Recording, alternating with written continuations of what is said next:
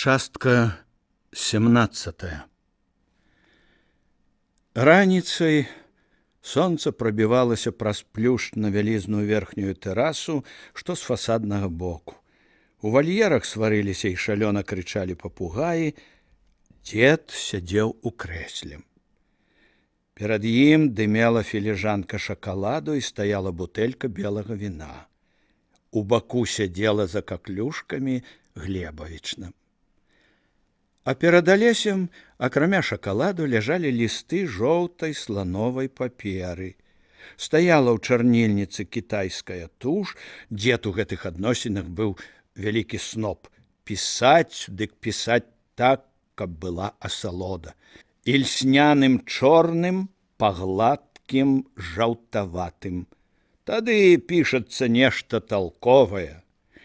Сучасныя пісакі таму і пішуць абы-як, без стылю, што перад імі каравая папера і чорт ведае, якія пер'і. Скраб, будь дыры 5. А пер'і былі адмысловыя, гусіныя, тонка завостраныя, мяккія, заўсёды з левага крыла, каб зручна ляжалі ў руцэ. Дзед прыгубляў віно і пачынаў. Быццам бавіўся новай гульнёй, але так, што гэтага нельга было заўважыць. Разважанні аб злачынстве і пакаранні. Пяро в Алеся пачынала бегаць. Не спяшайся, казаў дзед. Выслухвай і запісвай самае галоўнае. Дык вось, мы спыніліся на неадпаведнасцях паміж людскімі законамі і натуральным законам прыроды. Дзед думаў хвіліну. Чалавек следуе законам натуры толькі ў горшым. Ён карае смерцю нават за тое, што натура даруе ў літасці жорсткасці сваёй. А між тым, безумоўна, падлягае смерці толькі адно злачынства. Здзек з чалавечай душы, катаванне чалавечага цела. Сюды трэба аднесці гвалт над жанчынай. Бацюхна, з дакорам казала Глебавічна, яму рана, маўчы. Заўтра я, магчыма, памру, так і не дачакаўшыся, калі яму будзе час. Хай слухае. Ён не зразумее гэтага брудна. Табе лепей ведаць? Прымірылася яна. Вы гаварылі, што ў півошчах стралялі, сказаў Алесь. Што атаман Прайдзісвет забіваў з голаду, тады і нас? Магчыма, сынок. Бацюхна мой, уздыхнула Глебавічна. Вы ж не ўдарылі нікога за ўсё жыццё. Ён разважае разумна, матухна, казаў князь. Я не ўдарыў, але маё становішча такое, што я магу ўдарыць чалавека, які не можа адказаць. Значыць, розніца невялікая. Вы, пан літасцівы. У літасці ўся і справа. Літасцівы. Ашчаслівіў. А яго сын, скажам, будзе не літасцівы. Або мы загінем падчас навальніцы на Дняпры. Усе. Свят, хрысцілася Глебавічна. Вы нешта жахлівае кажаце? Так, дзядуля, казаў Алесь. Я і сам гэта думаў. А потым прыйдзе нейкі кроер. О, сказаў дзед. І таму мы, незалежна ад нашых добрых якасцей, удзельнічаем в адным вялізным злачынстве, імя якому Расійская імперія. Стары вальтар'янец усміхнуўся. Зялёны і сонечны цень ляжаў на яго абліччы, а ў вальерах далёка і прыглушана крычалі птушкі. чаму ж не змяніць гэтага? Ёсць разуменне, ёсць воля, ёсць зброя. З кім змяніць, сынок? Каб было з кім, я першы блаславіў бы цябе на гэта. Сумна усміхаўся стары. Няма з кім. Пагоны, ордэны, прывілеі разбэсцілі амаль усіх. Это подласць. Гэта замаскіраваныя хабары, якімі бяруць прагных да пашаны і проста нячыстых людзей. І вось таму я кажу табе гэта, каб ты не быў падобны да іх. Ніколі не бяры прынады, ніколі не бяры славы і ўлады, хаця б цябе сілком цягнулі да іх. Ніколі не ідзі на раду нечасцівых, блажен муж. Зяло сонца, заліваліся птушкі ў шатах дрэў і вальерах, а стары маленькімі глыткамі, толькі мачаючы вусны, піў віно, і твар яго быў незвычайны. Горкі, з'едлівы, і ад гэтага прыемны. Няма з кім, сынок. Часы. Равеснік Шекспіра меў бы магчымасць бачыць большасць славутых англійскіх драматургаў.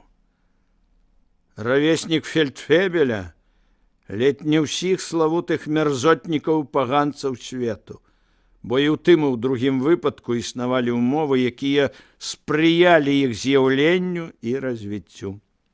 Або прасцей, якая эпоха, такія і таленты. А мы? — спытаў Алесь. А што мы?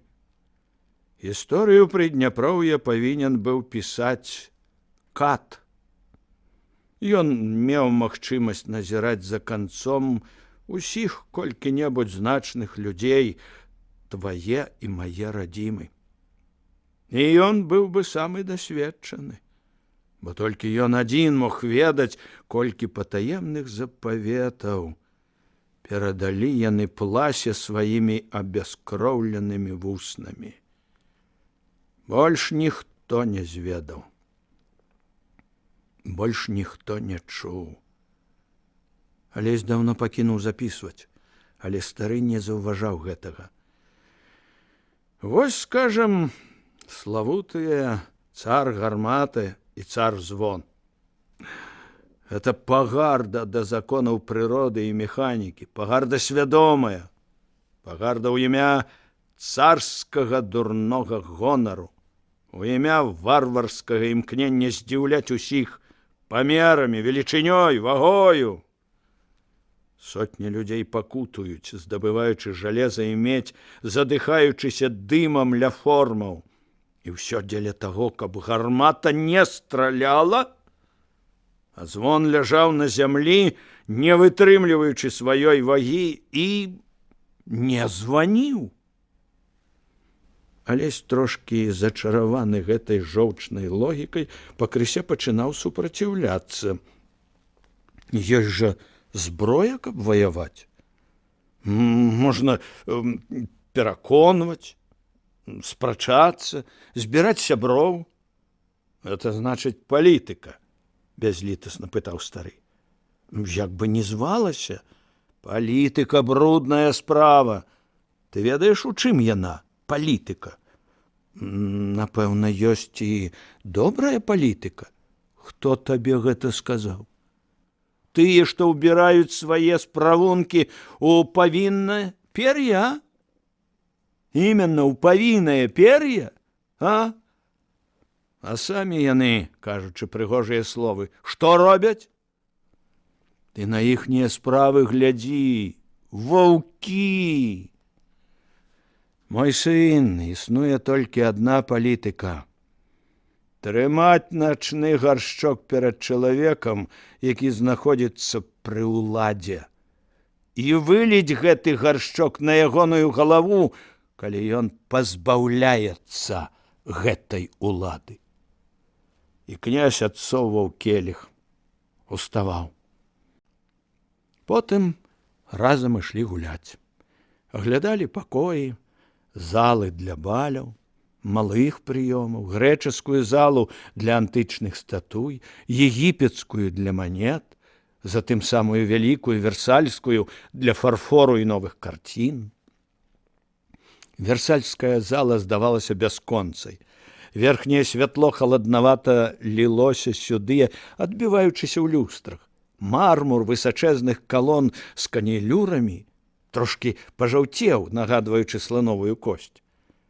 Аглядалі жылыя пакоі, удвая ніжэйшыя, чым парадныя, аглядалі бібліятэку з бясконцымі шафамі, у якіх чарнелі старажытнымі дошкамі і залаціліся новым цісненнем незлічоныя кнігі. І ўсяго гэтага было так многа, што рабілася непрытульна. Нашто гэта? Адразу зразумела, чаму ў іх амаль не жывуць, чаму аддаюць перавагу пакойчыкам удвая ніжэйшым і прытульнейшым.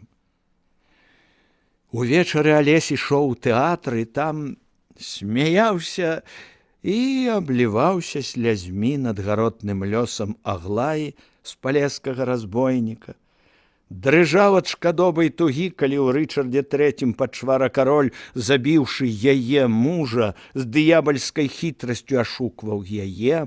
Яна стаяла гордая ў сваёй нянавісці і пакрысе. Той гарбаты абуджаў ёй гонар жанчыны, якую кахаюць. На вачах у Алеся нараджалася каханне, аб якім ён толькі невыразна чуў. У яе мокрых вачах, цьмяна асветленых нянавісцю, нараджаўся аднекуль цэлы свет. Давер, боль, а за ім святло саміх нябёс. Ён яшчэ не мог стрымлівацца, і таму ў зале часта гучалі яго рыданні. І людзі на сцэне адчувалі, што адзін удзячны глядач замяняе ім поўную залу. Калі праз шмат год славутую актрысу пыталі, ці памятае на дні, калі іграла лепей за ўсё, і хто гэта бачыў, яна адказвала: памятаю. Але гэтага ніхто не бачыў, толькі адзін. Всё маё астатняе толькі падробка пад тыя дні. Толькі для аднаго я магла так іграць. Дзе ж ён, гэты шчаслівец? Шчаслівец? Не, яна больш нічога не казала. І невядомы адзін стаў легендай. Нельга сказаць, што ў яго не было засмучэнняў. Неяк дзе-то расказаў, як 2 гады таму назад некалькіх фалангістаў захуталі ў саваны і, прывязаўшы да слупоў, трымалі з мяхамі на галовах доўгі час пад рулямі, а потым загналі ў Сібір. Это было ў Петербургу, і сярод фалангістаў быў пісьменнік. Як не прачытаць такога? У дзеда знайшоўся часопіс з яго аповесцю. Аповесць звалася «Бедныя людзі». І Алесь, цяжкасцю адольваючы мову, прачытаў яе за 2 дні. У гэтыя дні якраз скончыўся тэрмін, які вызначыў дзед. Алесю трэба было ехаць. Дзед хадзіў змрочны, ды і Алесь месца не знаходзіў. Дзед, зведаўшы ўнука за гэтыя дні, цяпер жахаўся, што мог адштурхнуць яго ў першы ж дзень. Все свае рысы, все рысы людзей, якіх ён паважаў, ён прададчуваў у гэтым чалавеку. Вежа бачыў ва ўнуку самога сябе, толькі нязмерна палепшанага, і ганарыўся гэтым. Напярэдадні стары не вытрываў. Едзеш? Напэўна, рад? Дзядуля, з дакорам сказаў унук. Едзеш толькі на некалькі дзён? Вядома, бацькі, але за навукай тваёй буду сачыць я. Прынамсі год-два, пакуль мне не стане цяжка. І калі я захачу цябе бачыць, па першаму ж майму слову, ты павінен ляцець сюды і жыць столькі, колькі я захачу. Я зраблю гэта, сказаў унук. Алесь папрасіў даць яму з сабою часопіс, каб паказаць аповесць маці. Тут усё тваё, змрочна сказаў стары. Зрабі ласку ніколі не пытацца. У Загоршчыне хлопца сустрэлі радасна, нават з гордасцю, што ён змог заваяваць сэрца старога. Сінія вочы бацькі ззялі теплынёй, маці усміхалася сыну пяшчотна і сумна, як заўсёды. Маці прачытала аповесць і засмуцілася. Потым яна сядзела ў Загоршчынскім архіве і нешта шукала па прывілею, аксамітнай кнізе, срэбнай кнізе загорскіх і па граматах, і з'явілася на вячэру трошкі заспакоена, быццам зразумеўшы нешта. Загубілі генія, сказала яна. Алесь маўчаў. Нават калі вернецца, дык вернецца знявечаны, сказала матуля. Што ж гэта за подлы век? Чалавек такой уражлівасці. Хіба ён вытрывае? Яна адышла да балюстрады і пачала глядзець у цёмны парк. Загубілі не толькі генія, сказала яна ўрэшце. Загубілі чалавека адной крыві з намі і нашага далёкага сваяка. Сваяка? Алесь ускінуўся. Як сваяка? Все казалі, што ён сын лекара. З нашых, сказала маці. Род стары, але вельмі заняпалы. Я думала, і не асталося з іх нікога. Аж ёсць. Іхні маёрат Дастоева пад Пінскам. Яны кінулі яго, збяднеўшы, год 100 назад. Яны ад сына кахання, аднаго з загорскіх. Малодшая бакавая галіна наша, а герб іхні Радван. Не можа быць. Глядзі. Маці разгарнула аркуш з выпіскамі. Занадта знаёмае прозвішча. Глядзі, 16 стагоддзе ад галінавання Радвана. Глядзі, 1607 год. Працэс Марыны Дастаевскай Карловіч. Глядзі. Вось яе брат Яраш сядзіць у Мазыры. 1630 Дастоева мае ўжо 3 гаспадароў. У тым самым годзе суддзя Пятро Дастаевскі разбірае справу аб чарадзействе. 1649 селянін на копным судзе прызнаўся у рабунку, учыненым над маетнасцю рамана Дастаевскага. А вось сакавік 1660 года справа аб прапажы рэчаў, закапаных у зямлю падчас нашэсця ворага. Падпісаўся Ян Дастаевскі. Першы і адзіны подпіс па-польску. Але, сказаў Алесь, значыць, канец Радвана? Абсёкся род. Колькі ўжо іх адсечаных галін? Ды хіба сякера шкадуе? А малады чалавек быў бы светач людскі. Спакой у Загоршчыне перарваўся толькі вяселлем старэйшага сына Кагутоў Стафана. Маці за 2 дні да вяселля адпусціла Алеся ў Азярышча. Весялосці было, хоць захлыніся. Все былі рады Алесю. Зноў жартаваў Кандрат, зноў ласкавымі, трошкі жаноцкімі вачыма глядзеў Андрэй. Міхал і Марыля дыхнуць баяліся на хлопца. Паўлюк, гаспадарлівы Паўлюк, паказаў яму ўсё, што ён прыдбаў. За той час, калі яны не бачыліся.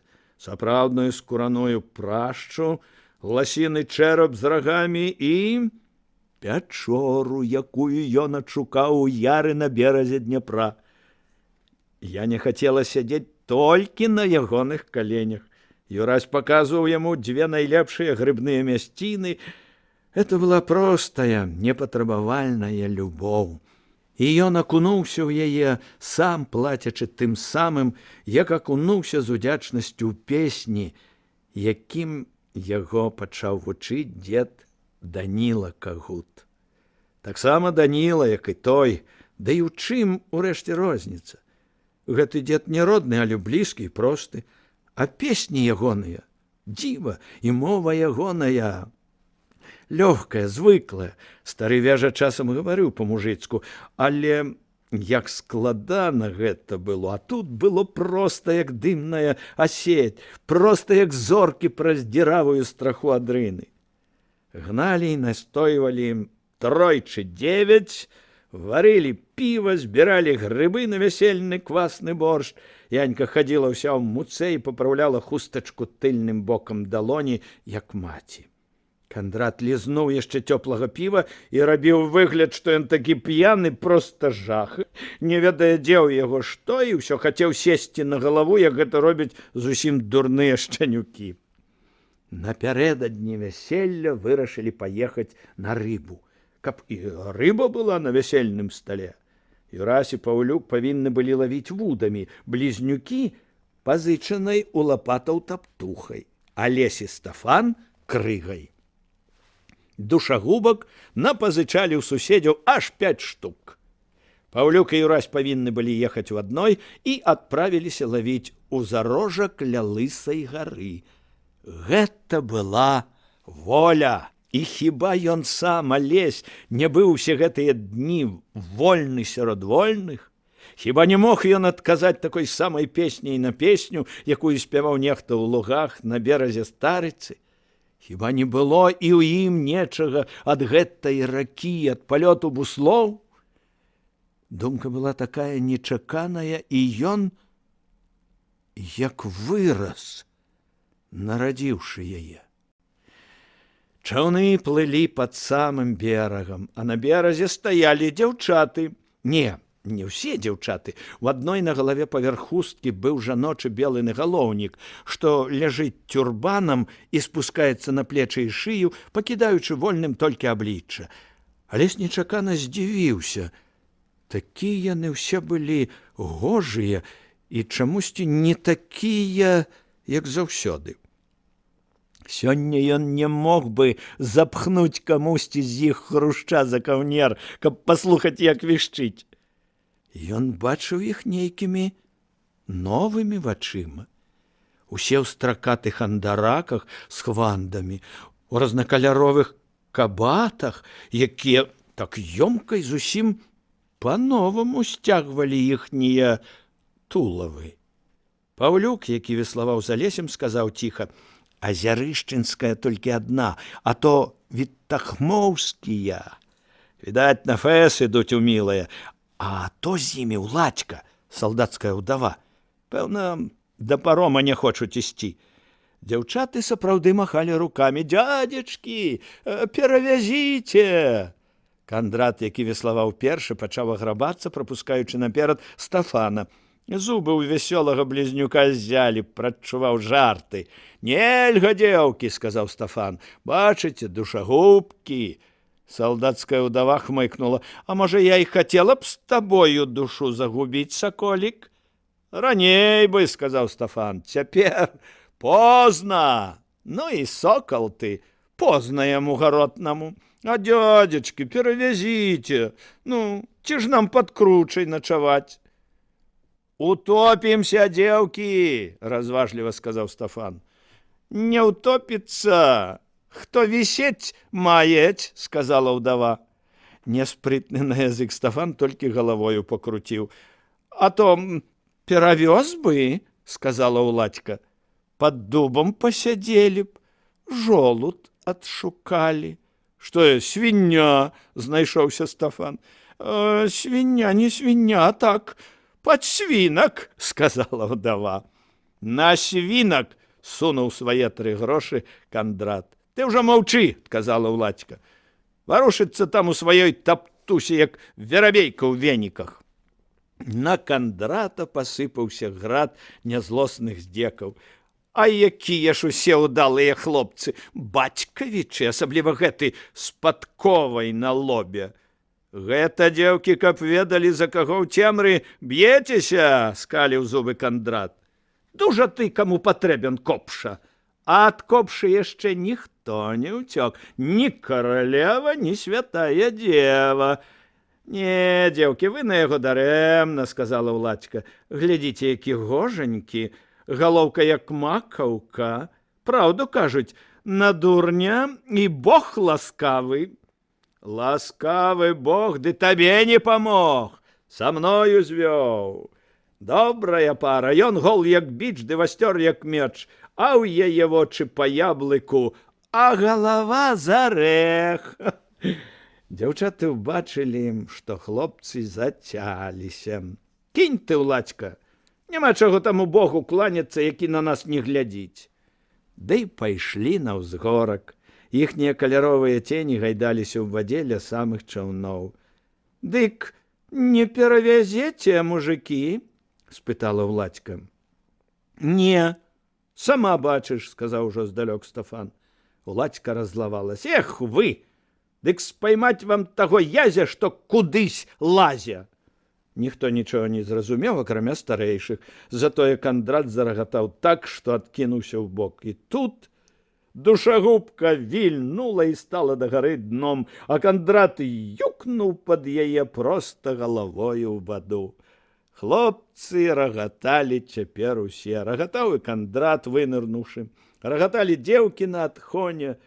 Мокрага Кандрата пасадзілі зноў у доўбленку, паплылі далей. Андрэй ехаў апошні і заўважыў, што не ўсе дзеўкі ўзняліся на адхон. Адна стаіць на тым самым месцы великавокая, сціплая Кахнова Галіна. Што ж ты стаіш? Ласкава усміхнуўся Андрэй. Не хачу на паром. Там, пэўна, лапатаў Янук. Янука лапату Андрэй не любіў. Ершысты, злосны чалавек. Што ж, так і будзеш стаяць? Можа, нехта паедзе, уздыхнула яна. Шкада, што ў вас душагубкі. Андрэй усміхнуўся. Гожая галава, апушчаная кветка сну, трошкі ўбок прыўзнялася. А можа, паспрабуем? Абернемся? Пастараюся не вывернуць. Яна ступіла крок, надта ўжо не хацелася на паром. Добра, уздыхнула яна. Сядай, Галінка, сказаў Андрэй, амаль паставіўшы човен на пясок. Давай руку і сядай спіной да мяне, вось так. Адапхнуўся і асцярожна, быццам міску з вадой нёс, пагнаў душагубку на другі бок. Вада несла іх роўна-роўна, зялёная ля берагоў, бяздонна-блакітная на сярэдзіне. Галінка сядзела нерухома, але Андрэй бачыў, баялася. Ты толькі трунькі не спраўляй, Кахнова Галінка, мякка сказаў ён. Я не буду, сказала яна ціха. Ну, ось і добра. Ты лепей на свет глядзі. Ён памог ёй вылезці з чоўна. Дзякуй, сказала яна. Нічого, сказаў ён. І таму, што шкада было адпусціць яе, не сказаўшы больш ні аднаго слова, спытаў: як у вас там гарох сёння? Сёння ў нас гарох нічога, сказала яна. Падсох, аж звініць. І ў нас сёння нічога, сказаў ён. Укалотны. Памаўчалі. А песні ў вас там на выселках іграюць? Іграюць. Трэба будзе зайсці? Зайдзіце, калі час будзе. Гэта ж вы дзядзькавыя браты нашага пана? Вось і ён там у чоўне ехаў. Не ведалі дзеўкі, сказала яна. Маўчаць трэба было? Чаго? Ён харошы хлопчына. Можа, і разам, калі зойдзем, ён песні любіць. Пра вас кажуць, добра спяваеце? Лухта. Ён моўчкі сядзеў у чаўне, гледзячы на яе. Дык кажаце, добры гарох. Это добра. Ну, бывайце ўжо. Добрага вам свята. Алесь здалёку глядзеў, як яны гаманілі, як потым Андрэяў човен даганяў іх па спакойнай вадзе. І ўсё гэта было, як працяг ягоных думак. Ён не здзівіўся б, каб за першым жа ўзгоркаў адкрыўся вачам гарадок за Частаколам. Зусім як у адной дзедавай кніжцы. І каб было ў ім свята, і каб гарэлі дымныя вогнішчы, каб былі дзевы, падобныя на тую, і вотракі, падобныя на Андрэя. Это ж была тая самая рака, што і за 1000 год да іх дзён, тыя ж берагі і тыя ж дубы на іх. Ён блытае сваіх продкаў, а яго далёкія нашчадкі будуць блытаць яго з Андрэем, а іх з тымі, што жывуць на гэтых берагах даўно-даўно. Таму што пройдуць такія вялікія 1000 год, што ўсім будзе ўсё адно. І гэта неяк страшнавата наблізіла яго, Алеся, да ўсіх людзей, нават да тых, чые курганы стаяць вось ужо колькі стагоддзяў па берагах вялікай ракі. Ягоны курган зблытаюць з іхнімі. Пройдуць вялікія 1000 год, і людзям будзе ўсё адно. Таму, відаць, і трэба трымацца за тых, каму не ўсё адно, і любіць іх. Ён думаў, што гэта толькі працяг таго нязмернага шчасця, якое жыццё любоўна дарыла яму, повязі яго шчаслівага з усім жывым. Ён як быццам адчуў усю недарэчнасць часу і вызваліўся ад яго ланцугоў. У гэтым новым настроі ён быў як бы всеабдымным. У вежы былі змены. Дзед знайшоў настаўніка, сухарлявага і надта разумнага маладога чалавека. Настаўнік пачаў выкладаць Алесю родную гісторыю, літаратуру і грамадскае права. Ён рабіў гэта добра, але хлопчыка як быццам нічога не абыходзіла. Настрой всеабдымнасці зрабіў тое, што Алесь цяпер вельмі часта лётаў у сне, пад самай столлю, потым выплываў з акна і плыў над зямлёй. Дух займала. Аднойчы ён спытаў аб гэтым у новага настаўніка і атрымаў адказ. Атавізм. А гэта не ад вершаў? І прыкусіў язык. Не варта было камусьці гаварыць пра тое, што жыло ў ім. Вершы глупства, сказаў настаўнік, папраўляючы доўгія валасы. Гэта добра для сытых, а вакол столькі бедных людзей. Ім трэба асвета, настаўнікі, медыкі.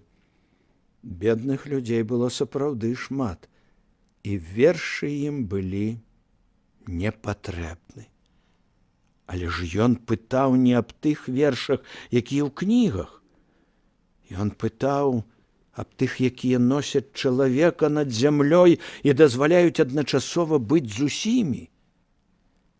Алесь замкнуўся, нікога не пускаючы ў свой свет.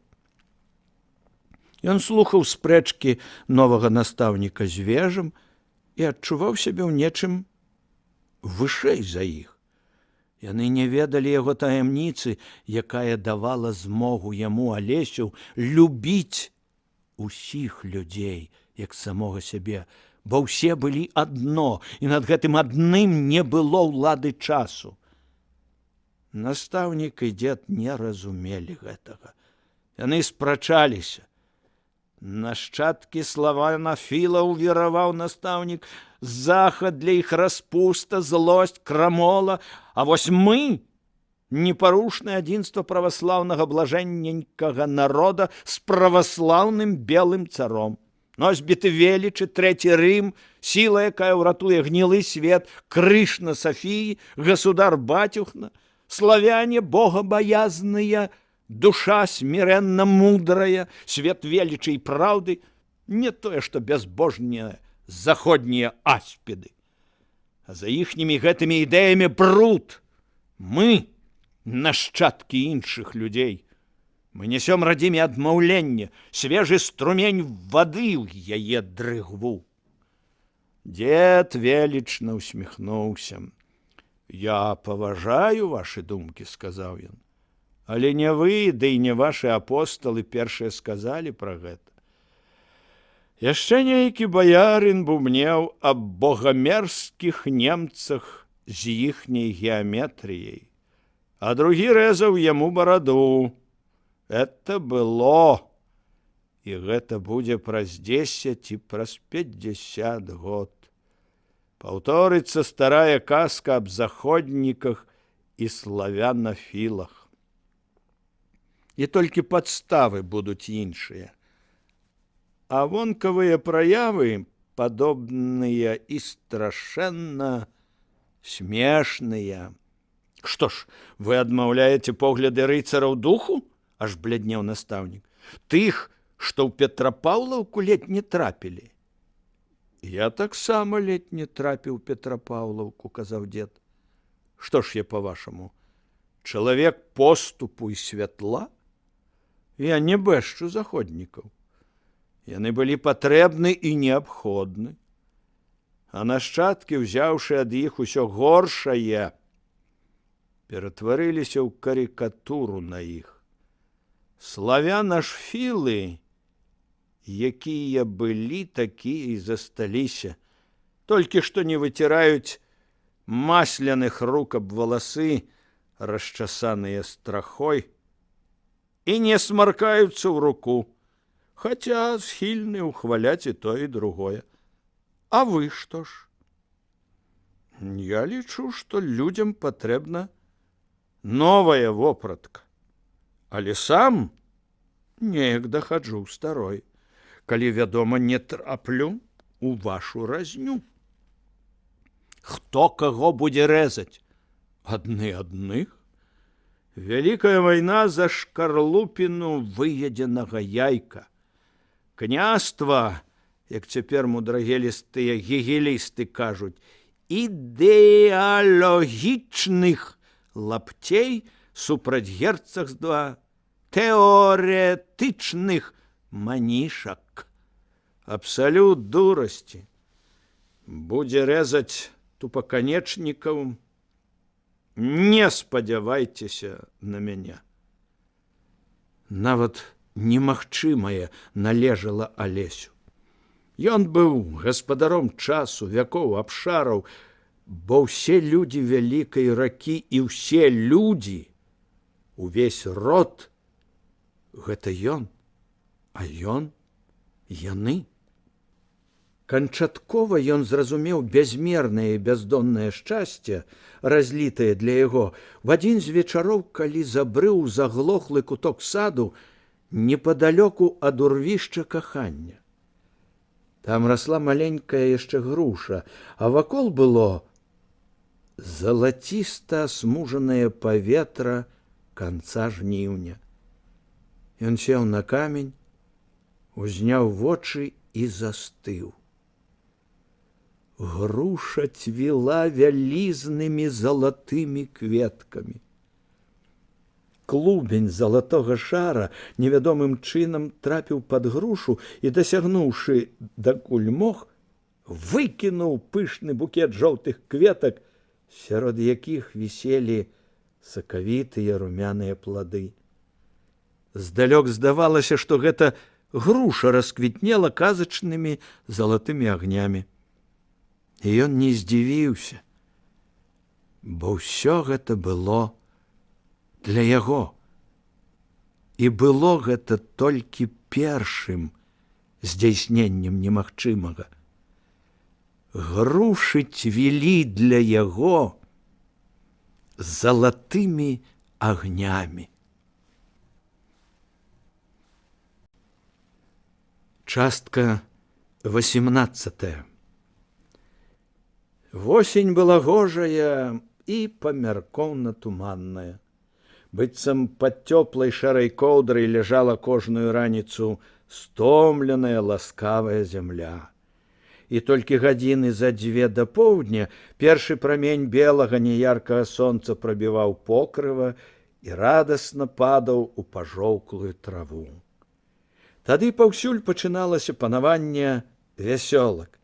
Мігцела павуцінне на траве, на платах, укрытых падвескамі кропель, на ваўчках у перакапаных гародах, на бліскучых баках гарбузоў пад стрэшках.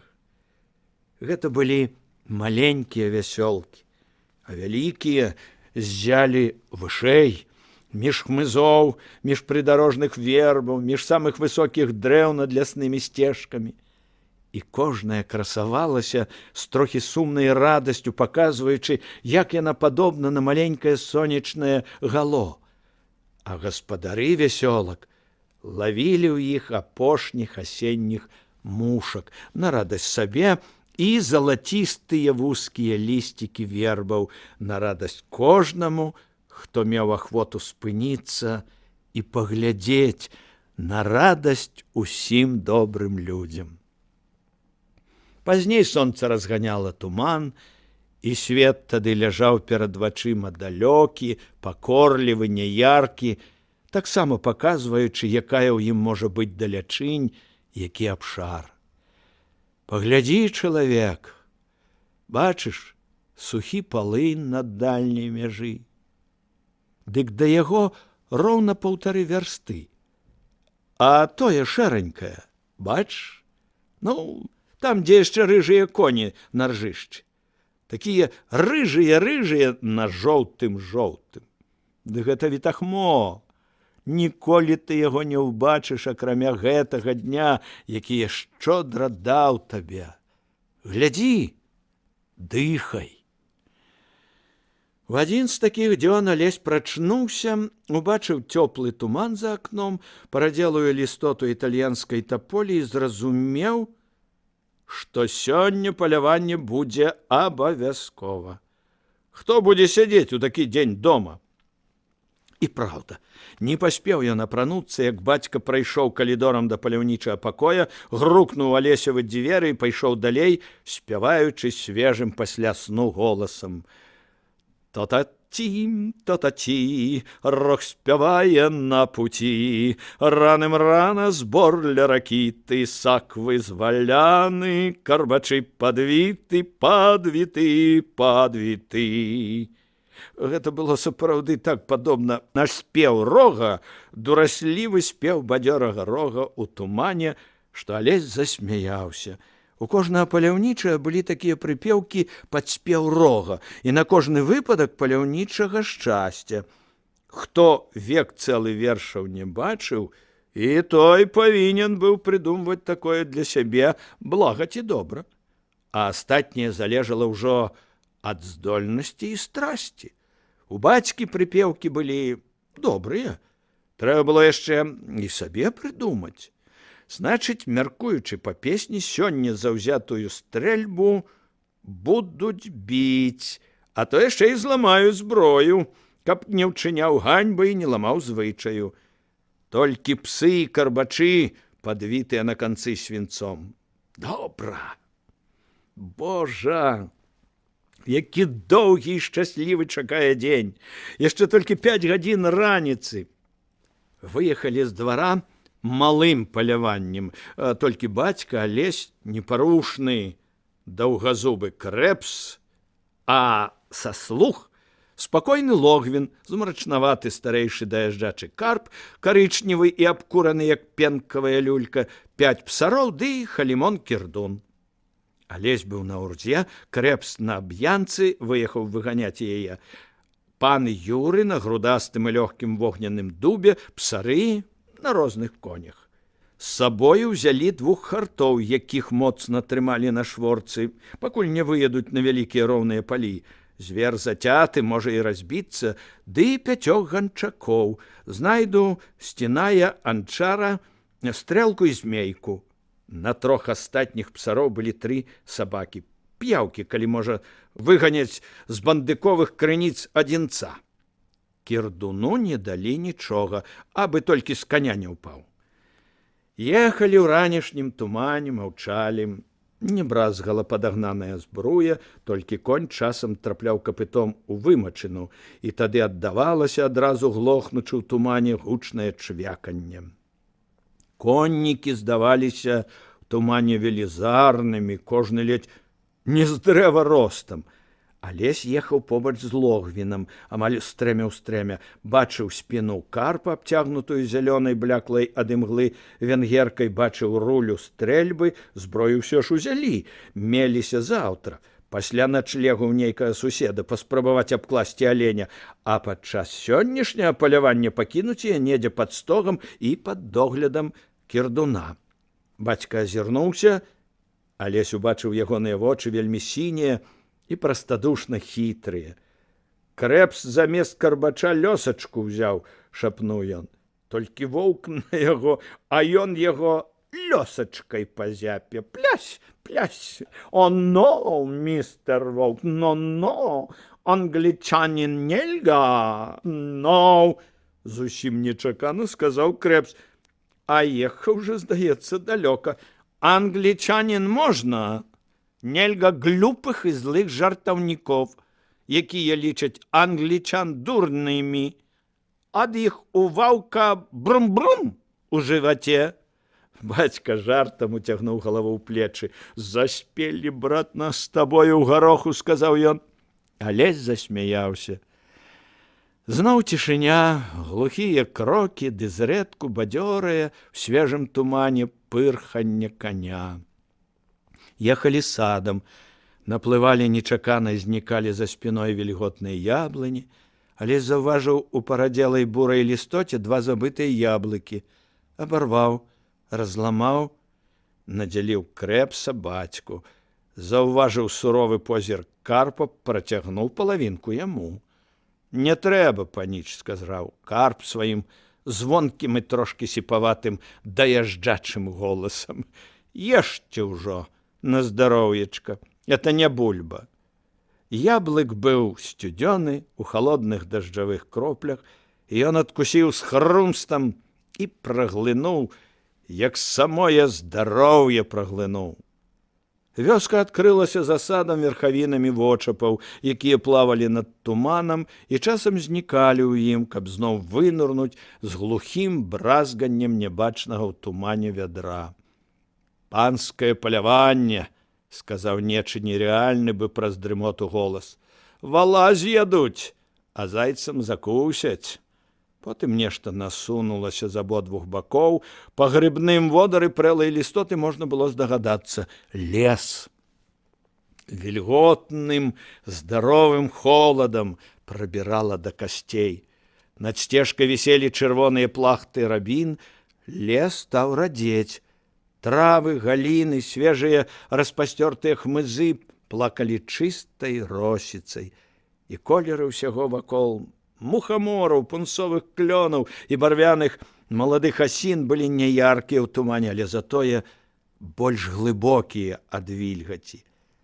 А калі яны пакінулі лес і ўз'ехалі на вяршыню грады, перад іхнімі вачыма ўся ў белым малочным сонцы адкрылася зямля.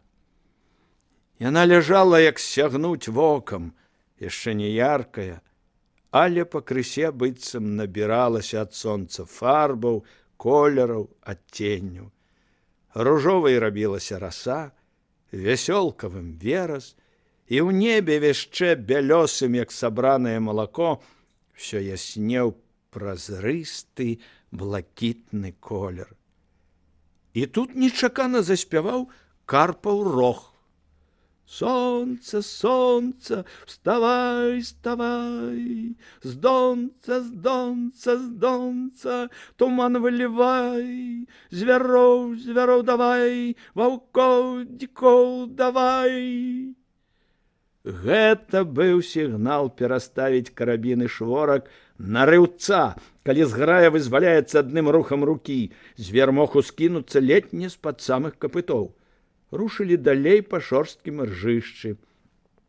А дзень усё блакітнеў, і сонца ўжо трошкі цёплае пачало зіхацець на ствалах. І Алесю раптам стала так радасна, што ён няголасна і таксама на матыў і голас рога сам сабою праспяваў.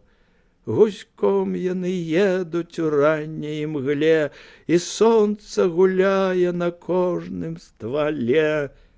Бацька падазрона паглядзеў на яго. «Што это такое добрае?» – сказаў ён. Алесь засаромеўся. «А ну, дай рог», – сказаў бацька. Прыклаў новы срэбны рог Алеся да вуснаў, апрабаваў, перабраўшы некалькі гукаў, і раптам, як падарыў халоднаму святлу празрыстую трэль. Тадрі-ці-та-та! І ўпэўнена цяпер падарыў беламу сонцу ўсю срэбную мелодыю. Гуськом яны едуць у ранняй імгле, і сонца гуляе на кожным ствале. Та-ті-ті-ті-та, та-та-ті-ті-ті-та-та. «Хораша», – сказаў ён. «Слова ж не самае галоўнае. Галоўнае, каб клалася на рог і настрой. Это ты сам?» «Сам», – прызнаўся Алесь. «Ну вось. Бачыш, нічога цяжкага. Вось і твоя першая прыпеўка. Это калі радасна ехаць на паляванне». «На паляванне, по-мойму, заўсёды радасна ехаць». «Не кажы, браток», – сказаў бацька. «Часам так цяжка месца сабе не знаходзіш. Шчасце тваё, што сёння едзем на драпежніка. І першым у тваім сэрцы збудзецца азарт, а не шкадаванне. Азарт гэты – душа палявання. Сапраўдны паляўнічы не прап'ецца, у карты не прагуляецца. Яму гэта не патрэбна. Карцёжнікі гэтыя, вартыя жалю, не ведаюць, які ён сапраўдны азарт». Дзень быў па-сапраўднаму цудоўным. Апошні туман знік з бясконцых іржышчаў і лугоў, і свет ляжаў цалкам блакітны і празрысты. Там-сям серабрылася ў паветры лятучае павуцінне, і далёка-далёка стаялі на мяккіх узгорках чырвоныя і залатыя дрэвы, на якіх можна было адрозніць кожную галінку. Паветра, як быццам, зусім не было. Толькі нешта зажуранае і сіняе абвалакала ўсё, што ёсць на зямлі, і грудзі радасна адчувалі яго бадзёры і свежы халадок. Ехалі ржышчам да Чорнага рова, глыбокага і доўгага, вярсты на 3 яра ў полі. Ён быў такі глыбокі, што хмызы і высакаватыя дрэўцы на яго дне не паказвалі наверх нават макавак. Там вадзіліся, і туды ўвосень прыходзілі на днёўку ваўкі. Логвіна са зброяй і хартамі пакінулі пад стогам, агледзелі карбачы з уплеценым на канцах свінцом. Потым людзі з сабакамі накіраваліся да бліжэйшага спуску ў яр. Там адна зграя павінна была рухацца дном, а другая броўкай, а бацька, Карп, Алесь і Крэпс паехалі да суседняга адрожка, якім мог выскачыць звер. «Біць ведаеш як?» – на хаду навучаў ён Алеся. «Адной рукой за луку схіляешся, і калі нагоніш, удар, каб пацэліць па кончыку носа. Такі удар забівае адразу. Каня старайся весці лёгка, не сільнічаць, бо воўк, калі яго прыперці, можа кінуцца і выпусціць жывёле трыбух. А са слабымі павадамі яна ўратуецца сама». Коннікі спыніліся, каб не спалохаць звера, і сталі чакаць. Алесь напружана глядзеў на выхад з адрожка, круглы лас у ажынніку і дубняку. Доўгі час нічога не было чуваць, але вось далёка цяўкнуў, быццам выпрабоўваючы голас сабака. За ім гамнуў другі, ужо больш упэўнена, а яму тонка, нібы прабачэння прасіла, адказала змейка. І вось ужо залілася, пераклікаючыся, вся зграя. «Знялі», – сказаў бацька. «Дух пачулі», – змрочна сказаў Карп. Брэх все яшчэ няроўны памацнеў. «Вось цяпер узнялі», – сказаў Карп. Наперадзе змейка брэша з перасцярогаю. Ай-яй-яй, ай-яй-яй. Згарая варыла варам, і ўсё гэта ў сінім паветры, ў жоўтых мызах, у срэбным павуцінні злівалася ў дзікаватую, далёкую, непаўторную музыку. Воўк выскачыў нечакана, і не з лаза, а з высокай сухой травы сажнях у трох ад яго. Ніхто не чакаў яго адтуль, і таму ў першыя 2-3 хвіліны не заўважылі, а ён ішоў машыстым трушком так, што взлятала на ляшках злямцаваная поўсць. «Пай!» – першы крикнуў Карп і прыпусціўся за ім. Бацька крутануў свайго дуба і рынуўся з месца так шалёна, што ў бакі фырнуў верас, перабіты капытамі коня. Алесь пахапіўся позна, коннікі былі ўжо далёка. Урга слаўся над зямлёю, ветер свістаў у вушах. Ай-яй-яй, ай-яй-яй! Звінелі за спіной сабакі. Першая зграя выгнала з яра другога ваўка. За ім пагнаўся крэпс і 2 псяры.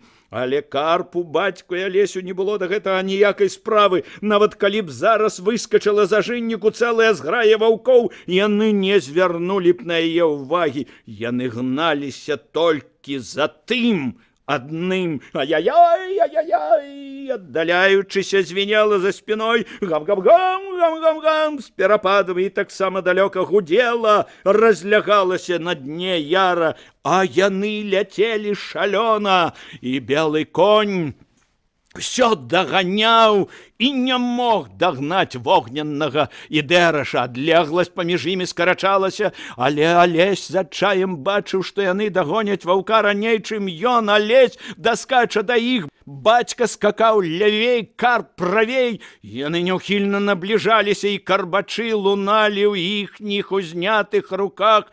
Цяжка і грозна. Кожны міжвольна перапусціў другога. Пан Юры таму, што Карпу біць было няёмка з левай рукі. Карп таму, што ён быў слуга.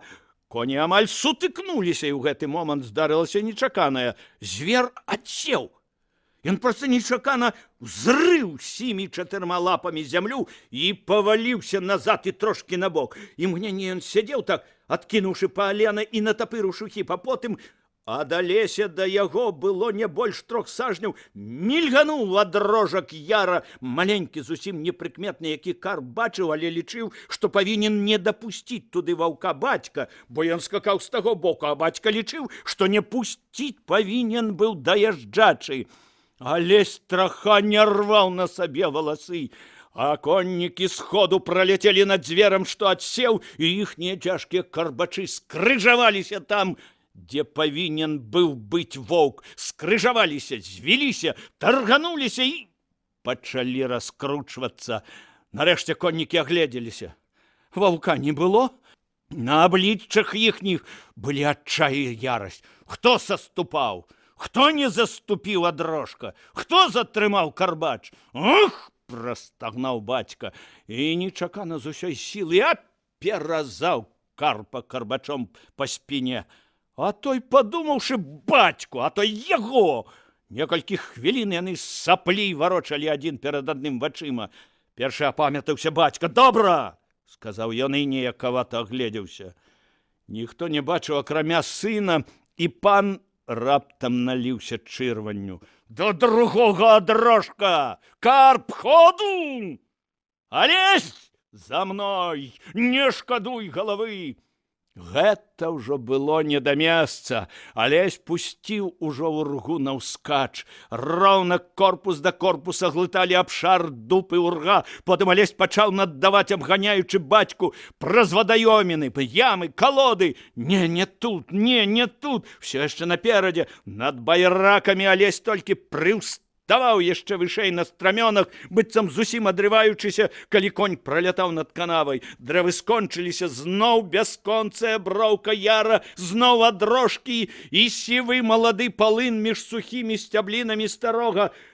Воўк выскачыў з яра далёка наперадзе. Той самы. Сумнення быць не магло. і тым жа трушком, здавалася б, няспешным пачаў жэрці адлегласць да вялікага вострава хмызоў. Это быў мудры стары ваўчына, і нават адзін раз на няўлоўнае імгненне стаў і павярнуўся ўсім тулавам да коннікаў, каб паглядзець, ці варта бегчы.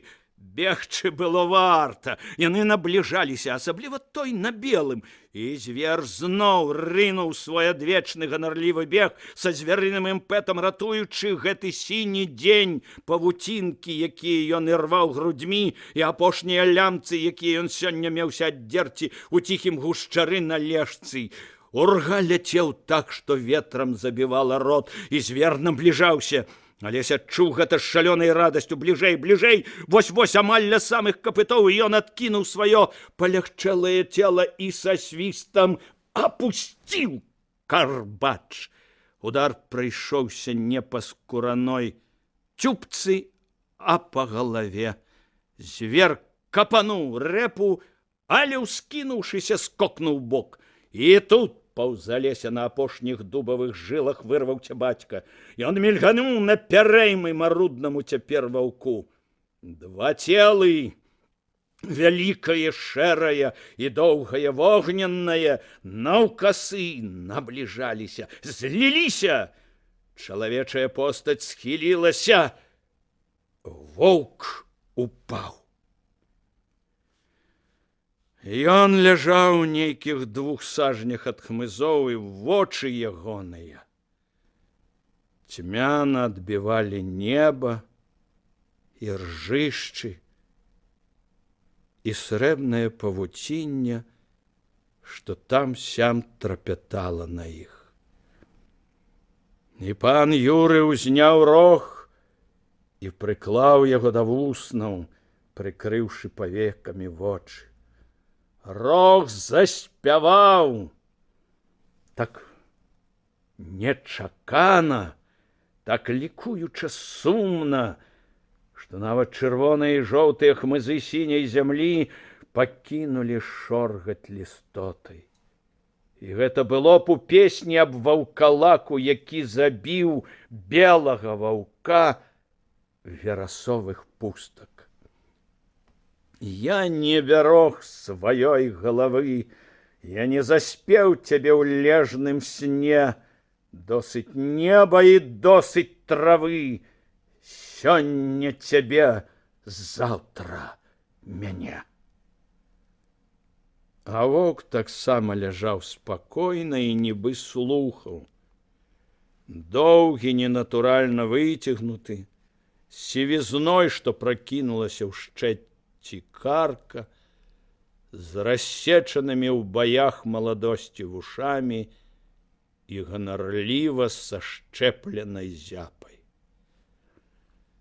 Пан Юры ўзняў звера і з напругаю перакінуў яго праз высокую луку алесевага сядла. Льсняная скура ўргі задрыжала, пан пагладзіў коня. «Твой!» — сказаў ён. «Без твайго удару я б не паспеў. Ён бы спакойна пайшоў хмызы. Я ж не пацэліў. Нічога. Наступны раз не будзеш гарачыцца. Все адно без твайго удару ён бы пайшоў хмызы». І ўскінуўся ў сядло. «Паехалі!» На хаду сказаў: «А ездзіш добра. Лепей, чым я ў твае гады. Стаіш у седле, як уліты, не тое, што нейкі прыхадзень лёзны, што трухаецца седзячы, ды яшчэ і падскоквае, лапы звесіўшы, не раўнуючы, як ваяводская карова на заплоце». Алесь пачырванеў. Гэта была пахвала за тое, за што хацелася, каб хвалілі. Бацька зноў прыклаў рог да вуснаў, і гукі, срэбныя і тонкія, паліліся ў халодным паветры. Хлопчыкава рука, вся пагрузіўшыся ў шэрае яшчэ цёплае футра, прытрымлівала на луцэ цяжкае цела. Урга ляцеў проста ў сіні дзень. А вочы ваўка цьмяна і мудра адбівалі ржышчы, неба і срэбную пражу Маці Божай.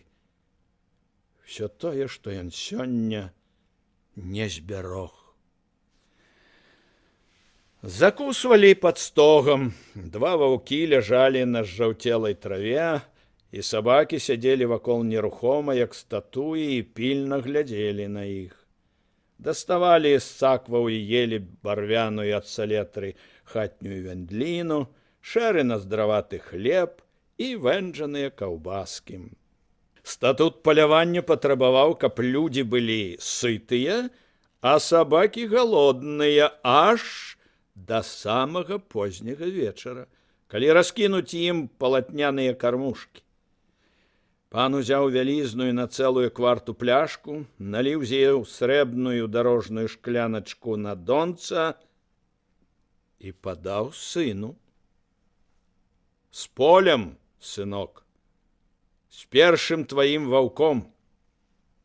Алесь глынуў і так і асеў з адкрытым ротам. Усе зарагаталі.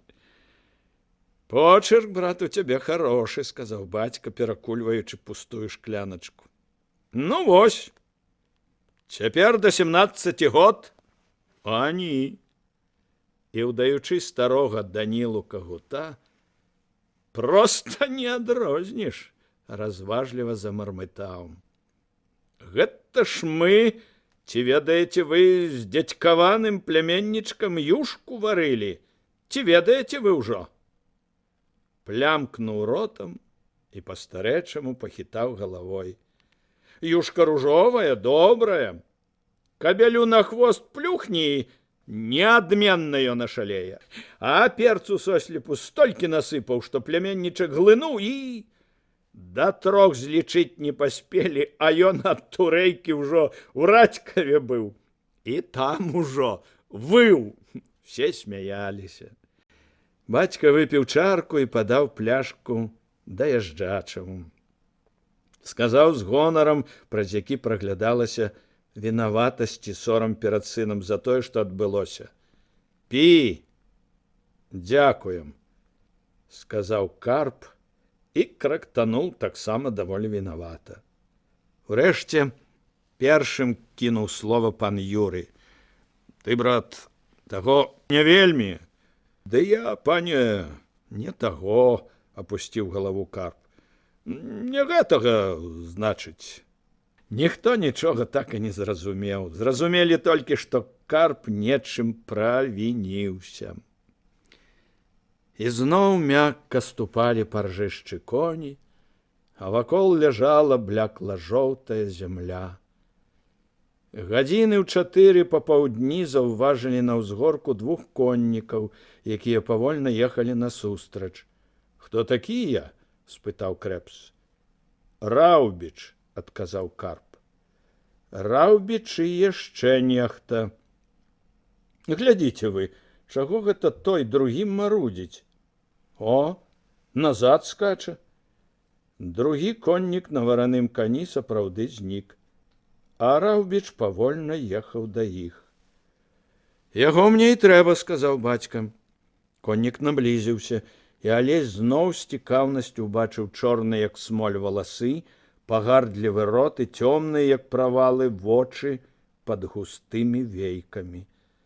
Раўбіч узняў руку з жалезным бранзалетам, плашч расхінуўся, і ўсе ўбачылі за поясам пана 2 вялікія пісталеты, аздобленыя цьмяным срэбрам.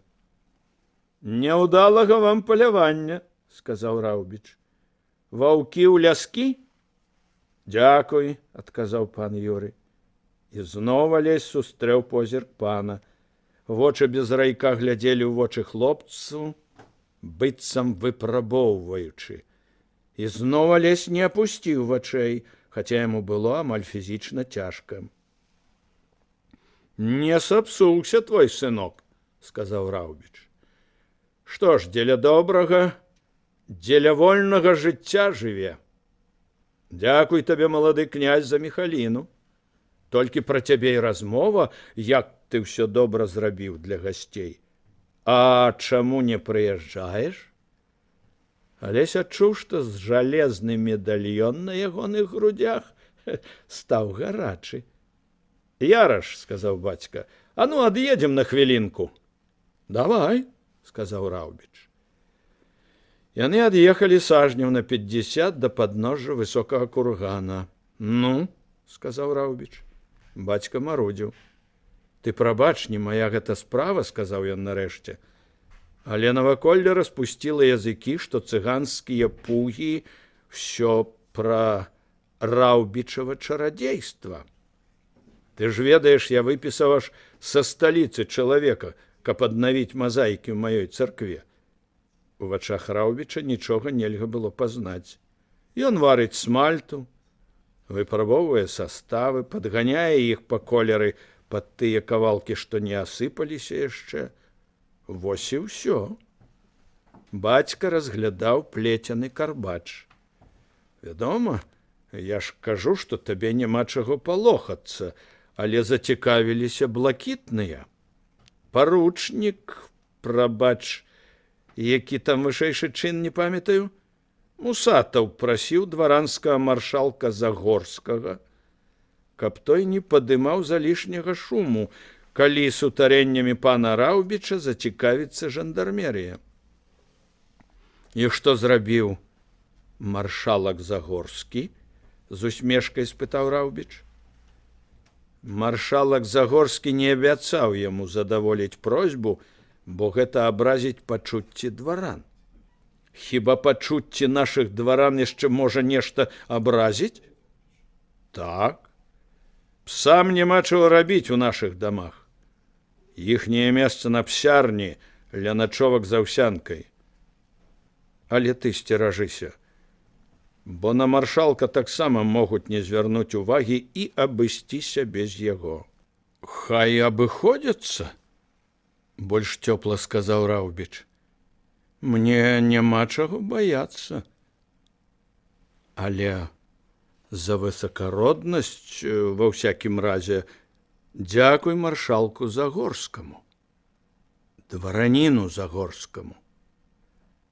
Няма за што, адказаў Загорскі, бо сказаў табе аб гэтым не маршалак, а грамадзянін. Абодва маўчалі. Курган над іхнімі галовамі залаціўся ад нізкага сонца. І той жа грамадзянін Загорскі просіць цябе, грамадзянін Раўбіч, каб ты быў асцярожны, каб ты яшчэ раз падумаў. Не разумею, пра што ты гэта. Дваранскі закалат – страшная штука. Проста ў чорныя зрэнкі Раўбіча зірнулі сінія вочы пана Юрыя. Трэба быць высакародным і памятаць, што імя нашаму вылюдку Мікалай, што адна гверылія скончылася гулам гармат, што франдзёрства і распушчаны язык скончацца толькі драганадамі, шалёных псоў і горам для няшчаснага краю. Твар Раўбіча задрыжаў усімі мускуламі. Няшчаснага краю. Я не разумею, аб чым ты гаворыш, але дыхаць цяжка ад ганьбы і сораму за людзей. Менавіта сораму, сказаў пан Юрый. Спадзявацца на людзей, за якіх сорамна, якіх ненавідзяць за лупцоўку і рабунак уласныя мужыкі, гаротны народ, будь на губернскім з'ездзе дваранства. Нечакана сказаў Раўбіч. Абавязкова будь. Пан Юрый зацікаўлена глянуў на яго. Што-небудзь будзе? Будзе, сказаў Раўбіч. Вы?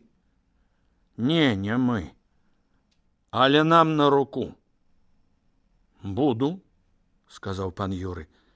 І толькі яшчэ раз прашу, не займайся сваім чарадзействам, не крычы. Не насі сэрца на далоні, ведай сабе цану.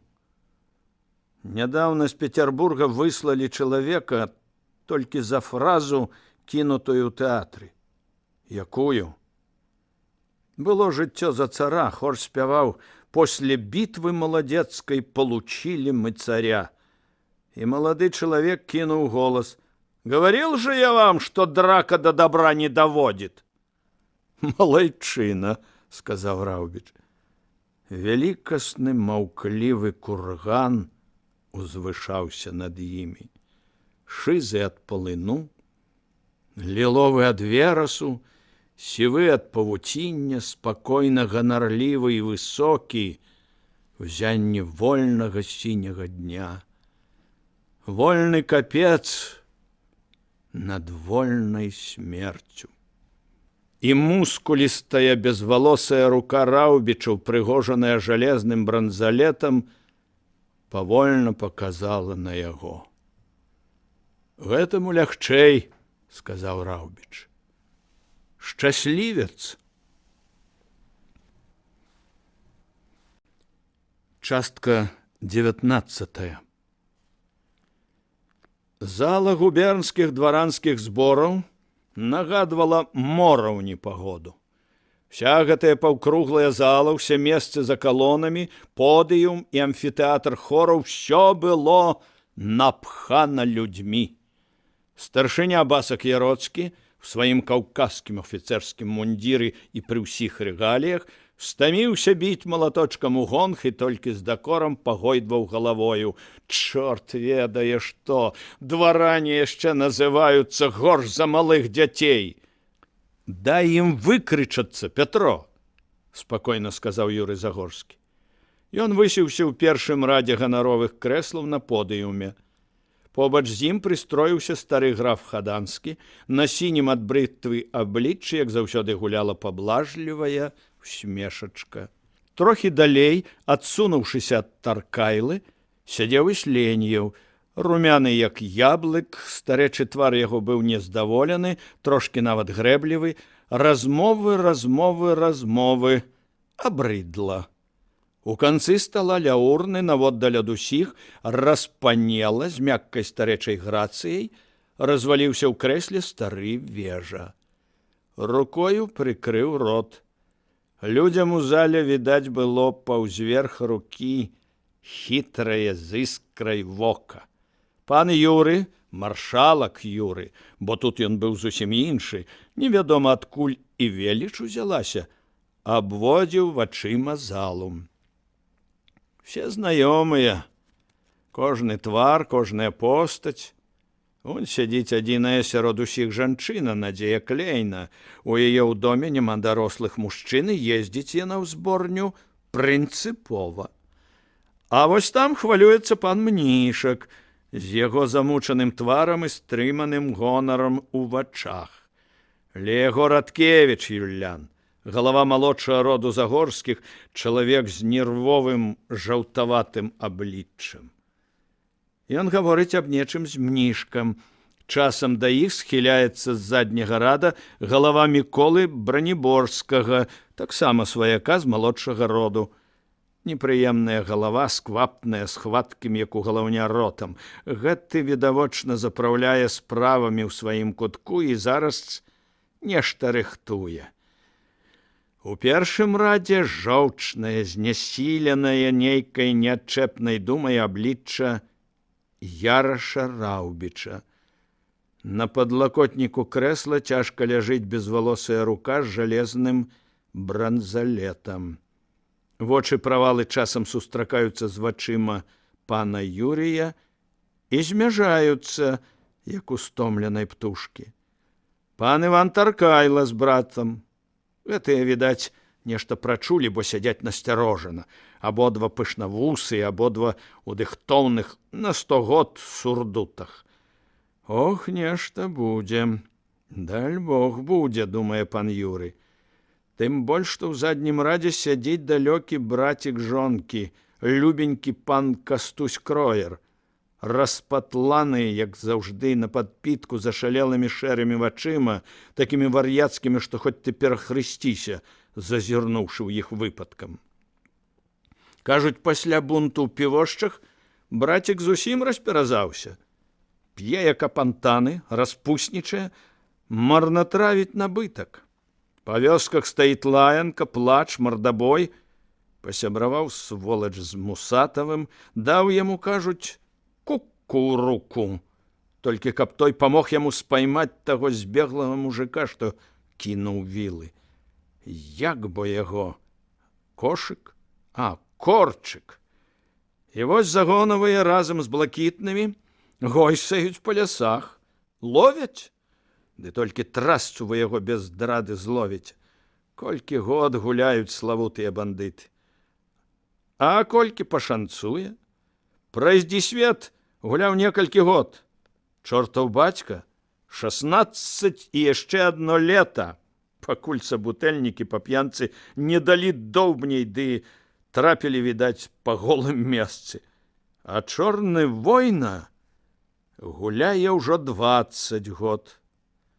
Лясы немераныя, сцежкі знаёмыя. Пан Юрый амаль жадаў, каб у адной з вёсак Кроера адбылося нешта дзікае. Тады дваранская грамада пад яго пана Юрыя кіраўніцтва мела права і магчымасць патрабаваць апекавання над гэтым раз'юшаным сабакам. Адабраць за няздатнасць і п'яную прыдуркаватасць права кіраваць жывымі людзьмі, маёнткі в апеку, а пана Канстанціна пад хатняе зняволенне, гуляць з нянькай у дурня ды чытаць Чэцці-Мінеі. Хай адзін знявечаны. Затое астатнія 1000 душ уздыхнула б з палёгкаю. І нічога ж з ім нельга зрабіць, пакуль ён бандыцкім баронам сядзіць у сваіх вёсках. Мой дом! Ідзіце вы, маўляў, да д'ябла з вашымі раджаннямі, пан маршалак і пан губернатар. Стары вежа глядзеў на сына і усміхаўся. Усё ж чагосьці варты. Нават усе гэтыя так званыя тузы глядзяць на яго не без павагі. Урэшце, павагу ў іх прыдбаць лёгка. Вежа нахіліўся да Ісленьева, шапнуў яму: «Глядзі, як мой будзе ўтаймоўваць совет нечысцівых. Вы баркутун, вы буркатун, князь, сказаў Ісленьев. Вы зноў лаеце гэтых людзей у рад і веру. Проста дзіву даешся. Яны усміхнуліся. З усяго гэтага хаўрусу Вежа паважаў толькі аднаго Ісленьева. Паважаў за чысціню, хаця і ставіўся да яго з нейкай дзіўнай паблажлівасцю, бо Ісленьев мяккацела служыў. Загорскаму ўдалося навесці цішыню. Ён зрабіў басаку Яроцкаму знак казаць далей. Старшыня для парадку яшчэ раз ударыў маленькі гонг, бронзавы гук неяк жаласна праляцеў вялізнай пацішэлай залай, прагучаў пад скляпеннямі і змоўк. «Ціха, панове дваране», — сказаў Яроцкі. «Мы назнарок пакінулі час на тое, каб абмеркаваць запіску, пададзеную дваранскаму губернскаму з'езду і падпісаную 8 дваранамі: Браніборскім, Вітахмовічам, Вірскім, Панафідзіным, Яноўскім, Радкевічам». «Сем парчыстых», — сказаў Кроер, і ўсе паглядзелі на яго. «Ямантам 7 пар нячыстых», — сказаў Кроер, але ўжо цішэй. «І Мнішкам». Пры гэтым пан Мнішак паставіў подпіс толькі ўчора, а пан Радкевіч, хаця ідэя запіскі была ягонай, зняў свой подпіс, не згаджаючыся з дапаўненнямі, унесенымі Браніборскім, і згадзіўся зноў паставіць толькі сёння, патрабуючы, аднак, магчымасці выказаць асобную думку. «У палонцы», — сказаў Кроер. «Пане Браніборскі», — сказаў Яроцкі, — «ідзіце сюды, чытайце». Браніборскі ўзняўся, чаканячы крок пайшоў на подыум, чырвоная сафьянавая папка з залатымі снурамі заціснута пад пахай, галава ўскінута. Дастаўшы з папкі лісты блакітнай паперы, Браніборскі пачаў чытаць, трымаючы ларнет куды вышэй ліста. Усе слухалі. Это былі звычайныя звесткі аб бядотным становішчы губерні, аб градзе, аб нечуванай хваробе бульбы, калі клубні амаль нельга адрозніць ад гразі, аб плацяжах па закладах, аб недаборах. Все ведалі гэта, але звесткі, сабраныя ў купу, гучалі цяпер значна больш важка і нават застрашліва. Становішча было сапраўды пагрозлівае. Скончыўшы з уступнай часткай, Браніборскі абвёў усіх позіркаў, змоўк на хвіліну, у зале не было чуваць людзей, и узвысил голос. Для отвращения гибельных последствий несостоятельности владельцев, происходивших от подстигших губернию в минувших годах неурожаев, прибегнуть к чрезвычайным средствам, а именно... Зала молчала. А именно... изъявить готовность отказаться от крепостного права над людьми и при представлении высшему правительству о нуждах дворянства просить о дозволении составить комитет для начертания на вышеизложенном основании будущих прав и обязанностей как владельцев, так и крестьян. Молчанне было свинцовое. І ў гэтым маўчанні прагучаў голас «Рацыя!» І в адказ яму паляцела з розных канцоў «Правільна! Досыць ужо! І яны галадуюць, і мы!» Раптам узвіўся над сваім крэслам пан Кроер «Не!» Яго вар'яцкія шэрыя вочы, пашыраныя, аж клянелыя, абводзілі людзей «Не і яшчэ раз не! Хто прыдумаў?»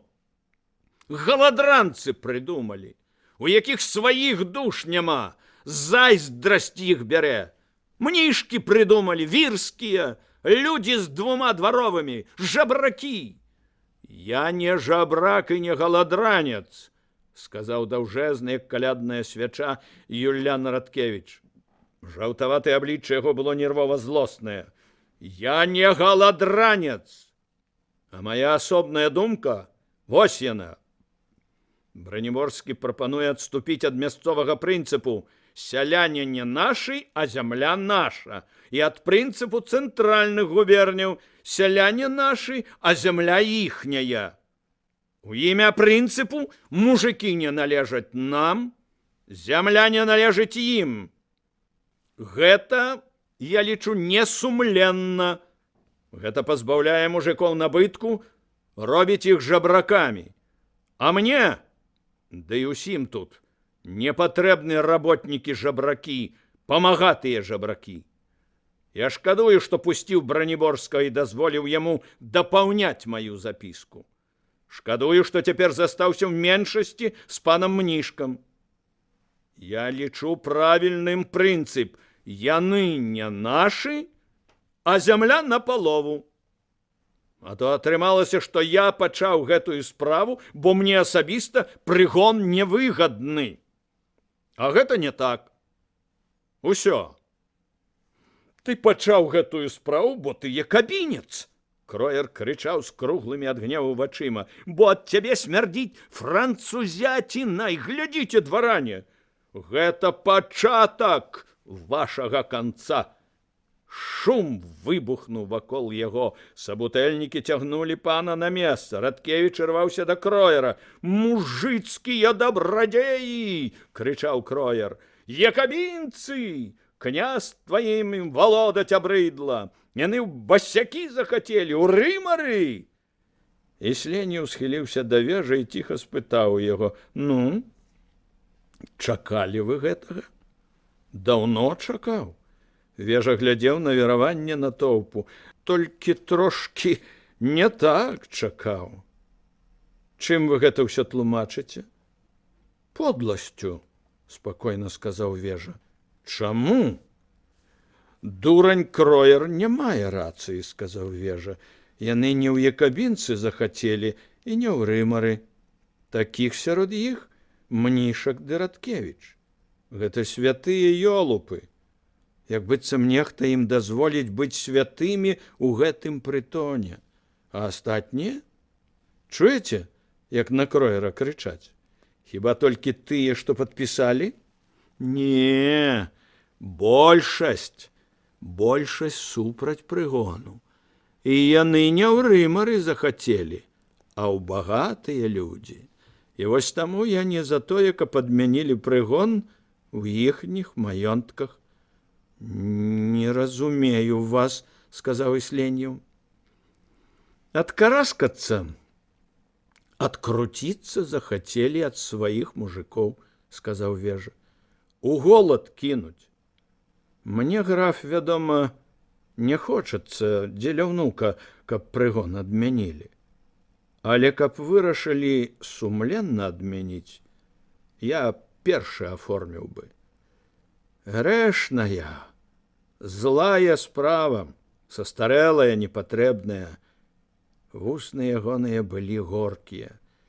Як бабу цалавалі, дык завушніцы абяцалі, а як баба раджаць, дык яны ўцякаць.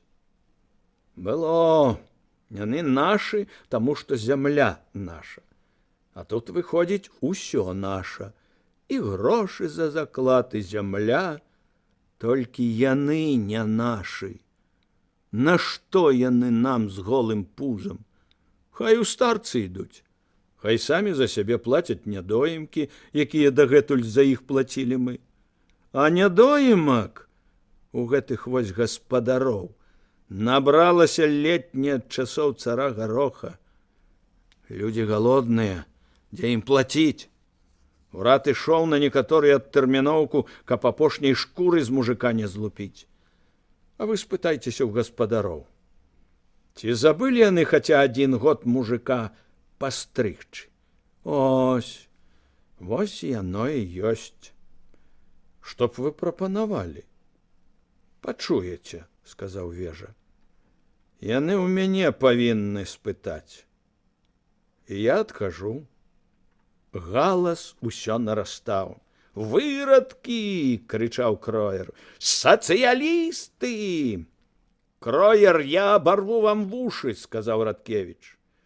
«Я мяркую, вы яшчэ не заклалі ў карчме вашай шпагі?» Кроер зароў. І тут перад імі раптоўна стала Надзея Клейна. «Ну?» – сказала яна. «Ну? Што ты збіраешся рабіць, аспід? Дай я гляну. Жанчына, адыдзі!» І тут Клейна спрытна, як кошка, схапіла яго пухлай ручкай з-за вуха. «Не торгайся, бацюхна! Я табе цяпер не жанчына. Я на зборні, такая, як усе. Сядь, бацюхна! Сядьце хутка!» І слухай, што разумныя людзі гавораць. Зала рагатала. І рогат зрабіў тое, чаго не зрабілі б аголеныя шпагі. Кроер сеў и одразу ударил гонг Басок Яроцкий. «Я полагаю, лучше всего решить этот вопрос ввиду расходившихся страстей и резкого размежевания собравшихся путем баллотировки. Но раньше, думается мне, надо опросить нескольких известных своим состоянием, возрастом или умом дворян». «Але!» — загули голосы. «Тады я пачынаю», — сказал Яроцкий. «Пан граф Хаданскі». Хаданскі ўстаў, паблажлівая завучаная усмешачка нерухома ляжала на яго вуснах. «Не разумею прычыны спрэчкі», — сказаў ён па-французску. «Сярод янак пакуль што не заўважана ні Лавуазье, ні Мармантэлю. Пан Радкевіч, вядома, выступае за народ, а не за сваю кішэню. Ён сам казаў, што ён робіць гэта не праз выгаду». «Дурань», — ціха сказаў Вежа. «Заўсёды думаў, што Хаданскі дурань і злосны. Чалавека хоча зганьбіць». «Дык вось», — сказаў далей Хаданскі, «я заступіўся б за пана Радкевіча, але нашто мне заступацца за мужика, які не адчувае ніякай патрэбы ў змене свайго становішча. Ён яшчэ не дарос да волі. Яму яшчэ 300 год будзе патрэбен сатрап з бізуном. Калі пакінем яго мы, культурныя, ён знойдзе на сябе іншага жорава, горшага. Ён схіліў галаву. Я заклікаю ўсіх дваран, якія хочуць араць зямлю, хочуць, каб у крэслах гэтай зборні сядзелі Зохары і Яўхімы, а на месца маршалка крывавы кат. Я заклікаю ўсіх гэтых дваран класці белы шар за мужыцкую волю. І сеў. Частка залы ўхвальна зашумела. Ясна, сказаў Яроцкі, пані Клейна. Не ведаю, бацюхна, сказала старая. По-старому мне зручней. Але я падумаю, што на зборах замест Буяна Кроера будзе сядзець мой дзед Зохар, як тое зараз паабяцаў Хаданскі, дык мне аж адразу весялей робіцца. Махнула рукой. Белы шар. Усе маўчалі. Потым Яроцкі ўздыхнуў. Паня Раўбіч. Раўбіч глядзеў на Загорскага. І Загорскі, асцерагаючы яго, адмоўна паківаў галавою. Я адкажу балаціроўкай, глуха сказаў Раўбіч. Загорскі кіўнуў. Ваша справа, сказаў Яроцкі. Пане маршалак, волю, сказаў пан Юрый. Я з Радкевічем. Пане Ваневіч, волю. І нарэшце самы ўплывовы з дваран губерні князь Загорскі Вежа. Загорскі ўстаў. Волю, сказаў ён. Волю ў тых маёнтках, на якіх няма нядоімак і дзе заплочаны працэнты па закладных. Словы ўпалі ў насцярожаную цішыню залы, як карцеч. Тыя, у якіх трапіла, зашумелі. Прыблізна трэцяя частка залы ў тым баку, дзе сядзеў Браніборскі. Чаму вы крычыцё, панове? Звузіўшы вочы, спытаў Вежа. Хіба я сказаў нешта нечаканае? Нешта такое, аб чым вы не думалі? Лухта! Крыкнуў Іван Таркайло. Я даю мужикам пазыкі, я адказваю за недоімкі, за неплатеж падаткаў, што ляжаць на мужиках. Яны не вартыя таго самі, во што! Сядьце, хрысціянін Таркайло, грэбліва сказаў Вежа. Што б вы прапанавалі? Вонкава спакойна спытаў Браніборскі. Прадайце прадметы раскошы, сказаў Вежа. Заплаціце закладныя. Заплаціце нядоімкі, разам нажывалі іх, разам і адказвайце. А там, чыстыя, будзеце думаць. Суровыя бровы старога разышліся. Згаленне? Магчыма.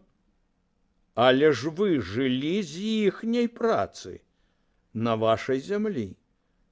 Дык вось, калі вы ўсе будзеце чыстыя, вызваліце іх, аддайце ім палову зямлі і вольныя, яны пойдуць і на вашу зямлю таксама, за грошы. І гэтая палова вашай зямлі дасць вам утрая больш, чым цяпер уся. Было ціха. Потым нехта з асяроддзя Кроера паспрабаваў свіснуць. Чаму ж вы так? Спытаў Вежа. Я ж, здаецца, не за адмену стаю. Я ж прапаную пакінуць на год всё, як яно ёсць. І тут край Браніборска і Кроера выбухнуў выгукамі. Сацыяліста! Гверыльера! Вежа з удаваным непаразуменнем паціснуў плячыма. Карбанарый, кінжальшчык, лувель, якабінец. Яроцкі дарэмна біў у гонг. І тады вежа, зрабіўшы яму знак спыніцца, падаўся наперад. Ну, амаль шапнуў ён. Ён абводзіў рады вачыма, і выгляд у старога быў такі, што тыя, па кім прабягаў яго позірк, адразу змаўкалі. Запанавала цішыня. «Вось так лепей», — сказаў вежа і дадаў. «А для сябе? Для сябе я стаю за белы шар». І рэзка кінуў: «Воля!» Сядзеў, адразу страціўшы усялякую цікавасць да таго, што адбываецца ў зале.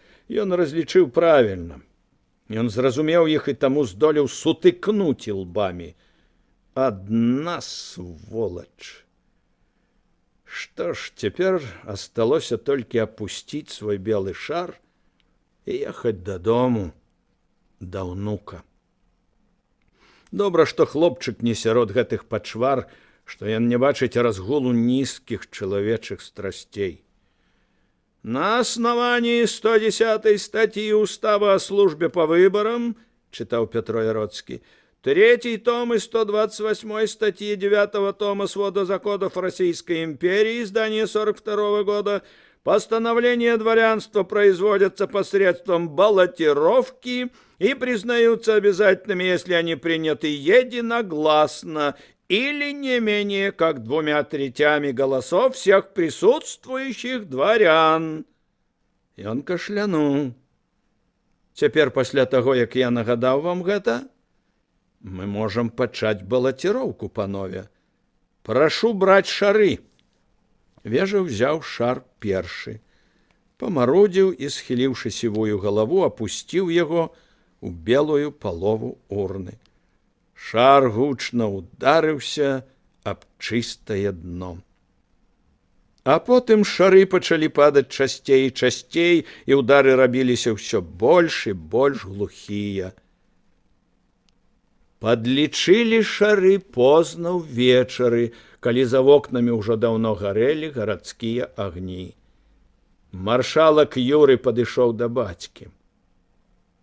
Стары вежа чакаў, стоячы ля акна і гледзячы на цьмяную ў цемры стужку Дняпра.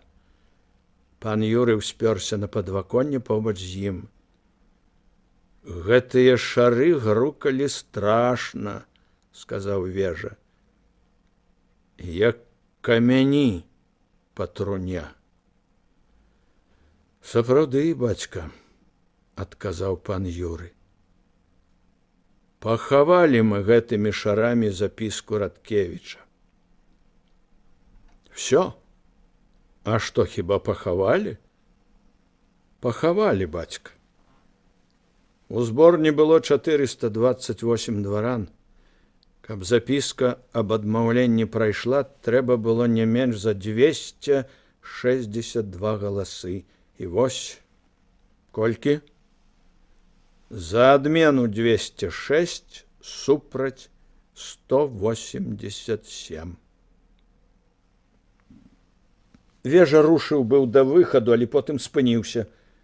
Твар ягоны быў жорсткі, калі ён сказаў сыну: «Ты, маршалак, павінен быў са шкуры вылезці, а даведацца пра панове Радкевіча. Пэўна, не адны гэтыя 8 чалавек ведалі. Не адны». Стары свідраваў сына вачыма. «Раўбіч ведаў?» «Аднекуль ведаў. Радкевіч да яго даволі блізкі». «Ну вось, ты павінен быў ведаць. Павінен быў сказаць мне. Чым бы ты памог?»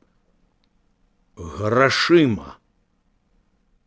Я прывёз быў зборню ўсю дробную шляхту, у якой ёсць галасы, але няма мужикоў.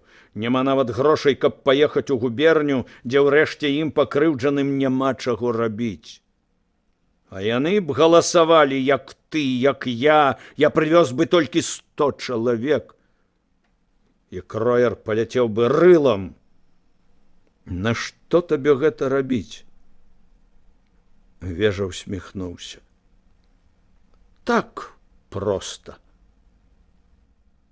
Клей непрыемна сядзець побач з Зохарам.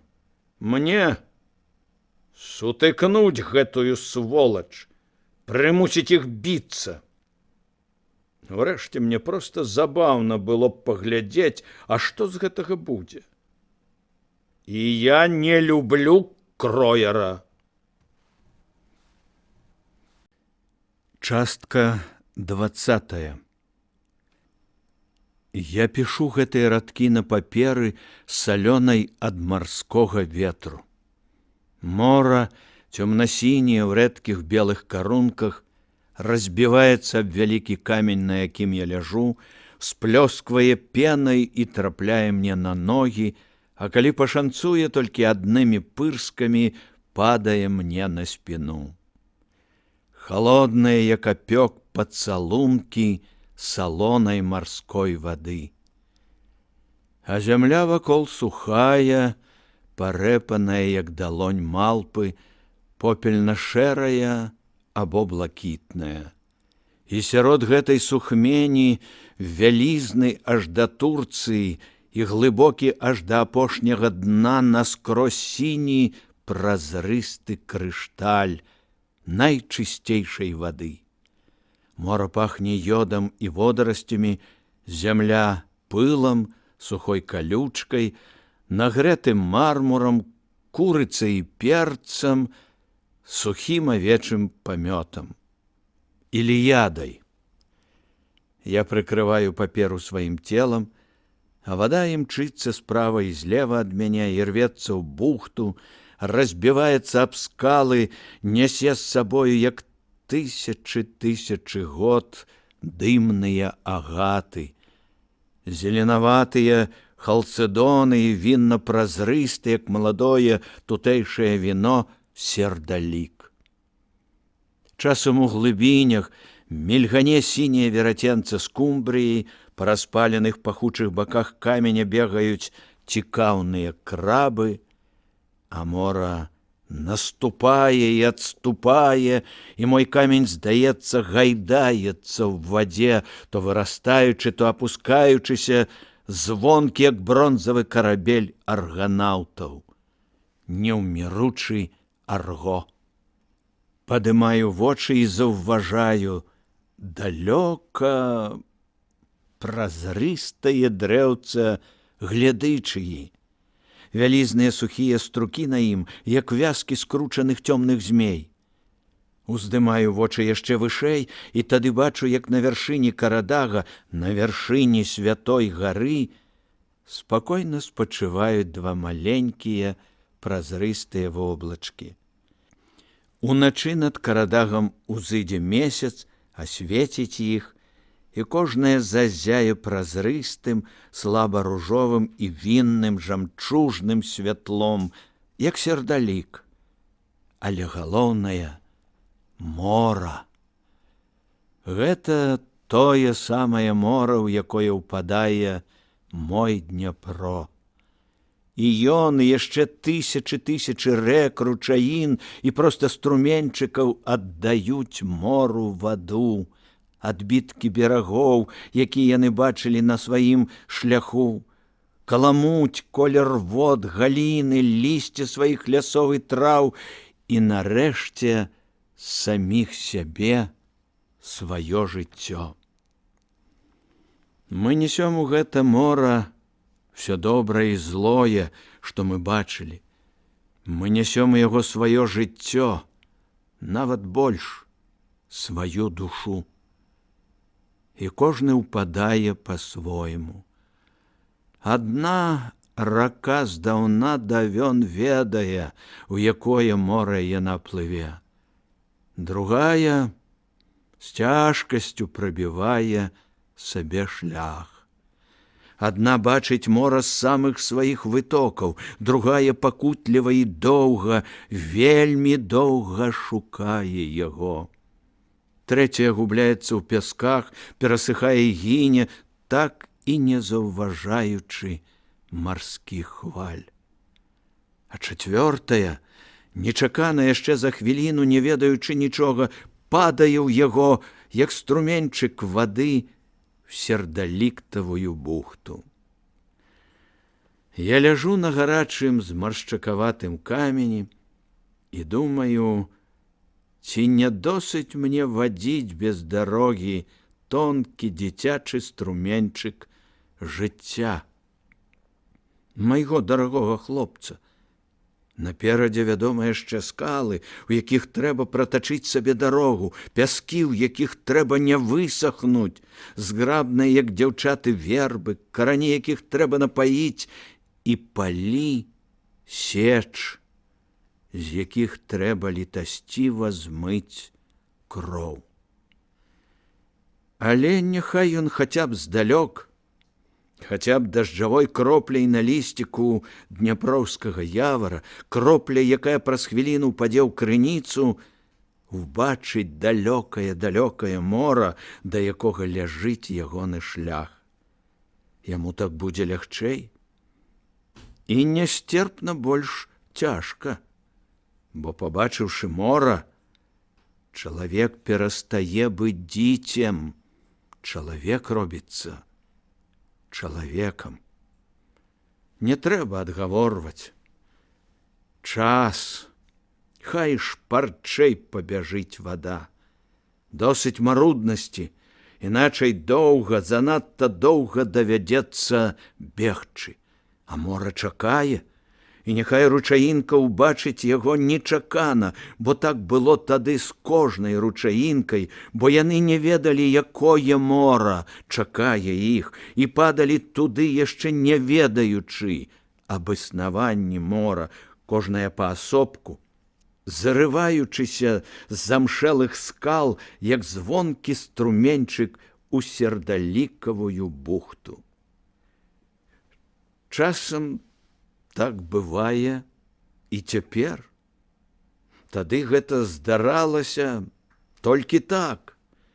Спяшайся, цурок вады, мора чакае, мора шуміць пада мной. Дзед вярнуўся з губернскага з'езду раззлаваны. Усе 3 дні, што яго не было, Алесь прывучаў Тромба да стрэлаў. Яшчэ чытаў нататкі генеалогіі і геральдыкі. Дзед перад ад'ездам дастаў і палажыў яму на стол парчовую кнігу Загорскіх, кнігу малодшых радоў, хроніку Сухадола і Заборава, аксамітную кнігу, гасудараў радасловец, гарадзейскі прывілей і статут літоўскі. У гэтых кнігах самае важнае было адзначана, бо ўсе яны, акрамя 2, былі рукапісныя копіі. А ўдзень ён прывучаў Тромба. Ён проста ўспомніў, што лясканне пастуховай пугі вельмі нагадвае стрэл, і ляскаў, частуючы каня цукрам пасля кожнага стрэлу. Гэтага Тромб не баяўся. Ён помніў, як ляскалі пугі на выпасе чыстакроўных коней, дзе ён бегаў стрыгунком. Ён любіў маленькага гаспадара. На сыходзе другога дня Алесь адначасова з рыўцом пугі стрэліў з пісталета халастым зарадам. Я адразу ўбачыў, як дробна задрыжала, пераліваючыся, ільсняная плямістая скура коня.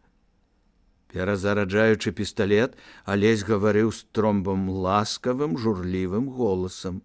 Зноў стрэл, на гэты раз трошкі гучнейшы за пугу.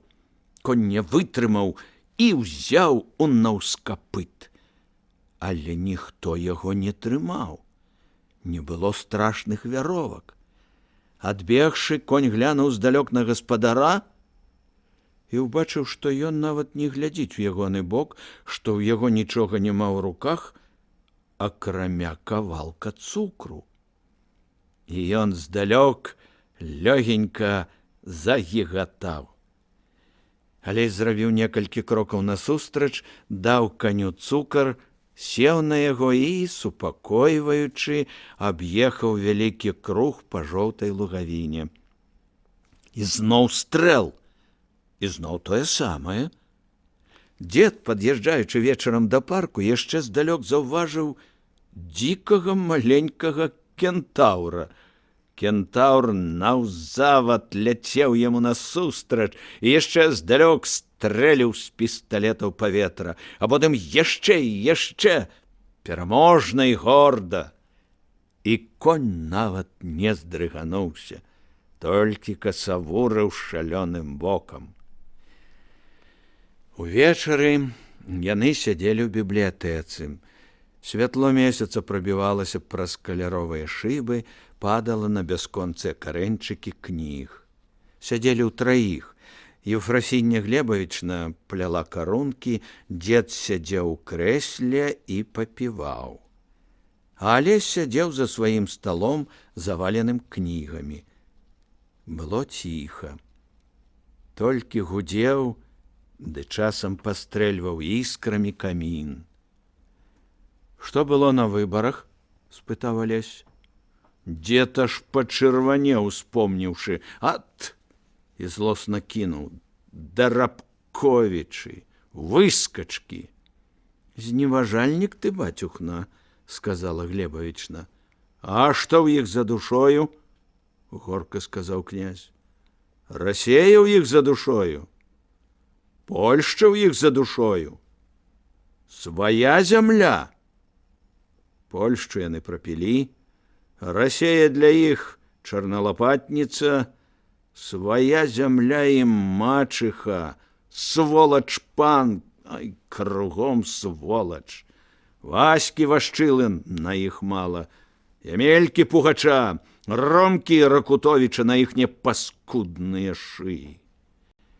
Дровы ў каміне часам спыхвалі, і тады на кнігі, асветленыя свечкамі, падала лёгкая барва.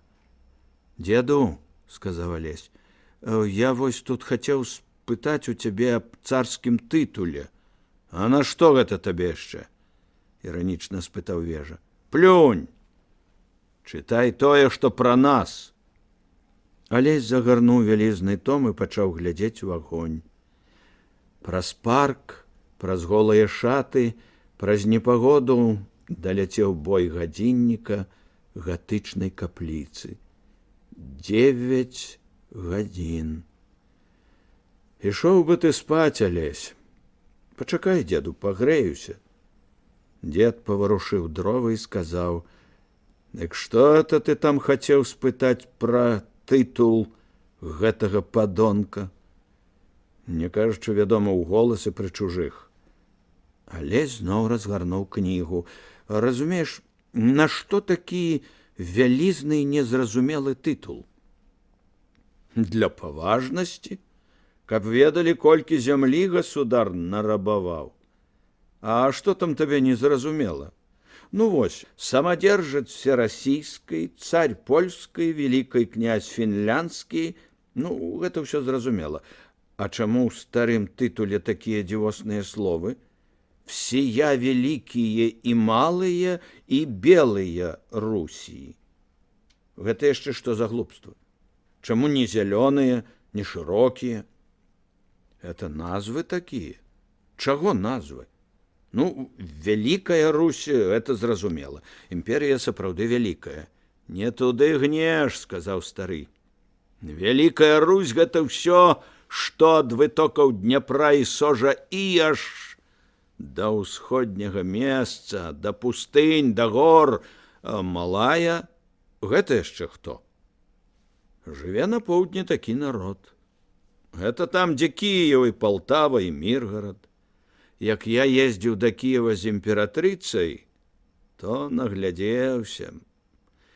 Народ цікавы, на нашы вочы нязвыклы, але хорошы. А белая? Гэта што? А гэта Прыдняпроўе, Палессе, Міншчына, всё аж па самае Падляшша. Алесь пакусваў пяро. Што ж, тады выходзіць, што мы жыхары Белай Русі.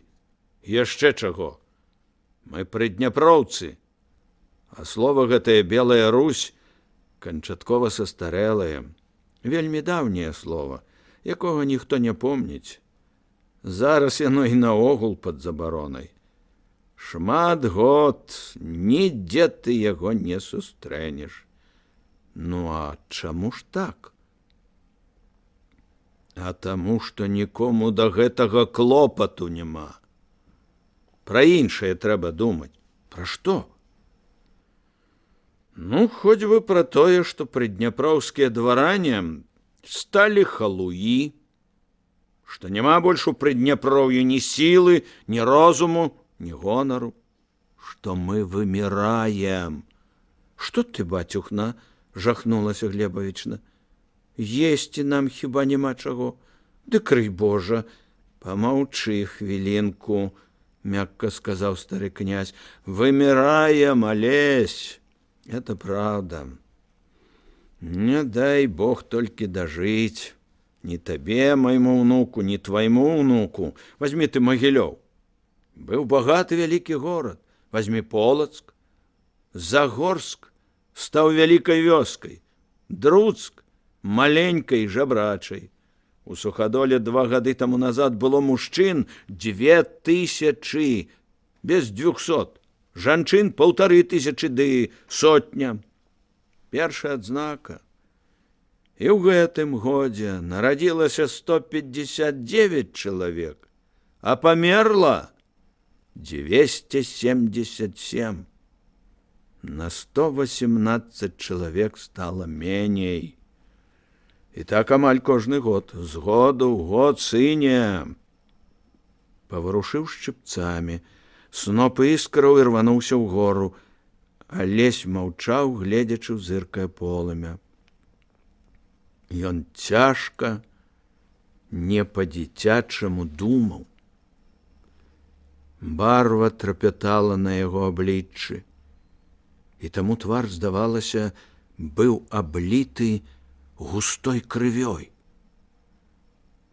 Я не разумею, сказаў ён нарэшце глухім голасам, не разумею, чаму так казаў магільні бацька. У іншых ёсць імя, у нас няма нічога, акрамя магіл. Вузкая рука зламала пяро.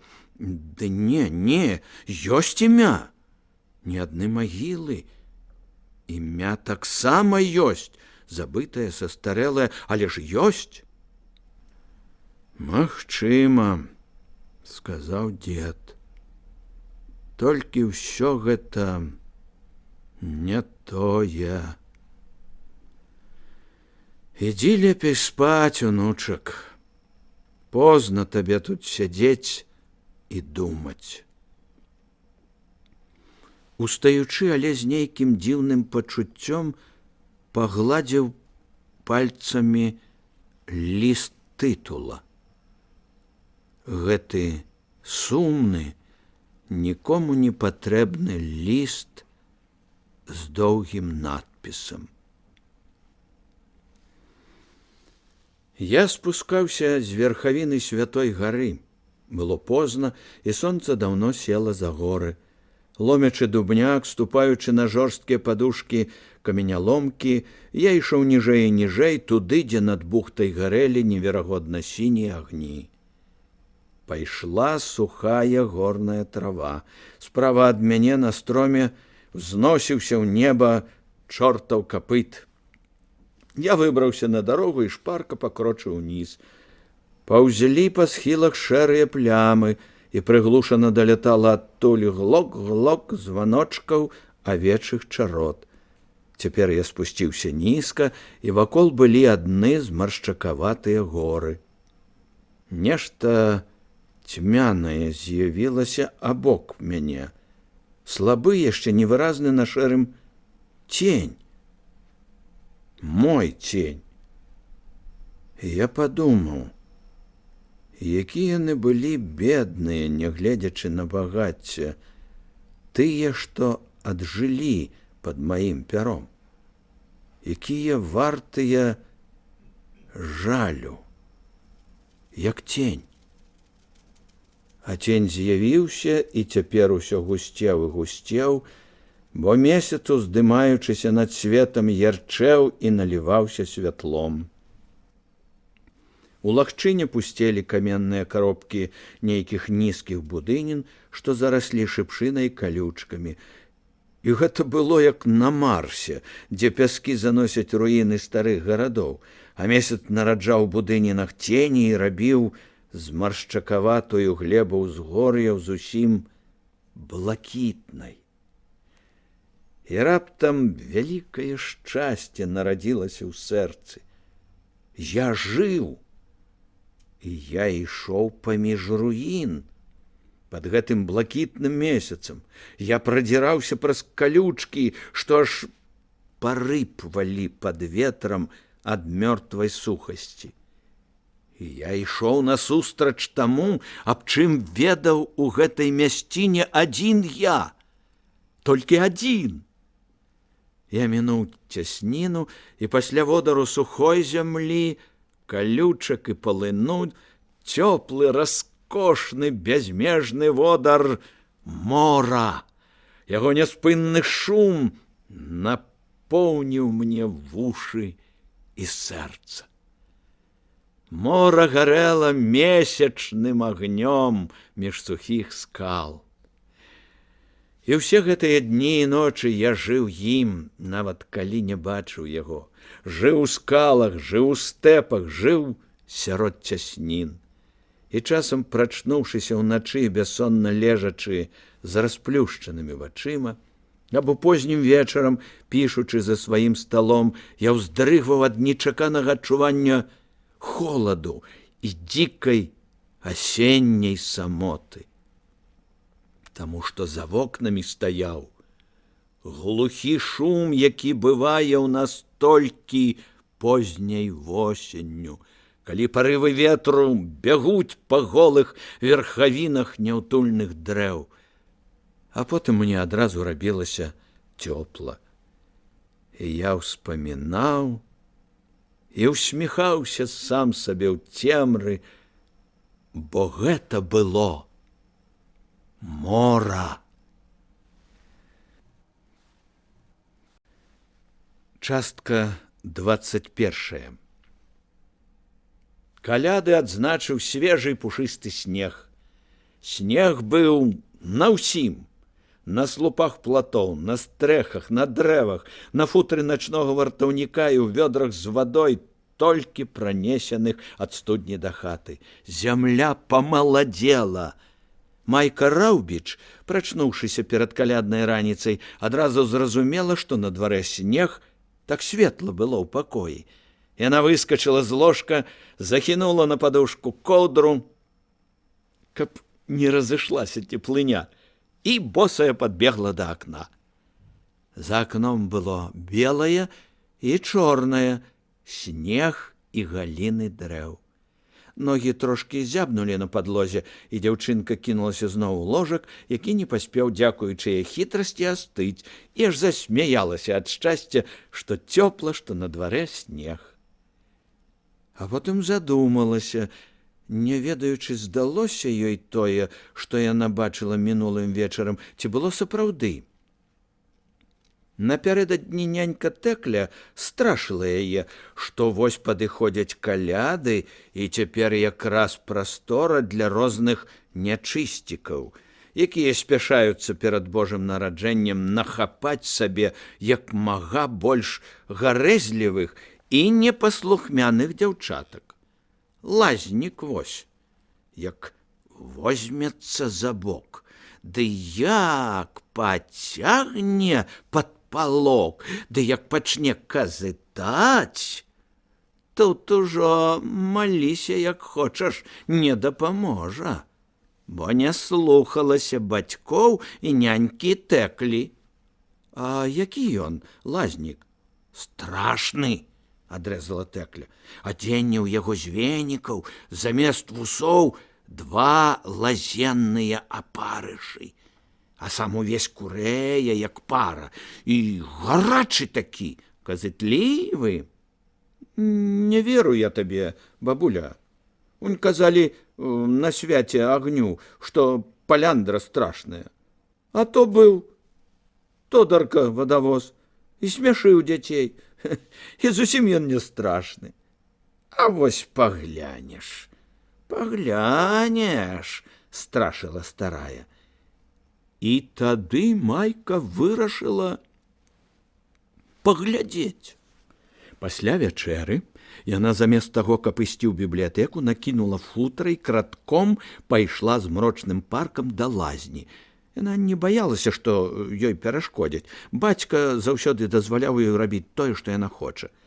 Пранізаны ветрам звонкі ад марозу парк, рэдкія стылыя зоры ў галінах, рыпнула фортка ў частаколе, высокім страшным у цемры, з конскімі чарапамі, што невыразна бялелі ў змроку.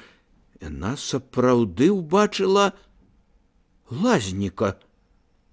У лазні свяціўся жоўты бляклы агеньчык, і дзяўчынка, прыпаўшы знадворку да васьмікутнічкаў тоўстага пузырыстага шкла ў свінцовай раме, убачыла венічны прылазнік, падобны на пячору, калматы ад соцень венікаў, а на зэдліку яго. Ён быў падобны і непадобны. Венікі былі не на ім, а вакол. Пэўна, распрануўся і скінуў іх. Але нават без веніку ён быў страшны. Хаця зусім не курэў, такі чарнавалосы, цёмны і невыразны пра шкло. Дрыжучы ад страху, яна распляскала нос аб шкло і круглымі вачыма сачыла за ім. Лазнік, відаць, пачуў нешта, ён узняў вочы і паглядзеў на акенца. Яна адарвалася ад шкельцаў, скацілася ўніз па сходцах з галерэйкі і кінулася бегчы так, як не бегала ніколі ў жыцці. Ледь не згубіла ў хмызах футрачка, падрапала рукі ў жывой агароджы, балюча выцялася нагою аб камень, а цяпер вось ляжала і думала.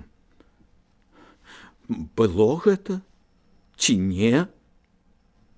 А пальшчык у калідоры грукнуў дровамі аб жалезны ліст для печкі, і яна ўявіла, як добра гэтыя дровы пахнуць свежасцю, водарам марознага дрэва і падталым сняжком. Яраш Раўбіч, увайшоўшы ў пакой, таксама прынёс водар снегу і чысціні, сеў на краёчак ложка. Што ж ты ляжыш, доня? Сарокі снег прынеслі? Я яшчэ трошачкі, сказала яна. Аблічча Раўбіча, калі на яго не глядзеў ніхто з чужых, было зусім не жоўчным. І вочы глядзелі без дапытлівасці, не цягнулі душу з чужых вачэй. Было ў іх нават нешта вінаватае, нешта накшталт вечнага ўсведамлення нейкай хібы у тым, што ён робіць. Майка гуляла бранзалетам, круцячы яго на бацькавым запясці. Шыпшына, як колецца, курган, як высіцца, а ото страшны рогаты бугай, гам і з'есць. Бугай, это зубр. А зубр хіба не бугай? Хай так, але ж і зубры нікога не ядуць. Аднойчы шляхцюк у моцны мароз ехаў пушчай, намасціўшы ў санкі сена. Зубру захацелася есці сена. Ён падышоў, асцярожна падчапіў соннага шляхцюка на рогі і паклаў яго на снег. Неправда, татка, а коні? А коні думалі, што гэта карова? Коні ж не баяцца кароў. Майка засмяялася. А потым зубр пайшоў за санкамі і еў сена, пакуль не ўклаў усё. А шляхцюк лаяўся: «Корова ты брыдкая, бугай ты халерны, каб цябе так ваўкі уклалі, як ты маё сена ўклаў, каб...» Дзяўчынка, смеючыся, прыпала шчочкай да жалезнага бранзалета, а зубр з'еў і пайшоў. Яны добрыя, Яны страшныя толькі для ворагаў зубры. Ласа зубр, хорошы зубр. Які жалезны. Раўбіч пагладзіў яе па галаве. Досыць, дзетка, не варта табе гуляць з гэтай штукай. Гэта цацка для дарослых. Прыўзняў яе разам з коўдрай. А я табе сакрэт скажу. Хочаш? Хачу. Алесь прыслаў па цябе коней. Хочаш з мамай з'ездзіць да яго на каляды? А ты? Я не магу, сур'ёзна, як дарослый сказаў Раўбіч. Мне трэба паехаць аж на другі канец губерні. Разумееш, мужчынскія дваранскія справы. Это табе не цікава. Дык хочаш? Хачу, татка, уздыхнула яна. Толькі цябе шкада. Тады апранайся. Сама, як дарослая. Апранайся, Міхалінка. І сам разгарнуў вакол яе ложкай умывальніка японскую шырму. Тата, спытала з-за шырмы Майка, лазнік ёсць? Які лазнік? Не, дзетка, нікога такога няма. Ні лазнікаў, ні вадзянікоў, нікога. Это толькі буркатлівыя бабулі палохаюць дзяўчатак. Але ты не веры, нікога не бойся. Страшныя бываюць толькі злыя людзі. Майка пырхала ў далонькі пад умывальнікам. А каго ж я тады ўчора бачыла ў нашай лазні праз акно? Сядзіць чорны такі і ад венікаў распрануўся. Раўбіч асекся. Ну, адзін, можа, і астаўся, урэшце сказаў ён. Толькі ён стары. Ён, напэўна, скора пойдзе ў лес і засне там назаўсёды ў бярозах. А пакуль ходзіць сабе з лазні ў лазню, носіць дзецям падарункі перад калядамі, і табе прынёс. І залаты медальён прынёс, замест таго, што ты згубіла. Ты ж цяпер амаль дарослая дзяўчына, а значыць, можаш насіць золата. Тата, хіба мы бедныя, што носім жалеза? Гэта не проста ржавае жалеза. Гэта жалеза нават без парушынкі іншага металу. Памаўчаў. Не, дзетка, мы не бедныя. Мы яшчэ трымаемся за стары звычай, які стаў нашым фамільным. Мы, мужчыны з Раўбічаў, носім толькі жалеза, бо золата вельмі брудны метал. Самы брудны, які ёсць на зямлі. А як жа мне яго насіць? Дзяўчаткам можна, і потым гэта старое золата. Яго здабылі дзяды жалезам. Такое можна. Майка, ужо зусім апранутая, выбегла з-за шырмы і кінулася Ярашу на шыю. Ён падхапіў яе, лёгенькую, цёплую. Самы дарагі цяжар на зямлі. Божа, думаў ён, што ж гэта я раблю ўсе апошнія гады? А яны што? Што яна будзе рабіць, маленькая? Але ён ведаў, што ўсё застанецца па-ранейшаму. І нічога ёй не сказаў, толькі пацалаваў цёмна-блакітныя вочы. Слухай, сказаў ён, слухай мяне, лапуся. Будь разумнай. Не крыўць Алеся. Не выабражай над ім, як вы, дзеці, кажаце.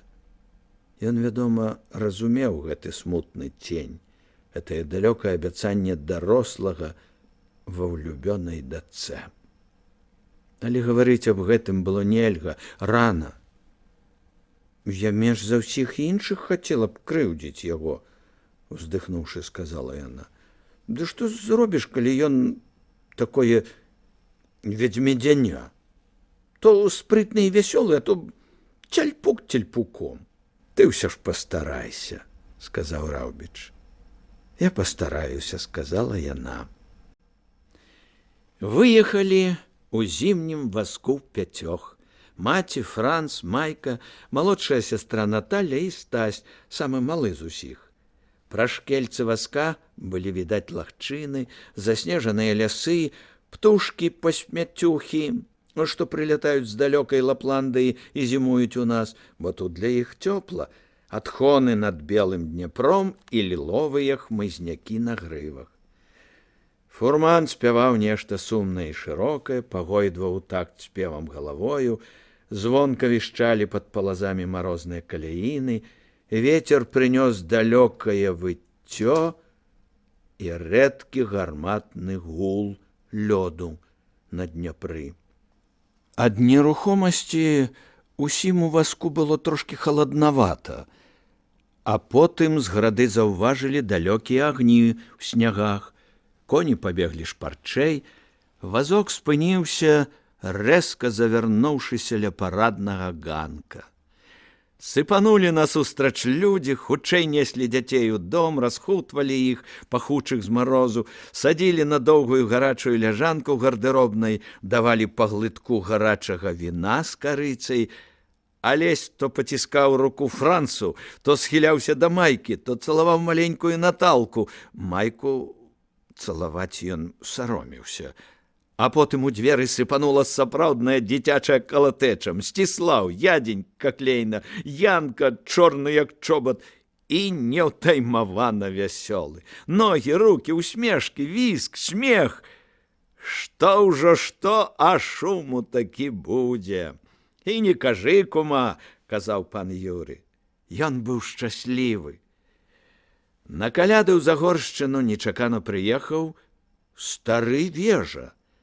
Вежа сустрэў дзяцей на верхніх прыступках сходаў, вялізны, з прыгожай сівою грывай валасоў, браў дзяцей на рукі, глядзеў ім у вочы. Гэта чыя ж такая? Твая, пані Надзея? Мая. Гожая якая. А гэта? Ого, ну, гэта я сам разумею. Новы прыдняпроўскі дваранін, усыноўлены Ян Клейна. Бач ты які, братка. Маеш ад мяне шаблю. Дзякуй вам, сур'ёзна сказаў Мурын. У ракі шмат ворагаў. Дзед нечакана ўздыхнуў і пацалаваў Янку. Прыйдзе час, сам знайду табе жонку і зброю. Алеся хаця любіш? Будь ему другом. Як нітка за іголкай. Ты, брат, глядзі. Табе яшчэ давядзецца ўсім жыццём даводзіць, што ты наш. Узяў за скронем Мсціслава. Пусціць у мяне, калі ласка, сур'ёзна сказаў Мсціслав. Чаму гэта? Мы ўжо дарослыя. Правільна, згадзіўся дзед. Мы дарослыя, дык значыць, ты найлепшы сябар майго ўнука. Урэшце чарга дайшла да Майкі. І тут дзед зрабіў ласку сесці на падстаўленае сынам крэселка. Раўбічава, а ну, дай паглядзець на цябе. Доўга разглядаў попельныя з залацістым адценнем валасы, бэзавую сукенку з кароткімі рукавамі, цёмна-блакітныя, удавана наіўныя вочы. Чорцік? Спытаў ён. Чаго табе не хапае дзеля таго, каб стаць хорошым і добрым? Чорцік. Майка усміхалася высокім краёчкам рота. Яе злаваў гэты агляд. Яна адчувала ім нешта няёмкае і сама сабе вырашыла адыграцца за яго на адзіным чалавеку, якога было чамусьці прыемна дражніць, на Алесю. Даросласці, сказаў дзед. Жыццё табе дазваляла ўсё, капрызны чорцік. А вось калі яно пачне супраціўляцца, пачне мяць, Тады ты зразумееш і станеш хорошым, чорцік з дзівоснымі вачыма. Пагладзіў яе лапку. Будь добры з людзьмі, чорцік. Так ці не так? Будзеш? Паспрабую, зрабіла яна кніксен. Пайшла далей. Дзед глядзеў на яе і думаў: самая добрая пара будзе для Алеся. Сумленная сям'я, адна з нямногіх сапраўдных. Але хто ведае, што будзе з дзяўчынкі праз 7 год. І пасля размовы з дзецьмі Вежа стаў асабліва з'едлівы з гасцямі, шакіраваў іх усіх мужыцкай мовай уперамешку з самай вытанчанай французскай, назнарок нападаў на тое, што было дорага субяседніку, словам, расклеіўся. На яго глядзелі са здзіўленнем, дзівуючыся каструбаватым мужыцкім сказам, які ён вымаўляў з асаблівым смакам. Пакуль што на людзях гэта дазвалялася толькі клейне. Яны проста забылі, што Вежа і раней вызначаўся гэтым. Забыць было лёгка, стары не з'яўляўся між іх цэлых 10 год. А ён накіраваўся да дзяцей. Сам адчыніў ім дзверы ў залу, дзе стаяла нешта цьмянае, таямніча распасцершы лапы. Сам загадаў запаліць свечкі, страляў разам з усімі з ляскавак, памагаў разбіраць падарункі, першы вёў за руку дзіцячы карагод. Проста пан Філадзе з пакоя ў пакой рухаўся стракаты ланцуг, а наперадзе лёгка пераступаў нагамі сівы чалавек, бадай што сажэннага росту, і напяваў: Антон казу вядзе, трудыну каза не ідзе. У блакітнай гасцінай карагод, раздурэўшыся, наляцеў на падстаўку з кітайскай вазай. Чарапкі з сінімі рыбамі разляцеліся ў бакі. Дзед чухаў патыліцу, і раптам з лёгкай хады перайшоў на скокі. Ніхто не бачыў, што Клейна стаіць у дзвярах і назірае за скокамі. І раптам все змоўклі. А Клейна сказала: а вось пані Антаніда заўважыць, ды ёмашнікам вас, лайдакі, за гэтым старым дурнем, ды і вы ў побрыкі. Як быццам тут была вясковая хата, у якой вадзіліся ёмашнікі. Это мы святкуем, сказаў дзед і крыкнуў: Касьян, падбяры чарапкі. Раніцай раздасі дзецям па адным у каробатцы. Это будзе грамада разбітай вазы. Год праз 40 склеіце, адзін аднаго не губляць. Бацька глядзеў з дзвярэй на скокі вакол разбітай вазы і рагатаў. А ну, за мной! Крыкнуў ён і павёў дзяцей зноў да ялінкі. Яна ззяла ў паўцемры, вялізная, уся ў таемных ценях, пахучая. Чырвоным святлом гарэла на яе верхавіне віфлеемская зорка, а ў галінах быў зялёнай пячоры стаялі лялечныя авечкі, і валхвы ў дзівосных уборах ішлі да ясляў. А потым наведалі палац сяляне з казою. З тварамі, намазанымі сажаю, вывернутых кажухах, у дзівосных турэцкіх шапках яны прынеслі з сабой мароз, гукі дуды, цымбалы, бубна. Каза была ў шэрым ваўчыным футры з вяхотным хвастом, у сушанай авечай масцы, замест барады ў яе быў пук каласоў. Каза мэкала і спявала дураслівым голасам. Гэта была ўжо не забава, а важная справа, бо ад казы залежаў наступны ўраджай. Усім вядома, што душа нівы, каму пашанцавала яе ўбачыць, падобная на спрытную казу, якая бегае на задніх ножках. Такая ўжо істота. Спачатку ёй добра жыць, але потым жніцы жнуць жыта, і ўсё менш і менш застаецца месца, дзе магла б схавацца душа нівы. У адчаі яна хаваецца ў апошнюю жменю каласоў. Гэта і ёсць барада казла. Апошнюю жменю зразаюць асцярожна. Яна ляжыць пад абразамі і выходзіць з хаты толькі на каляды, прывязаная ўжо да галавы казы. Тут яна радуецца і вырашае зрабіць, каб людзям было добра. І людзі не кідаюць яе. Людзі трымаюць душу да вясны, а вясной выносяць і асцярожна адпускаюць, кладуць у высакаватыя зялёныя ўсходы.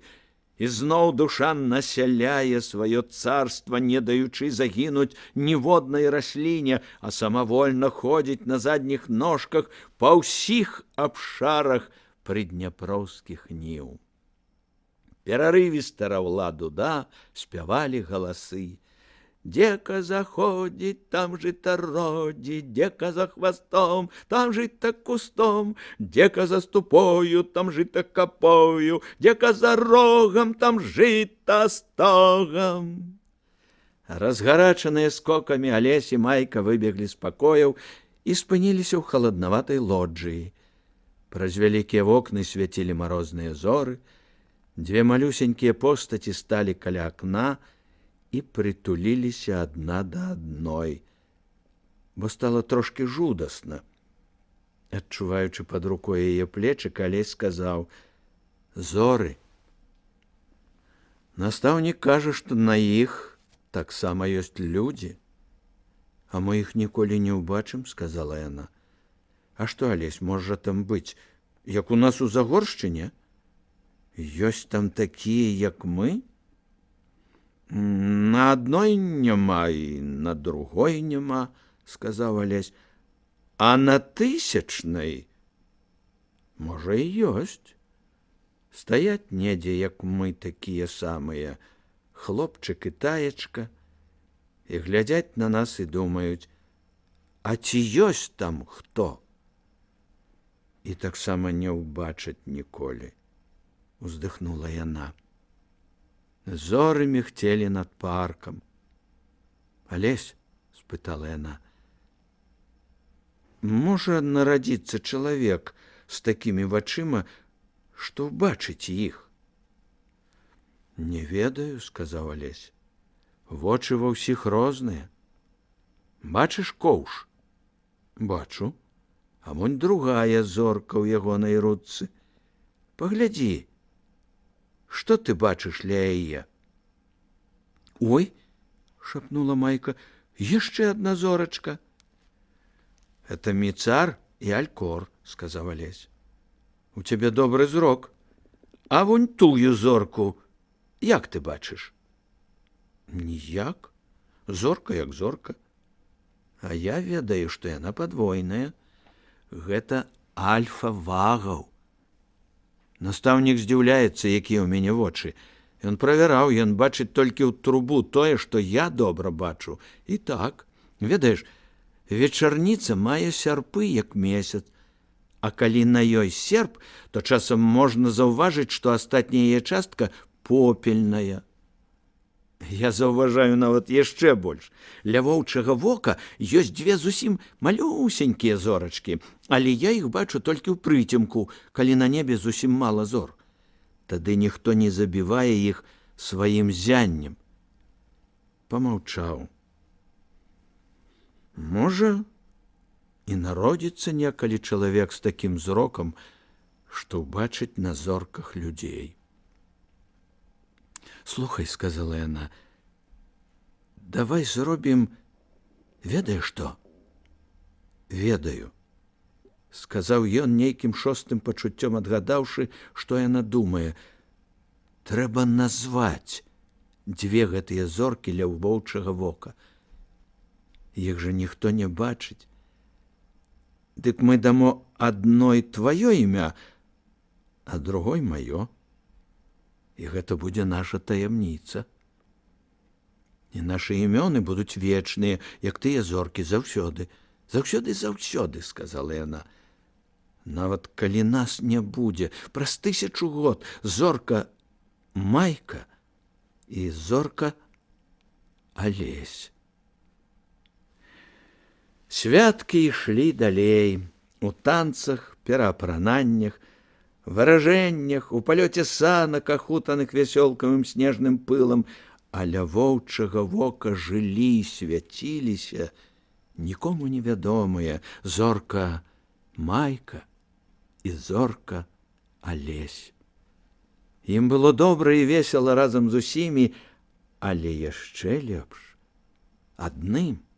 Яны гаварылі і гаварылі. Алесь расказваў ёй аб сустрэчы на поплаве з чорным воінам. Яна аж пахаладзела, дачуўшыся, як ён падобны да яе лазніка. Але яна нічога не сказала яму аб ім.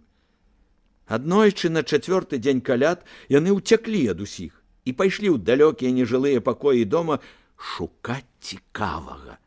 Цікавае было ўсюды. То гэта была скрыначка Пандоры, якую яны знайшлі на століку ў кутнім пакоі. Яны доўга не маглі адчыніць яе, а потым выпадкова націснулі бліскучую пласцінку, і са скрынкі адразу за адкінутым вечкам выраслі кавалер і дама з бісквіту. Яны павольна круціліся ў нейкім невядомым танцы, а вакол іх, жвава пагойдваючыся, круціўся чорт. Цікавыя былі старыя партрэты, бо яны не маглі прачытаць лацінскіх і вязевых надпісаў на іх. Цікавы быў калейдаскоп, які яны знайшлі ў пустым пакойчыку. Калейдаскоп ляжаў у скрынцы разам з рознакаляровымі шкельцамі. Дзеці селі на канапу і пачалі праз гэтыя шкельцы глядзець у акно, на дрэвы і аблокі. Яны паглядзелі праз сінія шкельцы, і свет за акном стаў сіні, нежывы. «Я не хачу такой зямлі», — сказала яна. «Я таксама. На табе жоўтае шкло». Жоўтае было вясёлае і радаснае. Свет ляжаў перад Майкай жоўценькі, і яна смяялася. А потым трапілася чырвонае шкельца. Застрашлівае барвянае неба, цяжкія крывавыя аблокі, такія неўмольныя, павольныя, жахлівыя. «Страшна», — сказала яна, — «вазьмі хутчэй». Яны сядзелі моўчкі, аглушаныя страшным відовішчам. Майка была такая прыгнечаная. Алесь сам не ведаў, як гэта ў яго выйшла, але ён абняў яе зусім бязважкімі рукамі і няўмела пацалаваў у нерухомы раток. На хвіліну яна была раззлавалася, але потым толькі сышла з канапы і села на маленькае крэселка каля сцяны. Яна сядзела маўкліва і такая танюткая ў сваёй бэзавай сукенцы, што яму стала шкада яе. Але ён не ведаў, як выпрасіць дараванне. Ён проста глядзеў на яе вялікімі ўмольнымі вачыма, а Майка нават павек не ўзняла на яго. Тады ён адвёў вочы на сцяну і заўважыў дзіўнае. Заходняе сонца ляжала на сцяне пакоя, і там жа на сцяне Алесь убачыў чарнатварую Майку з фіялетавымі валасамі і ў сукенцы аранжава-барвянага колеру. Чорную Майку з фіялетавымі зіходкімі валасамі. «Майка!» — крыкнуў ён такім голасам, што спалохаў яе. «Майка, глядзі на мяне! Доўга-доўга глядзі!» Непаразумела, яна ўсё ж падпарадкавалася. Захад ляжаў на сцяне пакоя. Яна глядзела на хлопчыка, на яго зялёную куртку, бачыла яго ўмольныя і спалоханыя вочы і разумела, што дарэмна пакрыўдавала яго. «А цяпер глядзі на сцяну. Яна адвяла вочы і ўбачыла чорны цень Алеся, апрануты ў пурпур. Ты, сказала яна, ты зусім чорны. Ты зліваешся з ценем, цябе не відаць. Толькі адзенне барвянае плавае. А ты в аранжава-барвяным, твае валасы ліловыя. Яны паўтаралі і паўтаралі дослед, спалоханыя да глыбіні душы. Чорны хлопчык у пурпуры, майка нездарма чытала раманы. Як галаву табе адсеклі, сказала яна, як прывід барвянага чалавечка. Ён пільна глядзеў на яе, і тады яна спахапілася. Ой, я нешта не тое сказала. Даруй мне, Алесь. Устаўшы з месца, яна хуценька падышла да канапы, схілілася над ім і, абняўшы яго за шыю, сама, бязважка і чыста, пацалавала яго у прыгожы рот.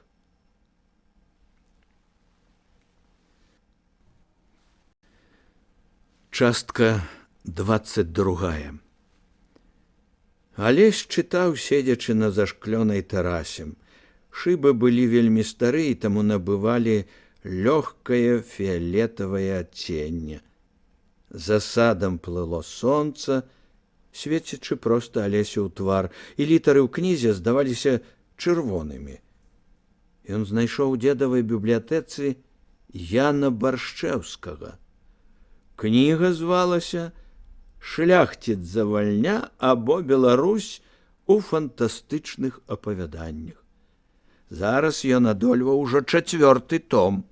Это было першае пацверджанне, што не ён адзін адкрыў мора. І таму ён шмат мог дараваць аўтару. Это было добра. Перад ім паўставаў сімпатычны чалавек, які кожнай вясной, як пералётная птушка, не мог уседзець Петербургу і пехатою з кіем у руках ішоў на радзіму ў Беларусь. Ён ішоў і слухаў спевы жаўранкаў у гарачай вышыні, а ў душы яго нараджаліся радкі. Паўставаў чалавек, які ў завіруху ставіў на акно свечку, каб падарожныя ішлі да яго. Ён карміў, паіў людзей, толькі каб яны расказвалі яму гісторыі і паданні. Было шкада, што ён піша па-польску, вставляючы ў кнігу беларускія дыялогі. В сваёй мове ён мог бы стаць вялікім, у чужой толькі вышэй за сярэдняга. Баршчэўскі, здольны і добры чалавек, шмат у чым блізкі да Гогаля, назваў сябе беларусам, а радзіму Беларуссю, магчыма, нават занадта настойліва. Ён пяшчотна любіў край, яго паданні, яго людзей. Ну, а я, падумаў Алесь. І якраз у гэты момант прыйшлі ў Загоршчыну да яго Кандрат і Андрэй. Кірдун прывёў іх на тэрасу, і вось яны сядзелі перад ім такія падобныя, што аж смяяцца хацелася, і адначасова такія непадобныя. Хто ўмеў так жартаваць, як Кандрат? І хто спяваў такія песні, як Андрэй? Даражэй за ўсё былі іхнія усмешкі, хітраватая Кандрата і ласкавая, амаль жаноцкая ў Андрэя. Правільна зрабіў бацька, што адпусціў іх і аддаў Паўлюка з Юрасём у школку. І Алесь без жалю адклаў кнігу чалавека, які адкрыў мора на 6 год раней за яго, Алеся. Нават паспеў напісаць аб гэтым, але не разумеў хваль, з якіх гэта мора складалася.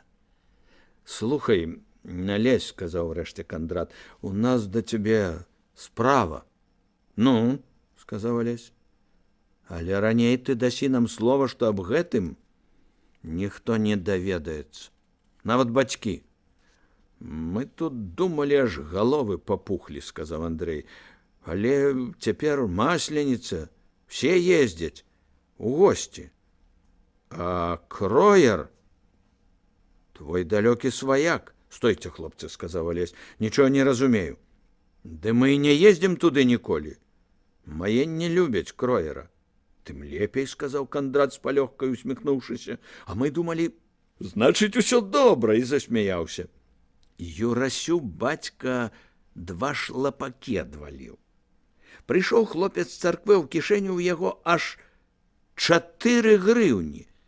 Бацька пытае, адкуль? А той кажа, а там, дзе ўсе бралі, дык і я ўзяў, з блюда. Мы аж пакіслі са смеху. Андрэй глядзеў убок. Ды і смех Кандратаў быў няшчыры. Але зболеў бачыў гэты, бачыў, што хлопцы ледзь не сказалі яму аб нечым. І вось цяпер пераводзяць размову на іншае.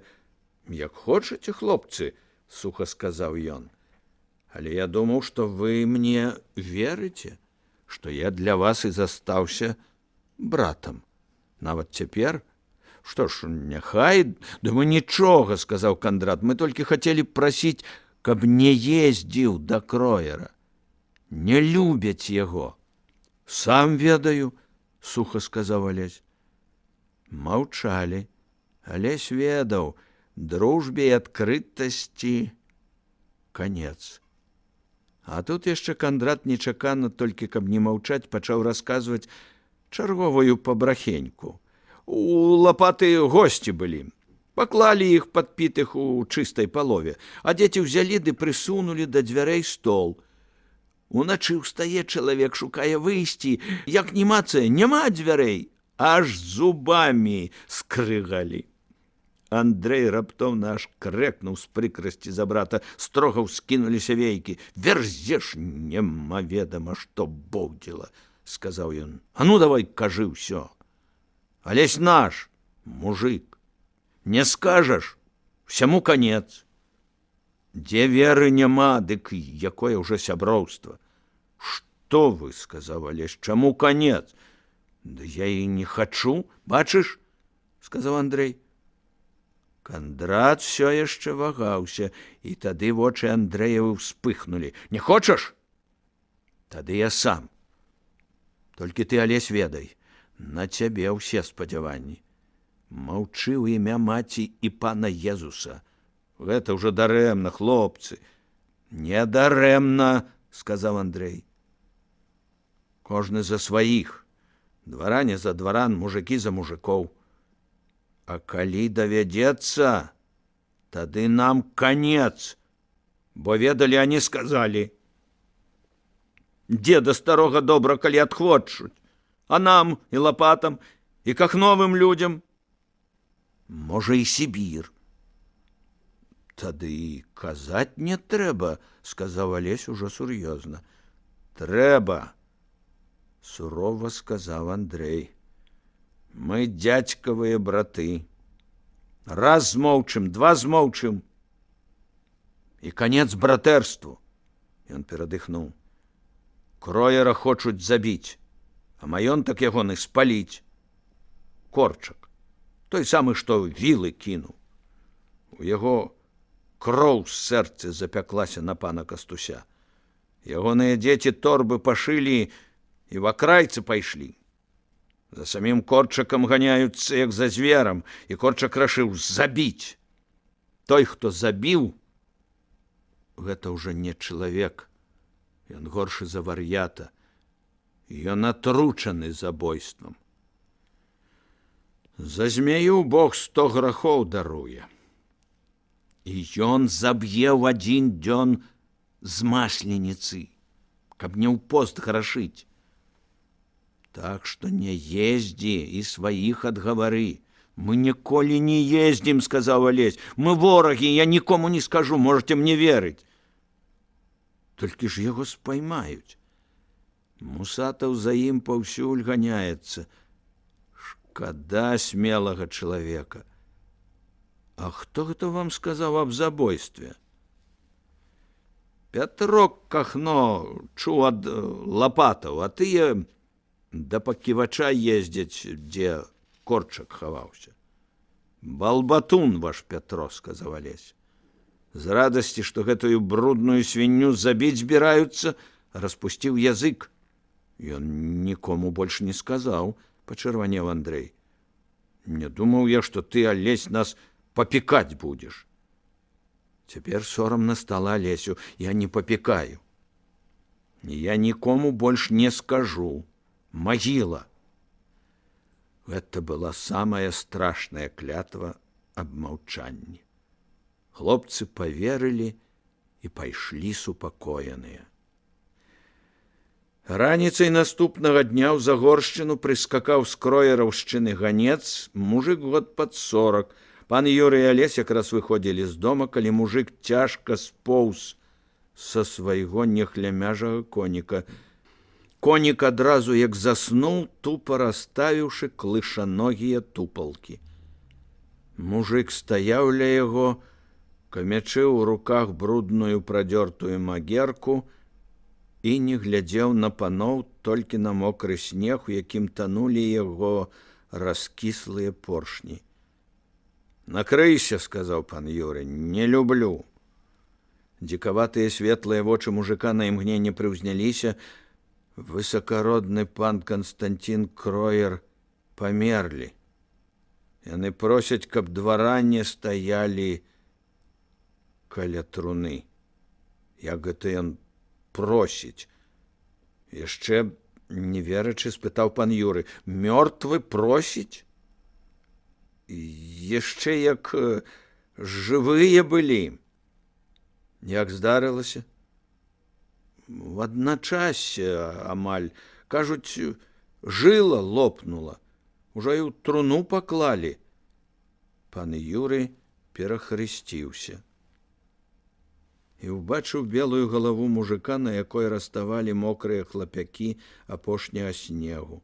«Накрыйся, кажу табе, ідзі ў чалядню. Папрасі там гарэлкі. Я ўса каню». «Не», — сказаў мужик, — «загадана яшчэ спавясціць». Загорскі разлаваўся. «Ідзі, кажу ж, капа ты затурканая. Іначе я пакуль тое сам цябе у пугі возьму. Логвін, Карп, возьмите яго. Дайце сухія поршні, гарэлкі, словом, што трэба». Мужик пайшоў паміж слуг, пакорліва апусціўшы галаву. «Збірайся, Алесь», — сказаў пан Юра, узбягаючы па прыступках. Не ехаць было нельга. Бацька так і сказаў маці. Нечакана маці адмовілася. «Ты можаш ехаць за Алесем», — сказала яна, — «табе трэба, а я не магу». Я не любіла яго. Паехалі ўдвох, верхам. Па насціле з лазы пераехалі тоўсты, але ўжо слабы, як мокры цукар, дняпроўскі лёд. Дарога ішла спачатку паплавамі, потым заснежаным узвышшам, якое пераходзіла недзе далёка справа ў Чырвоную гару. Хутка павінна была адкрыцца вачам Кроераўшчына. Мокры, там-сям ужо брудны снег укрываў палі, а на снезе сядзелі вугальна-чорныя вароны. Часам яны ўзляталі, і тады адразу рабілася зразумела, як цяжка ім ляцець праз сыры важкі вецер. На полі Загорскіх дагнаў Януш Бескуповіч, асабісты вораг Кроера, таксама верхом. Павіталіся, але з цікавасцю разглядаў спадарожніка, яго жвавы прыгожы твар з аксамітна цёмнымі вачыма. Бескуповіч быў неабыякавы яму. Яшчэ і з той прычыны, што лічыўся самым багатым з усіх паляўнічых.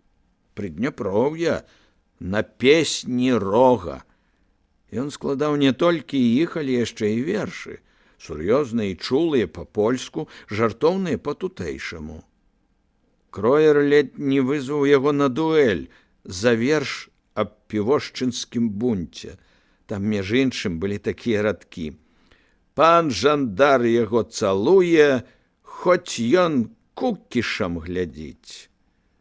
Пан Юры ставіўся да Бескуповіча з павагаю, але быў відочна здзіўлены, што той таксама едзе. «Як жа гэта вы?» «Кожны павінен спадзявацца на апошнюю літасць». «А спрэчку вы з ім завялі дарэмна», — сказаў пан Юры. Грозны рак, ды ў срацы вочы, усміхнуўся Бескуповіч. Ну, прарокаў няма, ёсць прарокі, сказаў Бескуповіч. Магчыма, на добрае, а магчыма, і на дрэннае, але мая эпіграма нечакана хутка спраўдзілася. Якая? А тая, якой я адказаў на яго пагрозы. Пан Юры ўспомніў і не вельмі весела зарагатаў. Гэтую эпіграму помнілі ўсе і ведалі, што Кроер не даруе яе, бо нішто не клала на ягонае яснаванне такой клейны, як гэтыя два радкі. Смерць Кроера у кроераўшчыне зробяць значныя змены, папы пакінуць піць, а мужыкі пачнуць есці. І вось Кроер памёр. Цяпер сапраўды не будзе каму паіць падонкаў, а мужыкам стане лягчэй. Кроераўшчына здзівіла Алеся.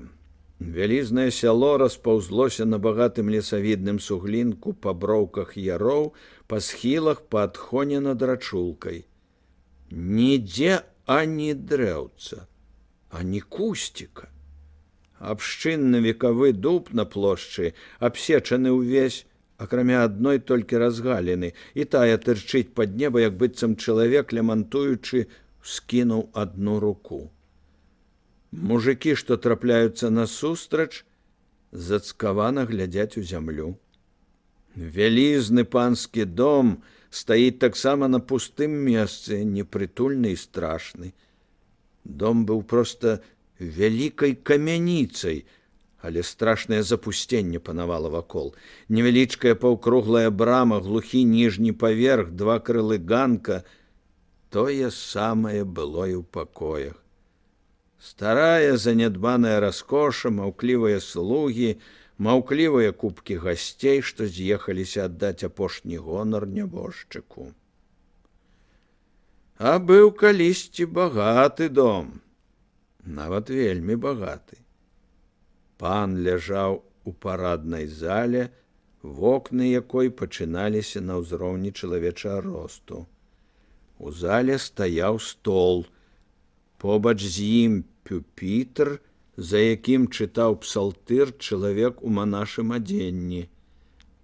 Капюшон закрываў яго аблічча, а на стале ў дубовай труне ляжаў Кроер. Дзве тоўстыя з руку васковыя свечкі кідалі жаўтавата-ружовыя адбіткі на нерухомы твар. Адгуляўся, сказаў бацька.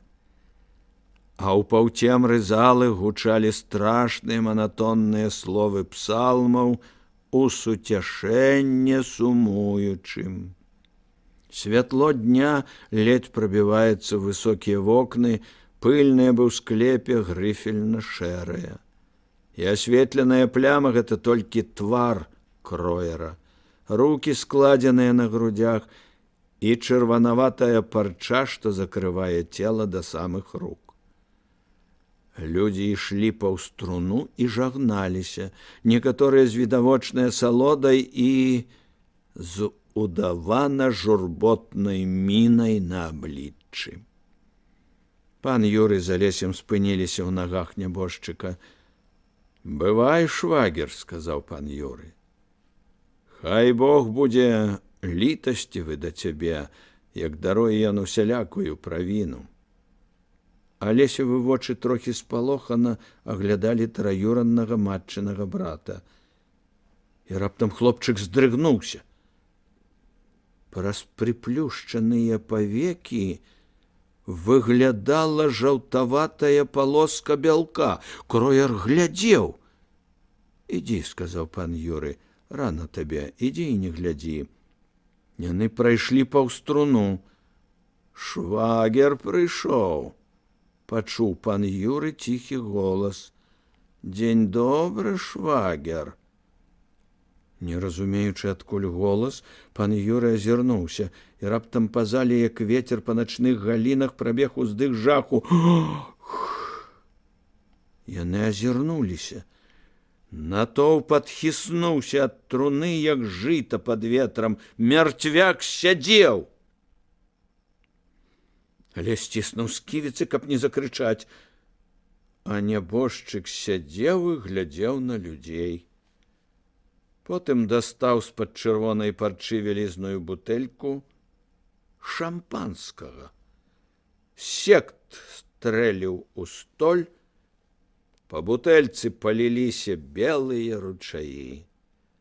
І адначасова шырока расчыніліся дзверы ў сталовую, і ўсе ўбачылі там мора агню ад свечак, бочкі з віном ля сцен, сурвэты, беля брусаў, сталы, што знемагалі ад ежы, якая грувасцілася на іх. У зале грымеў хор звычайных сабутэльнікаў пана. Спявалі за дастойнік. Ангел вопияша благодатней, чистая дева радуйся, и пакиреку радуйся. Твой сын воскресе 3 дня над гроба, и мертвые воздвигнувы, люди веселитеся. Пан Юры непаразумела глядзеў на ўсё гэта. «Свинья», — сказал Бескупович. «Маці Божую не пашкадаваў, блюзнер». І тады пан Юры плюнуў. А нябожчык, працягваючы чашу з сектам, вёў: «Со страхом Божиим и верою приступите». Пан Юры тягнуў Алеся до дзвярэй. «Не препятствуйте детям приходить до мяне», — спеваў мярцвяк. І, працягваючы чашу, узглашаў: «Пейте ад нея усі! Видяхом светлосапраўднае», — спявалі галасы, «прияхом Духа Небеснага, то бо нас уратавала ёсць». Пан Юры не ішоў, а ляцеў да дзвярэй. І тут дарогу яму перагарадзілі ўзброеныя загонавыя. «Швагер», — сказаў кроер. «Траюранны швагер, куды ж ты?» «Паслухай мяне». Загорскі спыніўся. «Прабачце, панове, за жарт», — сказаў кроер. «Іначай ніхто не прыехаў бы». «І правильно», — сказаў Бескупович, «бо ў гэтым доме ад кожнай п'янкі хто-небудзь ды памрэ». «Забудем спрэчкі», — казаў далей кроер. «Мне абрыдла аднаму. Забудем спрэчкі хаця на некалькі дзён. Я нічого не шкадую. А ты куды, швагер?» У пана Юрыя дрыжалі ноздры. Ён зрабіў крок да дзвярэй, загонавыя самкнуліся. Загорскі, Алесь і Бескупович паклалі рукі на эфесы кордаў. Кроер абводзіў усё гэта вар'яцкімі ў чырвоных мяшках вачыма і, відаць, не пажадаў псаваць свята. «Пусціце іх», — кінуў ён. «А ты, швагер, пачакай маёй смерці яшчэ год 20». Ён меў на ўвазе спадчыну. Але Загорскі рассунуў рукамі загонавых і пайшоў, не азіраючыся. Гэты чалавек не мог абразіць яго. «І даруй», — сказаў кроер. Потым ён стаў у труне. «А астатніх прашу не скардзіцца. Дарога доўгая, мокрая.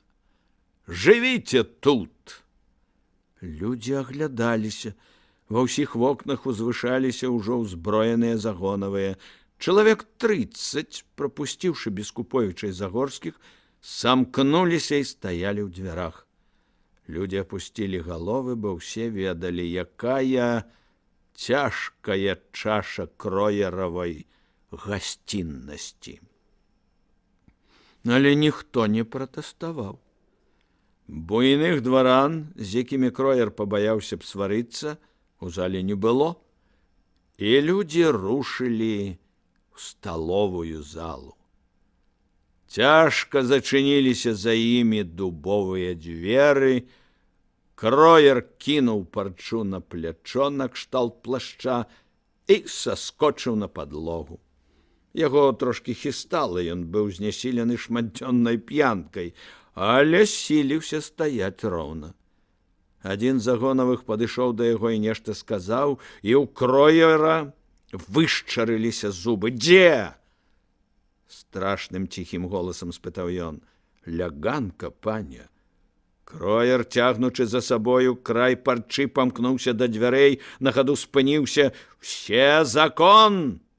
Все да дзвярэй не адыходзіць, іначай засяку на зямлі. Сачыце, каб ніхто з гасцей не ўцёк, каб трупамі ляжалі да раніцы». І амаль выбег з параднай залы.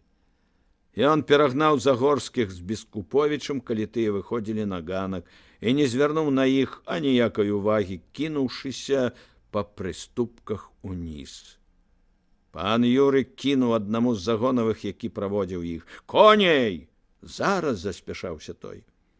Яны чакалі коней, стоячы на ніжняй прыступцы, і глядзелі на тое, што адбывалася ніжэй сходаў, на пляцоўцы, укрытай бруднаватым патоўчаным снегам.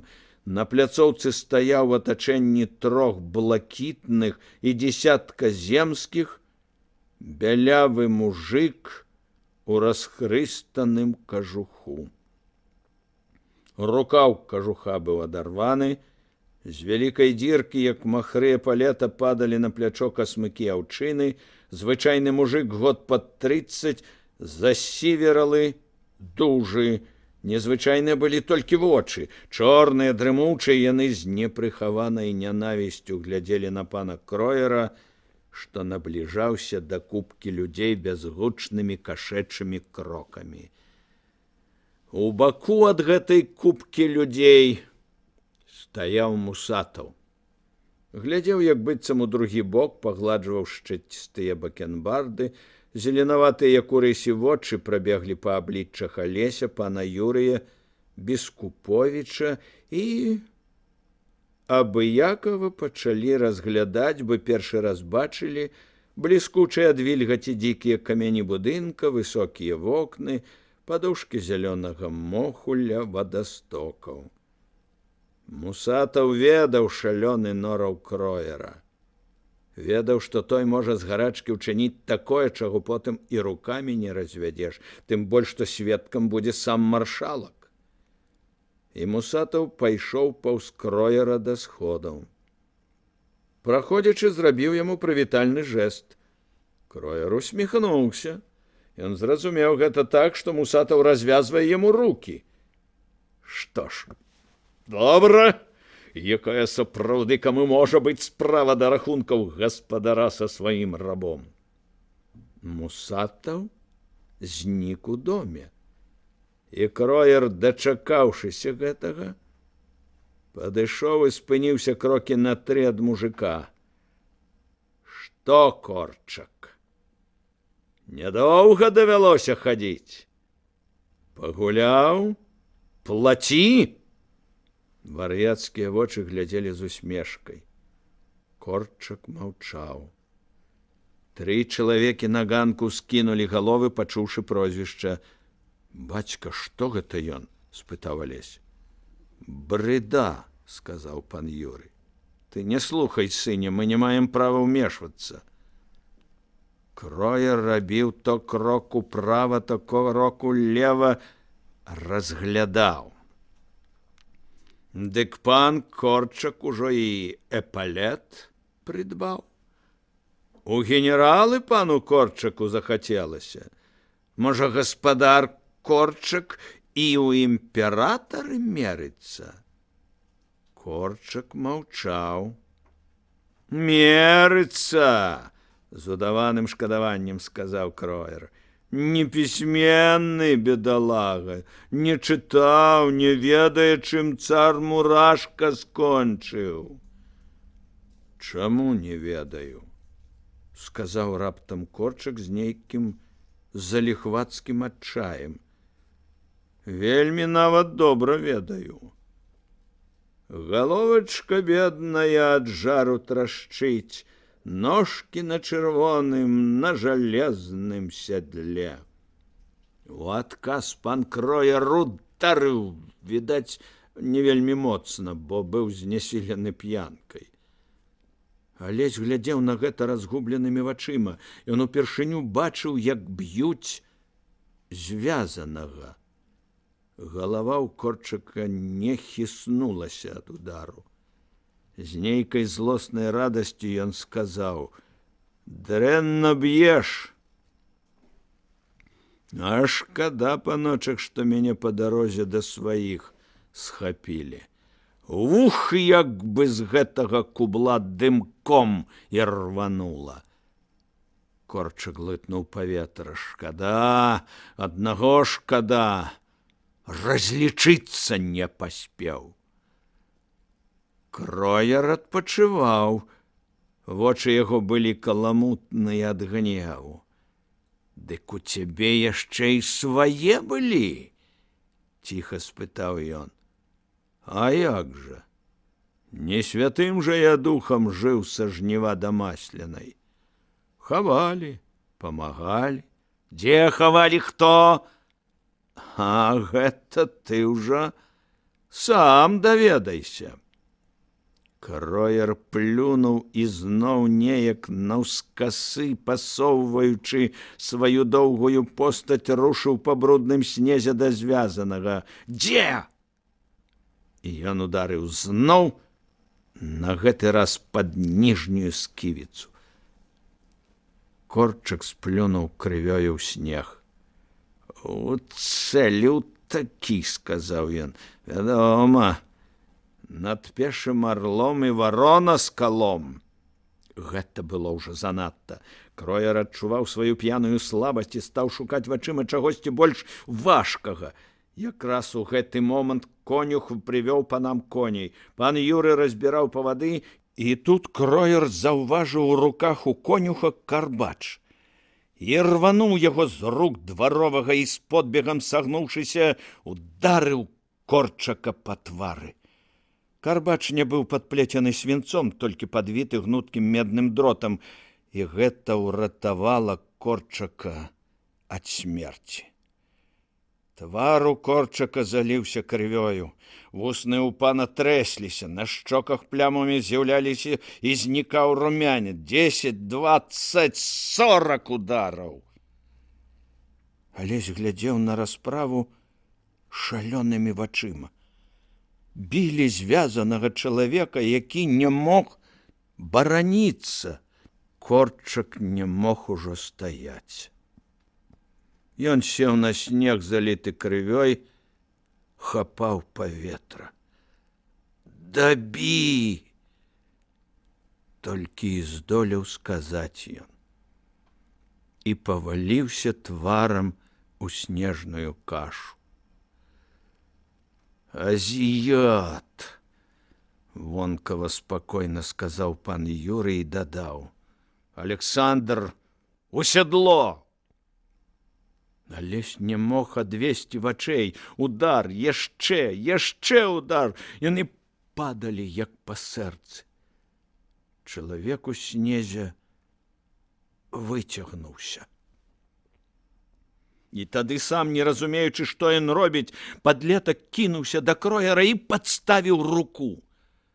Карбач рассек адным махам вопратку і скуру, закруціўся вакол запясця. І тут Алесь перахапіў яго і з усяе сілы таргануў на сябе. Яму ўдалося вырваць акрываўлены бізун з рук дарослага. Бледны, з чырвонымі плямамі на шчоках, Кроер непаразумела глядзеў на Алеся. «Сволач!»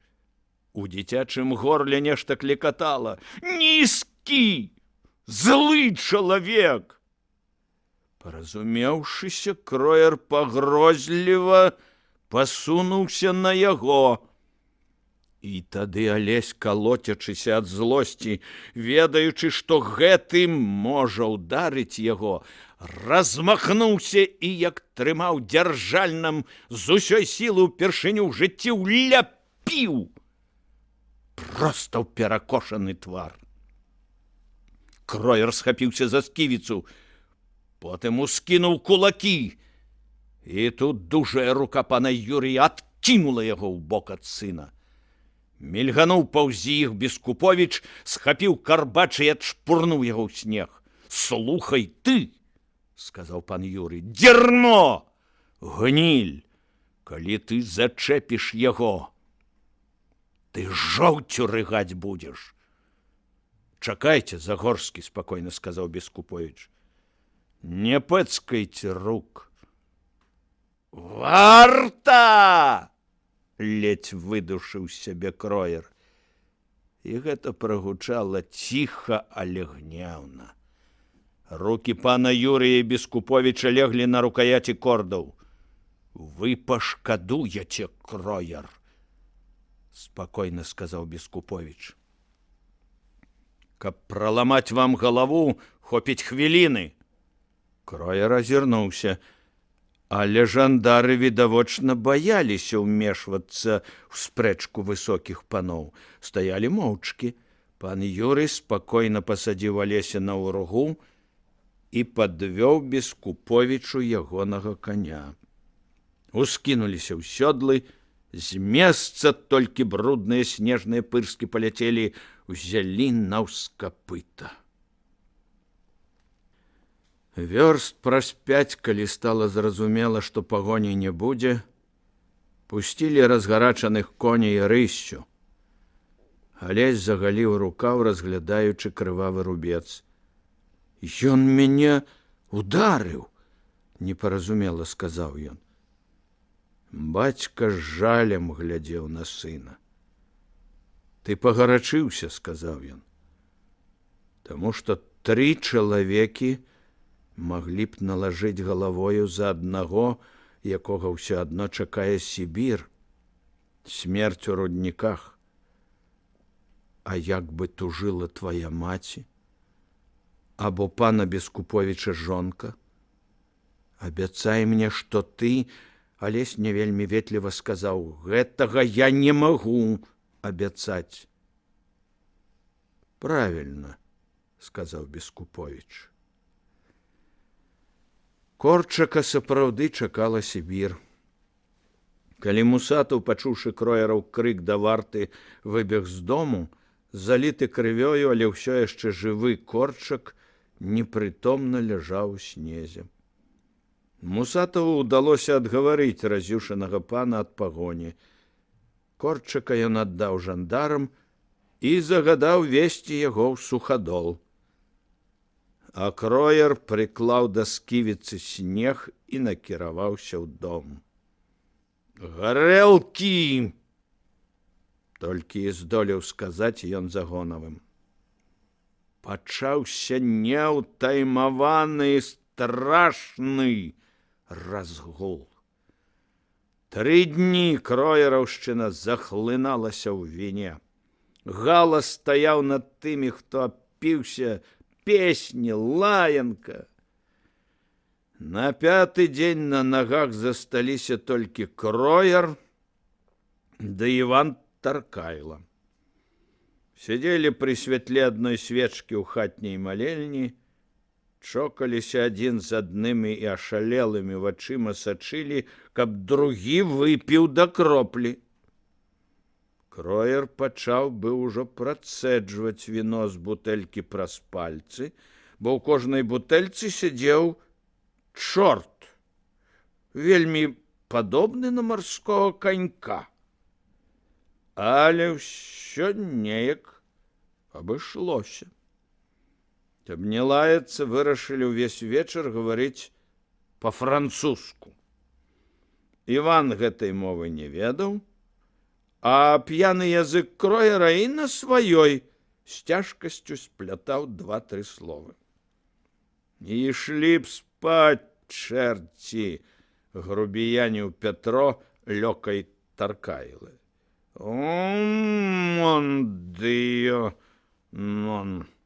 он перапіць? Кураж! Вёрст немаведама што Таркайла.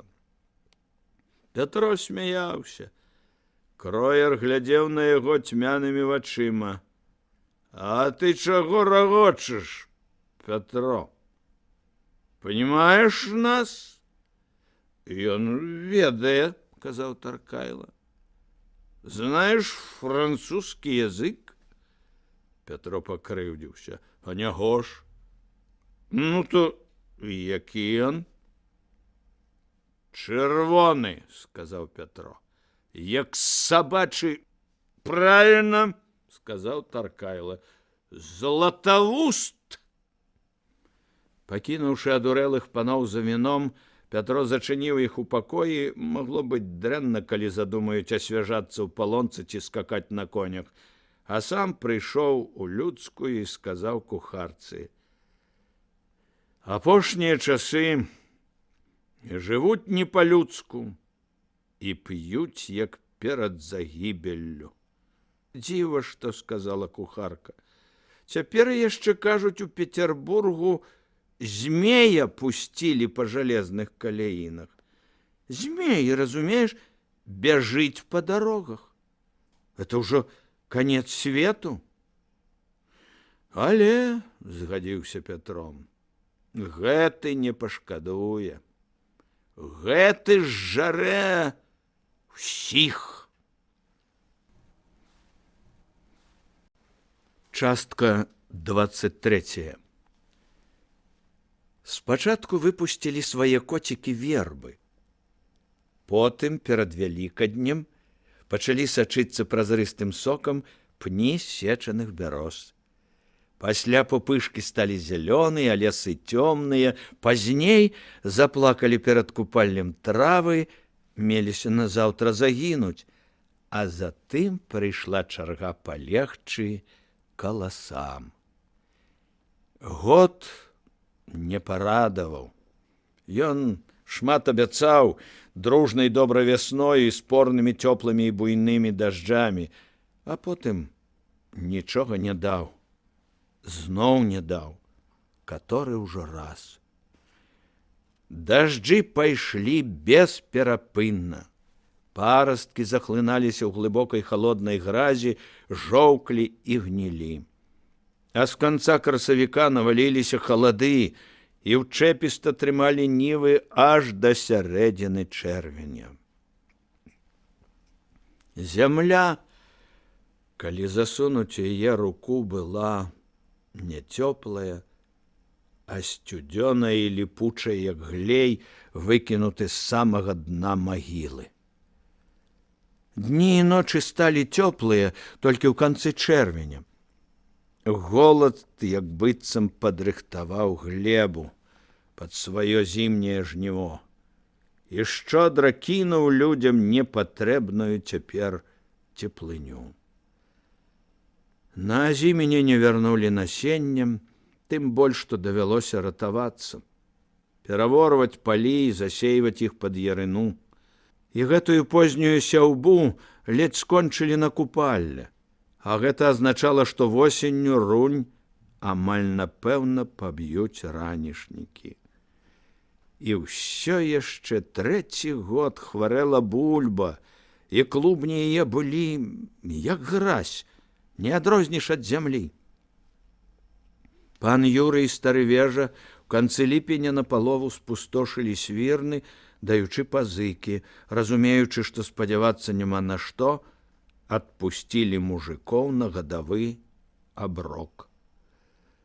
Хай ідуць з плытамі, хай адпраўляюцца ў звоз, хай дабіраюцца на будову чыгункі, абы не голад, абы не спустошыць свірнаў да дна, бо невядома яшчэ, што будзе ў наступным годзе. У канцы ліпеня лямант аб дапамозе даляцеў з мястэчка Свіслач, дзе жыла далёкая сваячка пані Антаніды, стрыечная сястра яе маці Тацяна Галіцкая. Пан Юрый надумаў накіраваць туды абоз насеннага збожжа на наступны год. Паслалі яшчэ і 300 рублёў грашыма, каб быў заклад на выпадак сапраўднага голаду, каб хоць раз на тыдзень карміць гарачым дзяцей, жанчын і слабых. У цёткі было нешта каля 80 душ. Жыла яна адна, прасіла толькі насення. Магчыма, нейкі пераб'ецца з людзьмі. Праводзіць абоз павінен быў Алесь. Па-першае, людзі з канторы былі ў разгоне, па-другое, хай звыкае да спраў, па-трэцяе, час хлопцу наогул паглядзець свет. Цэлую зіму яшчэ сядзець яму ў Загоршчыне, ды ў вежы, перш чым пойдзе ў гімназію. Цэлую зіму вучыцца, цэлую зіму практыкавацца ў мовах, слухаць Фельдбауха, Монсьёра Жанот і іншых. Бацька і той здзіўляўся сынавым поспехам і даўгацярплівасці. Хай едзе, хай паглядзіць свету. І пачалася далёкая дарога. Рыпелі колы вазоў, ішлі каля іх мужыкі, а малады Загорскі то ехаў ля абозу на мышастай касюнцы, то зварочваў з дарогі і скакаў мяккімі прасёлкамі, праязджаючы вёскі хутары, то ляжаў на возе высока-высока і глядзеў на залатыя аблокі. Якія бясконцыя дарогі, якія заблытаныя раздарожжы з дзесяткамі сцежак, што ўліваюцца ў іх, якія пахілыя драўляныя крыжы, усе шэрыя ў глыбокіх трэшчынах, стаяць на скрыжаванні шляхоў. Цягнуцца паўз іх вазы, ідуць вандроўнікі з трохграннымі вострымі кіямі і клункамі за спіною. Ідуць баркалабаўскія старцы з сінявокімі хлопчыкамі празрыстай іканапіснай прыгажосці. Бабы нясуць за спіной паклажу, вузлом закруціўшы на грудях канцы хустаў, і вузкімі, нейкімі асабліва жаноцкімі і пададзенымі наперад трохі здаюцца іхнія плечы, сціснутыя жорсткай тканінай, у якой ляжыць нерухомы цяжар. Спявае ліра пад прыдарожным вязам. Часам сонца закрые дымна-агатавыя завеса мімалётнага дажджу, і тады ногі месяць дарожную гразь, тысячы ног. І корчмы робяцца асабліва цёмныя, а паловая шкура коней робіцца гнядой. І на ўсё гэта колькі ўжо год глядзіць абведзенымі сінькай вачыма, увесь у падцёках, пафарбаваны вохрай і мядзянкай, распяты Хрыстос. Свіслач, аб якой Алесь дагэтуль нават не чуў, была маленькім мястэчкам. Сярод будынкаў, ці не самым вялікім, здаваўся будынак прагімназіі, але і ён быў запушчаны, як амаль усе астатнія будынкі мястэчка. Там, дзе калісь былі пляцоўкі для гульні ў мяч, куртыны і баскетбольныя агароджы, цяпер і на двары, і на вуліцы цягнуліся забрасці пахучых дробных рамонкаў ды трыпутніку, сярод якіх губляліся сцежкі. Мястэчка рыхтавалася да гадавога кірмашу, які меў пачацца паслязаўтра, 15 жніўня, і таму на пляцы было ўжо даволі густа і людна. Стаялі запакаваныя вазы, цюкамі ляжала воўна, жавалі жвачку валы. Цётчын дом быў за нейкія паўвярсты ад канца мястэчка, вялікі, драўляны, пад саламянаю страхою, на галерэях і шчапяным дахам над жылымі пакоямі. Вялікі сад спускаўся ў вільготны, звонкі ад шматлікіх ручаін, цяністы яр. Старасветскія ўтульныя пакоі з нізкаю столлю. На вокнах, акрамя першых рам, былі і другія з каляровымі шкельцамі.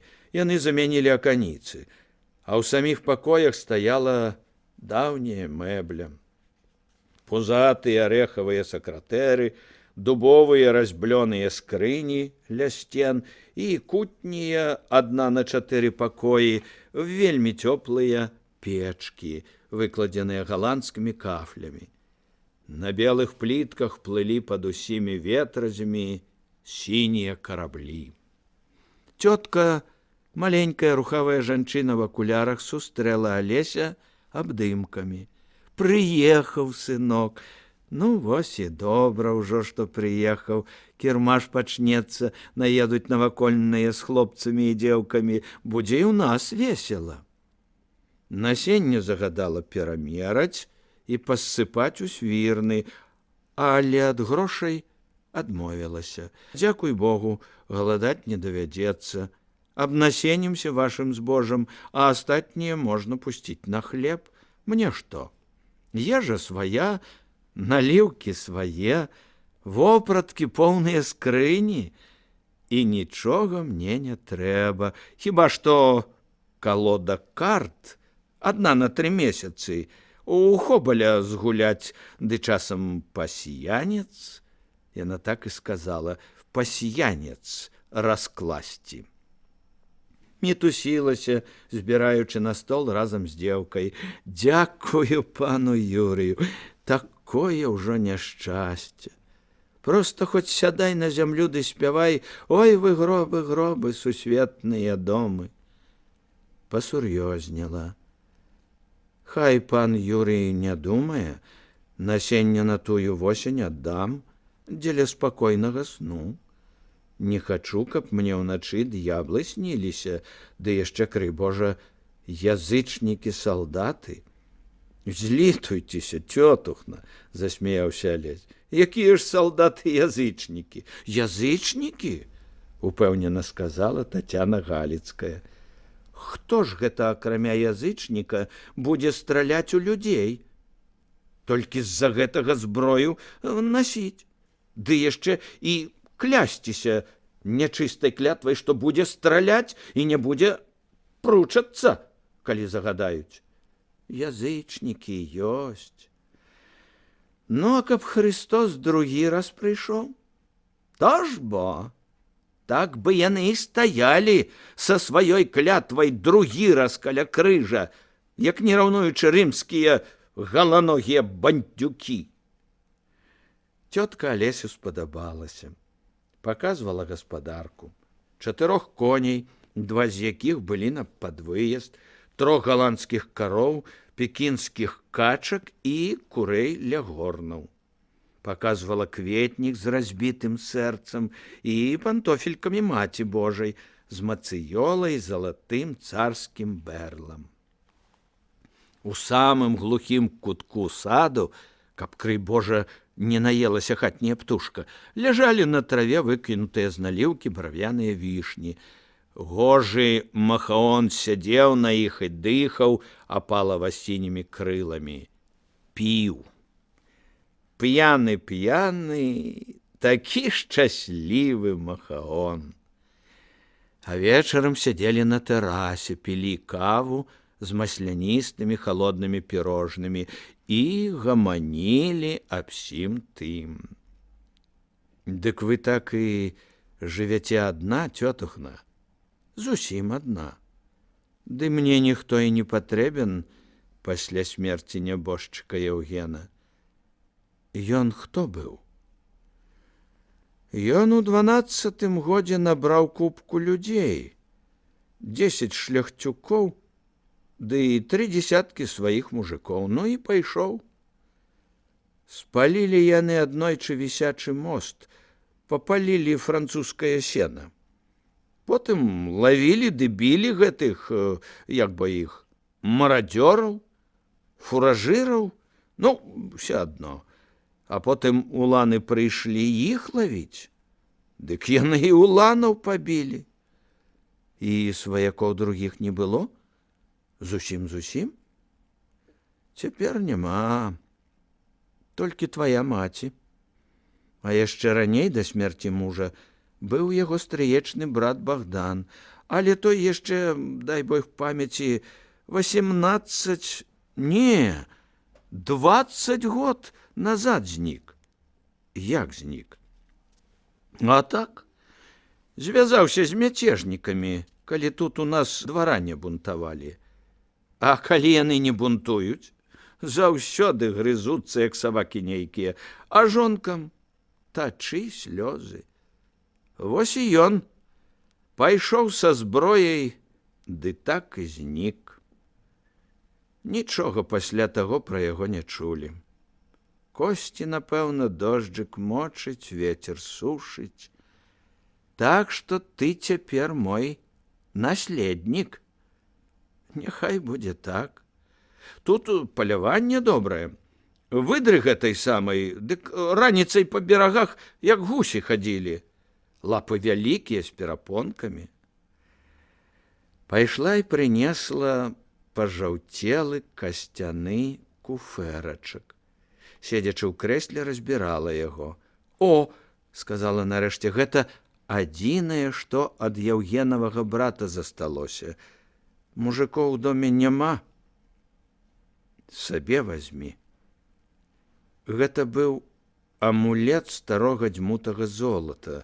Відаць, танны матэрыялам, але дарагі сваімі гадамі.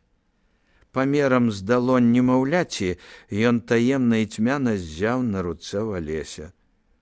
А на ім белы коннік з дзіцячым быццам апухлым тварам бараніў авечку ад льва, змія і арла. «Дзякуй, цётухна, Алесь ведаў, чалавек не павінен манежыцца, калі яму дораць. Толькі як жа яго?» «Павесь да медальёна», — сказала тётка. «Бачу ж я ланцужок. І насі. Памагае, кажуць. Хто носіць, ніколі не трапіць у рукі ворагу. Тройчы 3 разы унікне немінучай смерці. І яшчэ ўсе яго будуць любіць, бо ён бароніць авечку ад льва, ці бо то улады, змія, ці бо то хітрасці, і арла, ці бо то драпежнасці.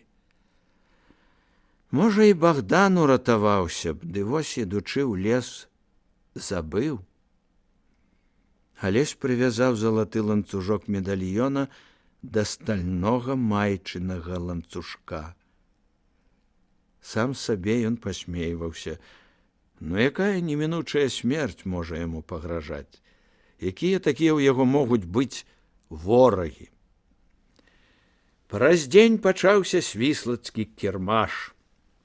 Прачыстая. Гандлёвыя рады плескануліся далёка за пляцовыя вежы. Гандляры спрытла мантлялі на медны аршын вішнёвыя белыя сукны, свістаў па-змяінаму, павіваючыся ў паветры шоўк, паўзла шарсцянка і весела бегала баваўнянка. А гарлачы, гарлачы, гарлачы, звіняць, як званы, звіняць, як войтава галава. Жалеза, жалеза, жалеза. Гэта басам. Коса на канома бязменна цешчу. Взляталі, як карабель на хвалях, стракатыя арэлі, адтуль даносіўся няшчыры дзявочы віск. Вось наваліся, усё дорага, маё дзешава, усё даражэе, маё дзешавее, дзешавее мыла, дзешавеюць вяроўкі. Катрыншчык-італьянец спяваў сухотным голасам пра невядомае. Малпа ў зялёнай сукенцы працягвала далонь, скакала ля гаспадара і глядзела ў вочы людзям гаротна непаразумелымі дзіцячымі вачыма. Гандляваў тканінамі прыгожы перс з палымянай барадою. Вадзіў Міхала цыган. «Бацю, падыходзь, пажартуем!» Страсна спрачаўся з белавалосым мужиком конскі перакупшчык. Гучна, напэўна, аж пальцы балелі, біў карычневую, як зямля, далонь, гучна кусаў абродь на знак таго, што не маніць. Вузкавокі караім, падобны адначасова на дзікага хазара і на вялікага равіна Якава Леві, лаяўся з гарбаносым яўрэем, ля якога шэрагам стаялі гарэлачныя куфлі, кварты, паўкварты і іншае шчасце п'янага. Алесь хадзіў сярод гэтага рознагалосага стракатага мора трошкі ачмурэлы і быццам сонны, але радасна ўзрушаны. Сонныя былі вочы, узрушанае было сэрца. Віселі залатыя бароды льну, прыемна пахла рыбай і кісла шкурамі. Грувасціліся пірамідамі яблыкі, над шызамі, нібы затуманенымі подыхамі слівамі, спявалі залатыя восы. Сапяжанкі, ур'янтоўкі, слуцкія бэры пахнулі так, што соладка рабілася ў роце.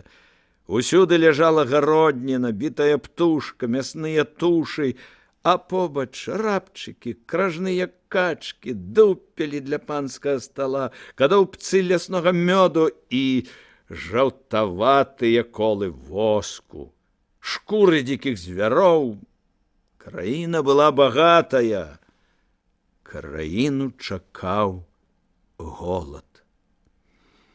Каля сляпога старца з лірай амаль не было людзей.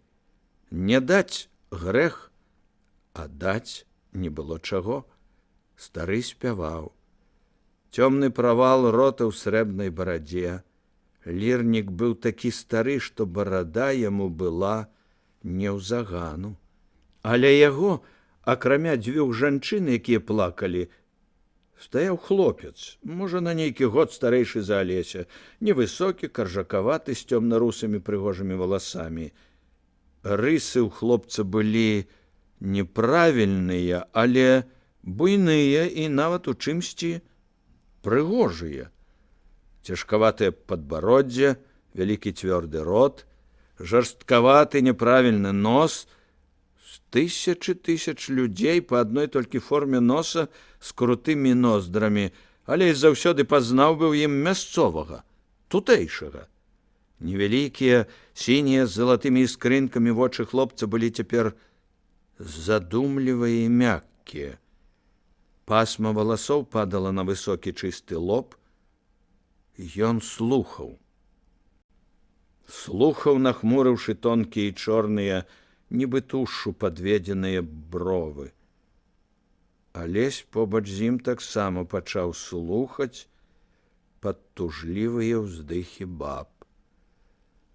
Ой, то не чорная хмара падступае, то турэцкі кароль наступае.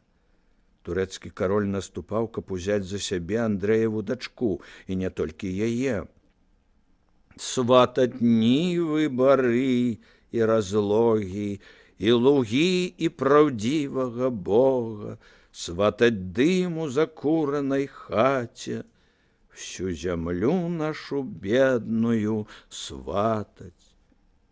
І не вытрымала жаночае сэрца. Андрэева дачка ўцякла ў лес і, седзячы ў разгаліне дуба, рыхтавала падарункі каралю, загадвала сяброўкам вастрыць нажы, каб кроіць імі для яго ручнікі. І вось кароль падступіў з усёй сваёй чорнай сілай, і тады не папала яна ў палаценца, а папала ў шчырае сэрца. І каню пад падковы упала, паміраючы ж так прамаўляла. Страшна гуліць струны. Ой, не будзеш ты мець, чарнарогі, ні лугоў, ні праўдзівага Бога, ні бароў, ні дзяўчат, ні багацця, ані дыму ў закуранай хаце, за якое не схопішся сэрца, всё адкажуць адзінаю смерцю і адкажуць пажарамі хаты і зямелька, якую ты сватаў. Жабрак змоўк. Хлопец цяжка, быццам ад сну адрываючыся, ўздыхнуў і кінуў на ліру 3 медныя капейкі. непаразумела зірнуў на Алеся. І раптам вочы сталі іранічныя і трошкі злосныя. Убачыў, што гожы падлетак з шэрымі вачыма хоча пакласці на ліру срэбны паўрубель. «Здурэў ці што?» – спытаў ён гучным кплівым голасам. Алесь цярпець не мог, каб з яго кпілі незнаёмыя. «Цябе не спыталі», – сказаў ён. «Яно і відаць, што з залатых каптаноў. Галоўка як макаўка, а розуму як...» Загорскі ведаў, што працяг прыказкі злосны і трохі непрыстойны. «Ты паўтарыў?» – з пагрозаю сказаў ён. «А я не глухому гавару», – сказаў хлопец. «То і відаць, што скнара. За такую песню паўрубля яму шкада. За гэтую песню мне мільёна не шкада. Ды толькі не з тваіх рук. А што мае рукі? А тое, што іншая дабрыня, горшая за дурасць, а дабрыня багатага, затое ты, відаць, з багатых. 7 коп лапцей», – Алесь сказаў гэта з вялікай крыўды. Але падлетак, апрануты сапраўды сціпла, здавалася, не пакрыўдзіўся. «Люблю сярка зазвычай», – паказаў ён сляпуча белыя зубы. «Ды толькі не тыя паны, што грошы маюць, а тыя, што Бога знаюць. Забяры свае бязбожныя грошы». «Чым гэта яны горшыя?» – спытаў Алесь. «Чо ты да мяне прычапіўся?» «А тым, што яны дурной галавой дадзены, гэтыя грошы». Алесь мераў хлопца вачыма. Так, той быў, відаць, дужэйшы, але ў яго было менш гнуткасці і спрыту. «А я вось дам, дык ты нагамі накрыешся», – сказаў хлопец. «А ну дай, сам пяты задзярэш». Праз хвіліну яны малацілі адзін аднаго з усёй заўзятасцю падлеткаў. Пыл так і курэў над месцам бойкі. Урэшце яны стаміліся і сапучы стаялі, насцярожана сочачы адзін за адным. «Атрымаў?» – спытаў хлопец. «Да і ты атрымаў».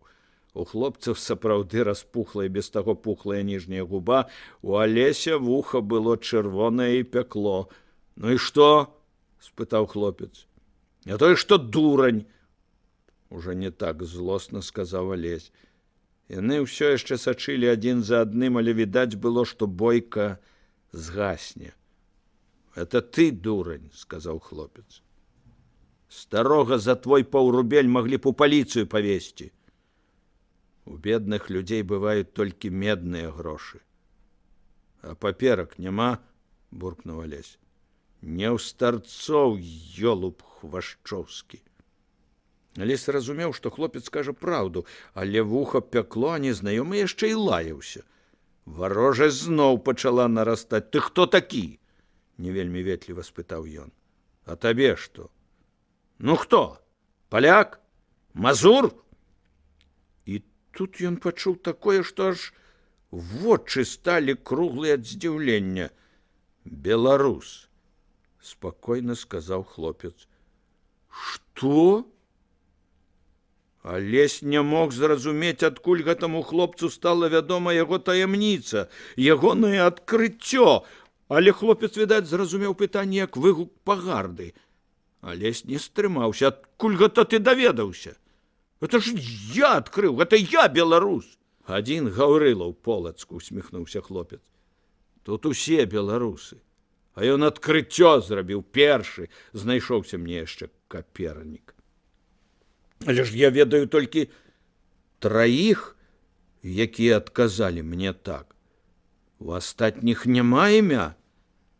Алеся цяпер цягнула да гэтага хлопца. Таму што ён, не ведаючы Алесевых думак, прыйшоў да таго самага, а хлопец раптам сказаў: «Я шкадую, што цябе стукнуў». «І я таксама шкадую». Алесь падаў хлопцу руку. Хлопец зрабіў крок, і падлеткі моцна паціснулі рукі. «Ты адкуль такі?» – спытаў хлопец. «З Дняпра. А ты?» Я тутэйшы. Бацька прывёз тавар, а я з ім. Твой бацька купец? Не, дваранін. Але ў яго ёсць маленькая фабрычка. Абрусы, сурвэткі, ўсё такое слово. Значыць, вы не багатыя? Не багатыя. У нас вялікая сям'я. На адных дзяцей лічыш, ды саб'ешся. Ты вучышся дзе? Тут і вучуся, сказаў хлопец, у прагімназіі. Праз 15 нейкіх дзён канец волі. Зубрэнне гэтае. А ты любіш вучыцца? Люблю. Толькі я дома вучуся. Мяне рыхтуюць у 4 клас. Маеш шчасце. Я таксама вучыцца люблю, ды толькі настаўнікі ў нас дрэнь. Уздыхнуў. Скончу, пайду ва універсітэт. Урокамі буду зарабляць, а выб'юся. З нашай зямлі не пражывеш.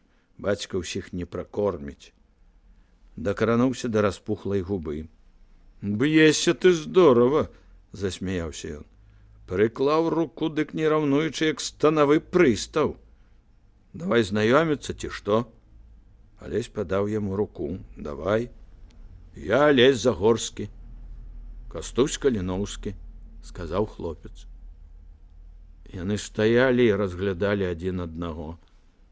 Давай уцячом, ці што, сказаў хлопец. Пакуль крамы бацькоў тавар бяруць, паходзім, паслухаем. Давай. Толькі паўрубель гэты дзеду ўсё ж аддамо. Размяняем на меці, аддамо.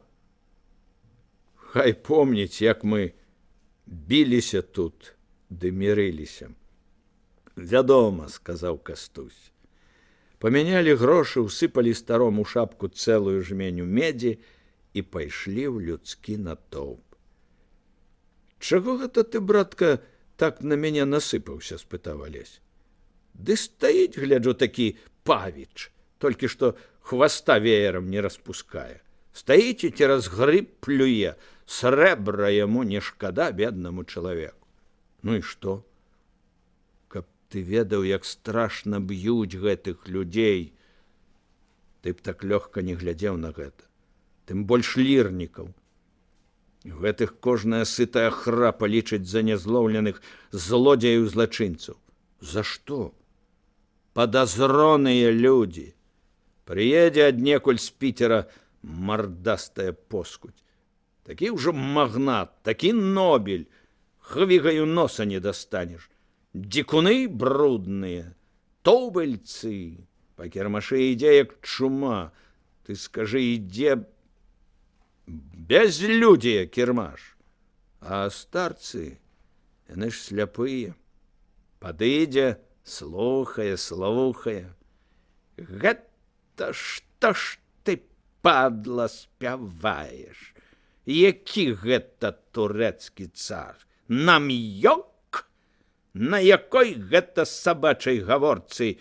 Пра якога гэта свінскага Міхася Крычаўскага? Ну, стары апраўдваецца. Ён, паночак, цішайшаму цару спрыяў, Аляксею. Што? Паганец, быдла, чарвяк мог цару спрыяць? Ды старому вуха, а на ліру нагою. Ліру на што? Кніг пазбавілі, хочуць і ліры пазбавіць. Ведаюць, пакуль слухаюць людзі хаця аднаго лірніка, не памерла воля. Ішлі ў чалавечым моры. Вакол стаялі смех, божканне, нязлосныя праклёны. Ведаеш, сказаў Алесь, я вельмі быў здзіўлены. Стаіць сабе чалавек і раптам гаворыць аб самым тваім, аб тым, пра што сам думаў.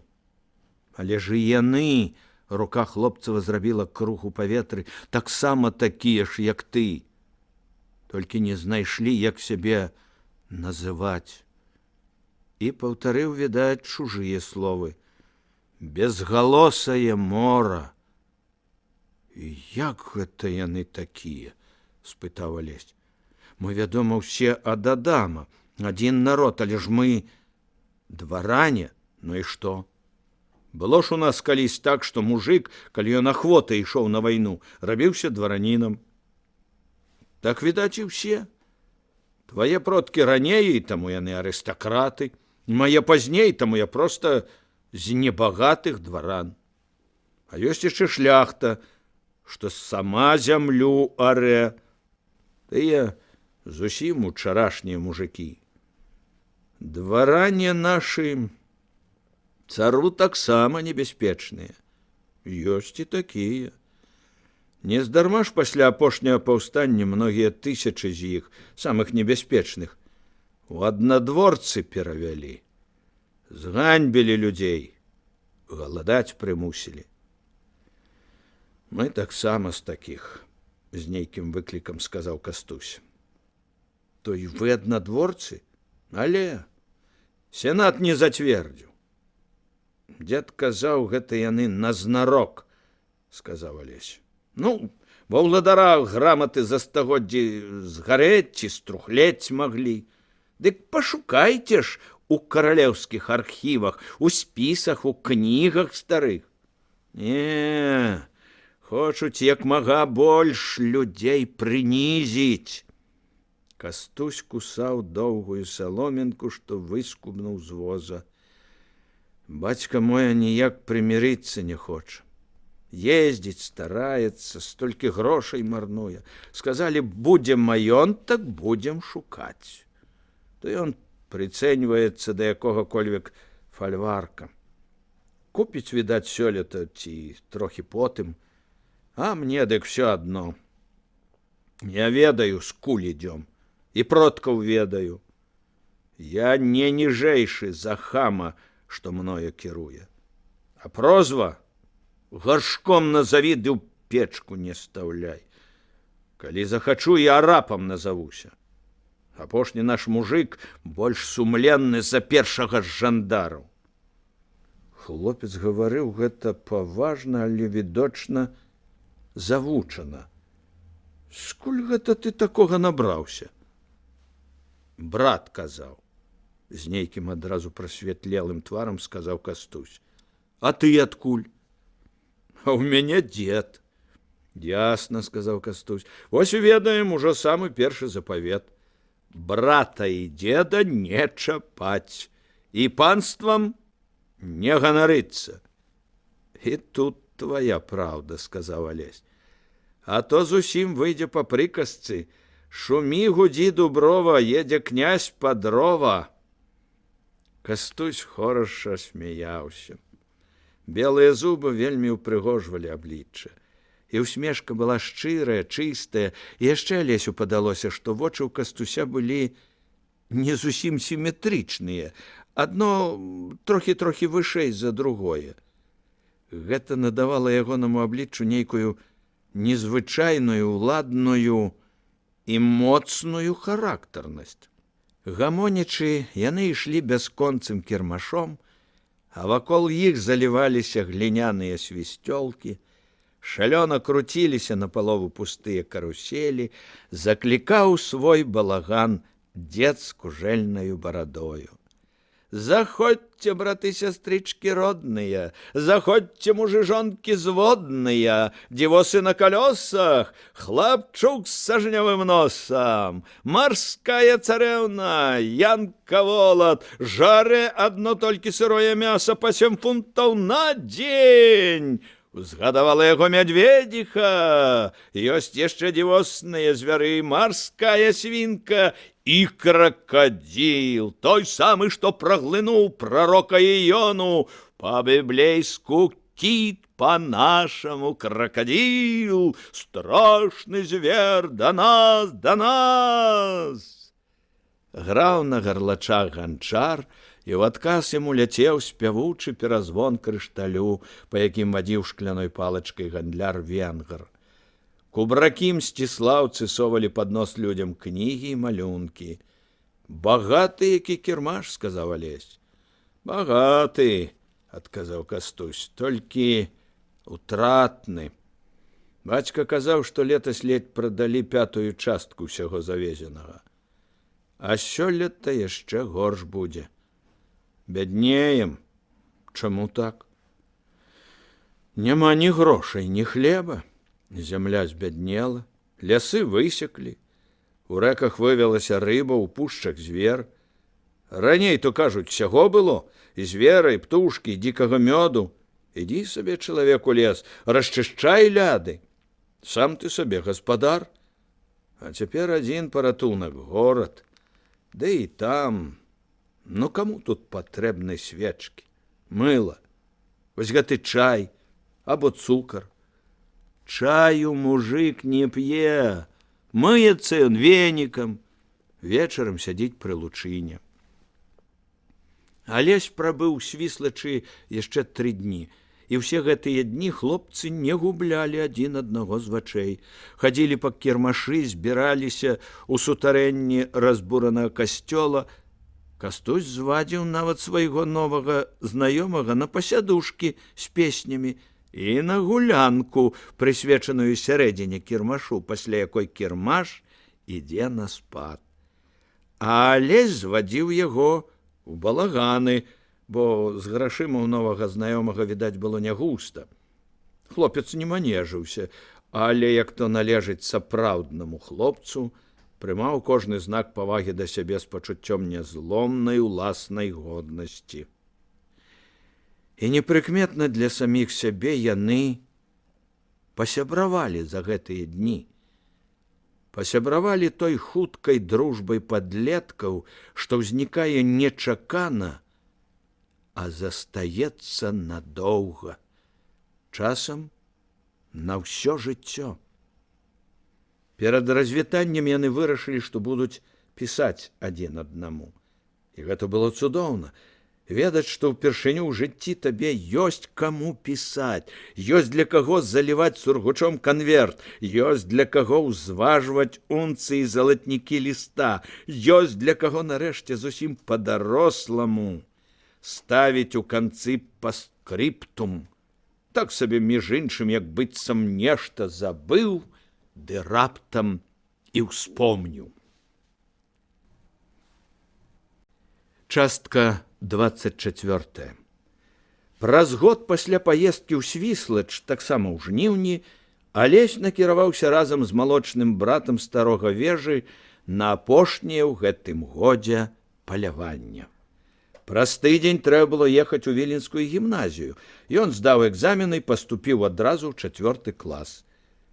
Дзяцінства канчалася. Наступала новае жыццё.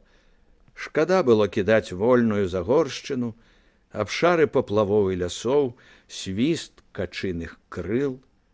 Шкада было мяняць всё гэта на гарадскую цеснату, на гімназічную муштру і зубрэння, на казённыя муры, на шэры снег у асеннім халодным горадзе. Бацька выбраў Віленскую гімназію, таму што і сам захацеў пажыць зіму ў вялікім горадзе. Гэтак і запсець можна мядзведжай глушы. 13-гадовы хлопец ішоў цяпер з Кандраціем на паляванне, адчуваючы, што ён развітваецца з гэтым сонечным днём, з грывамі сярод азёр і балот, за блокамі. Грывы цягнуліся адна за адной. Кандрацію і Алесю трэба было прайсці імі вярсты 3, а потым заглыбіцца ў лес.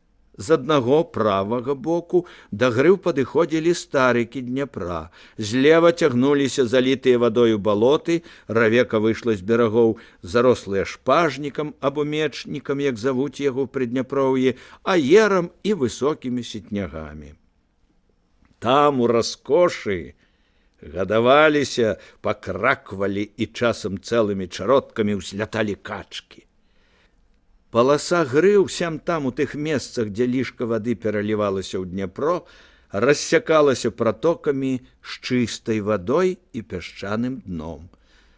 Там можна было падсачыць кулікоў турухтанаў, а можна было і проста збочыць у балота і ісці, чэрпаючы ваду вышэй халяў, адчуваючы, як цёпла ў ёй нагам, палохаючы качак, якія лёнотна ўздымаюцца ў паветра. Які гэта бандзюк тут ходзіць, рап.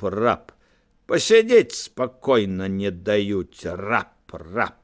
Кандраці і Алесь ішлі, падзеленыя верхавінай грады, нябачныя адзін да аднаго. Алесь трымаў стрэльбу напагатове, крочыў па травах насустрач поўным снежным аблокам, цені якіх часам спакойна прапаўзалі па сетнягах, па рабізне сіняй вады, па грывах, па ім самім. Зрэдку сустракаліся нізкарослыя дубкі, кучаравілася хваткая шыпшына, расшытая аранжавымі ягадамі, а потым зноў былі травы ды вада, вада ды травы. Верасовыя пустэчы, аблітыя сонцам, так цвілі, што павольныя аблокі, адбіваючы іх несамавітае цвіценне, былі афарбаваныя знізу ў лёгкі пурпур. Алма бегла наперадзе, часам азіралася на Алеся, і вось гэты камячок калматай плоці аж дрыжаў ад паляўнічай страсці. А шагрэневы чорны нос лавіў тысячы пахаў, пахі вод, пахі траў, а сярод усяго гэтага дамавіты пах качкі, дзікаваты павеў дупеля і востры аж мутарна смурод вадзянога бугая. Алесю не хацелася стрэламі парушаць велічна ласкавай цішыні. І толькі пачуўся стрэл Кандрація, ён зразумеў, што трэба пачынаць і яму. Алма якраз успудзіла з сетнягоў чырка, і Алесь зрэзаў яго. Потым ён збочыў залітае вадою балота, нават не балота, ногі цяпер адчувалі гэта, а мокры поплаў на палову сажня заліты высокай іллінскай вадой. Сабака плыў, а там, дзе было плытка, скакаў, робячы часам асабліва высокі падскок над сетнягамі, каб убачыць, дзе гаспадар. А потым зноў толькі непрыкметнай змейкай варушыўся мечнік, ды далятала з яго характэрнае броханне жыватом па вадзе спаніэля. І раптам броханне сціхла. Цвёрда ведаючы, што каб гэта быў падранак, Алма на мокрым месцы спаймала б яго і прынесла гаспадару, а не проста віляла задам над здабычай, як гэта робяць спаніэлі на сушы. Алесь пайшоў туды, дзе замёр у мечніку сабачы бег, і спыніўся уражаны. Алма стаяла і глядзела ў хмыз, затоплены вадой. На галіне, угнуўшыя сваім цяжарам, віселі над самай вадою вышываныя саквы, якія носяць аўчары, гожыя саквы з чорнага лямцу, расшытага белай воўнай. З адной саквы тырчала рукаять пісталета, відаць, дарагога, аздобленага старым матавым срэбрам. Не падобна было, каб саквы нехта павесіў. Занадта неахайна, на адзін бок яны звісалі. Схіліліся галіны яшчэ трошкі, і пісталет выпаў бы ў ваду. Відаць, нехта проста спяшаўся ўначы цераз балота і, згубіўшы саквы, не меў часу вярнуцца і адшукаць іх у цемры. Але зняў саквы, перакінуўшы іх цераз левую руку, стаў мераць вачыма, куды бліжэй за ўсё было невядомаму чалавеку выбрацца на сухое. Грывы канчаліся трохі наводдаль, а за імі над межытокай барвелі ў густой зелені плямы ўжо чырвоных асінак. Алесь перайшоў брод межытоку і заглыбіўся у лес, не думаючы аб тым, што Кандраці будзе шукаць яго. Алма вяла кудысьці, шнырачы ў траве, і вось бяга яе паскорылася, а потым яна стала і насцярожана напялася спінкай. «Тубба, Алма», — шэптам сказаў Алесь. Расхінуўшы галіны, ён убачыў чалавека. Чалавек ляжаў ніцма, Ногі ягоныя вышэй калень былі аблеплены гразёю, карычневай скарынкай высохлай гразі, раскінутыя рукі абдымалі зямлю. Густой грывай ляжалі на траве чорныя валасы, перавітыя цэлымі жмуткамі сівога павуціння. Алесь прысеў над чалавекам на кукішкі і крануў яго за плячо. Крануў і спалохаўся, бо той з раптоўным пакутлівым стогнам кінуўся ў бок, і пад яго целам аказалася стрэльба з прыкладам, залітым крывёю. Алесь працягнуў чалавеку саквы. «Твае?» – спытаў ён. І асекся, убачыўшы знаёмы твар. «Война?» – сказаў ён.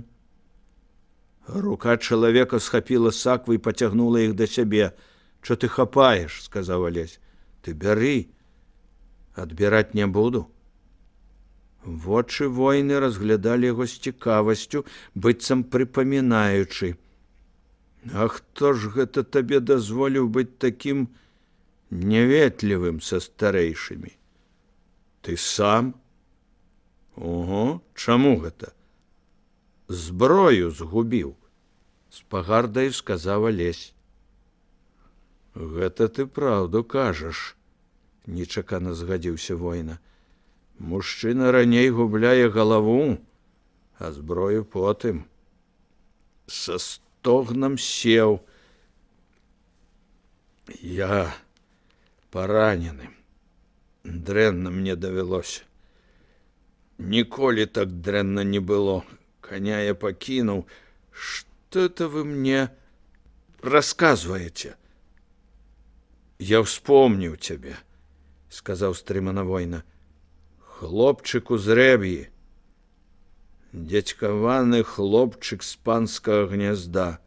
Ну дык і што?» «А тое, — сказаў война, — тое, што сям'я, дзе трымаюцца старых звычаяў, не можа выхаваць юду». На ганарыстых, напышліва падціснутых вуснах войны з'явілася раптам няўмелая усмешка. «Яшчэ песня. Там, дзе спяваюць, ідзі спакойна». Война дастаў з саквы маленькі клуначак, корпаўся ў ім. «Ты мною не пагарджай, хлопец. Ішоў. Тут балотам і не помню, як ішоў. У вачах цямнела, відаць, тады сцягнула з мяне Галіна апошнюю маю надзею. А шукаць у цемры нельга, да і яны ішлі, наступаючы мне на пяты, з паходнямі, з сабакамі. Хіба сабакі знойдуць у вадзе? Добры сабака знойдзе. Ты на чаўне са сваім сабакам паляваў?» «Паляваў». «Чуе ён, дзе качка?» «Хвалюецца, і я заўсёды гляджу той бок». «Ну, ось», — усміхнуўся война. «Астатнія робяць стрэл. А ім мяне злавіць не абавязкова. За мяне жывога ці мёртвага ўзнагарода 1000 рублёў. Каб у мяне 2 галавы было, адну паабавязкова прадаў. Заваліўся б грашыма». Доўгае пасма травы ляжала на яго далоні, пад вялай, але яшчэ зялёнай травы. «Крываўка», — сказаў ён і пачаў жаваць траву. Выплюнуўшы зялёную кашу на пальцы, ён агаліў нагу. На сцягне крывавілася шырокая рана. Война палажыў на яе кашу і пачаў уціраць. Скура на яго абліччы з гарчычнай стала зеленаватая. «Пече», — глуха сказаў ён, — «значыць, добра. Значыць, Антонов агонь не прыкінуўся». Дастаўшы з картуза чорнага пораху, ён змачыў яго слінай і палажыў на рану зверху. Потым перавязаў нагу чыстай белай анучкай. Алесь глядзеў трохі грэбліва, і война заўважыў гэта. Брыдка, а ты не гідуй. Без гэтага ніводны сапраўдны мужчына не пражыве. Можа, і табе давядзецца некалі, крый Божа. Мне не давядзецца. Не заракайся. Ты што ж, любіш жандараў? Не, бач, бацька твой іх не любіць, дзед, прадзед не любіў, усе. Клеткі не любіць ніхто. Кожны, акрамя труса, хоча яе зламаць, а свабоднага чакаюць сіло, раны, смерць. Знясілены ён чуйна прылёг на бок. І ўсё адно гэта лепей, прамармытаў ён. Забіцца кудысь і здохнуць, абы не вісець у торбе, як гусь на адкорме. Каб не лез табе кожны брудным пальцам у дзюбы, не торкаў туды арэшкаў. Чым іхнія арэшкі, дык лепей свая раска ў балоце. Сплюшчыліся вочы. Ты адзін? Спытаў ён. Не, там на грывах малочны дзядаў брат. Ага, сказаў война. А ты таксама будзе маўчаць. Ты ідзі да яго. Я паляжу, ачуняю. Мне трэба быць спакойным і хітрым. Можа, прывезці вам коня? А, это далёка, вельмі далёка. Цяпер мне трэба здабываць другога, каб дабрацца да свайго. Алесь устаў. Я пойду? Я не скажу нікому. Ведаю, просто сказаў война. Ён змоўк. Алесь акінуў вачыма постаць, паклікаў Алму і пайшоў з ёю да ўзлесся. Лес радзеў. Алесь бачыў, як праменні сонца ўсё часцей прабівалі сваімі дзідамі лістоту, як яны прабіраліся ў самы гушчар, як насустрач ім дымела зямля. Паміж ім і сонцам клубіліся ў паветры раі мошак, быццам тысячы да чырвані распаленых вясёлых іскрынак, якія вялі свой трывожны і радасны танец. Гісторыя з балотнай пагоняй скончылася зусім нечакана. Война не мог ведаць, што на яго ў гэты раз паляваў не адзін Мусатаў. Мусатаву прыслалі ў памочнікі чалавека з губерні. Начальству надакучыла няўлоўнасць чорнага войны. З гэтым асколкам мінулага паўстання трэба было канчаць. Начальство не гневалася на Аполлона Мусатава.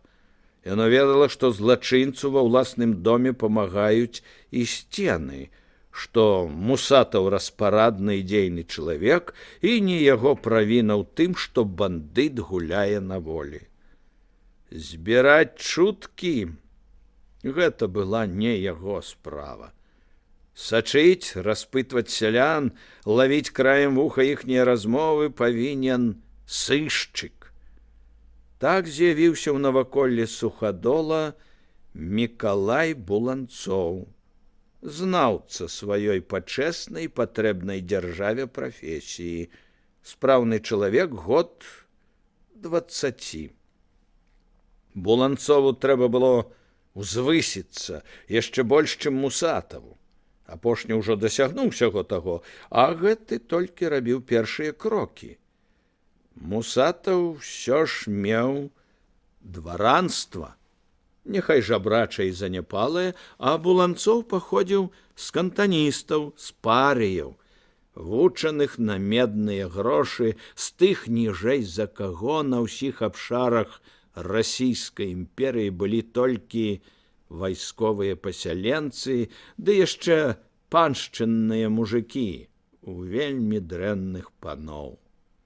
Сын бітага хвастанага бацькі, чалавек, дзіцячым светам якога была казарма, а развагаю дні, калі з беглых праганялі праз зялёную вуліцу, ён прагнуў кар'еры, як адзінага сродку пазбавіцца ад навакольных жахаў, ад зубатычын, ад стаяння з цагельнай выкладкай пад ружжом.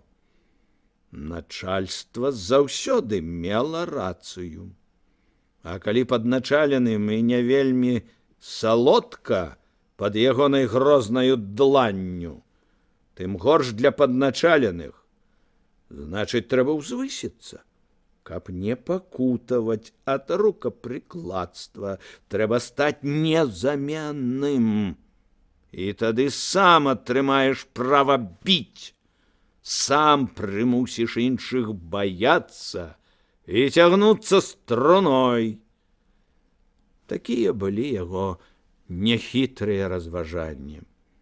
Такія самыя, як і ва ўсёй пароды кар'ерыстаў, якой яна была і якой яна будзе. Нервовы і жоўчны ў душы, але вонкава дысцыплінаваны і разважлівы, Мікалай Буланцоў зразумеў, што Мусатаў бярэцца за справу не з таго канца. Трэба было дакладна ведаць, дзе бывае бандыт, а ганяцца — справа апошняя. Ён успомніў аб споведзі, аб таямніцы споведзі. А паколькі ніводзін поп, які паважае сябе, не выдасць гэтай таямніцы, ён падумаў, што поп, напэўна, можа падзяліцца цікавай навіной з дыяканам сваёй царквы. А ў дыякана, вядома, ёсць жонка, якой няма рэзону трымацца асабліва за чужы сакрэт. Гэта, вядома, не датычылася звычайных плётак, але магло датычыцца сур'ёзных выпадкаў. Все цэрквы, акрамя царквы ў Раўбічах і Загоршчыне, былі зачынены загадам старога вежы. Служылі толькі ў царкве ў Мілым, і там Буланцову пашанцавала. Яму ўдалося ўцерціся ў давер дыяканіся і атрымаць весткі, што война памагае грашына сялянам глухой вёскі Янушполя і часам аднаўляе там запасы аўса для свайго коня. З губерні, з павятовай паліцыі выклікалі людзей, з псярні кроера ўзялі сабак, непрыкметна атачылі вёску.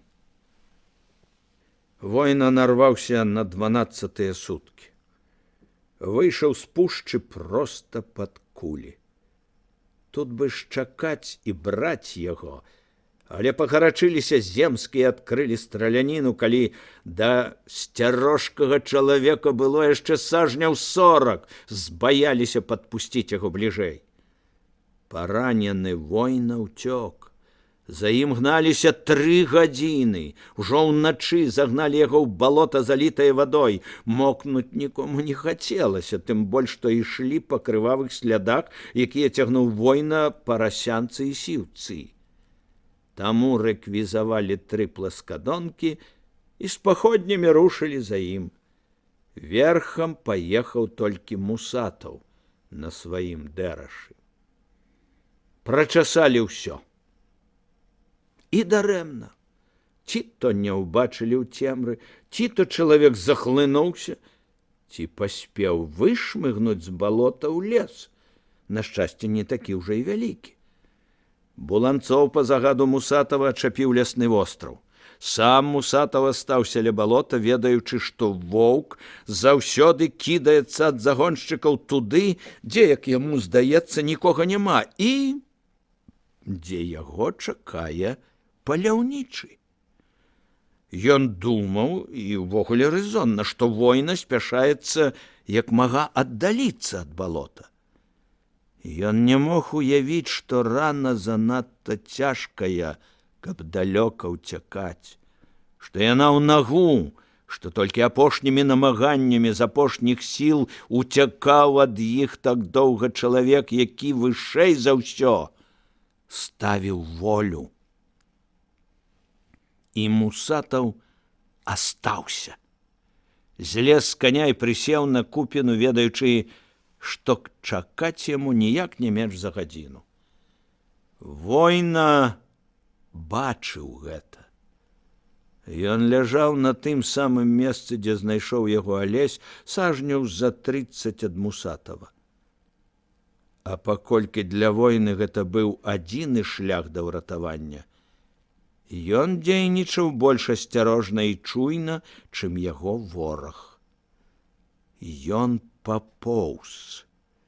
Папоўз не спяшаючыся, ведаючы, што кожны паспешлівы рух — гэта яго войнава смерць.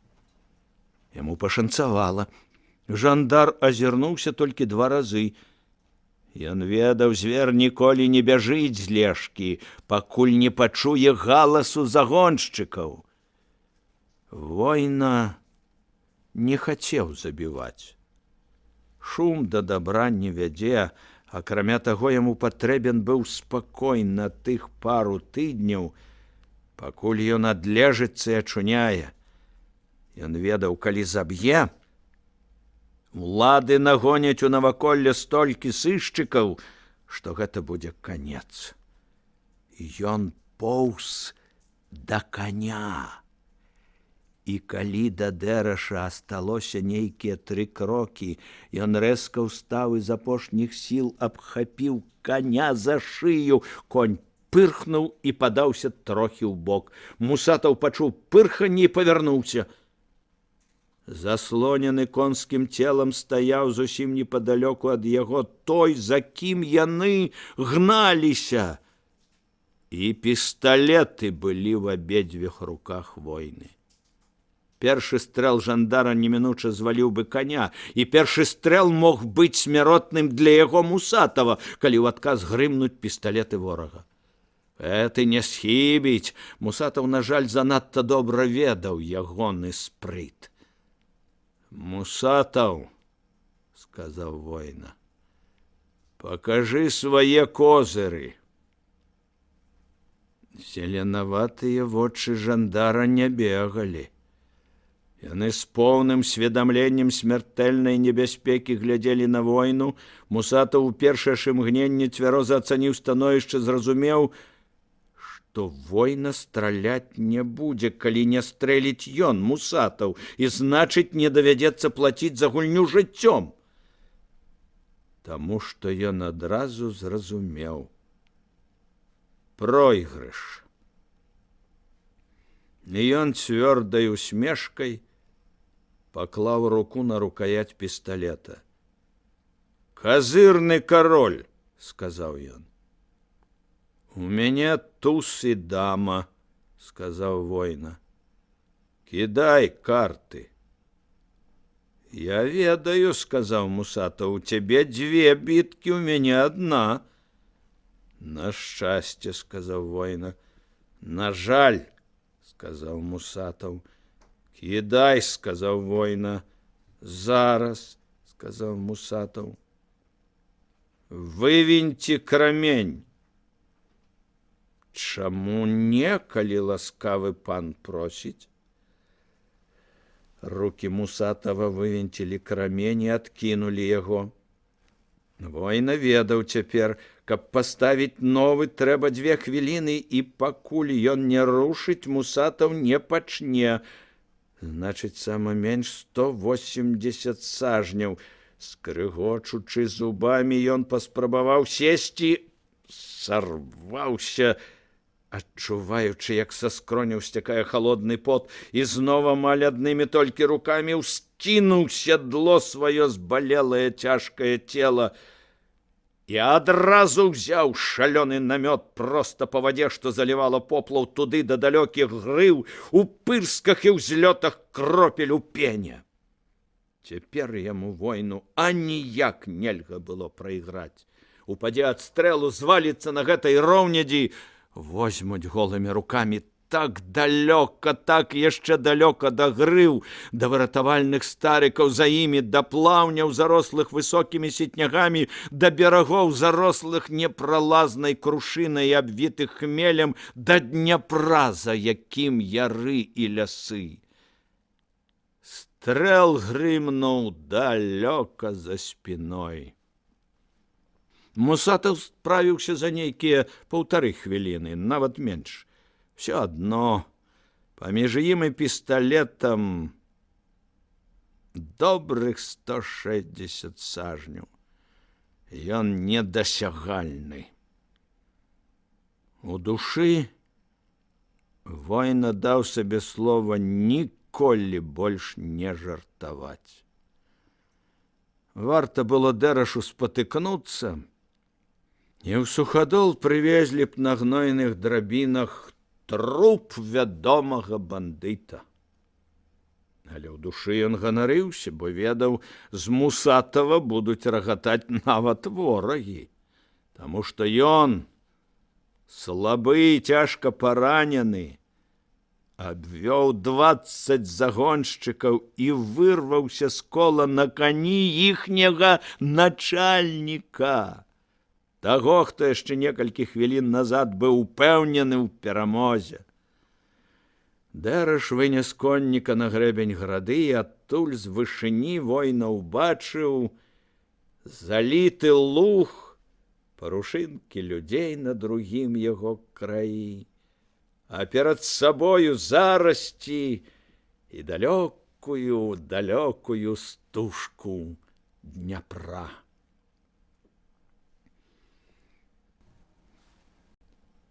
Частка 25.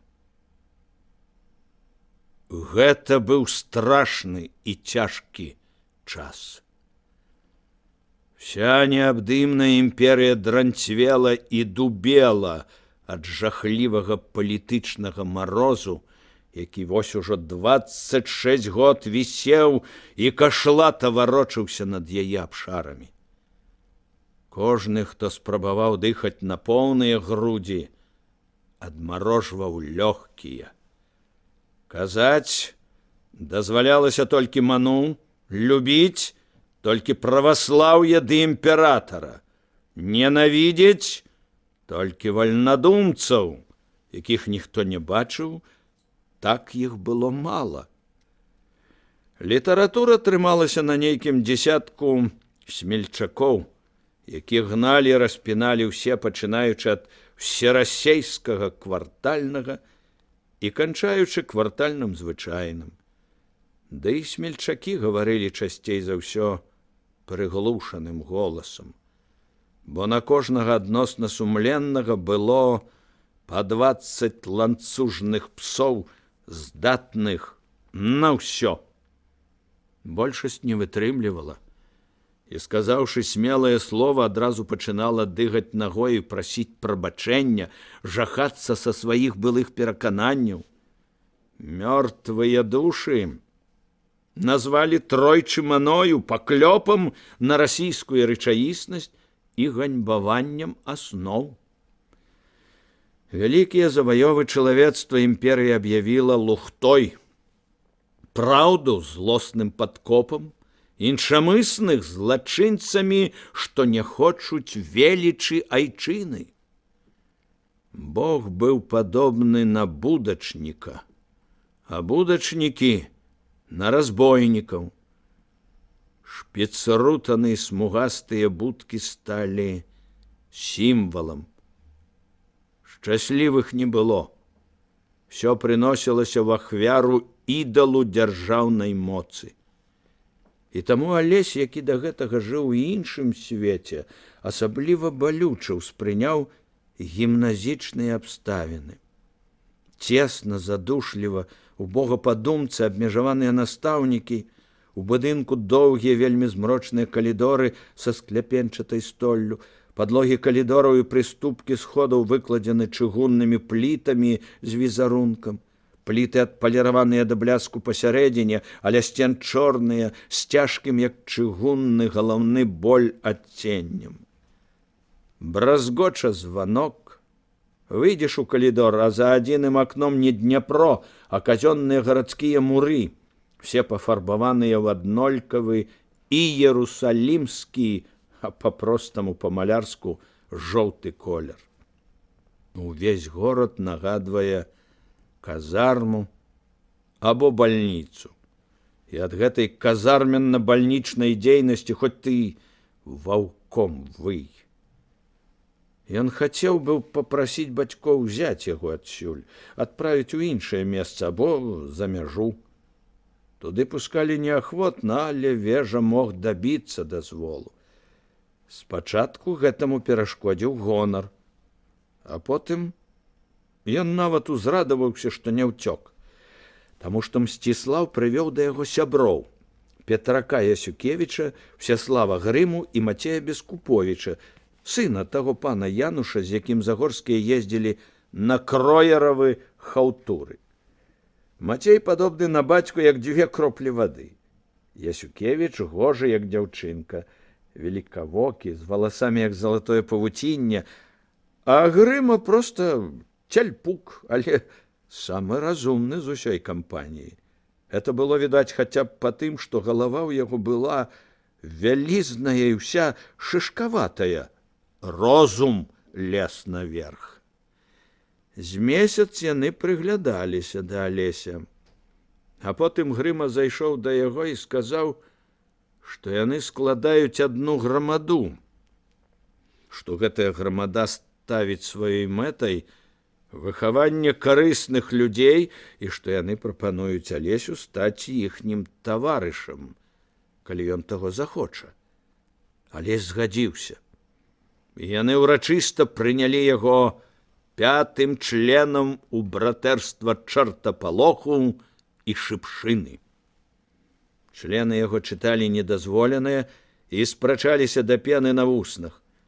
І ўсё адно гэта было цікава, бо Грыма даставаў аднекуль такія кнігі, сам выгляд якіх дыхаў недазволенасцю і небяспекай. Даставаў часцей за ўсё на адну ноч, таму чыталі ўголас і спрачаліся аж да позняга зімняга світанку. Это было зручна рабіць у кватэры Загорскіх або ў невялікім пакойчыку Грымы, дзе ён жыў адзін.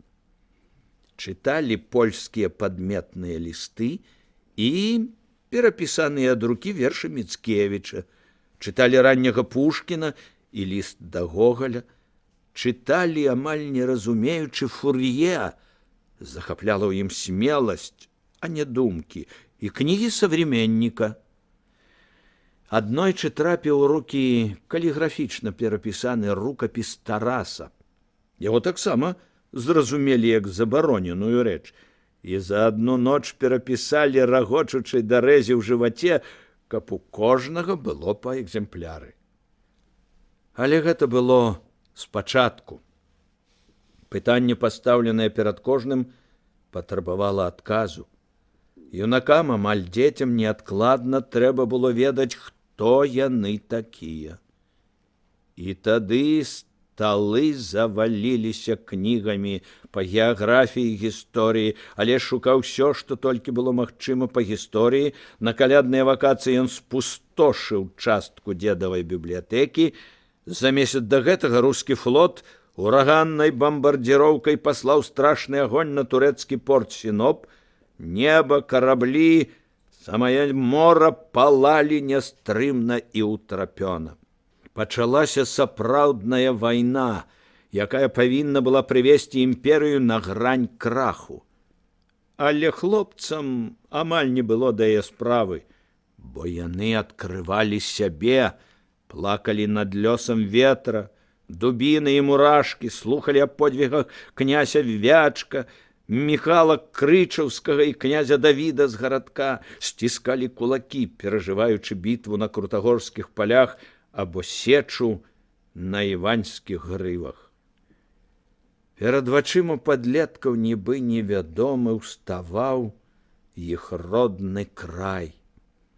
Бясконца імшары, пушчы, закінутыя старажытныя гарадкі на балотных астравах, дзе і дагэтуль вісяць на галінах 300гадовых дубоў званы. Той змрочны лясны тужлівы, але самы родны свет, дзе яны нарадзіліся. Волхава балота, на 90-вярстовай гладзі якога гараць балотныя агні, а па берагах знаходзяць рэшткі караблёў ды скамянелыя бярвенні бясконцых дарог, усмактаных на 3-сажнёвую глыбіню. Прыпяць і сівавусы Нёман і багатыя прыдняпроўскія гарады. Яны бачылі бязмежныя палавені, якія часам нясуць па сваёй вадзе драўляныя капліцы, асеннія лясы, што палаюць, як грамнічная свяча, і чыстыя крыніцы, у якіх плаваюць лубяныя карцы. І крыўдна рабілася за спусташэння, забытыя магілы забытых і забітых людзей, за прыгнёт, за свіст шпіцрутанаў на лукішках, за абрыдлівыя паласатыя шлагбаумы, што закрывалі ўсе дарогі, здавалася, нават шлях да шчасця. Яны не ведалі яшчэ, што слава чалавецтва не ў мінулым, і што біцца трэба не за мінулае, але іхні парыў быў сумленны і чысты. 53 год зноў прынёс неўраджай. Дрэнная была азіміна, дрэнная была і ярына. Бо ў час жніва лілі дажджы, і прарастала ў полі няжатае жыта. Людзі галадалі і елі хлеб, падобны на торф. Больш-менш чысты хлеб давалі толькі зусім маленькім дзецям. Цар не мог не ведаць гэтага. Все чулі пра данясенне генерал-губернатара Магілёўскага, Віцебскага і Смаленскага Ігнатьева. Той пісаў пра страшныя рэчы, пра жабрацтва адных і несумненную раскошу другіх. Цар ведаў гэта, але не хацеў нічым памагчы зямлі, жыхары якой дайшлі да апошняй ступені галечы і прыніжэння. І хлопцы зразумелі, што гэта не бацька, а айчым. Айчыма можна ненавідзець. Яны цяпер ненавідзелі яго ўсёй сілай ненавісці, якую толькі маглі змясціць іх дзіцячыя душы. Але зрабіў і першую выснову з гэтай ненавісці, калі яны з Мсціславам ехалі дадому на калядныя вакацыі ў прысланым вежай васку. Снежнае поле курэла, белыя змеі паўзлі па гурбах да кібіткі і перасякалі сляды палазоў. Прывідна матляліся ў зеленаватым святле месяца чорныя палыны ля дарог. Фурман спяваў нешта сабе пад нос ціха-ціха. Юнакам было трохі халаднавата, яны шчыльней заціскаліся пад медведжую апону. Няяснае святло месяца падала ў акенца васка. «Ведаеш, Мсціслаў, — сказаў раптам Алесь, — сэрца не вытрымлівае, калі глядзіш на ўсё, што вакол. Так шкада гэтых бедных людзей, гэтую сірату зямлю». Сказаў яшчэ: «Каму не шкада, а што рабіць? Астаецца адно, — сказаў Алесь глуха. «Што?» «Зброя». Мсціслаў варухнуўся пад апонай. Разумная галава думала аж 2 хвіліны. «Хто яе возьме? Ты? Я? Грыма? 5 гімназістаў? Ты ж ведаеш, і ў нас і ў 6-м, і ў 7-м класе больш не знайшлося ніводнага. Можа, і ёсць, ды маўчаць. Дык будуць маўчаць і тады. Вашчыла пачаў з 3 сябрамі, сказаў Алесь. А потым вакол іх стала войска, ну і скончыў, як пачаў. Але ж 4 гады трос дзяржаў. Тады народ быў смелы, а цяпер? Цяпер яму яшчэ горш. Лепей смерць, чым гэтакае жыццё, усе разумеюць. І гэта пякельнае абразлівае рабства. Сціслаў глядзеў праз акенца, завея паўзла на сляды палазоў. Не, сказаў ён нарэшце. Ты ведаеш, я не баязлівец, але колькі нас. Мы толькі пачалі разумець сябе. Нават калі мы знойдзем яшчэ 100-другую людзей, гэта скончыцца стратамі і ганеннямі. Наша маленькая думка проста не вытрымае. Згасне, мы загінем, а з намі першыя парасткі. І тады нам канец. Дзеці сур'ёзна гаварылі аб паўстанні і зброі, і гэта было б нават смешна, каб не іхнія пашыраныя вочы, ліхаманкавы румянец шчок і перарывістыя галасы.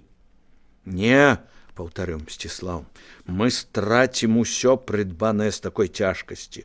Ты мяне не зразумеў, сказаў Алесь. Я не кажу пра бунт сепаратыстаў.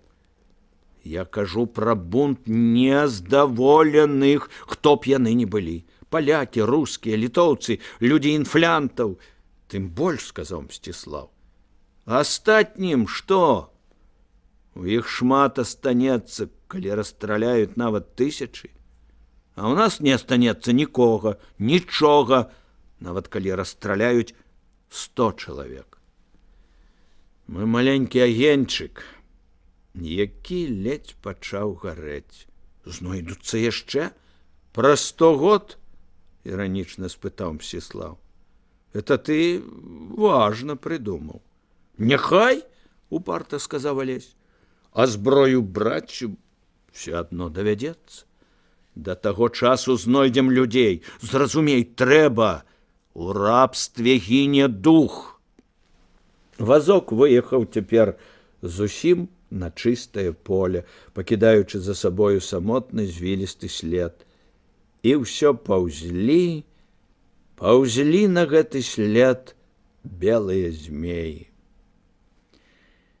Дзед быў всё той самы.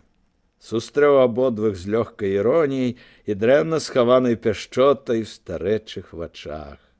За вячэраю гаварылі аб нязначным, аб зайчыным паляванні, аб тым, што Кроер яшчэ раз паўтарыў свае хаўтуры, на гэты раз куды больш віртуозна, і зноў многія трапілі ў ягоную пастку, аб тым, што ў Маскве згарэў вялікі тэатр. Гэта ён ад сораму заўважыў Вежам, бо кожны дзень спявалі «Жыццё за цара». А пасля вячэры Мсціслаў, відаць, вырашыў трохі выпрабаваць старога на радыкалізм. Дастаў бы ты, Алесь, тое, што ў цябе ў кішэні, ды пачытаў пану Данілу? Алесь збялеў. У кішэні ў яго ляжаў спісак паэм на маларасійскай гаворцы. Паэмы зваліся «Каўказ» і «Сон».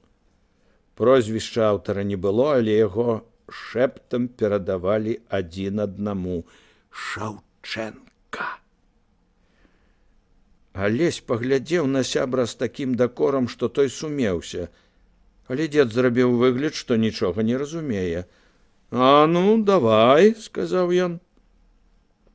І тады Алесь пачаў чытаць. Дзед слухаў сурова. А калі ўнук скончыў, доўга маўчаў. «Сцеражыцеся, хлопцы», – сказаў ён нарэшце звонкім ад хвалявання голасам. «Я не буду забараняць. Бачу, чаго вы так там нахапаліся. Ведаю, што позна. Вы не паслухаеце, але сцеражыцеся. Павагаю вашай да мяне прашу. Мне будзе крыўдна, калі з вамі што-небудзь здарыцца. Хлопцы, прыгнечаныя страшнай сілай гэтага сцеражыцеся, маўчалі, быццам упершыню самім сэрцам адчулі небяспеку. І тады стары, шкадуючы іх, раптам сумна ўсміхнуўся. Дарэчы, наконт вершаў. Я б гэтага хахла не ў Сібір, а міністрам асветы замест дурня Уварова зрабіў. Нічога, хлопцы, всё нічога. І прыкрыў вялікімі далонямі рукі юнакоў. Частка 26. Над Вільняй павольна плыў звон. Званілі ў праваслаўных цэрквах. Званілі ва ўсіх касцёлах ад вострай брамы да Антокаля. Пад гэты звон, які зусім не пасаваў да празрыстай вясновай лістоты, пакідала горад брычка, у якой заціснутыя між чамаданамі і кофрамі сядзелі два, цяпер ужо шасцікласнікі, хлопцы. Пан Юрый, збіраючыся ехаць з Вільні на ўвесь час, дабіўся ад папячыцеля вучэбнай акругі дазволу, каб сын і Мсціслаў здалі экзамены датэрмінова.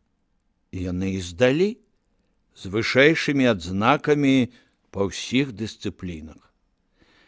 В апошні момант пан Юры, лаючыся, паведаміў хлопцам, што губернскія дваранскія справы прымушаюць яго на тыдзень затрымацца ў Вільні, і што ім давядзецца, каб не мазоліць вачэй сябрам, якія ўсё яшчэ пацелі над вакабуламі ў святаянскім гімназічным падвор'і, ехаць адным пад наглядам Халімона Кірдуна. Грэх сказаць, але сябры ўзрадаваліся і абставінам пана Юрія, і падарожжу. Загорскі бачыў гэта, але апраўдваў хлопцаў. Што зробіш? Больш за ўсё на свеце маладосць любіць самастойнасць. Брычка ляскатала па бруку, і Алесь бачыў на тратуары бацькаву постаць. Потым тройка завярнула на Дамініканскую, коні нерваваліся, са званіцы сабора дамініканаў падаў густы чорны звон, над усёй Вільняй гаварылі званы. Дамініканам праз нейкіх 100 сажняў басавіта адказаў святы Ян.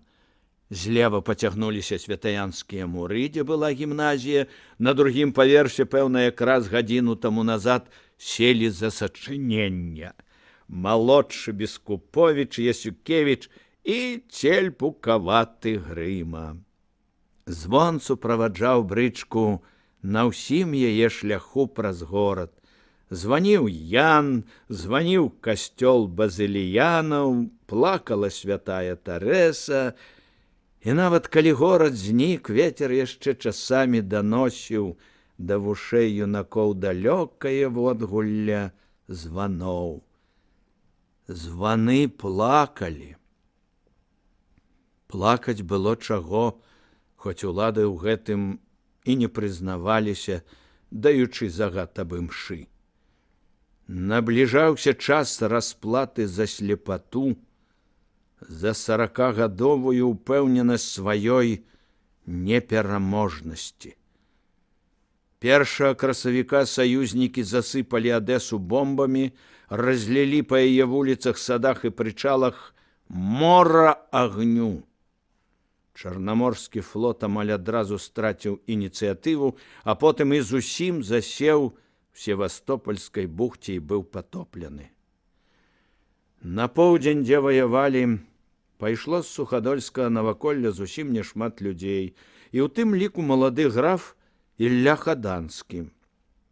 Выйшла ў яго нечакана.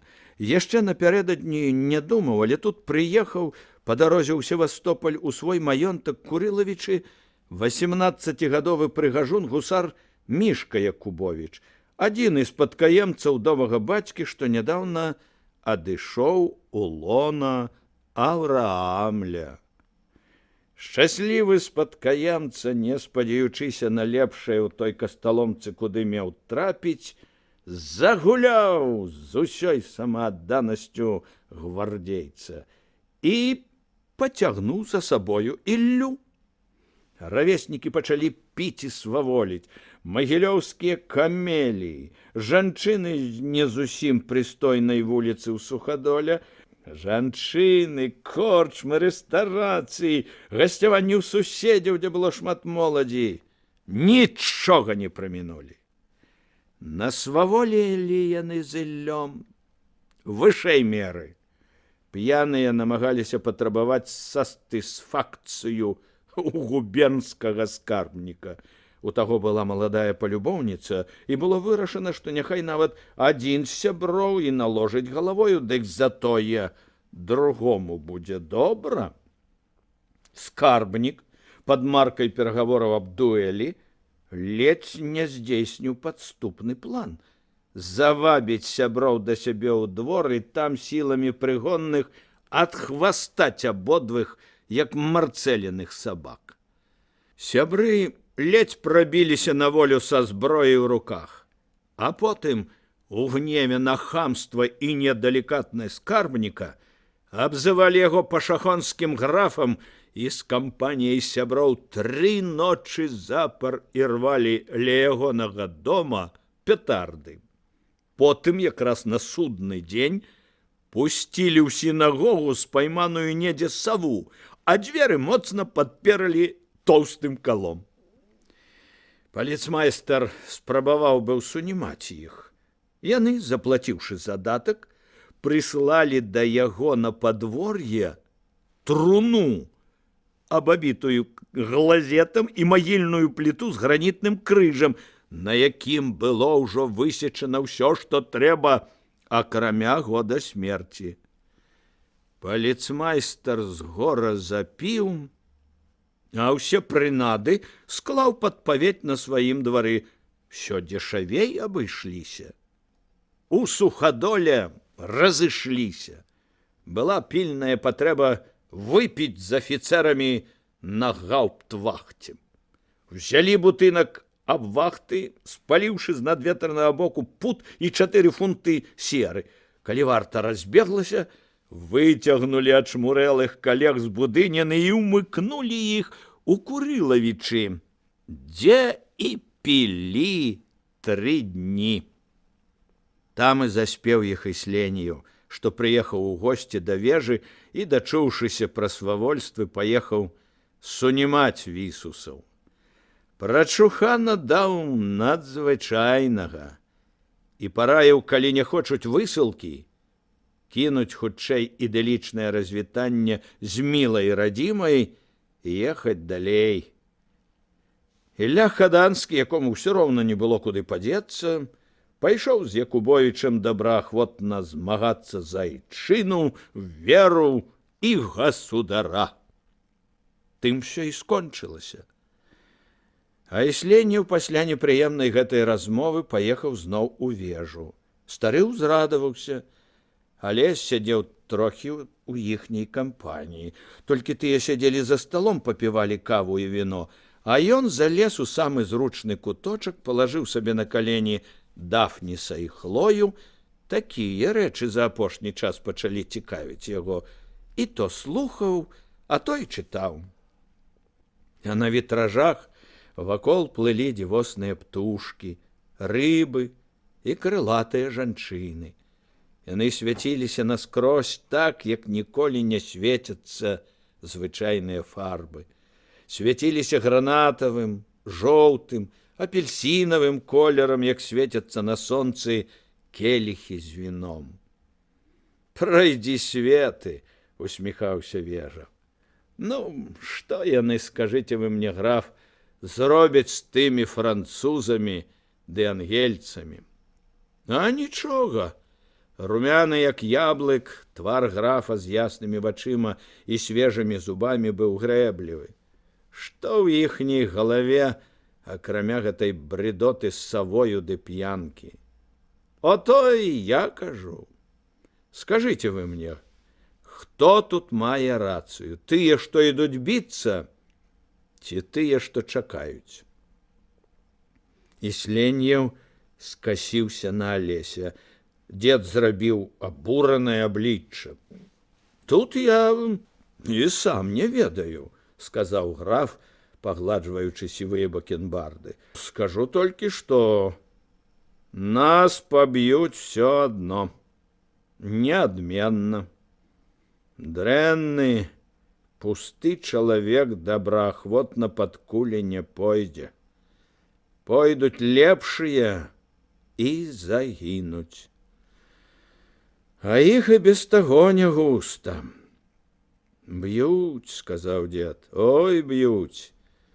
Наторкалі нас носам. Гэта ўсе разумеюць. Дазволілі ім пад Еўпаторыяй высадзіць дэсант, такі плацдарм аддалі. І гэтае злашчаснае паражэнне ля Альмы. Ну, што мяне асабліва здзіўляе, дык гэта тое, што, дальбог, няма чаго ім асабліва ганарыцца. Салдат наш смелы, безадмоўны, разумны, лепшы за іхніх патрываласці, цярплівасці, сіле. Ды генералы ў іх не лепшыя. Гэта іхні Сент-Арно, ён хто? Шулеру былым, акторык, з усімі дрэннымі рысамі гэтай прафесіі. Дык у чым жа справа? А тое, што самы моцны салдат без хлеба, без зброі, без адпачынку, без волі, скора робіцца дохлай шкапай. І самая лепшая галава, калі на яе 100 дурняў, нічога не можа. Нахімаў бедалага як пакутуе. Чалавек з мужнасцю, з любоўю да радзімы, а розная поскудзь, якую ўсё жыццё выхоўвалі ў спадзяванні на загад начальства, на старэйшага дзядзьку. Яны з яго пасмейваюцца. Знайшлі ў чалавека загану. Травіць ён у моры, хоць і адмірал. Што зробіш, калі арганізм такі? Ён травіць, але з мосціка не сыдзе. Справу до конца зробіць? Нельсон таксама травіў, сказаў Алесь. Праўда? Узрадаваўся граф. Ну, суцешыў. Я салдат, пасля паўзы сказаў граф. Я іду, куды мне загадваюць. Але па сваёй ахвоце. Я туды не прасіўся. Чаму? Спытаў дед. Кожны лішні чалавек – гэта адтэрміноўка канца.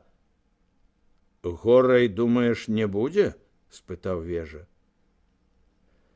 Горай быць не можа, сказаў граф. Хаця б таму, што кожнае новае цараванне спачатку на некалькі год адпускае гайкі, бо зарабляе сабе добрае імя, каб потым зрабіцца яшчэ горшым. Чулі мы гэта. Але ж некалькі год, сказаў Ісленіў, гэта вельмі важна. І потым амаль абавязкова амністыя. Значыцца, тыя, што жывыя яшчэ, вернуцца, і я сустрэнуся са сваёй маладосцю. Вежа асцярожна падліў графу віна. Вусны старога сумна усміхаліся. Я сёння чуў прароцтва, сказаў ён. Прарочыў тут адзін лапатны Іеремія.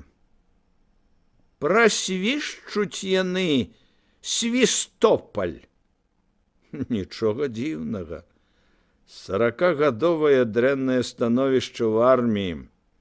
Амаль 30гадовае замоўчванне агульнай прадажнасці, слабасці, жорсткасці да простых, рабства. Всё было добра, паддакнуў Вежа. Так ужо добра, што выявілася, пораху не было. Умелі хадзіць на парадах і не ўмелі па гразі. Заганарыліся.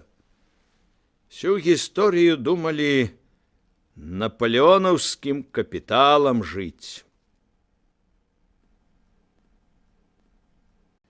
Частка 27. І зноў восень. Зноў гімназія. Зноў зіма з заснежанымі вербамі над вілеяй, з пахам бярозавых паленняў.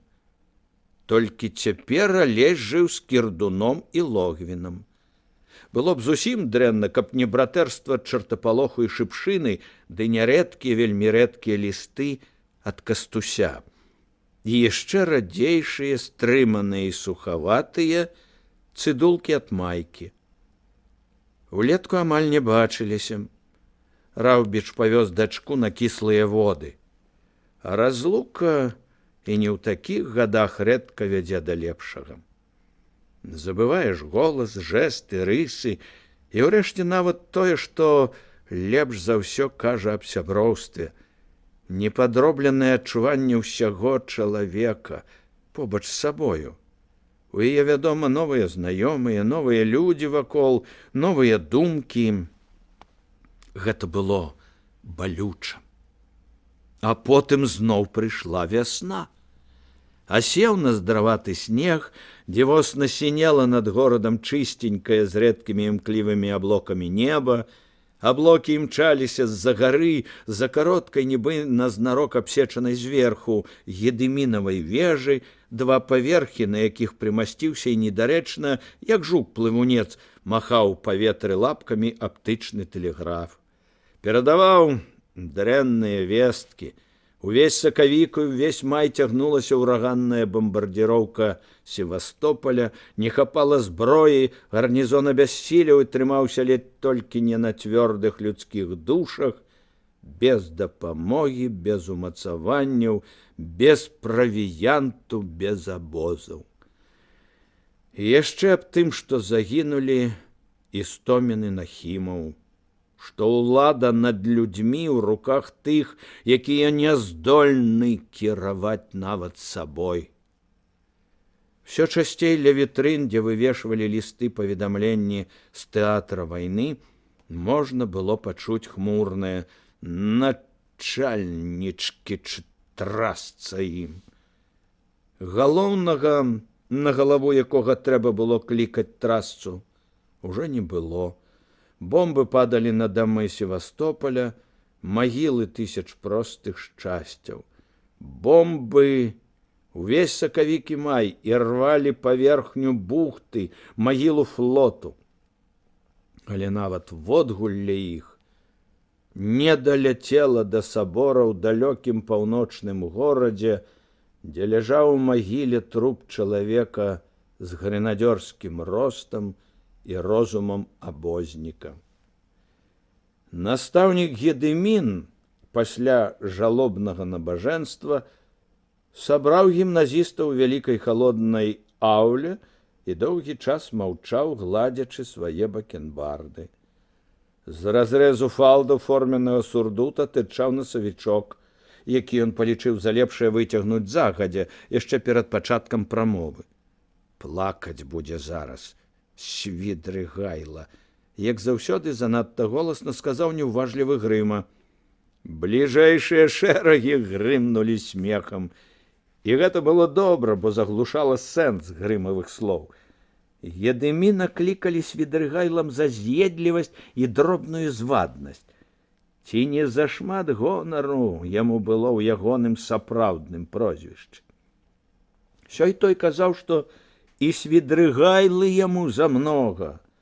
Крамольны князь меў хаця ўласную думку і не баяўся змагацца за яе, а гэты быў верна падданы з верна падданых і вечна ганарыўся тым, што ён ісцінна рускі і ўсіх гэтых палячкоў, хахлоў, задрыпанцаў, жабнікаў, кілбаснікаў, жыдоў і іншых іншародцаў цярпець не можа.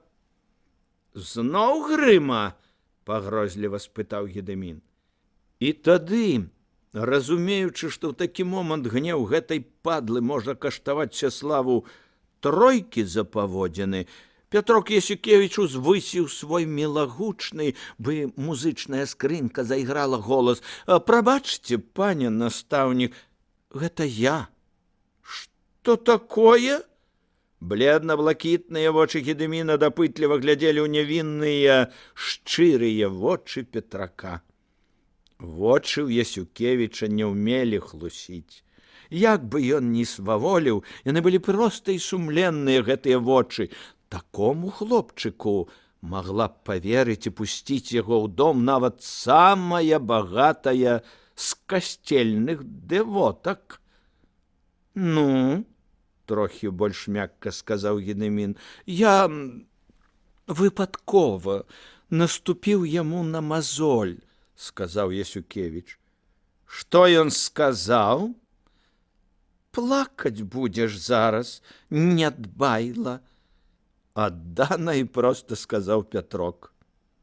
«Добра», – памякчаў Гедымін. «Маеце шчасце, Грыма». Падумаў. «А за тое, што ўжываеце мужыцкую гаворку, будзеце мець клопат, Ясюкевіч. 500 разоў перапішаце гэта па-французску, руску і нямецку». «Па 166 і 2/3 раза на кожнай мове», прыкінуўшы шэптам, сказаў Мацей Бескуповіч. «Як з 2/3 быць, а?» «Дзякуй, Пятрок», на гэты раз шэптам сказаў Грыма. «Танна вылез». Сашка Волгін, Алесяў цёзка, падміргнуў Грыму. «Нішто, выручым». Сашка вызначаўся з усіх фенаменальнай здольнасцю падрабляць руку кожнага чалавека так, што той і сам не адрозніў бы. «Гімназісты славутай нашай гімназіі», ціхім і прачулым голасам, які аж дрыжаў ад хвалявання, пачаў Гедымін. «Вялікае гора напаткала нашу краіну. У бозе пачыў наш імператор, наш палкаводзец, гаспадар рускай зямлі Мікалай Паўлавіч, чалавек вялікай духоўнай моцы, дабрадзей усяго нашага народа, зіждзіцель светлага храма нашай будучыні і пакуль што самая светлая асоба нашай гісторыі пасля Пятра Вялікага». «Пакуль што», – буркнуў Грыма. «Ліс», – з ненавісцю гледзячы на Гедыміна, светлымі вачыма сказаў Сашка. «Пры кожным выпадку такое кажы». «Не памылішся», – голас у Гедыміна сарваўся. «Рускі народ у журбе і тузе».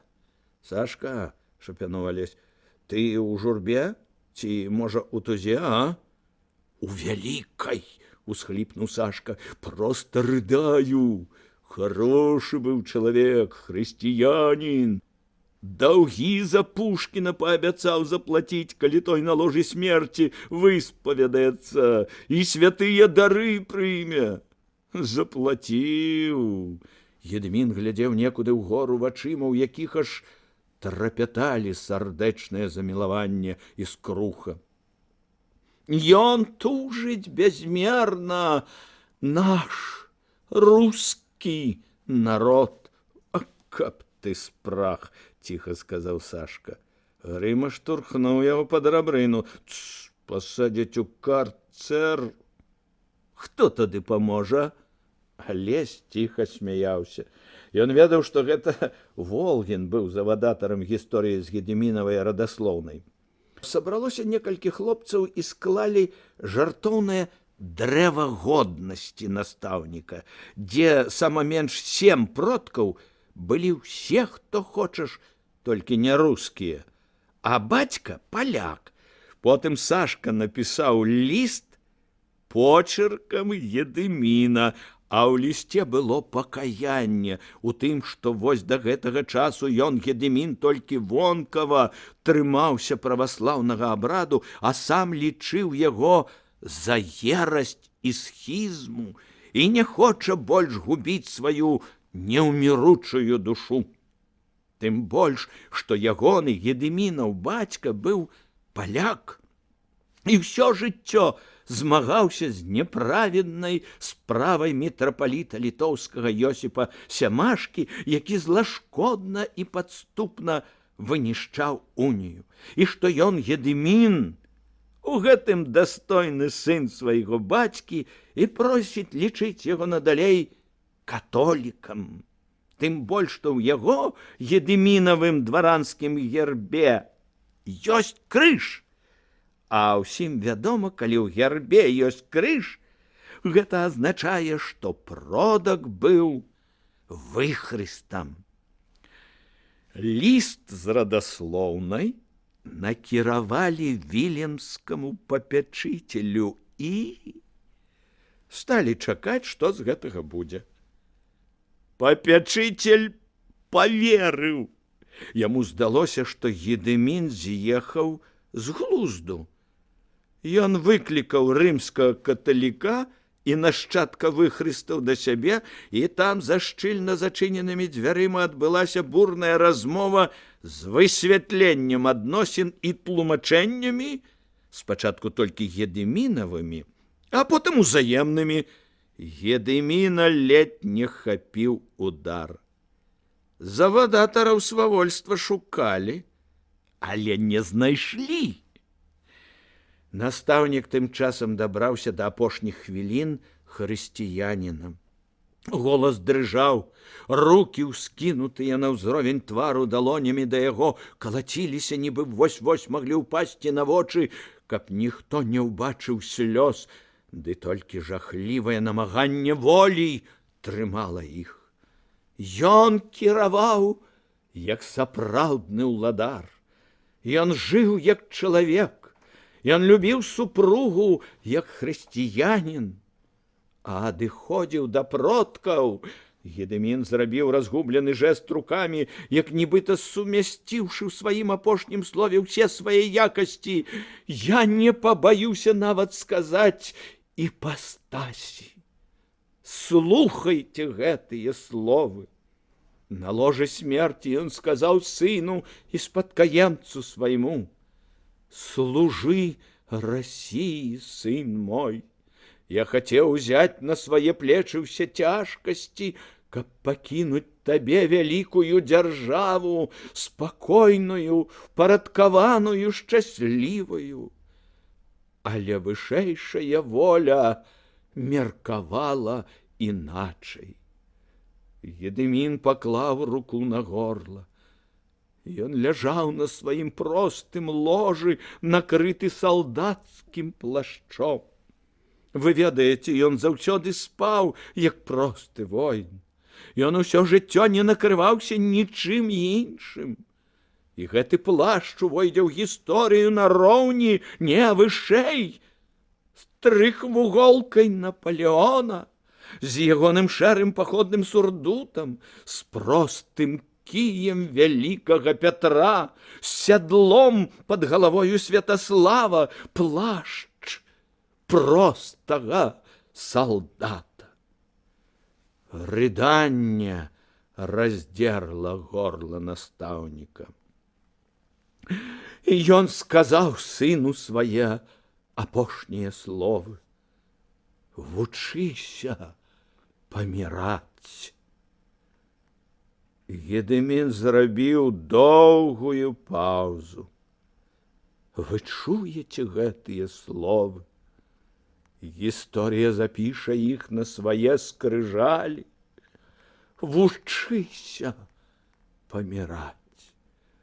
Вучыцеся паміраць. Вось які апошні запавет ён пакінуў нам, панове. Слёзы тачыліся праз карцінна прыціснутыя да аблічча. цяча рукі настаўнікам. 3 месяцы прайшло з таго часу. Далёка ад паўночнай магілы чалавека і хрысціяніна, не даходзячы да яе нават водгуллем, густа-густа падалі бомбы на бухту, магілу флоту і горад, магілу велічы. Яшчэ на шматлікія магілы людзей, бо нехта вучыў паміраць, а не жыць. Аддалі Малахаў курган, пайшлі з Севастополя, расплаціліся за ўсе дзесяцігоддзі, якія распіналі ўсё, як ёсць маладое, смелае, годнае.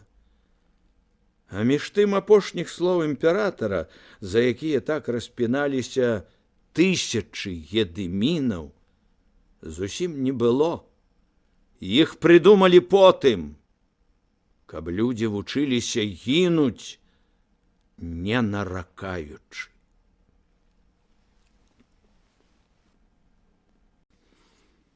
Частка 28.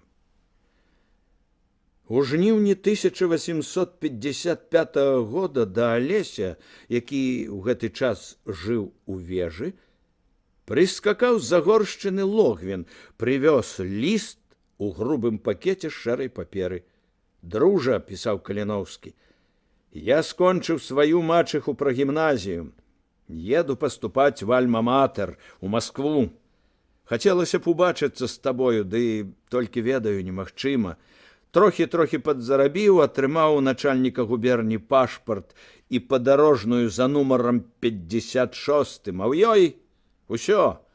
Двухгаловая курыца, рубель з рэбрам гербавых узносаў, прыкметы, аблічча авальнае, цяжкае, год 17, рост сярэдні, валасы цёмна-русыя, бровы чорныя, вочы сінія, носы, рот памяркоўныя, трохі великаватыя, падбародак звычайны.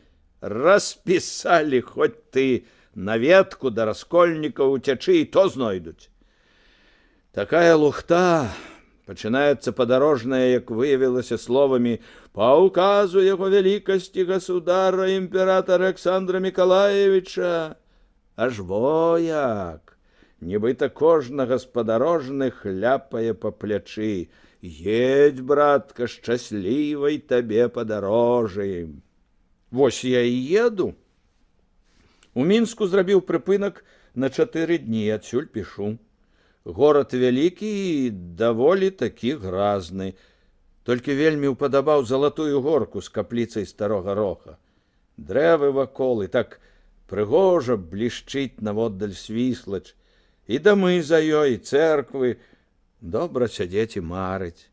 Падарожжа пакуль тое падабаецца, едзеш сабе, ні аб чым не думаеш, званок не звініць наперадзе. Воля! Бачыш людзей і іншыя мясціны. 10-го траплю, калі верыць падарожнай, у Воршу. Буду там гадзіны 4 і зусім блізка ад цябе. Нейкіх 100 з лішнім, дакладна не лічыў вёрст. Але гэта таксама далёка, так што не ўбачымся і на гэты раз. І дорага. Мне прагонных за 2 кані з правадніком выпала нешта каля 7 рублёў. Табе будзе ў 2 канцы рублі 2,5. Чаго ўжо тут? Дык ты ў гэты час проста падумай, што я блізка. І я абавязкова адчую. А калі скончыш на будучы год гімназію, што мяркуеш рабіць? Сядзець медведзем сваім берлагу ці ехаць вучыцца далей? Калі другое, едь туды, дзе я. Пагаворым аб усім. Ёсць шмат цікавых навін. Алесь пайшоў да старога вежы, той сядзеў на сваёй улюбёнай тэрасе. Унук спыніўся, не хочучы яго турбаваць. Я адчуў цябе яшчэ за 5 пакояў. Не ўздымаючы павек, сказаў дзед. Што ў цябе там? Алесь падаў яму ліст. Стары пан расплюшчыў вочы. Твой кастусь, сказаў ён. Ты даеш мне, каб я прачытаў? Так. Пан Даніла далёка адставіў руку з лістом і стаў чытаць. У яго добры роўны почырк, сказаў ён. Ён часам не з памяркоўных і акуратных. Вочы ягоныя, відаць, убачылі словы «двухгаловая курыца», і ён усміхнуўся.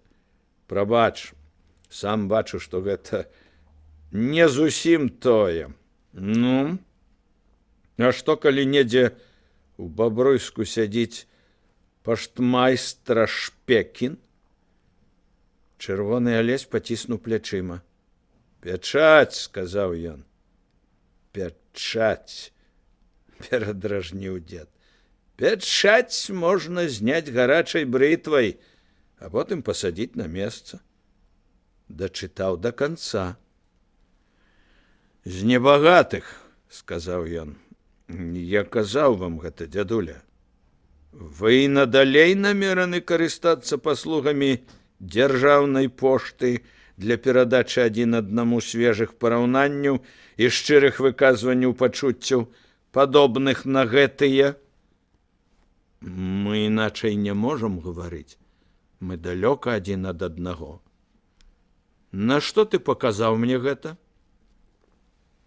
Я хацеў яшчэ раз паказаць вам, які ён. Калі ты хацеў паказаць мне, які ён разумны, то ты не мог бы дасягнуць сваёй мэты лепшым чынам. Я ў захапленні ад яго разумовага ўзроўню і асцярожнасці. Ён працягнуў руку па цыгарку. Я на сёмым небе ад яго высакароднага захаплення радзімай. Але трэба таксама мець хаця трошкі розуму. Дзед, ані слова больш не кажучы, пускаў пахучы дым і пісаў цыгаркай у паветры нейкія дымныя іерогліфы, якія расплываліся раней, чым хто-небудзь мог бы іх прачытаць. Ён рабіў гэта доўга, вельмі доўга. Дзедавы думкі прачытаць было цяжэй, чым гэтыя шэрыя жывыя знакі ў паветры. Кандраці з'явіўся ў дзвярах нечакана. Што? Спытаў вежа. Нікога больш не было? Я быў бліжэй за ўсіх, сказаў Кандраці. Алесь уцяміў, што ўвесь гэты час вежа трымаў нагу на званку пад сталом. Слухай, малодшны брат, сказаў вежа. Я ведаю, ты сам адчуў, што нешта здарылася ў доме. Магчыма, хацеў даведацца, што прывёз Логвін. Вельмі трэба, буркнуў Кандраці. Але ты ўсё ж не хлопчык, каб ісці на кожны званок. Ты брат і наглядчык лясоў. Твая жонка другая гаспадыня ў доме пасля Ефрасінні. Ды ўжо, сказаў Кандраці, ніхто не забароніць маёй жонцы памыць падлогу, калі яна захоча. Паня якая, дзед асекся. Што трэба пану брату Данілу? Тройку для паніча, сказаў дзед. Зараз. Кандраці пайшоў. Некаторы час панавала маўчанне. Дзеду, ціха сказаў Алесь, я вам гэтага ніколі не забуду. Не варта падзякі, сказаў дзед. Я эгатыст, ты ж ведаеш. Я хачу, каб у дзяржаўнай пошты было хаця на 2 пісьмовыя доказы менш. Мне не хацелася б, каб цябе з тваім кастусём за лухту заслалі некуды за Орскую лінію. Я разумею, вежа ўздыхнуў. Сёння якое? 9. Адны суткі. Калі паспяшаешся, можаш сустрэць. Тады лепей вярхом? Дзед памаўчаў. Так што хапай яго на яме і цягні сюды. Перадай. Не прыедзе, табе будзе балюча. а я за цябе пакрыўджуся. Цікава паглядзець, што то за птушка, з якой дзяліцца даводзіцца. З цугляў коня падала ўжо мыла, калі Алесь, мінуўшы алею, што вяла да белых муроў і сляпучых макавак Куціянскага манастыра, вырваўся ўрэшце на край высокага плато і ўбачыў стромы спуск дарогі, сінюю істужку нешырокага тут Дняпра, за ёй гарадок, што ўтульна прымасціўся між Дняпром і невялічкай рачулкай. Коня, сядаючы назад, спускаўся да наплыўнога моста, які нехлямяжа ляжаў на вадзе. Алесю не было часу разглядаць усё. На станцыі чакаў і вось-вось мог паехаць Кастусь. Конь загрукатаў падковамі па насціле. Воз сенам трапіўся якраз на сярэдзіне, і вада заліла бабкі каню. Конь пацягнуўся да вады, Алесь падняў цуглямі ягоную галаву. Справа тырчалі з вады магутныя напаўразбураныя аркі каменнага моста, калісьці, відаць, такого шырокага, што 3 вазы сенам маглі праехаць побач, і яшчэ засталося б месца 2 коннікам. Гэта былі руіны моста на крыві, на якім калісьці вырашалі свае багаслоўскія пытанні задняпроўскія манахі з іхнімі прыхільнікамі і гараджане з католікаў, узначаленыя шкалярамі з езуіцкага калегіума. А паколькі на доўгія дыспуты ні ў кога не хапала ні часу, ні розуму, то пераконвалі адзін аднаго ў справядлівасці свайго Хрыста, спосабам, у якім было мала талеранцыі і яшчэ менш гуманізму. Не апошнімі довадамі ў гэтай спрэчцы было завушанне розных ступеняў моцы ўдары Бібліяй ці каўчэжцам па галаве і выспяткі. Да ліку неабвержаных доказаў, якія даводзілі няслушнасць апанента і з якімі ўжо не было як змагацца, належалі удар бязменам па галаве і скіданне з вышыні ў ваду. І так цягнулася 200 год. Невядома на чыю карысць. Узняўшыся на другі бераг, Алесь зноў пагнаў коня.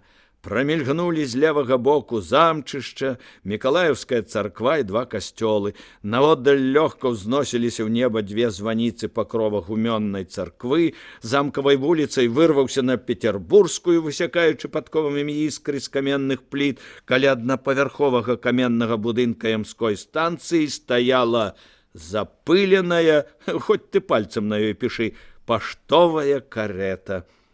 І людзі стаялі на прыступках, а фурман з паштальёнам прывязвалі ўжо вяроўкамі кофры і сакваяжы.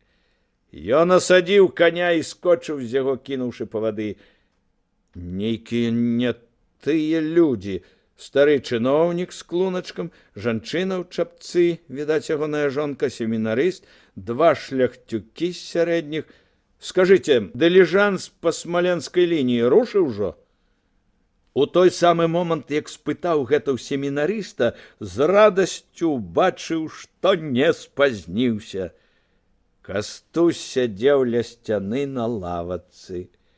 Сядзеў, палажыўшы падбароддзе на сугіб рукі, і глядзеў сваімі сінімі вачыма, як запрагаюць коней, глядзеў пахмурай з відочнай нудотай. Гэта быў той і не той Кастусь. Валасы па-ранейшаму падалі назад, паказваючы высокі чысты лоб, але былі даўжэйшыя. Ледзь прыкметна прабіваліся вусы, і хлопцаў рот здаваўся ад асмужанага ценю над ім яшчэ больш уладным. Апрануты ён быў у сурдуцік, у бэжавыя нанкавыя панталоны і запыленыя паўботікі. На гожай мускулістай шыі сцягваў каўнер белай кашулі шырокі чырвоны гальштук.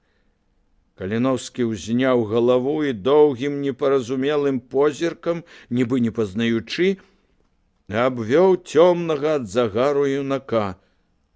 Алеська! Кастусь! Панове!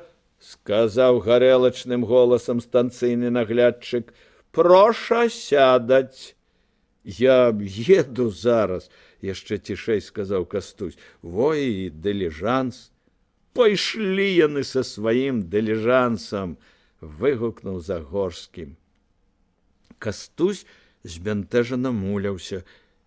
І тады Алесь працягнуў яму рукі. Кастусь, воды Кастусь! Алеська, братка, Алеська! Яны кінуліся адзін да аднаго в абдымкі. Коннікі няспешным трухам выехалі з дрымотнай засені векавой пушчы і ўбачылі пад страшным стромым урвішчам Дняпро. Ён спакойна і рэдка зіхацеў дробнымі хвалямі, як сіняе срэбра. Яны ехалі адны, далёка наперадзе ўсіх астатніх. Логвін з падстаўнымі быў, відаць, ледь не за вярсту. Ноч спалі у котчым васку, а ля дошчыцы сустрэлі трэцюю падставу і зноў пераселі ў сёдлы, хаця з Кастуся быў і не зусім добры яздок. Кастусь ехаў на снежным ургу, той быў спакайнейшы, Алесь на тромбе, які нікога не хацеў ведаць, акрамя гаспадара. «Дзівосна якой прыгажосці коні!» – сказаў Каліноўскі. Алесь сміхнуўся. «Ведаеш, я аднойчы яшчэ дзіцем сасніў дзівосны сон. Разумееш, была ноч і туман і коні. Белыя, дзівоснай прыгажосці. Я ляжаў ля згаслага вогнішча, а коні схілялі галовы і дыхалі цёпла. А паміж коней стаяла мокрая жарабятка. Снежнае ўсё, а хвост смешны, тоўсты, і туман збягае. А ўсюды белыя коні. Ты, Алесь, часам вершаў не пішаш? Спрабую, чырванеючы адказаў Алесь. І тут пачуў нешта такое, чаго ніяк не чакаў ад Кастуся. І я часам таксама. Натуральна і проста, сказаў сябар. І добрыя вершы? Дзе там? Уздыхнуў Кастусь. Каб пісаць добрыя, трэба ўвесь час працаваць, а я, мне здаецца, не ў гэтым цяпер наш лёс. Але здзівіўся, так пазмрачнеў раптам твар сябра. Нешта пакутлівае з'явілася ў яго вачах. Ён быў зусім не падобны на Яраша Раўбіча, ягоны сябра, але агульны выраз вачэй, вуснаў, сунутых броваў зрабіў іх на хвіліну вельмі падобнымі. «Цябе нешта прыгнятае?» – спытаў Загорскі. «Потым, Алесь». «Бачу», – сказаў Алесь, – «ты не хочаш, але я не хачу. Але гэта вышэй за мяне, і таму ты не хочаш пісаць вершы? Але ж лёс паэта самы шчаслівы лёс. Хто гаспадар у сваім лёсе? Хто ведае, колькі яму дадзена жыцця і калі прыйдзе смерць?» Коні ішлі ледь не над самай стромай. Салодкі магутны вецер ляцеў за Дняпра, нёс з сабою пах стагоў, водар звялай лістоты, якой прыкрылі зверху, пах сырасці і балотных кветак са старыкоў. «За такую зямлю ўсё аддаць можна», – ціха сказаў Кастусь. «Усё!» І вярнуўся да ранейшай думкі. «А наконт таго, што твой дзед так накінуўся на цябе за мой ліст, то тут я зрабіў як апошні ёлуб. Ён, відаць, всё разумее». «Што ўсё? А тое? Тое, што раней душылі і хвасталі, а цяпер патроху ціснуць. Забяры ў чалавека в адзін дзень сваякоў, хлеб, волю, мову, ён жа ўзбунтуецца, ён зброю возьме. А тут ціснуць патроху, па каліву, па слоўцу, па чалавеку, па песні. Непрыкметна адбіраюць. Так, Алесь матлянуў галавою. І ўсё ж пакуль тое цягне цяплейшым ветрам, вясною, па севастопольскай вясною. Калі ўжо так называць? Пачакай, дасца яна нам яшчэ ў знакі тая вясна. Яны заўсёды так спачатку. Адпусцяць нібыта, а потым грабуць ды скубуць. «А, не брыкайся, адпусціш!» Урга пакасіўся на ездака нервовым вокам. «Новы цар, мне здаецца, дабрэйшы», — сказаў Алесь. «Паглядзім», — сказаў Кастусь. «Паглядзім, які ён будзе, як прыпячэ». Яны сядзелі ўтрох у бібліятэцы за кавай. Дзед у сваім крэсле, юнакі падкурчыўшы ногі на канапе. Праз расчыненыя вокны лілося цёплае вячэрняе паветра і зянне месяца. Дзве свечкі ў кутым жалезным падсвечніку асвятлялі высока над сталом сухое аблічча старога вежы, яго ссутуленыя магутныя плечы, сплетеныя пальцы з маршчкаватых рук. Дзед з прыхаванай цікаўнасцю раз-пораз паглядаў на Кастуся. Хлопец і падабаўся, і не падабаўся старому.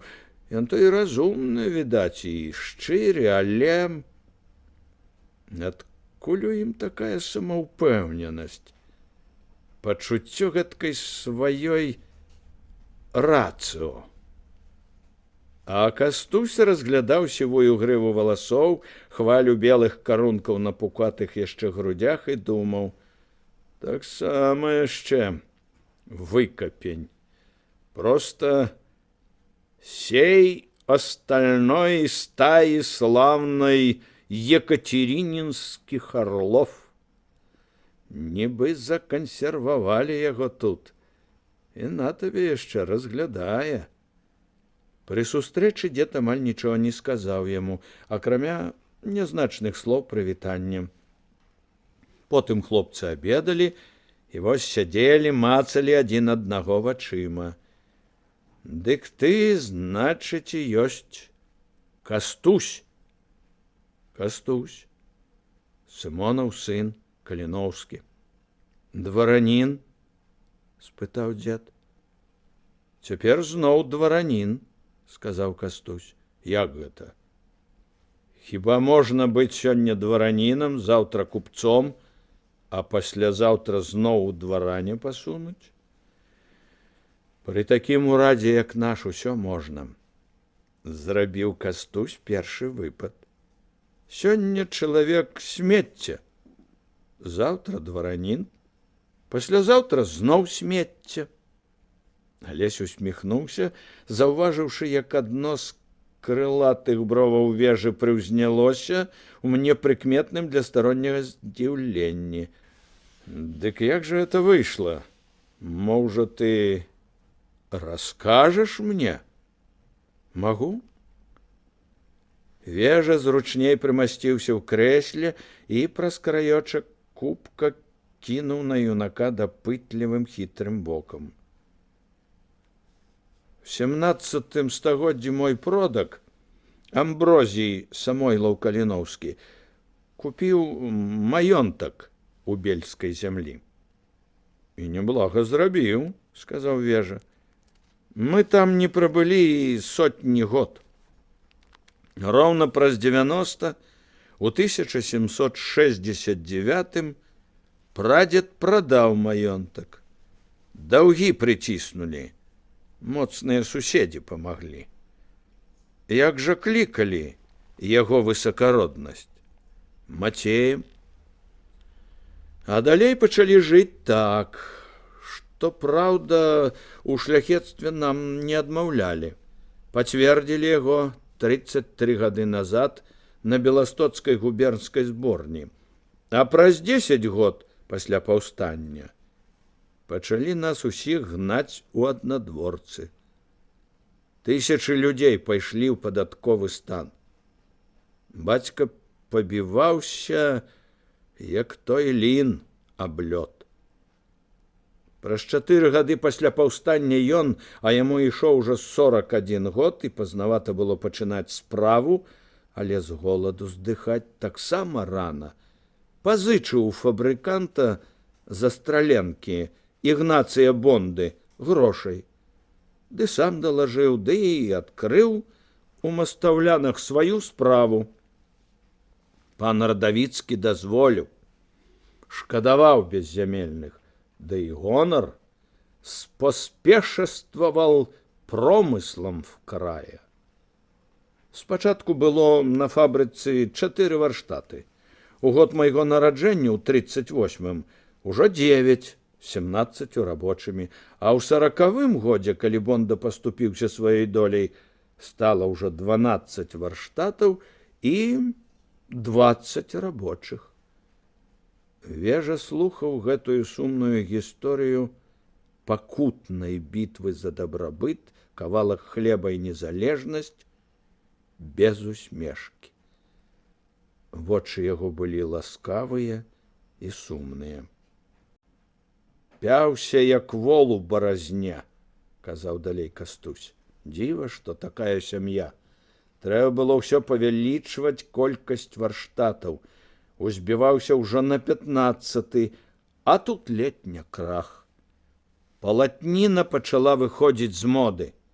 Вядома, зноў вяртаючыся да ўлюбёнай іроніі, сказаў Вежа, куды ўжо нашым Дарабковічам на палатняных абрусах есці, под палатнянай прасцяной спаць, палатнянай сурвэткай выціраць вусны, а што палатніну выраблялі простую, і чынаватую, і клятчастую. Але ўсё ледзь не пайшло макам. Выручыла лібаўская філія данцыгскай фірмы Ленкейберг. У іх на палатніну заўсёды попыт. А ў нашым пасведчанні сказана, што нашы сурвэткі і абрусы не горшыя, а чынаватае палатно лепшае за замежнае. «Спадобіўся пан Сымон», – сказаў Вежа. «Спадобіўся, ды не дужа», – сказаў Кастусь, «бо якраз памерла маці». «Ты яе памятаеш?» – спытаў Алесь. «Дрэнна», – адказаў Каліноўскі, «амаль не памятаю, ведаю толькі, прыгожая была. Часам сустрэнеш жанчыну з добрым гожым абліччам і шукаеш у яе рысах матчыны. Мо такая была, а мо і не такая. Не помню. Ведаю толькі, маладая была надзвычай прыгожая». «Якога роду?» – спытаў Вежа. «Вераніка з Рыбінскіх». «Не ведаю». На гэты раз ужо ўсур'ёз сказаў стары. «Я дрэннае памятаю, толькі рукі, яшчэ вочы, ды песню, якую спявала. Захварэла задоўга да смерці. Расказвалі якраз, калі хрысцілі мяне. Прывезлі ў Ялаўскі касцёл. Быў позні вечар. Пакуль на бабінцы рыхтаваліся, купель ставілі, пакуль тое матуля з кумою ды мной пайшлі па цвінтары прайсціся. Цвінтар там вялікі. Падышлі да магілы Леакадзіі Купчэўскай, швагеркі ялаўскага пана. Яна маладая памерла, і ўсе казалі, што матуля чымсьці на яе падобная была, толькі прыгажэйшая, і таму маці заўсёды там спынялася. Стаяць. А з-за помніка, з-за барэльефа пані Ліёшкі, раптам морда. Ды страхалюдная, зарослая, пакуль зразумелі, што гэта мясцовы юрод Якубка кот, ногі в абедзвюх самлелі. А то ідзе за імі да касцёла, вытанцоўвае ды кажа нешта накшталт: «Кум мы дзіця хрысцілі, горла крапілі, у кажушаны рукаў паклалі, па дарозе згубілі. Ляжыць дзіця на марозе, свечачкі вакол, пальчыкам варухне, перуны смаляць, кулачок сцісне, грамніцы б'юць. У чорнага, у чорнага!» Маці крок паскарае, а той плача: «Падбярыце, дзіця, добрыя людзі, ці доўга яму халоднаму пальчыкам варушыць? А людцы міма ідуць, а грамнічкі слабнуць, вох, вох, вох». Юрода, вядома, пагналі. Ледзь пачалі хрысціць, грымоты за цвінтаром. А гэта сусед Цыпрук Лазарэвіч сабраў хлопцаў і кажа: «Пагрымім на шчасце кугакалу». Ну і стралялі ў неба. А ўсім спачатку здалося грымоты. Пасля юродавых слоў жанчыны аж абамлелі. Грымоты ўзімку. Хросная казала: «З гэтага дня ў маці і пачалося». Пачала марнець, чэзнуць. Работы шмат, дзяцей адных 12 чалавек, яшчэ маладая. Мяне чамусьці вельмі шкадавала. «Чым жа вы багатыя, панове?» — успомніў дзед. «Дзецьмі ды смехам, ды дняпровай вадой». А Кастусь расказваў далей. Памерла. Бацьку трэба было думаць, як з дзецьмі, без маці не кінеш. А ў таго Цыпрука Лазарэвіча, што на маіх хрэсьбінах в неба страляў, сваячка. Трохі з тых гадоў выйшла, калі сваты ля варот аціраюцца, і прыгажосці не першая, але добрая баба. Так і з'явілася ў мяне мачыха Ізабела. Ды яшчэ 7 братоў і сёстраў. 19 было б усіх, але 2 памерла. Кастусь помаўчаў. У мачыхі знайшліся сякія-такія грошы. Бацька наскроб. І купілі мы фальварак, а пры ім 230 дзесяцін зямлі. Па 13 дзесяцін на чалавека. Фабрыку перавезлі. Жыць стала, як адной купай, дык і нядрэнна. Ну і што? Падзеліш, зноў бязглуздзіца. Горш за іншых сялян.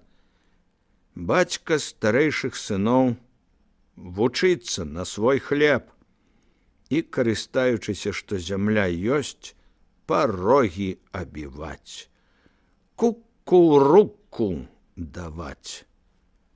І вось у гэтым годзе ўрэшце уганорылі, далі сенацкую пастанову лічыць уладара фальварка Якушоўка Сымона Стафанова Каліноўскага, год 61, веравызнання рымска-каталіцкага, як і нашчадкаў ягоных, дваранінам.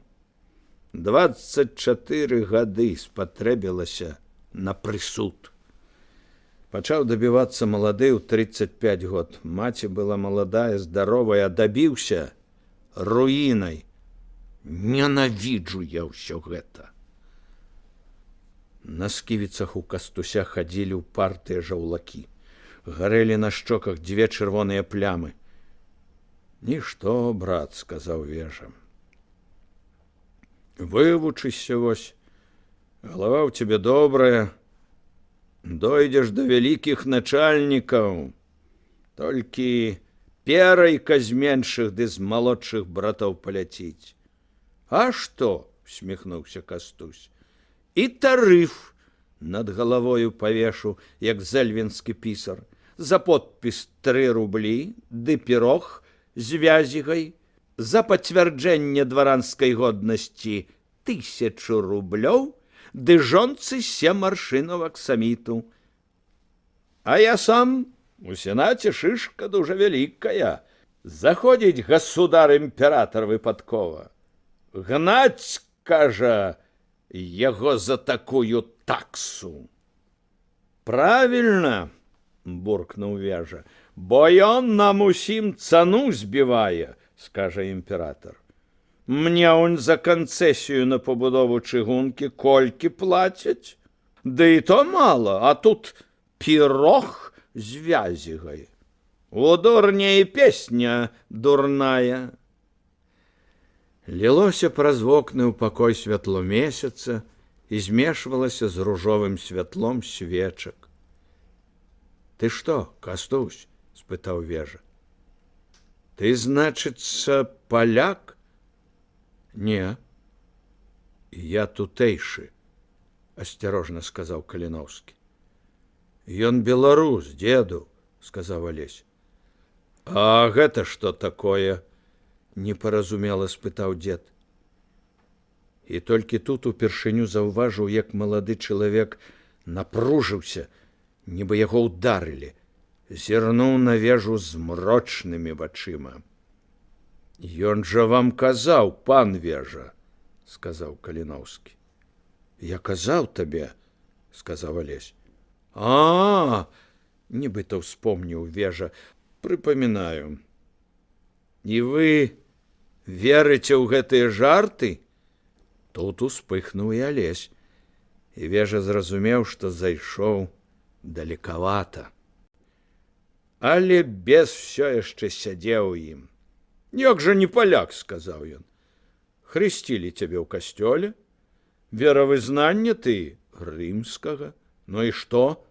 Цяжка рухаючы сківіцамі, сказаў Кастусь. Прашу прабачэння, заўтра я ахрышчу вас у касцёле, і вы не станеце з гэтай прычыны палякам, а я перайду ў магаметанства і не стану туркам. Будзе беларус магаметанскага веравызнання і беларус веравызнання каталіцкага. Нядрэнна для пачатку, сказаў дзед, і для канца нядрэнна. Тым больш, што ваш малодшы ўнук каталік, па вашаму загаду. Вежа ажно вохнуў. Чарцяня біла проста паддыхала. Але ж мясцовасць, адкуль ты родам, гэта Польшча? Магчыма, сказаў Кастусь. Але цяпер гэта Гродзенская губерня. А заўтра наш Аўгуст далучыць да Гродзенскай губерні Варшаву. А жыхары, якія называюць сябе літвінамі, а свой край Літвою? Размова і падабалася, і не падабалася Вежы. Падабалася, бо чарцяня ведала, чаго хоча. Не падабалася, бо гэтыя веды пагражалі і ўнуку, і самому чарцяняці небяспекай. А ты ўмееш гаварыць па-літоўску? З усмешкай спытаў ён. Это ж, здаецца, не славянская мова. Я маю на ўвазе не Літву жмуць, упарта кусаючы вусны, сказаў юнак. Я маю на ўвазе Літву Беларусь. І потым вы ж добра ведаеце, адкуль вырасла тая памылка. Я то ведаю. А вось адкуль ведаеш ты? У мяне брат гісторык. І потым я не глухі. 17 год я чую слова Літва, а да мяне яго ўжывалі яшчэ 300 год. І тут Вежа зрабіў апошнюю спробу павярнуць варацідла, на якім ткалля парка ткала лёс гэтых юнакоў. Нанёс апошні па-сапраўднаму страшны ўдар. Вонкава гэта выглядала як мілы жарт. Дзед наліў сабе яшчэ кубак кавы. І ўсё ж ніякі ты, хлопча, не беларус. Ты паляк. Праўдзівей кажучы, мазур. Каліноўскі ўстрывожыўся. бо твой Амброзі Самойлаў, сын Каліноўскі, быў з візенскай зямлі, мечнік віскай зямлі, сын мечніка віскай зямлі, унук мечніка віскай зямлі. А віская зямля — гэта Мазовія. То вы ўсё ведалі самі? Разгублена сказаў Кастусь. Нашто ж тады? Ты паляк, хлопча, сказаў Вежа. Я ведаю, табе цяжка развітацца з рашэннем, якое зрабіў ты сам. Але гэта вялікі народ, які значна больш ведае аб сабе, чым мы ўсе. Гэтым трэба ганарыцца, а іншых тутэйшых кінуць іхняму лёсу, калі ўжо яны нічога не хочуць. Галоўнае — быць чалавекам, сынок. І раптам цішыню парушыў дзіўны прыглушаны гук. Кастусь смяяўся. Смяяўся горка, трохі з'едліва і глуха. Так, Амброзі быў мечнік віскай зямлі. Але там жывуць і жмудзіны, і немцы, і палякі, і беларусы. Вы ўзялі няпэўны довад, князь. Але няхай нават і так. Пасля яго мае продкі 170 год жылі на гэтай зямлі, елі яе хлеб, гаварылі яе гаворкай, умываліся яе вадою, спявалі яе песні. Ды хіба не ўсё адно, калі я сам лічу сябе ліцвінам, беларусам, тутэйшым? Назавіце гэта як хочаце. Хіба не ўсё адно, калі дома ў мяне гавораць мужыцкай гаворкай, калі толькі адзін бацька для дзяцей ведае тое, што ў нас называюць польскай і якой не разумеюць палякі, бо гэта перакручаныя нашы словы. Вочы ў Кастуся блішчалі. І хіба не ўсё адно, калі нябожчыца маці не ведала іншай мовы?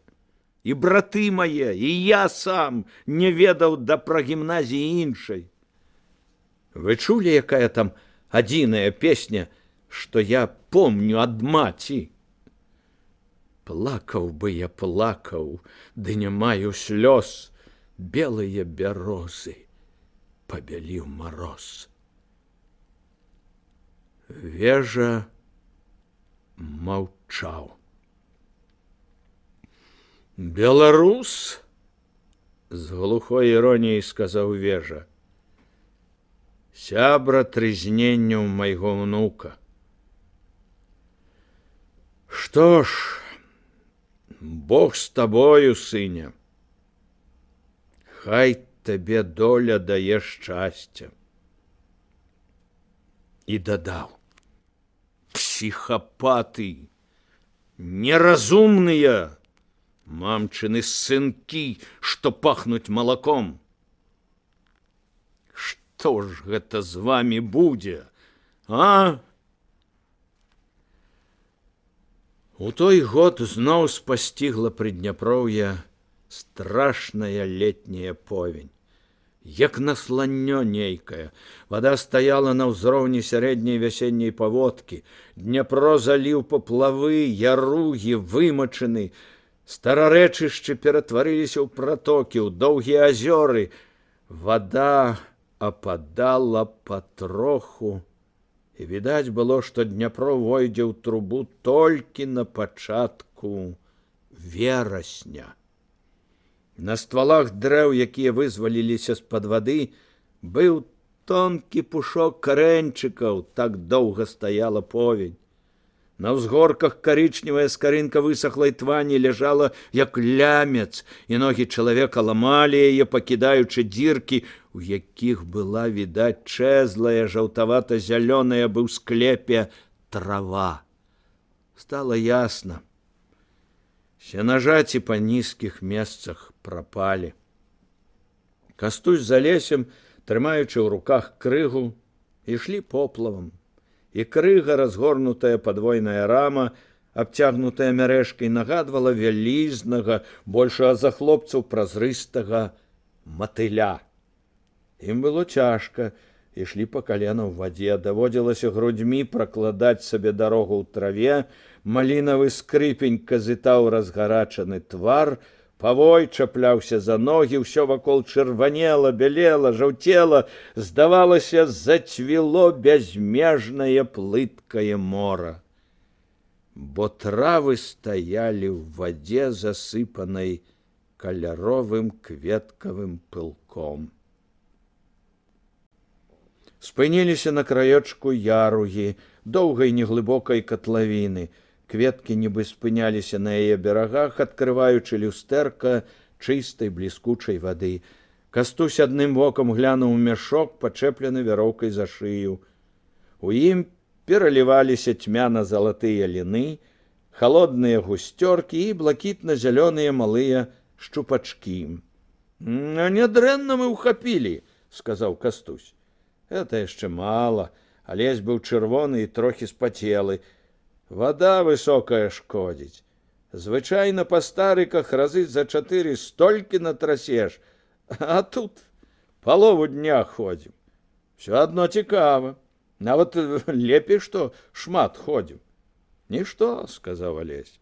«Зараз дойдзем да гарадзішча, адпачнем на сухім. А то тут і сесці няма куды». «Як гэта няма куды?» — пытаў Кастусь. І сеў аж па самыя грудзі ў ваду.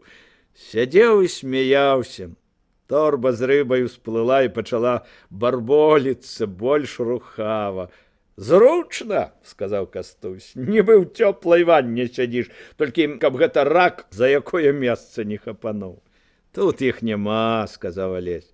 «Яны пад карчамі ды пад берагам, і потым мала стала ракаў. Гады 3 назад пошасць нейкая на іх прайшла. Берагі аж кіпелі крумкачамі ды варонамі. Гэта яны, мусіць, з гора падохлі. Знайшоўся на іх нейкі свой Аляксашка», — выскаліў Кастусь белыя прыгожыя зубы. «А што табе гэты Аляксашка?» «А чорт яго ведае. Абяцае зашмат. А ў самога, калі што і добрае, дык гэта шавялюра і бакі, ды яшчэ вусы, як пікі. Але гэта ўжо ад цырульніка хутчэй залежыць». І дадаў: «Падбароддзе ў яго бязвольнае. А бязвольныя людзі, ох, якія яны часта бываюць упартыя ды злосныя. На кожным сваім капрызе могуць суседу вязы скруціць. Нібы даводзіць, што і ў яго цвёрдасць ёсць». Кастусь баўтануў нагамі ў вадзе. «Справядлівасці, відаць, і тут не будзе. У нас наогул справядлівасць гэтую своеасабліва разумеюць. Чорнага імя Сямашка біскуп сам унію кінуў, сілком пачаў паству у праваслаўе гнаць. Тут ужо ўсё, што хочаш, бывае, і страшнае, і смешнае. Смех у нас, вядома, таксама, не дай Бог. У пятлю хочацца ад такога смеху. То рэжуць людзям бароды, а з тых, хто не хоча, мыт за бараду бяруць. А тут прымусілі уніяцкіх былых папоў бароды гадаваць ды вопратку мяняць. Все забарадзелі, як козлы. І тут Сямашку данос. Поп такой і такой вёскі барады назнарок не хоча адпускаць, а значыць, і надалей перабывае ў гнюснай ерасі. Такі ён і гэтакі. Марыць аб аўтакефаліі беларускай царквы. Спіць і бачыць, каб гасудар ухайдокаўся. Папа туды, папа сюды, папа на допыт. Што, быдла? Зламысныя ідэі ў чорным сэрцы гадуеш, аўтакефаліі захацеў, а ў манастыр на хлеб і ваду. І галоўнае, ён, халера, ні ў чым не прызнаецца. Некалькі месяцаў цягалі. Ледзь сапраўды за краты не трапіў. Ужо і прадпісанне было, і толькі потым выявілася, што барада ў папа ад прыроды не расце. Яны шырока разгарнулі крыгу і падставілі яе пад куст, заліты вадою. Але спінаю, каб вачэй не папсаваць, палез у хмыз і пачаў болтаць у ім нагамі. Праз хвіліну Кастусь смыкнуў за вяровачку, і крылы самкнуліся. Загорскі падскочыў да сябра і памог яму ўзняць крыгу над вадой. У ёй ляжаў, відаць, самлеўшы ад жаху, даволі вялікі шчупак. А побач з ім калаціліся 3 цьмяна-залатыя ліны. Ставячы раз-пораз крыгу, яны павольна пасоўваліся да гарадзішча. І чаму гэта, братка, так? Звычайная рыба доўга, мужна, я сказаў бы, трымаецца, а шчупак вялікі, моцны, драпежны. Як выцягнеш яго з вады, так і самлее, сказаў Кастусь. Я думаю, звычайная рыба яна працавік, жыве сабе, б'ецца, штодзённы свой цяжка зарабляе. А гэты хапун, аспід драпежны, злы чалавек, не бывае мужны. Так і тут.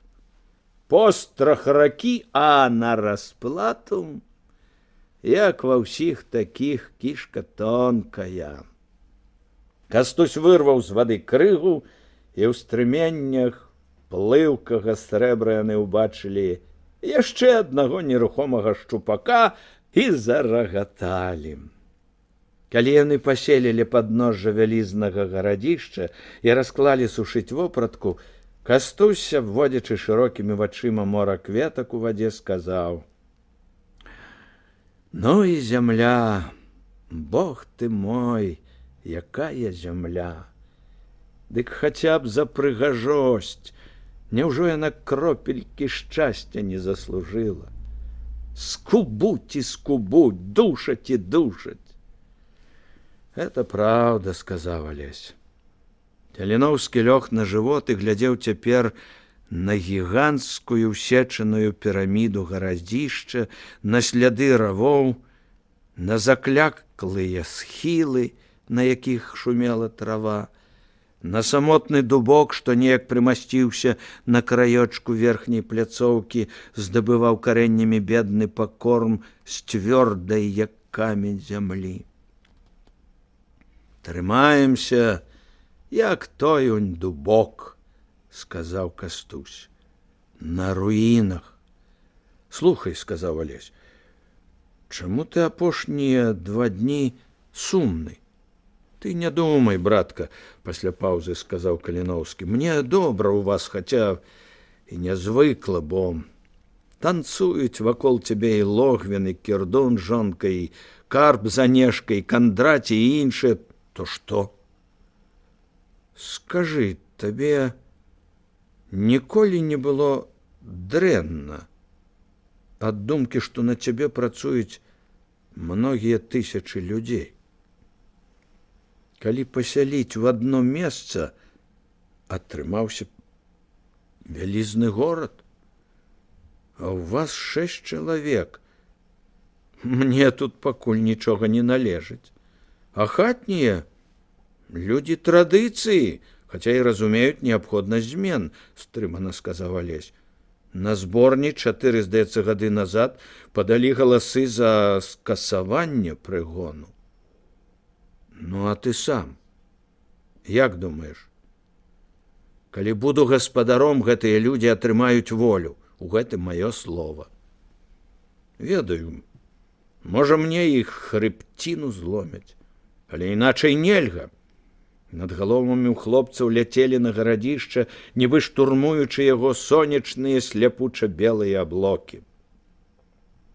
Уначы, калі хлопцы ўжо ляжалі ў сваіх ложках, да іх прыйшоў на хвіліну стары Вежа. Сеў на краёчак кастусёвага ложка, уважна глядзеў на госця. Ну, Як табе тут? Мне тут добра. Слухай, Кастусь, магу табе прапанаваць сёе-тое, але пачакай да універсітэта тут. Разам з Алесем на лета паедзеце.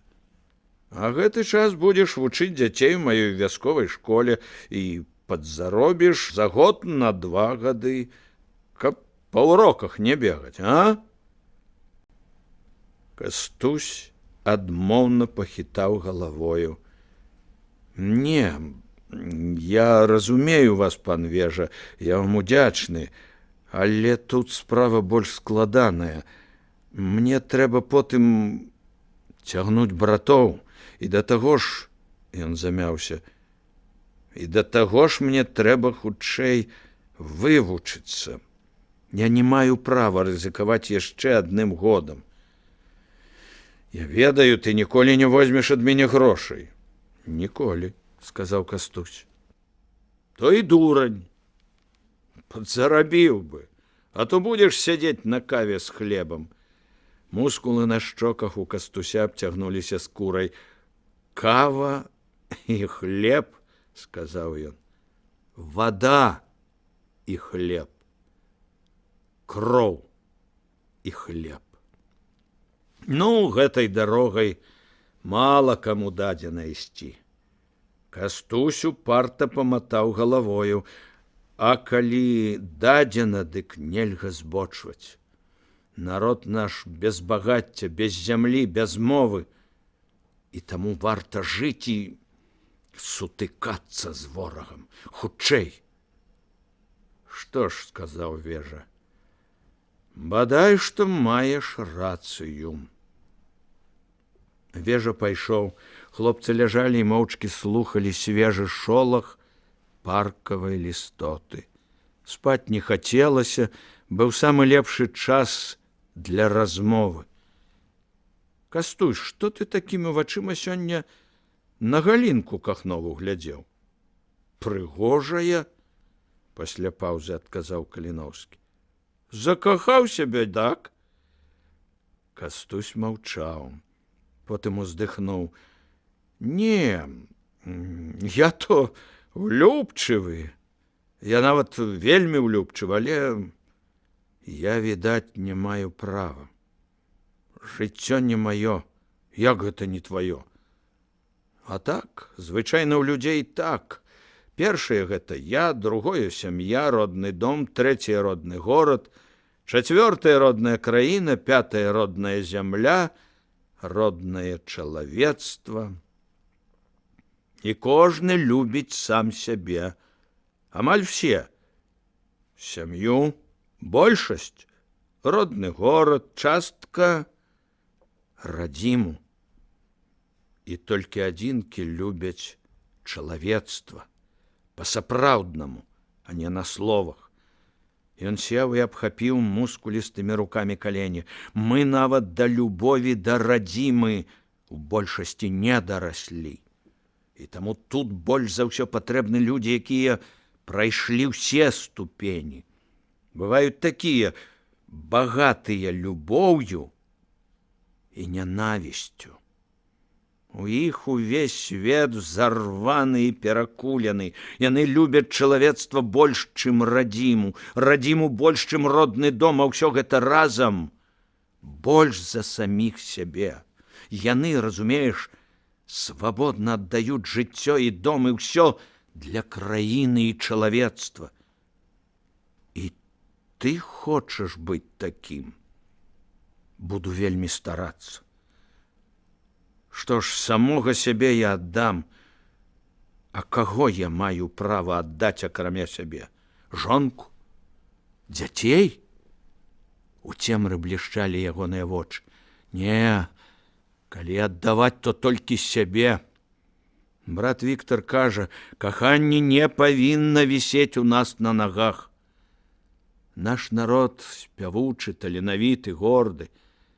І вось яго ўвесь час дзякуюць за дабрыню, седзячы на ягонай спіне. Стукнуў сябе кулаком у грудзі. Песні нашы затаўклі ў гразь. Талент распялі, гордасць аплявалі, всё забралі. Зямлю, ваду, неба, свабоду, гісторыю, сілу. А я ўсё гэта люблю. Шапацела лістота, быццам тысячу здыхаў ляцелі ў адчыненае акно. Нельга больш, нельга больш, нельга больш цярпець, іначай страцім апошняе, душу сваю жывую.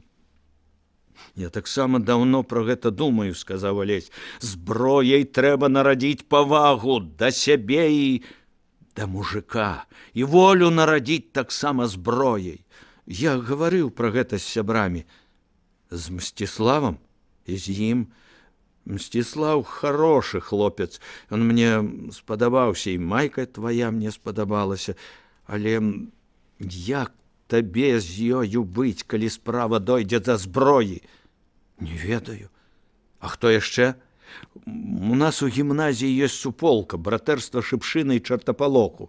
Праўда, амаль дзіцячая яшчэ выдумка. Мсціслаў, Пятрок Ясюкевіч, Усяслаў Грыма, Мацей Бескуповіч і я. Знойдуцца, відаць, і іншыя, стрымана сказаў Кастусь. За апошні час мы трохі сцішэлі, Алесь таксама сеў. Усё ж не фельдфебель над галавою. Лягчэй стала жыць. Лухта, сказаў Кастусь, лягчэй стала жыць. На гэта мне нядаўна даў адказ Алекс де Таквиль. Француз гэты, гісторык. Але Віктар аднекуль дастаў выпіскі з ягонай новай, ненадрукаванай яшчэ кнігі. Пастараюся прыпомніць больш дакладна. Ага. Не заўсёды прыводзіць да рэвалюцыі, пераход ад дрэннага становішча да горшага. Часцей здараецца, што народ, які цярпеў без скарг і больш страшныя ўмовы, сілком скідае з сябе іхняе ярмо, менавіта тады, калі яно робіцца лягчэйшае. Стан рэчаў, які выклікае рэвалюцыю, бывае амаль заўсёды лепшы за той, які быў непасрэдна да яго. І вопыт вучыць, што для дрэннага ўрада найбольш пагрозлівая тая хвіліна, калі ён, урад, пачынае трохі выпраўляцца. Зло, якое цярпліва выносілі як штосьці непазбежнае, робіцца нясцерпным пры думцы, што можна ад яго вызваліцца. Кастусь стаў на калені і, гаворачы, глядзеў у парк, дзе білася і тужліва ўздыхала лістота. Так, відаць, і ў нашым становішчы. Тым больш, што царок нічога вялікага не робіць, а так нібы мёдам злёгку па вуснах мажа. Всё як раней. Дзяржава паліцэйскі ўчастак, дзяржава турма. На твары ў Кастуся зноў з'явілася нешта пакутлівая, цень, нязвыклай па маладосці год страшнай, непажаданай думкі. Ты раптам зрабіўся падобны на Раўбіча, толькі маладзейшы. Мне неякавата, ўздыхнуў Кастусь, і мне вельмі страшна. Здаецца, я беспаваротна вырашыў. Іншай дарогі для мяне няма. Алесь развёў рукамі. Каб жа ж можна было, хоць што зрабіць? Школы на сваёй мове, паступовае вызваленне. Тады яшчэ сяк так, але ж не даюць. Не паўстанеш, будзеш жыць, як усе, жэрці, напівацца, паляваць, ацірацца ля спадніц, сумленне страціш. А паўстанеш таксама страшна. Гэта, магчыма, і плаха. Голас ягоны сарваўся. Галоўнае, мала нас, мала! Адзінкі! Кастусь лёг на спіну, доўгі час маўчаў, глядзеў у цемру бліскучымі вачыма, пасля сказаў глухім, але цвёрдым голасам, нібы канчаткова вырашыў усё. Не трэба 1000, каб пачаць. І не трэба 100, каб пачаць. І не трэба 2, каб пачаць.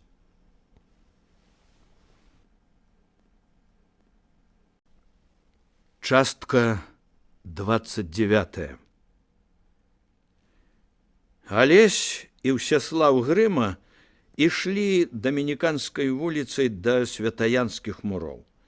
Абодва пераапрануліся з гімназічнай формы ў цывільнае і стараліся трымацца далей ад ліхтароў. Хаця гімназістам старэйшага класа і дазвалялася не вельмі пільнавацца гадзіны, пасля якой вучні павінны сядзець дома, але яны ішлі ў дом, наведванне якога магло не спадабацца начальству, ды і прагулкі без формы не заахвочваліся, а іначай было нельга. Будуць глядзець як на шчанюкоў. Ішлі да Адама Ганорыя Кіркора, рэдактара «Кур'ера» віленскага. У яго збіралася цікавае таварыства, і можна было гаварыць аб жыцці. Бывала і музыка, а ўжо спрэчкі заўсёды. Гаспадар быў з ліберальных, асветнік і не больш, ды яшчэ з памяркоўных.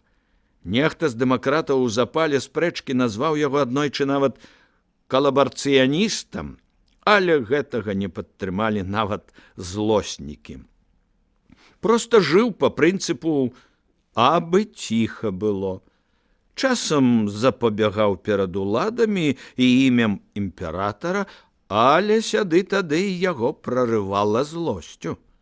Ён дазваляў збірацца ў сваёй кватэры самым розным людзям, нават з крайнімі палітычнымі поглядамі. Пачатак сакавіка плакаў капяжамі і ўначы.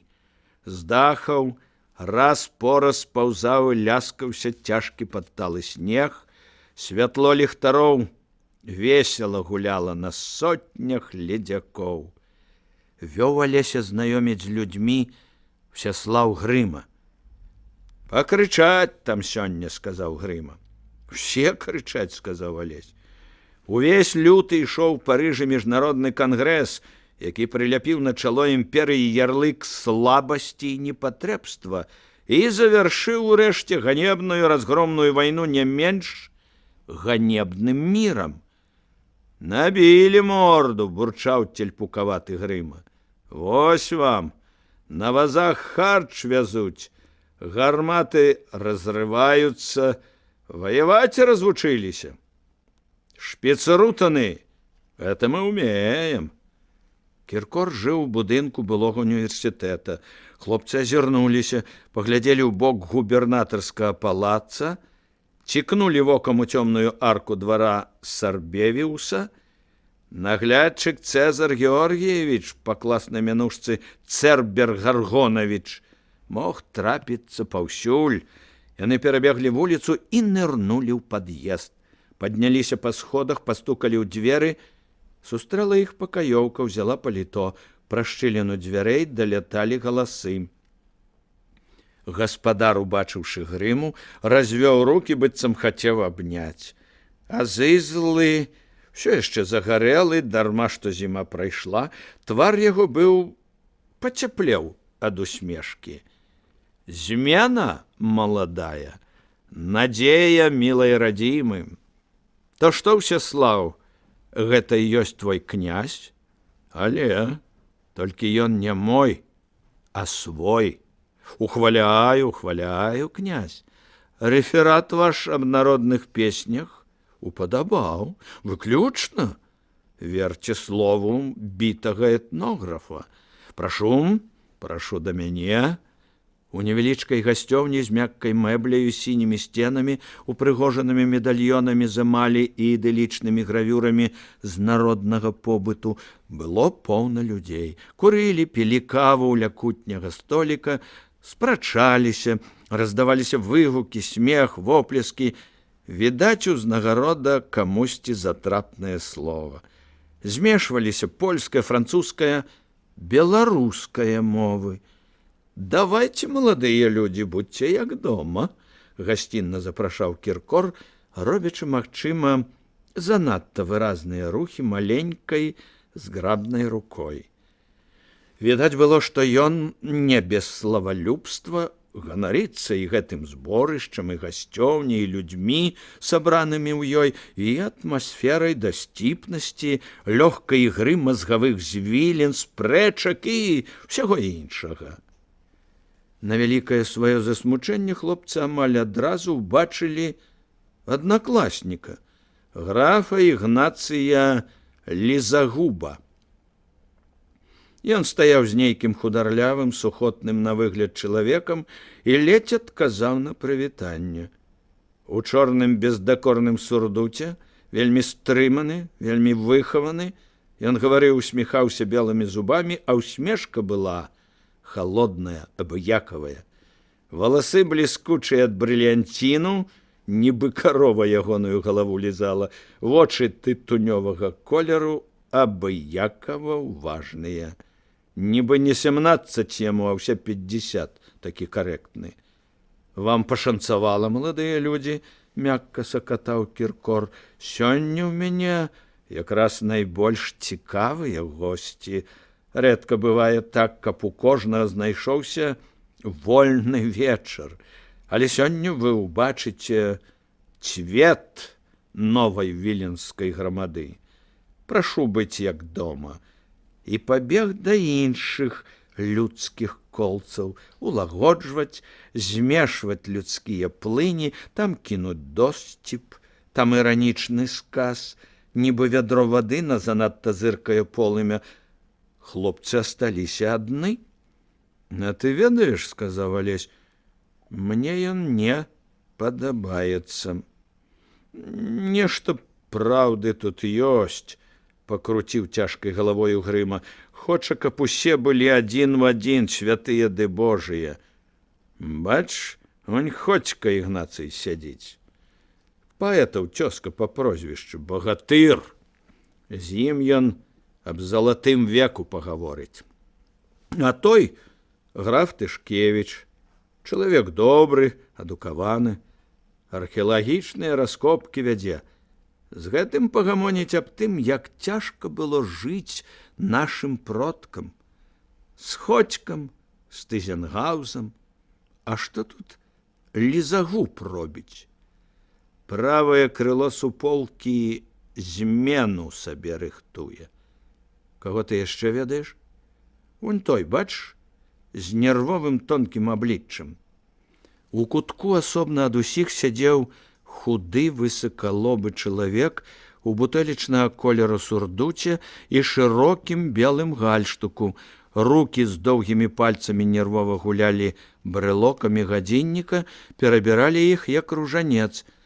Калі спрэчка выбухала раптам пагрубелымі ад запалу галасамі, чалавек моршчыўся, як моршчыцца меламан з абсалютным слыхам, пачуўшы скрогат цагліны аб цагліну. Мяккае, вельмі беларускае аблічча чалавека было тонкае і жоўчнае. Доўгія, трохі блізка адно да аднаго пасаджаныя вочы глядзелі сумна і засяроджана, і буйнымі добрымі хвалямі падалі на плечы русыя валасы. Хто такі? Спытаў Алесь. Сыракомля, паэт. Па-польску піша і па-беларуску таксама. А той? Алесь паказаў на невялічкага чалавека, які піў каву ля кутняга століка і, здаецца, быў заклапочаны больш за ўсё тым, каб не паказаць сваёй ніякавасці, перад усімі гэтымі людзьмі, каб узяць і паставіць кубачак з належнай годнасцю. Занадта інтэлігенцкі шыракаваты твар з добрымі, відаць, блізарукімі вачыма. Такому б сядзець у хаце, такому б замест сурдута нават тут больш пасаваў бы шлафрок. Чакай, сказаў Алесь, гэтага я даволі часта бачу на вуліцы. Ён што, таксама жыве недзе на нямецкай? У доме на рагу нямецкай дамініканскай. Не, у другім ад рога, а на рагу Сыракомля жыве. Ён хто? Я яго кепска ведаю. Ведаю, што працуе арганістам у святаянскім касцёле. Дзіўна, чаму ён тут бывае. Але тут наогул даволі разнамасны хаўрус. І прозвішча не ведаеш? Яно табе нічога не скажа. Манюшка. Алесь усміхнуўся. Сапраўды смешнае прозвішча. Нібыта маленькі Манюка. І раптам усплыла ў памяці размова дзвюх жанчын, якую выпадкова пачуў на вуліцы краёчкам вуха. Жанчыны былі ў глыбокай жалобе, і гэта, а таксама іхнія заплаканыя вочы і маладосць і пекната прымусіла Алеся прыслухацца і запыніць. «Грыма», – сказаў Алесь, – «я чуў аднойчы, як святаянскага арганіста назвалі Богам». «Пэўна, касцельныя дэвоткі», – буркнуў Грыма. «Ну, не кажы, кожны горад – гэта, брат, горад казак. Ідзе артылерыйскі паручнік, а в патэнцыі ён Наполеон. Памірае ў багадзельні стары, выкідаюць з-пад яго нагасенніка спісаную паперу, потым частка гэтых паперак разам з газетамі трапляе між дзвярыма і цыратай, якою іх абабілі, а праз 100 год мяняюць цырату і выпадкова знаходзяць паперкі, і тады выяўляецца, што ў багадзельні памёр найвялікшы паэт часу. Прырода любіць хаваць брыльянты і золата, тленны глей і смешную абалонку. «Разышоўся», – буркнуў Грыма. «А можа, і сапраўды святога Яна грае сам Бог? Трэба было б схадзіць, а з гімназіі паляцець хочаш? Захаджэнне на каталіцкія набажэнствы?» А гаспадар тым часам ужо каціўся да іх. «Нелюдні, сугнеі не могуць самі пайсці туды, дзе ім цікава. То хадзем». Падвёў іх да купкі людзей. «Знаёмцеся, пан Грыма, князь Загорскі». В сярэдзіне колца сядзелі на канапе 2 чалавекі. Адзін мужыкаваты, дзіклівы, яшчэ малады, глядзеў на хлопцаў з некаторым выклікам, нібы менавіта ад яго залежала прыняць навічкоў размову ці не. Але галоўным у размове быў, відавочна, не ён. На краёчку канапы у кутку сядзеў, зручна ўціснуўшыся ў мяккую падушку, нібы патануўшы ў ёй круглаватай фігуркай, маленькі дабрадушны гарбун. Горб у яго быў невялічкі і нагадваў бы лёгкую сутуласць, каб толькі правае плячо не было вышэй за левае. Гэтая акалічнасць не зрабіла, відаць, ніякага дрэннага ўплыву на псіхічны склад гарбуна. На круглым мяккім абліччы блукала вседаравальная, расчуленая усмешка. Гарбуну было год 45, але праставатыя блакітныя вочы, светла-русыя валасы, у якіх цяжка было заўважыць сівізну, румяны усмешлівы рот надавалі ягонаму абліччу добры, наіўны, у нечым дзяцінны выраз. Зірнуўшы на яго, нельга было не сказаць: «Ах, які добры чалавек! А ото нашы 2 вінцукі», – знаёміў гаспадар. «Абодва паэты, абодва добрыя грамадзяне, абодва добрыя мужы. Ну, проста хоць ікону з мяне пішы», – буркнуў мужыкаваты. «Абодва добрыя патрыёты, любяць радзіму, любяць, знаёмцеся». «Каратынскі», – зноў жа з выклікам працягнуў Алесю руку мужыкаваты. І Алесь падумаў, што гэты падкрэслены выклік ад неабходнасці сцвярджаць сваю годнасць. Відаць, худародны, можа, нават сялян. Дунін Марцінкевіч, падаючы пульхную руку, мяккім голасам сказаў гарбун: «Прашу не блытаць з Мартынкевічамі Асановічамі і Мартынкевічамі Мустафамі. Я пакуль што не татарин, хаця... І ён засмяяўся. Татарынам тутэйшым быць, даль бог, нядрэнна. Мова адна. Кітаб нічым не горшы за блажэннага Аўгустына, і жонак можна аж 7 мець. Ягонае кругленькае цела калыхалася ад дабрадушнага смеху. Ды ён яшчэ і вальтарыянец, заўважыў з карэктным гумарам Ходзька. Будзеце адказваць на тым свеце, пане Вінцук? І не буду, і зусім не буду, калыхаўся гарбун. У жартах граху няма. І што татарын? Всякае дыханне хваліць пана Бога. Кіркору, відаць, было замала рэкамендацый, хаця для Алеся абодва паэты як людзі былі ўжо зразумелыя. Абодва на гаворцы пішуць, на літоўска-мужыцкай. Алесь звёў бровы. Па-беларуску, значыць? Ходзька нахмурыўся, а вочы Мартынкевіча раптам на адно імгненне перасталі быць усмешлівыя, зірнулі на хлопца добразычліва, цвёрда. Падумаў Алесь, не такі ты, відаць, прасцячок, не такая божая душа. Ты, брат, дзе трэба, і характар можаш паказаць. І супакоіўся, што знайшоў зразумелага і блізкага чалавека. Бачыце, сказаў Ходзька, вось ён, першы плён вашай працы. З'явіўся ўжо беларус, ды яшчэ і князь. Глядзіце, каб хутка не з'явілася яшчэ замест мужыцкай гаворкі нейкая беларуская мова. Я не чытаў твораў пана Мартынкевіча, сказаў Алесь, але існаванне беларускай мовы не залежыць ад нашых з вамі жаданняў, пане Ходзька.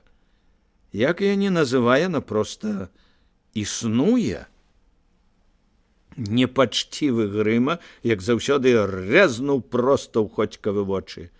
Разважаеце вы, шаноўны пане, з багатай магнацкай званіцы. Гэтыя словы аб гаворцы нам у зубах навязлі. Вы тутэйшы, але прабачце, чым тады гэтыя вашы разважанні адрозніваюцца ад разважанняў нябожчыка імператара? Кіркор азірнуўся, зусім непрыкметна для іншых, і адразу супакоіўся, заўважыўшы, што ніхто не звярнуў увагі, што ўсе свае, што ўсе з цікавасцю чакаюць працягу спрэчкі. Ходзька холадна сказаў: я паляк беларускага паходжання. Памятаючы гэта, вы не можаце ўпікнуць мяне ў чужой крыві, у нелюбові да зямлі, на якой я нарадзіўся, у няведанні гаворкі, на якой гавораць яе мужыкі. Я павінен яе ведаць. Бо як тады іначай весці гаспадарку? Выйдзе нешта накшталт непрыемнасці з вавілонскай вежай.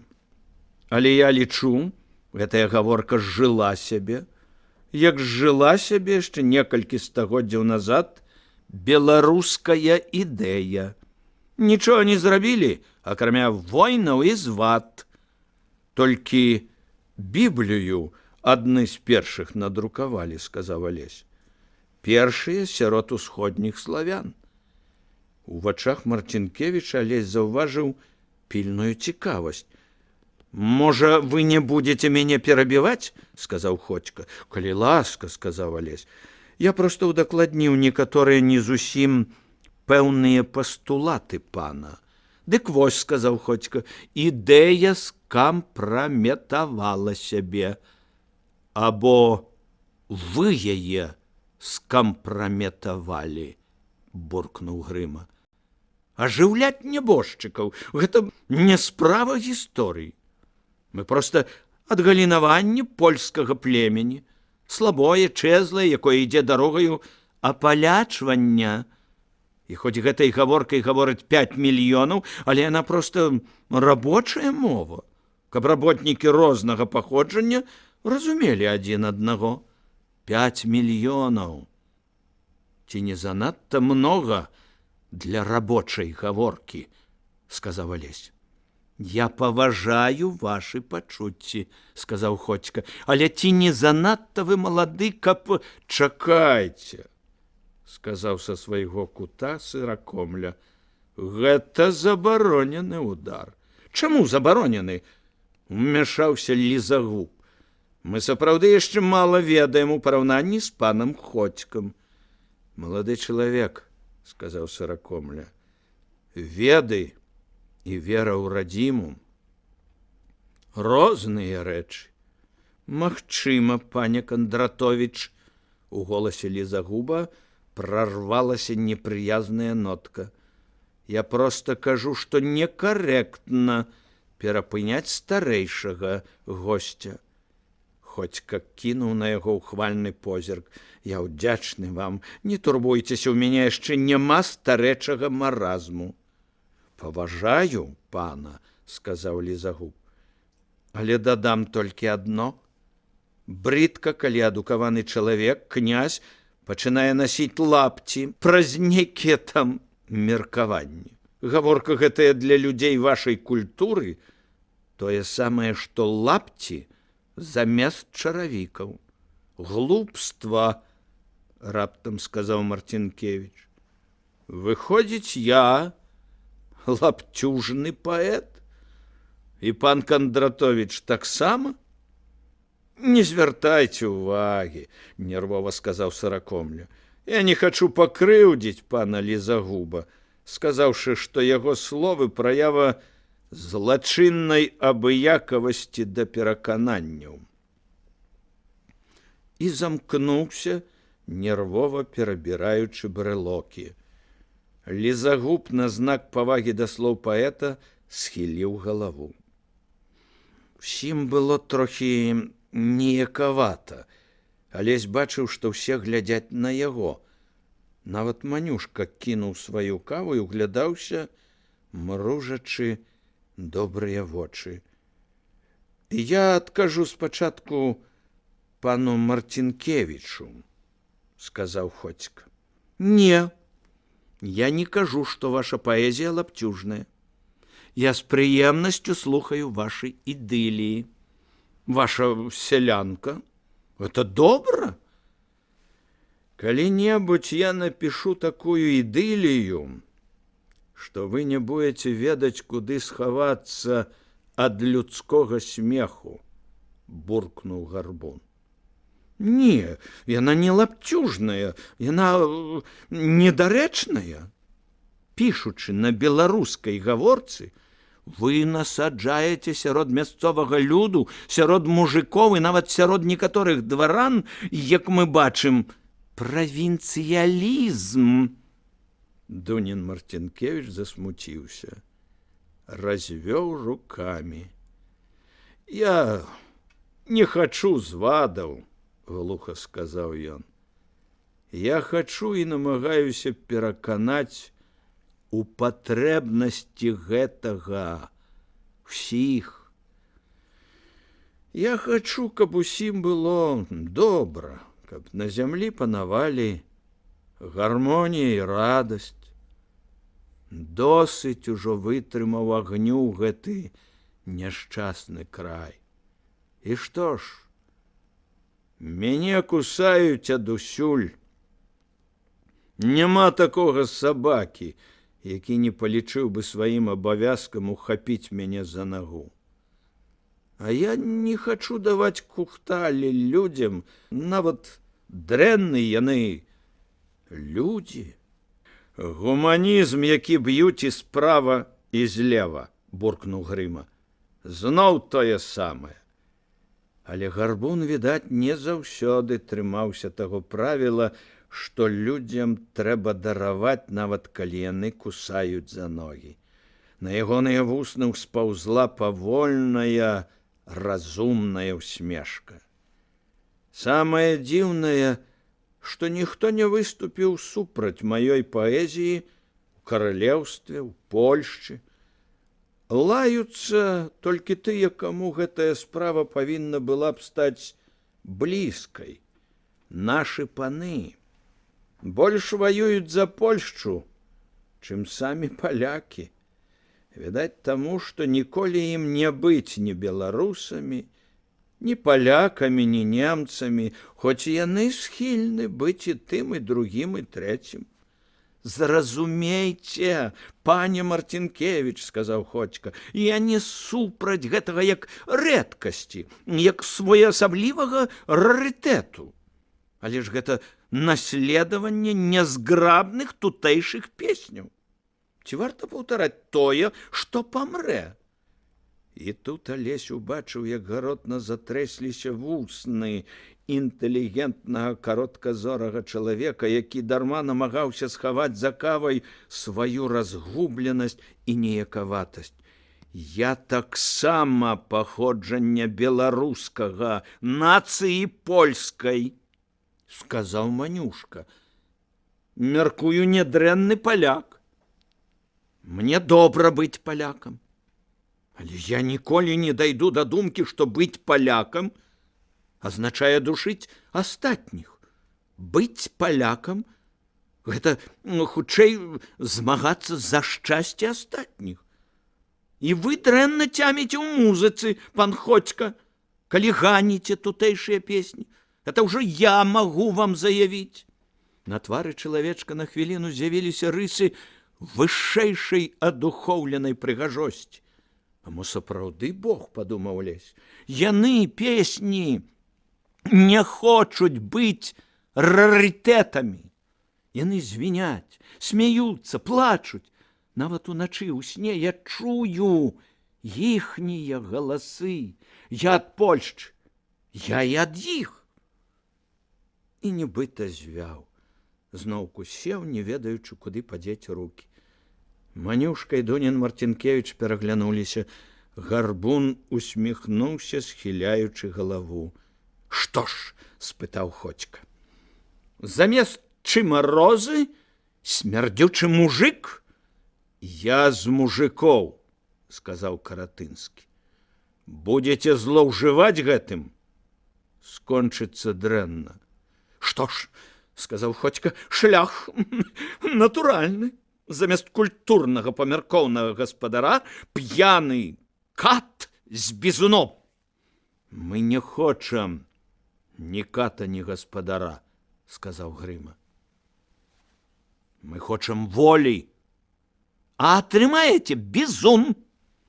Вам далі магчымасць часова развіваць сваю гаворку, бо вы наш фарпост. Але тое, што робіцца тут, гэта ўжо занадта. Пісаць на ёй? Называць сябе быдлячым імем? Калі мы дазволім такое, вас самнуць. Алесь адчуў, што ў яго звініць у галаве ад гневу. Мы, здаецца, пачыналі спрэчку з вамі. Ходзька з цікавасцю глядзеў на шыравокага маладога чалавека. Кажыце далей, памяркоўна дазволіў ён. Нам не трэба нічыйго дазволу на тое, каб дыхаць, перахопленым горлам сказаў Алесь. А пісаць і гаварыць на сваёй мове гэтак натуральна, як дыхаць. Мы не хочам быць нічыім фарпостам. Чым слова магнат лепшае за слова барын. Досыць, панюхалі. І тут Ходзька усміхнуўся, нібы намацаў у абароне хлопца трэшчыну. Алесь бачыў вочы гарбуна, арганіста, сыракомлі. Ва ўсіх гэтых вачах жыла трывога, а Ходзька падаўся галавой наперад і ціха працадзіў. Хіба не стала нашаму мужику горш жыць пасля прыяднання да Расіі? Адразу салдатчына, павышэнне падаткаў. Сыракомля нецярпліва перапыніў яго. Ходзька, гэта жорстка. У маладога чалавека не столькі ведаў, і ягоныя перакананні. Алесь узняў руку. Не трэба, пане Кандратовіч. Ён усміхнуўся. Тое, што мне трэба, я ведаю добра. і перакананні ў мяне цвёрдыя і абгрунтаваныя ў адрозненне ад пана Ходзькі. То стала горш? Настойваў магнат. Стала горш, спакойна сказаў Алесь. Акрамя старых паноў, нас з вамі з'явіліся новыя. Прычына гэтай галечы тое, што на ўсе старыя ланцугі павесілі яшчэ адзін новы, горшы — гэта грошы. А грошай у мужика пры цяперашнім стане быць не можа. У яго адбірае іх тое, што страшней за чуму, вайну, страшней за ўсё на свеце. Чырвоныя плямы папаўзлі на шчоках у Ходзькі. Што ж гэта такое страшнейшае за ўсё? Ціха спытаў ён. Алесь пабялеў ад хвалявання, а потым у цішу ўпала адно толькі слова. Прыгон! Вочы ў лізагуба звузіліся. Стаяла цішыня. Алесь спяшаўся дагаварыць. Мы ніколі, чуеце? Мы ніколі не паддамося ні вам, ні немцам, нікому. І не таму, што мы не любім вас, а таму, што кожны чалавек мае права на роўнае шчасце з другімі, а шчасце толькі ў сваім доме. Панове, перабіў Кіркор, панове, уладаю гаспадара забараняю вам гэтую спрэчку. Гарбун паклаў руку на плячо Алесю, паціснуў. У мяне ёсць дачка Каміла, сказаў ён. Бог ты мой, якія вы падобныя. У доўгай паўзе прагучаў самотны голас Сыракомлі. Якая ж гэта нязведаная парасць расце. Ён і Манюшка ішлі в адну дарогу за Алесем і Ўсяславам. Лізагуб і Ходзька пайшлі асобна, хоць пэўны час ім было і па дарозе. На рагу Святаянскай і універсітэцкай Манюшка прытрымаў Алеся і паказаў яму налева на касцельны згмах. Музыку любіш, але? То прыходзь сюды. Я ведаю, табе нельга. Але унь там дзверы на хоры. Прыходзь падчас імшы проста так. Я там часта. Музыка, князь, не ведае розніцы вераванняў. Сыракомля маўчаў всю дарогу. Ягонае маладое яшчэ тонкае аблічча выглядала на хворае. Ён моўчкі хутаўся ў футра і нагадваў худую зябкую птушку. І толькі на скрыжаванні, дзе абодвум старэйшым трэба было павярнуць налева, паэт паклаў руку на плячо Алесю. Я, пэўна, не дажыву, але вам, дай вам Бог удачы. Частка 30. Ужо самай раніцай наступнага дня, падымаючыся па сходах на другі паверх, Алесь адчуў штосьці нядобрае. Можа, гэта было ў тым, што здаровая доўбня Цыпрыян Дымбавецкі, аднакласнік Алесяў, насуперак звычаю адарваўся ад ежы, і калі Алесь праходзіў паўз яго, акінуў каламутным, нібы нежывым позіркам. Гэта было дзіўна, бо Алесь, колькі быў у гімназіі, заўсёды помніў Цыпрыяна з бутэрбродам у руцэ. А можа, няладнае было ў тым, што другі аднакласнік, Альберт фан дер Фліт, ледзь адказаў на паклон? Всё гэта была лухта. І Цыпрыяну ж не вечна чамкаць, і фан дер Фліт, чалавек халодны, паглыблены ў свае думкі, заўсёды глядзіць нібы праз субяседніка. І аднак нешта нібы вісела ў паветры. Але першым урокам была якраз літаратура. Выкладчык прыгожага пісьменства перад тым, як скончыць гімназічны курс, рабіў агляд сучаснай літаратуры, той, што не ўваходзіла ў праграму. І гэта было добра, бо ён гаварыў між іншым і пра улюбёнага Тютчева. Пушкін — это, вядома, лада паэзіі. Нібы вся гармонія будучых стагоддзяў увасобілася ў адным. І ён любіў яго. Але трэба мець і нешта патаемнае, што любіш ты адзін. І ён любіў Тютчева.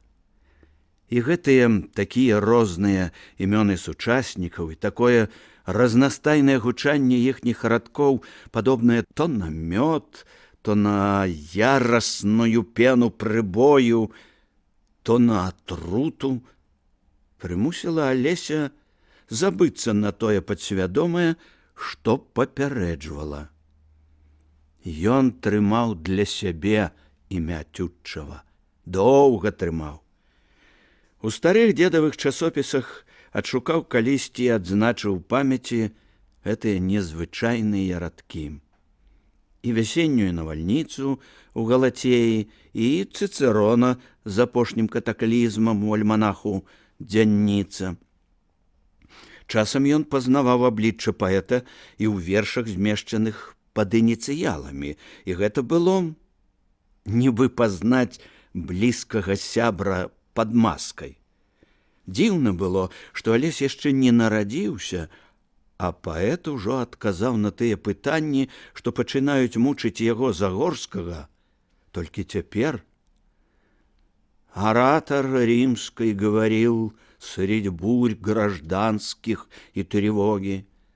Я поздно встал, и на дороге застигнут ночью Рима был. Тут усё было цудоўна. Сапраўды, вакол была ноч краіны. Сапраўды, все яны нарадзіліся занадта позна, и все ж счастлив, кто посетил сей мир в его минуты роковые. Его призвали все благие, как собеседника на пир. І гэта было цудоўна. Як цудоўныя былі радкі «Маларія», што спісаў аднекуль Мсціслаў, і радкі «Апошняе кахання». Настаўнік чытаў іх трохі нараспеў, як ніколі не чытаў Дзяржавіна. І вокладка часопіса, з якога ён чытаў, была старанна загорнута ў паперу, бо гэта быў современнік, якога баяліся, як чумы, і не падпускалі да гімназічных муроў. Алесю было смешна. Няўжо настаўнік думае, што яны дзеці і чытаюць толькі тое, што прадугледжана праграмай. Гэты нумар часопіса члены братэрства Шыпшыны і Чартапалоху зачыталі да дзірак 2 гады назад. О, как на склоне наших лет нежней мы любим и суеверней. Сияй, сияй, прощальный свет любви последней, зари вечерней. Гэта было незнанае, неймавернае на зямлі счастье. Полнеба обхватила тень, лишь там на западе бродит сияние. Помедли, помедли, вечерний день, продлись, продлись очарование. У тым сумным, суровым і пяшчотным настроі, які заўсёды авалодваў ім пасля добрых вершаў, ён прасядзеў другі урок геаграфіі. Мсціслаў збоку паглядаў на яго, і ў вачах была іскра насмешкі і іроніі. «Павяло», — падумаў Мсціслаў. А Алесь не заўважаў, як не заўважаў і таго, што Цыпрыян Дымбавецкі, каратком жуючы нешта, раз ці два азірнуўся на яго. Пачалася вялікая рэкрэацыя. Гімназісты карыстаючыся 30 хвілінамі перапынку, сыпанулі на сонечны двор, дзе на сугрэве каля мура было ўжо зусім цёпла. Брук нагрэўся, а апошні чорны снег ляжаў толькі ў вечным ценю процілеглай аркады двара. Алесь выйшаў павольна, апошні, і адразу ўбачыў, што на паваротцы да сходаў стаіць група арыстакратаў з Лёкайскай, як аднойчы ахрысціў іх Сашка Волгін. Арыстакраты з Лёкайскай трымаліся заўсёды купкаю і вельмі крыва глядзелі на Алеся і Мсціслава за тое, што яны староняцца іх і водзяць сяброўства з Грымам і Ясюкевічам. Яны стаялі купкай і цяпер. Прылізаны карэктны Ігнаты Люзагуб, побач з ім Альберт фан дер Фліт з халоднымі вачыма, якія, нягледзячы на светлы колер, былі цьмяныя, як сутонне, а за імі стаяў Дэмбавецкі. Яшчэ адзін член іхняга гуртка, Альгерд Корвіт, стаяў ля сценкі і глядзеў у бок. Прыгожае жорсткае аблічча Альгерда было абыякавае. І, убачыўшы яго, Алесь зразумеў, што справы дрэнь. Альгерд Корвіт вызначаўся тым, што мог адным непрыкметным ударам пад дыхал або яшчэ куды-небудзь кінуць чалавека ў непрытомнасць і вывесці з бойкі на доўгі час. Як на грэх, нікога не было вакол, ні сяброў, ні проста прыязных людзей, якія маглі б папярэдзіць. У Алеся нарадзілася раптам брыдкае і халоднае пачуццё бездапаможнасці і агіды. Яго ніколі не білі вось так. Здараліся, вядома, сяброўскія або і варожыя бойкі, недзе ў прыбіральні ці на вілейскім лёдзе, але это былі сумленныя бойкі. Адзін на адзін ці сцяна на сцяну. Тое, што бойкі не мінуць, ён зразумеў адразу. Іначай на якога д'ябла ім быў бы патрэбен Корвіт. «Пачакайце, князь», – сказаў Лізагуб. Але спыніўся. Лізагуб мякка, амаль па-сяброўску, так што смешна было вырывацца, узяў Алеся пад руку і адвёў ад сходаў. «Мне хацелася падтрымаць ад вас некаторыя тлумачэнні наконт вашых учарашніх слоў». «Я нікому не хачу іх даваць», – сказаў Алесь. «Што сказана, тое сказана. Прабачце, не тлумачэнні, а працяг спрэчкі. Немагчыма некаторае неўразуменне і збянтэжанасць, што датычыцца вашых паводзін». Лізагуб паспеў давесці яго да самага акна ў тупіку калідора, і толькі тут Алесь вызваліў локаць. «Ваша неўразуменне мяне мала датычыць. Збянтэжанасць таксама. Учора я сказаў тое, што хацеў. Алесь вырашыў пайсці, а калі затрымаюць, прабіцца, адкінуўшы кагосьці з дарогі. Тут не магло быць размовы аб тым, што ўцякаць. Ганебна». І тут адчыніліся дзверы прыбіральні, і з яе з'явіліся нібы чэрці з табакеркі яшчэ трое. Першыя крочылі Язэп і Гальяш Цялкоўскія, браты, не блізнюкі, проста абодва мелі звычай па 2 гады сядзець у кожным класе. Гальяш аднойчы зрабіў подзвіг, не астаўся, і такім чынам дагнаў брата. Яны стаялі побач. Здаравенныя, з фальварковымі атлусцелымі мордамі, напаўідыёты. За імі выслізнуў Воранаў, маленькі, бескаляровы, як белая мыш, сын буйнога акцызнага чыноўніка. Убачыўшы гэтых трох, Алесь зразумеў, прарвацца не ўдасца. І адразу ад злосці на тое, што яго так спрытна ашукалі, і ад непаразумення страх некуды знік, а ў сэрцы нарадзіўся гнеў. Яны не мелі права нападаць на аднаго. Ну што ж, Тады трэба біцца.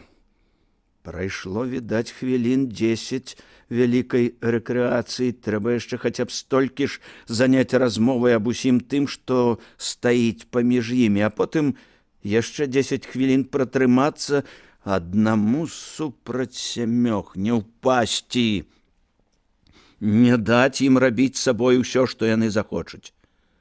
Калі ласка, сказаў ён, стаўшы спіною да цёплай грубкі, адчуваючы патыліцай медны люфт. Што вы маеце мне сказаць, граф Лизагуб? Я хачу спытаць, з якога такога права вы учора ганьбілі Польшчу, князь Загорскі? Вы ж ведаеце, это вельмі высакародна. Лае тое, што ў гэты момант лае ўрад. Нахабная хлусня абурыла Алеся, але ён стрымаўся. Я не ганьбіў Польшчу. Магчыма, занадта высакамерна, каб не падумалі, што спалохаўся, сказаў ён. Вам варта было б бліжэй трымацца да ісціны. Але толькі тут успомніў, што са збораў у Кіркора Лизагуб і Ходзька пайшлі разам. Не можа быць вядомай размовы, каб дарослы чалавек нацкаваў юнака на юнака. Відаць, проста выказаў раздражненне, абурыўся мужыцкім сепаратызмам здрадніка. Гэтага і хапіла. Знайшоў сабе добраахвотнага ланцужнага сабаку. А можа, і не ў мужыцкім сепаратызме корань усяго, а ў ягоных неасцярожных словах аб прыгоне? Напэўна, так. Я не кручу перад вамі хвастом, сказаў Алесь. Але я далёкі ад думкі агулам ганьбіць ці агулам хваліць нейкі народ.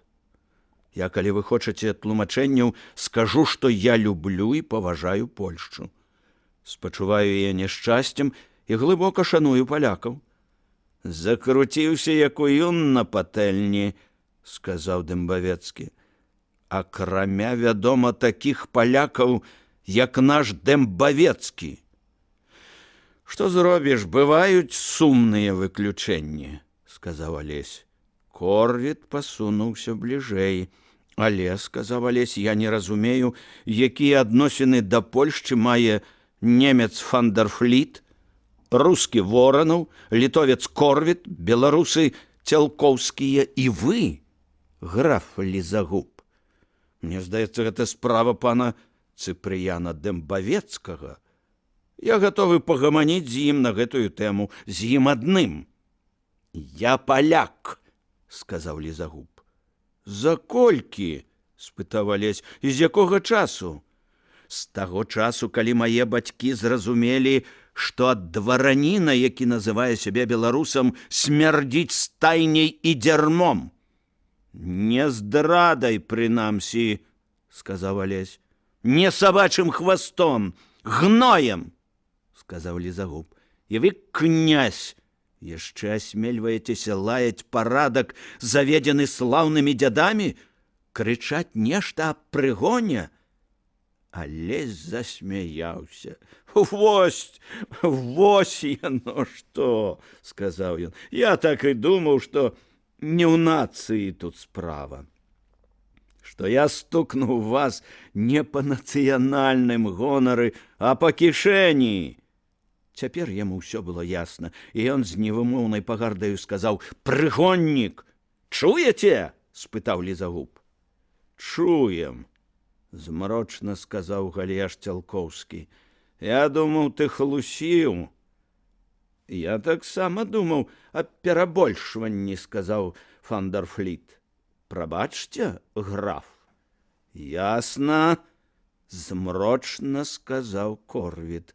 Запанавала маўчанне. Потым Лизагуб прашыпеў, увесь трасучыся ад ярасці: «І ты яшчэ хочаш, каб я назваў сябе тваім быдлячым імем, хаме з тытулам?»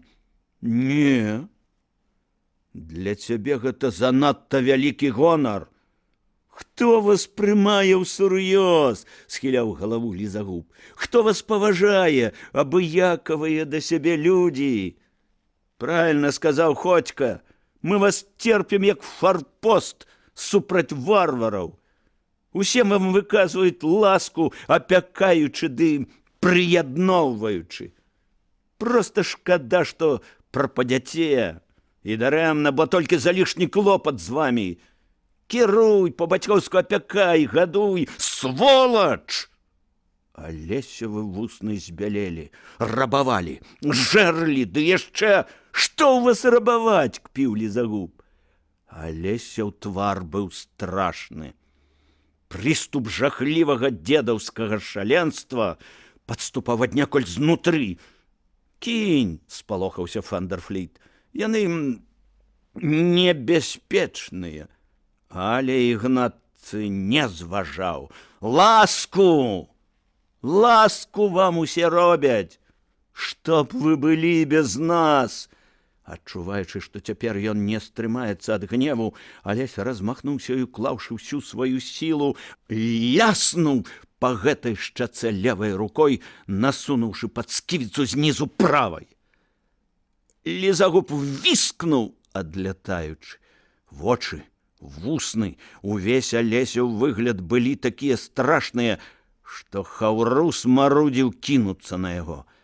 Адзін толькі Корвіт мільгнуў недзе ў баку, наносячы, відаць, адзін са сваіх страшных непрыкметных удараў, біў у галаву, але ў Загорскага рэакцыя супраць шпагі, супраць кулака была імгненная, і ён нездарма стаў галавою да люфта, Алесь таргануў галавою, і Альгердаў кулак з маху наляцеў на медны востры зачап юшкі. Корвіт адскочыў, сагнуўшыся, ён сычаў ад болю. З далоні цурком лілася на падлогу кроў. Адкінуўшы нагою Язэпа Цялкоўскага, Алесь стаў у кут і падрыхтаваўся. Наляцеў Фандерфліт па мордзе ссушанай трасцэ, нагою ў пах гальяшу Цялкоўскаму. Набліжаецца Лізагуб, зноў сківіцу. Всё ж яго вырвалі з кута, абкружылі. Нехта, мабыць, Фандерфліт ударыў ззаду па галаве. Лізагуб ссунуў грудзі, і раптам усё сціхла. Дзверы прыбіральні адчыніліся, адтуль выйшаў настаўнік гімнастыкі, адстаўны афіцэр з маладых, падборысты і шыракагруды чалавек з дзіўным прозвішчам Крэст. Крэста большасць гімназістаў любіла, бо ён не задаваўся, не ўдаваў сябе настаўніка, а паколькі спорт ледь-ледь пачынаў уваходзіць у моду, і ніхто не лічыў яго за сур'ёзную дысцыпліну, а выкладчыка за паўнацэннага, Крэст трымаўся з гімназістамі проста і роўна, хутчэй як не з вучнямі, а як з малодшымі сябрамі. Гэта выяўлялася шмат у чым. Між іншым і ў тым, што ён ніколі не карыстаўся прыбіральняй для настаўнікаў. Усе адскочылі. Крэст стаяў, выціраючы вільготныя рукі. Хустачка і белазубая усмешка ляжала на яго ружовым абліччы. «Курыце ў прыбіральні, бэйбасы?» — звярнуўся ён да Цялкоўскіх. «Все кураць, халдеі вы! Будете мець курыныя грудзі, вось што!» Усе, хто нападаў, апусцілі галовы. Толькі Алесь глядзеў проста ў вочы Крэсту. Бачыў, як плавала на самавітым абліччы настаўніка лагодная усмешка. «Прабачце, джельтмены», — сказаў Крэст, — «я выпадкова чуў усё. Я не хацеў бы перашкаджаць вам, іначай мне давялося праседзець у прыбіральні да канца рэкрэацыі. Не звяртайце ўвагі». Пайшоў прэч. Потым прыхільна спыніўся каля Лізагуба, добразычліва параіў: «Хіба так б'юць? Калі б'еш, біў жывот». Крэст завярнуў за рог, і вакол Алеся зноў завіравала. Ён раскідваў тых, што чапляліся за яго, як мог, атрымліваючы за кожны удар 4, у грудях свістала, і раптам мільгануў перад вачыма Лізагуб, а потым у вачах успыхнула вострая цемра. Ігнацый скарыстаў параду. Трымаючыся за сонечнае спляценне, Алесь хістаўся на нагах і не мог дыхнуць. Усё вакол то цямнела, то святлела. Лизагуб стаяў перад ім і цадзіў праз зубы словы, якія таксама то знікалі, то даляталі аднекуль здалёк, то раптам жундзелі нібы ў самым вуху. «Слухай ты, дзярмо, ты мужыцкая зязюля, ты бруднае беларускае быдла! Мы тебе для тваёй жа карысці трохі патопчам нагамі, павучым! А перад гэтым ты запомні мае словы, кінь!» Загорска ўрэшце адпусціла. Яшчэ імгненне, і ён задыхнуўся б. Неймаверна салодкае паветра уварвалася ў грудзі, пачало святлець перад вачыма. «Юда!» — з усхліпамі хапаў паветра Алесь. «Мразь!» У вачах стала зусім светла. І тут Алесь убачыў за спіною у Лизагуба у дзвярах прыбіральні светлавокага Сашку Волгіна. Волгін стаяў, папраўляючы рэмень, і глядзеў на тое, што рабілася з неўразуменнем. «Ты слухай!» — звягаў Лизагуб. «Запамінай! Ты запомніш, бо потым мы тебе для памяці...» «Запомню!» — упершыню выдыхнуў Алесь. «Запомню! Запомніш! Не вякай пра гэты свой прыгон! Не вякай пра гэтую сваю Беларусь! Ведай, хто цябе терпіць! Ведай, каму ты раб! Вялікай Польшчы, а не Маскве!» Ярасць выбухнула раптам такім полымем, што ў Алеся збялелі вочы. Яна прыйшла нібыта з паветрам, якое ўдыхнуў ён, і якім памылкова дыхала гэта дрэнь. «Сашка!» — сказаў ён. «Што ж ты глядзіш? Бі свалоту!» Але ён не паспеў яшчэ крыкнуць да канца. Сашка нечакана ўзняў нагу і моцна, як страус, даў паддэшвай паясніцу Лизагубу. Нібы зламаўшыся, Ігнацый падаўся жыватом наперад, і тут Алесь, канчаткова ачуняўшы, ударыў Лизагуба пад ніжнюю шчэлепу. У далоні Гальяша Цялкоўскага бліснуў вялікі медны кружок. Боўдзіла нацягваў на руку каўчукавы цяж накладкі. Не даючы яму апамятацца, Алесь даў Гальяшу правай у скронь, і той пакаціўся па падлозе, і тады астатнія з галёканнем рынулі на іх, малацілі, хрыпелі, імкнуліся дарвацца бліжэй. Было зусім дрэнна, хаця Алесь і Волгін стаялі спіной да муру. Алесь убачыў, як корвет дубасіць Сашку, убачыў, што вочы ва ўсіх шалёныя і што ў гарадцы могуць кагосьці забіць. І тады ён схапіў плявательніцу і з маху пусціў ёю ў акно.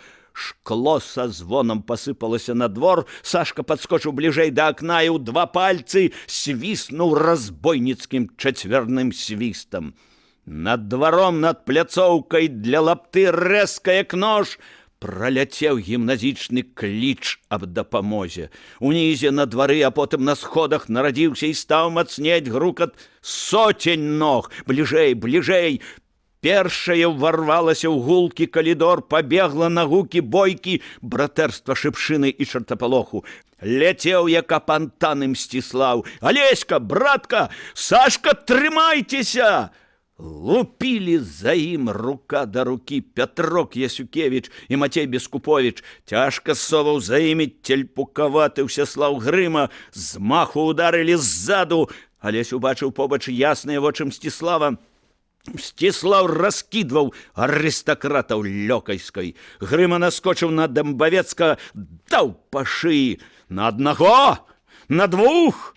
Калідор ужо грукатаў бегам, гулка выбухаў галасамі. Прыбеглі мазунчыкі, сябры Лизагуба 7-га і 6-га. Іх было шмат, братэрства стала сценкай. Беглі і беглі новыя людзі. У калідоры стала цеснавата, і бойка на хвіліну суцішылася, як полымя, у якое паклалі зашмат дроў. «Сябры, што здарылася? Панове, цо? Хто каго?» Сашка скінуў з сябе корвіда і адразу атрымаў па зубах ад Лизагуба. Крыкнуў: «Білі беларуса за тое, што беларус!» Натоўп прасвідраваў худым жылаватым целам шасцікласнік Рафал Ржажэўскі. Выбіўся з месіва, стаў, зірнуў на Алеся ўтрапёна спакойнымі сінімі вачыма. «Цябе?»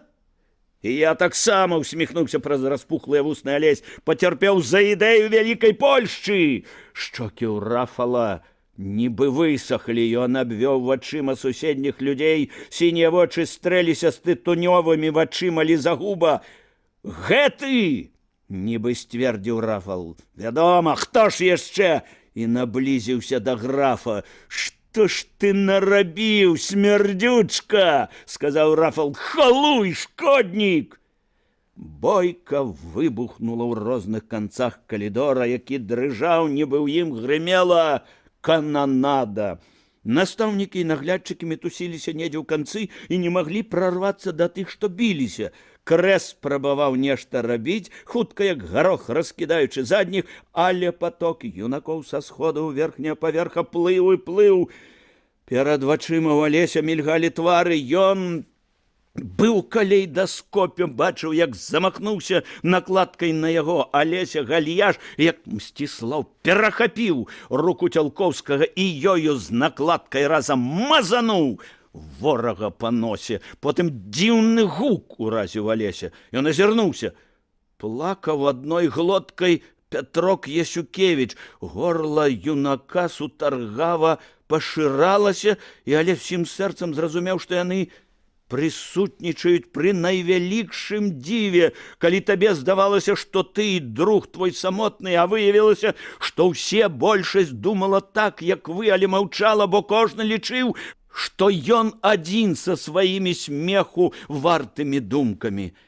І тут Рафал раптам узнёс кулак і апусціў яго на галаву Дэмбавецкага. «Вучыся, ёлуб!» – зрывістым ад захаплення голасам крычаў Ржашэўскі. «Вучыся, шляпак! Вучыся, доўба! Доўбнюй! Літвіны, беларусы! У імя Канарскага!» Крыкі рынулі з усіх бакоў, сценка кінулася на сценку. Праз 5 хвілін білася ўжо вся гімназія. Все паверхі будынка раўлі, стагналі, тупалі нагамі, пляскалі. Прыйшоў час зводзіць рахункі за ўсе былыя крыўды, за пагарду, за здзеклівыя словы, за ўсё. Яшчэ праз нейкіх 5 хвілін мазунчыкі пахіснуліся і падаліся назад па сходах. Загорскі цяжка ўздыхнуў і нібы праз туман убачыў, што са сходаў спускаюцца дырэктар, Гедымін і Крэст. «Што гэта?» – спытаў дырэктар. Худы перст паказаў на нерухомага лізагуба. «Дзікуны!» – сказаў дырэктар. «Папуасы! П'яныя нігілісты!» І звярнуўся да Алеся. «Гэта, здаецца, з вас пачалося?» Начальніцкі гнеў вось-вось павінен быў прарвацца ў ягоным голасе. «Так», – проста сказаў Алесь. «Настаўнік Крэст быў гэтаму сведкам». Дырэктар сказаў: «Я ведаю».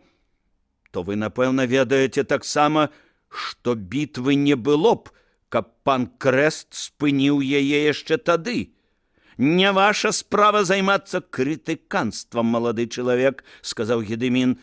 «Я ведаю гэта, але, напэўна, настаўнік Крэст не адмовіцца пацвердзіць, што напаў не я, што яны напалі на мяне 7-1. Я вымушан быў бараніцца». Крэст трохі неякавата развёў рукамі. «Гэта так», – сказаў ён. «Вы ведаеце, што гэта пахне выключэннем, мой юны сябра?» – сказаў Гедымін. «Ведаю. Для ўсёй гімназіі. І ва ўсякім разе я папрашу бацькоў, каб яны прасачылі за тым, каб мяне выключылі 8-м. Адразу за гэтымі вось, што ляжаць тут». Дырэктар з прыкрасцю зірнуў на Крэста. «Сапраўды, 8-м.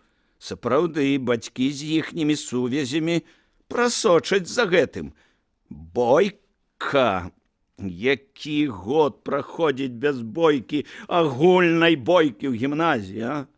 Ох, гэта трэба замяць. Саміх пагоняць, як даведаюцца. Вы чулі, за што яны хацелі яго збіць? — спытаў дырэктар у Крэста. На жаль, не, — сказаў Крэст. За што вы яго? І за што яны? Алесь узняў на дырэктара цвёрдыя глыбокія вочы. Я не магу сказаць вам гэтага.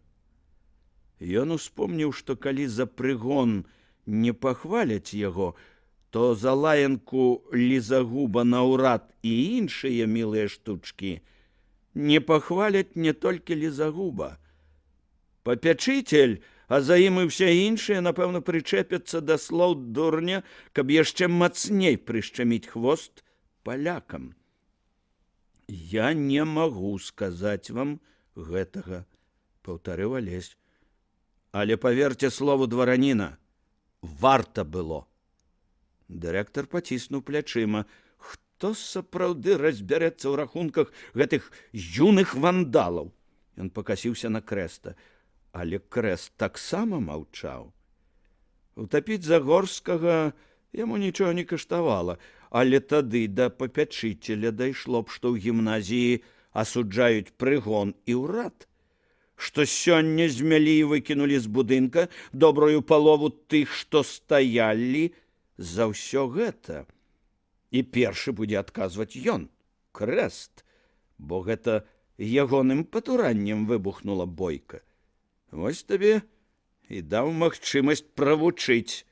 Таму Крэст маўчаў. Звяртаючыся да ваўчаняці, дырэктар паказаў на лізагуба. Вы лічыце, што збіць да паўсмерці годны ўчынак? Біць двараніна? Яшчэ раз кажу, — сказаў Алесь, — варта было. Вы не раскайваецеся? — спытаў Гедымін. Я зрабіў бы гэта заўтра і паслязаўтра, — сказаў дырэктар. Алесь сядзеў у крэсле, захутаны ў коўдру і 3 пледы. Твар у яго быў чырвоны, светлыя вочы блішчалі. Насупраць ля танканогага століка сядзеў стары вежа. Дед думаў. Ён не глядзеў ні на ўнука, ні на Халімона Кірдуна, што стаяў ля сценкі. Халімон, таксама пераапрануты ў сухое, быў чырвоны, як з лазні, выпіў 3 кручкі гарэлкі, а ратаваўся хатняй методай. Выхаванец і дзядзька ледь не патапіліся сёння. Ехалі з Вільні нібы насустрач вясне, разводдзямі, веснім лёдам, а ўсімі ярамі ўжо свістала вада не вада, снегавая каша, набрынялая, здрадніцкая. Яна раўлі так, што нават збоку, здалёк страшна было чуць іхні рык. Першы яр праехалі, і другі праехалі, а трэцім ледь не сплылі ў Дняпро. Ледь не засмактала іх празрыстая ледяная вада, што струменьчыкамі тачылася праз снегавую саладуху, раўла, круціла, перамешвала сама сябе, цягнула ўсё старонняе на 3-сажнёвую глыбіню. З цяжкасцю выцягнулі іх дрыгавічанскія мужыкі. Так, суха сказаў дед. Заплаціў ты, значыцца, першую даніну свайму вар'яцтву. Скончылі іх высокасць курс навук. Я ж расказваў вам, деду. Ухваляю, годна і па-рыцарску. Але мне не лягчэй, бацькам таксама. Ды яшчэ ў яры палез. З баязлівасці? Каб хутчэй насустрач небяспецы? Не. Што ж рабіць? Нічога, сказаў Алесь.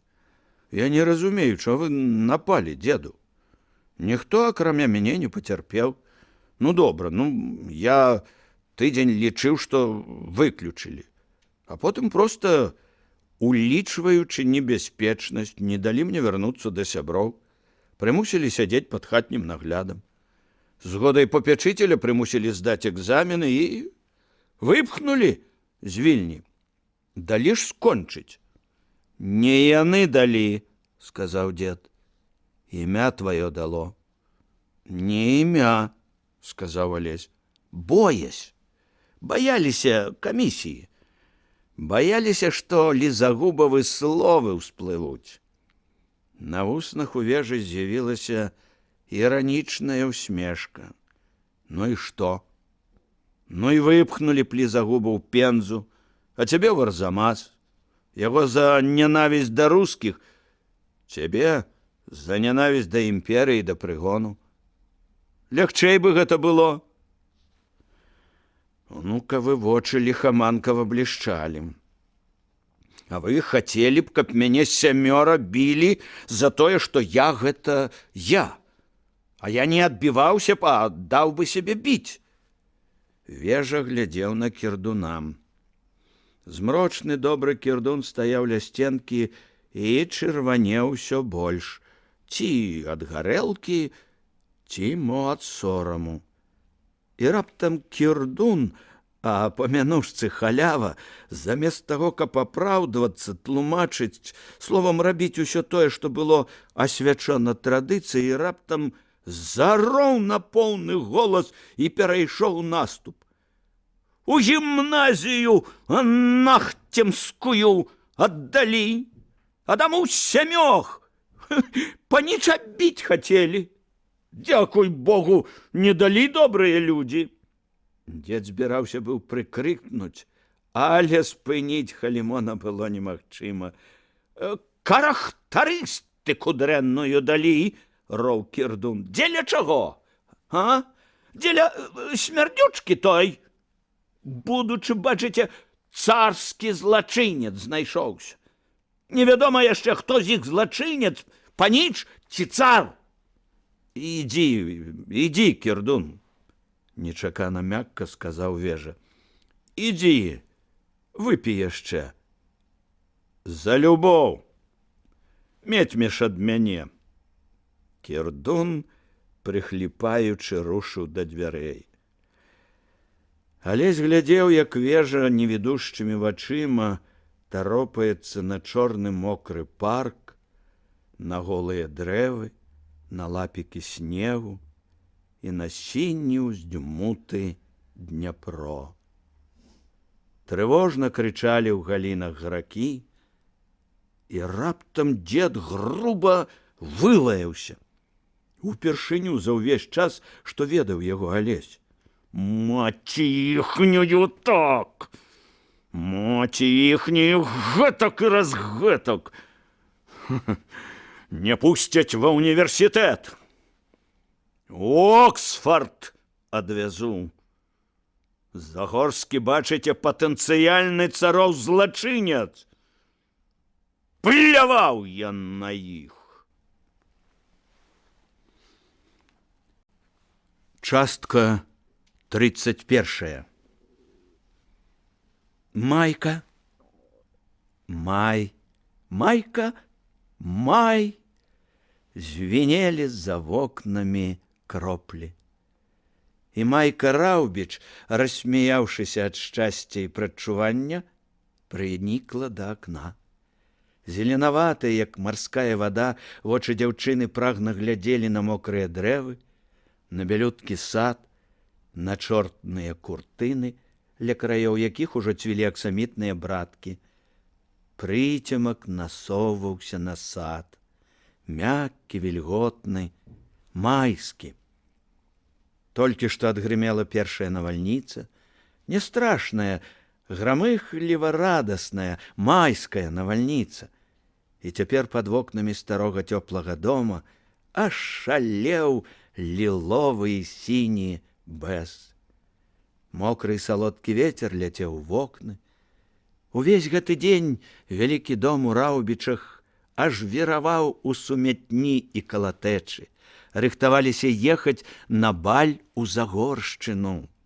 Падшывалі, прасавалі, мыліся, ніткі аж свісталі ў руках швачак.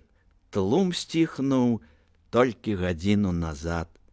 Міхаліна стаяла ля акна, паклаўшы рукі на падваконне, нібы аддаўшы іх пяшчотным пацалункам свежага паветра.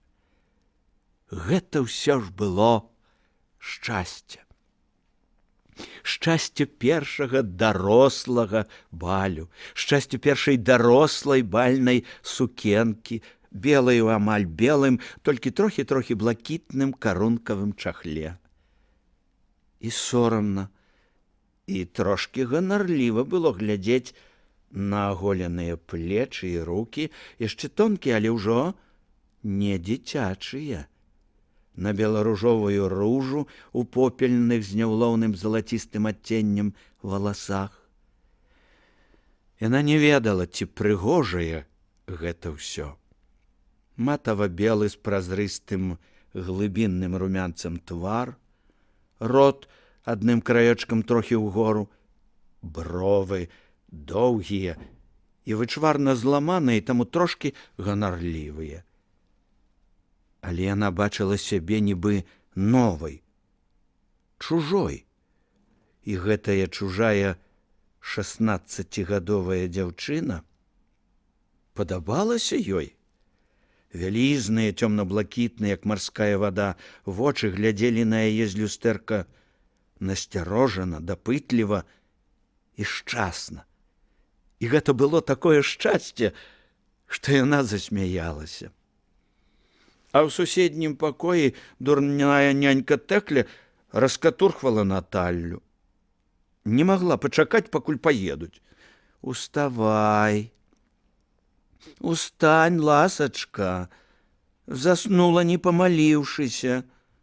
Нельга спаць без малітвы.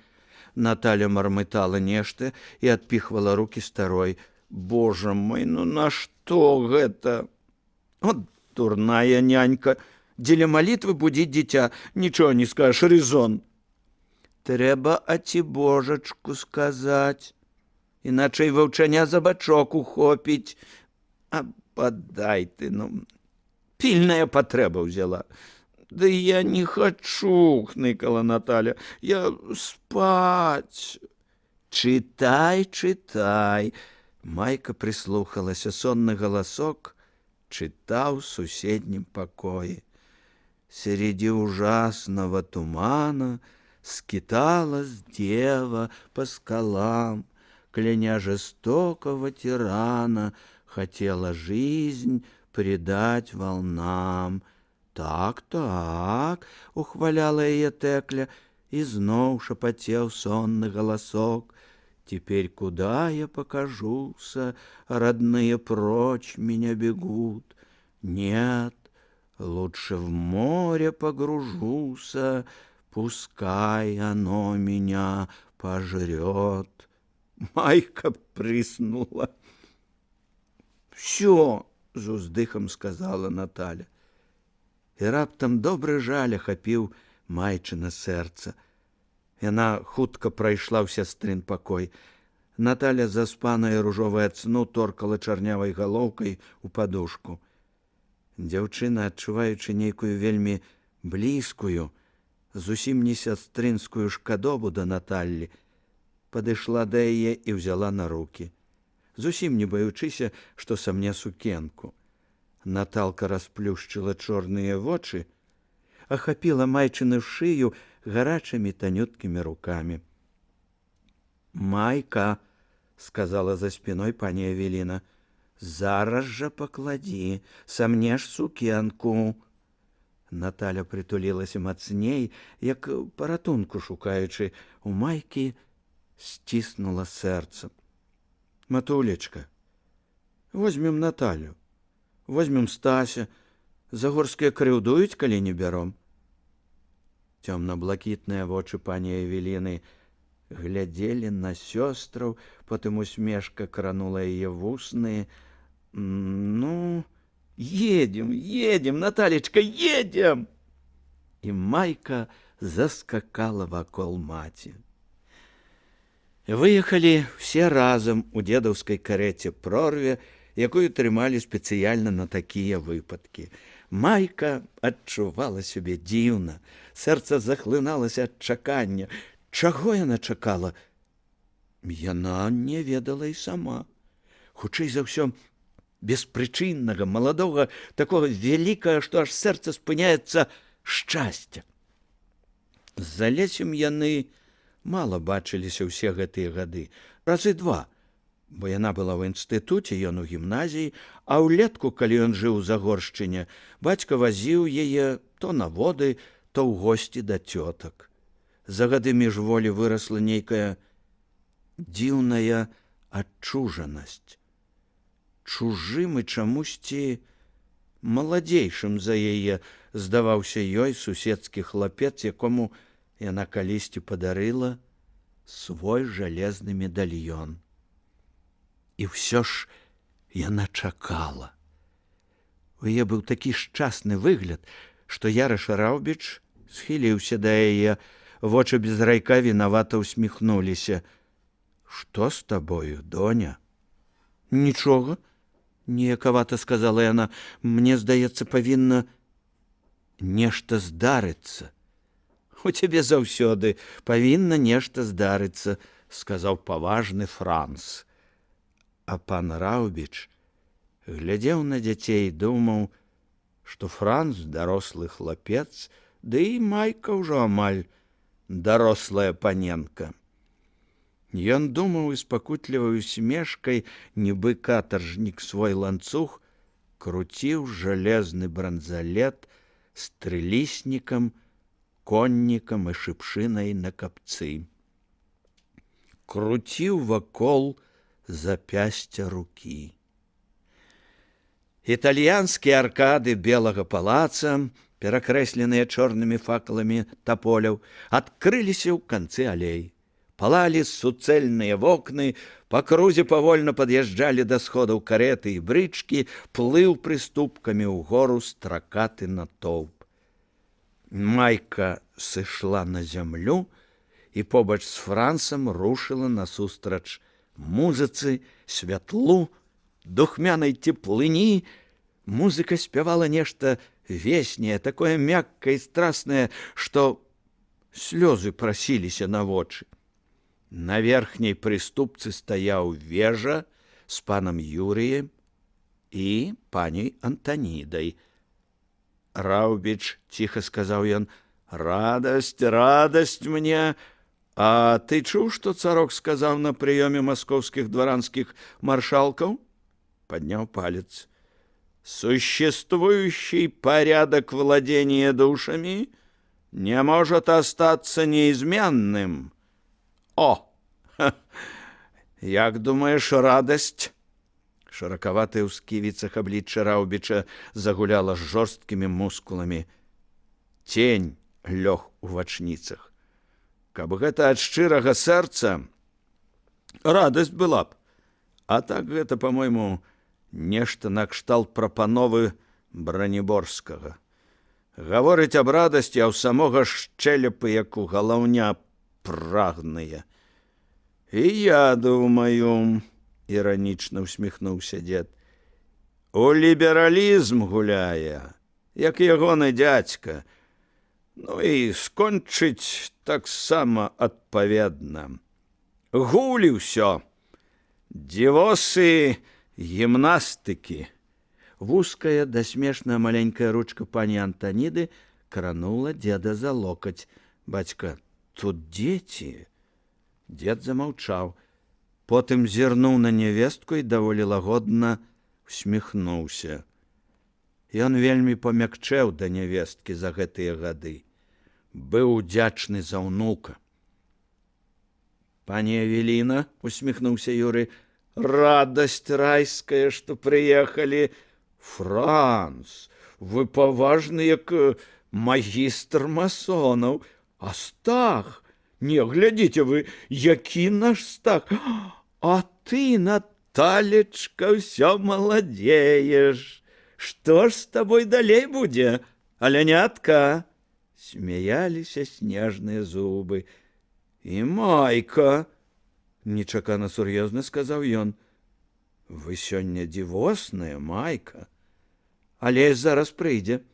Ён пайшоў размясціць хлопцаў. Вежа глядзеў на Майку. Ты? Спытаў ён. Колькі ж гэта? 16, сказала пані Эвеліна. Так, бадай, што цяпер ужо цябе не назавеш чорцікам. Што дзіўнага, сказаў Раўбіч. Скончыла інстытут.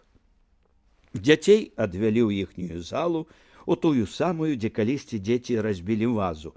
Майка ўспомніла, чарапок з хвастом сіняй рыбкі і дагэтуль ляжыць у скрыначцы.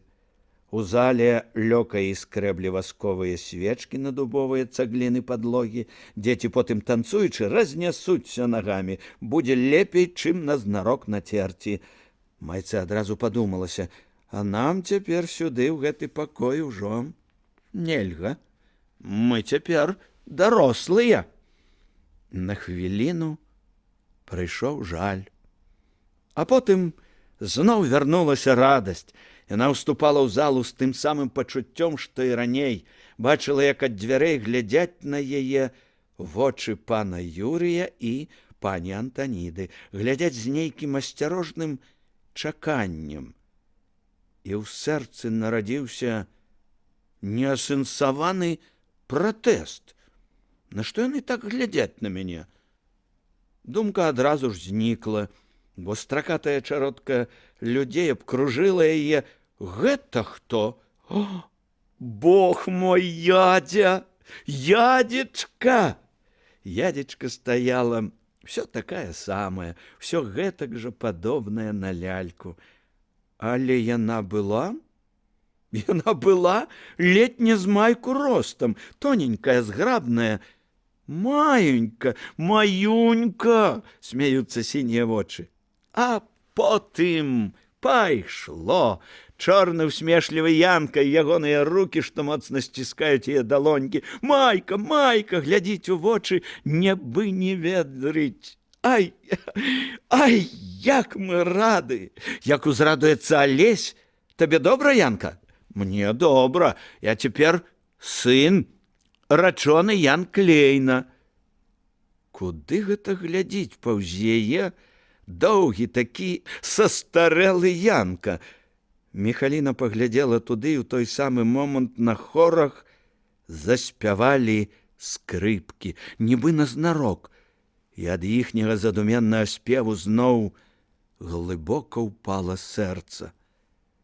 За 5 крокаў ад яе стаяў Алесь і дзіўна, нібы спалохана, нібы не пазнаў, глядзеў ёй у вочы. Яна таксама не адразу пазнала яго. Зусім дарослы. Выцягнуўся амаль з пана Юрія і, відаць, будзе вышэйшы, і такі самы загарэлы, аблічча аж аліўкавае, і на ім асабліва светлыя, аж свецяцца цёмна-шэрыя шырокія вочы. Але чаму ён так разгубіўся, нібы ўбачыў дзіва? І што гэта ў ім такое новае? Вочы сталі не такія мяккія, і ў постаці няма нічога ад медведзяняці. Стройная, гнуткая постаць, але схіліўся і пацалаваў ёй руку. Я вельмі ўзрадаваны. Голас чамусьці асекся. Мы так даўно не бачыліся. Вельмі даўно. І хаця б адзін ліст, гэта вы, Міхаліна, не адказалі мне. Я па-ранейшаму Майка. Паўза. Сходзім да Вацлава. Я з вежы ледзь паспеў пераапрануцца. У зале разбітай вазы Стась, Вацлаў і Наталя гулялі ў жмуркі. Вадзіў Вацак, і Алесь назнарок спаймаўся яму. Спаймаў? Не, брат, гэта я цябе спаймаў, сказаў Алесь. і ўзняў Вацака высока-высока. «Алеська, братка!»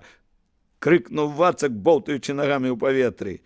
«А паказаць табе, як барсук дзяцей гладзіць?» — спытаў Алесь, прыціскаючы брата да грудзей. «Не!» — малы закрыў галаву рукамі. «Супраць поўсці гладзіць будзеш, дулі калупаць!» «Ты ў мяне разумны!» — засмяяўся Алесь. Майка заглядзелася на яго. Высокі, шырокі ў плячах, ён стаяў, трымаючы брата, як перайка. Наталя ціха падышла да Майкі і пацерлася шчакой аб яе далонь.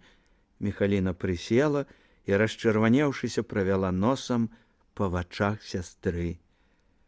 Якраз у гэты момант Алесь, падхапіўшы на рукі яшчэ і Стася, зірнуў на дзяўчыну. Нешта разгубленае зноў мільганула ў ягоных зрэнках. «Ну, до ўжо, хлопчыкі!» — глухавата сказаў ён. «До!» «Алесь!» — віскнуў спушчаны на падлогу Вацак. «А Наталя хорошая!» А Наталя казала, што яе не бралі, аж потым Майка ўзяла. Яна разумее, што мне без Стася і Наталі сумна. Яна хорошая. «Вельмі хорошая», — сказаў Алесь. «Гуляйце, хлопцы». Падвёў, падштурхнуў хлопцаў да Наталі, абняў усіх трох. І тут ягоная рука выпадкова дакранулася да Майчынай рукі. Майка раптам адчула. Здарылася нешта нязнанае. Зірнула на Алеся і ўпэўнілася, што ён таксама адчуў. Затрымаў на яе плячах і руках чужы позірк. Здарылася непапраўнае.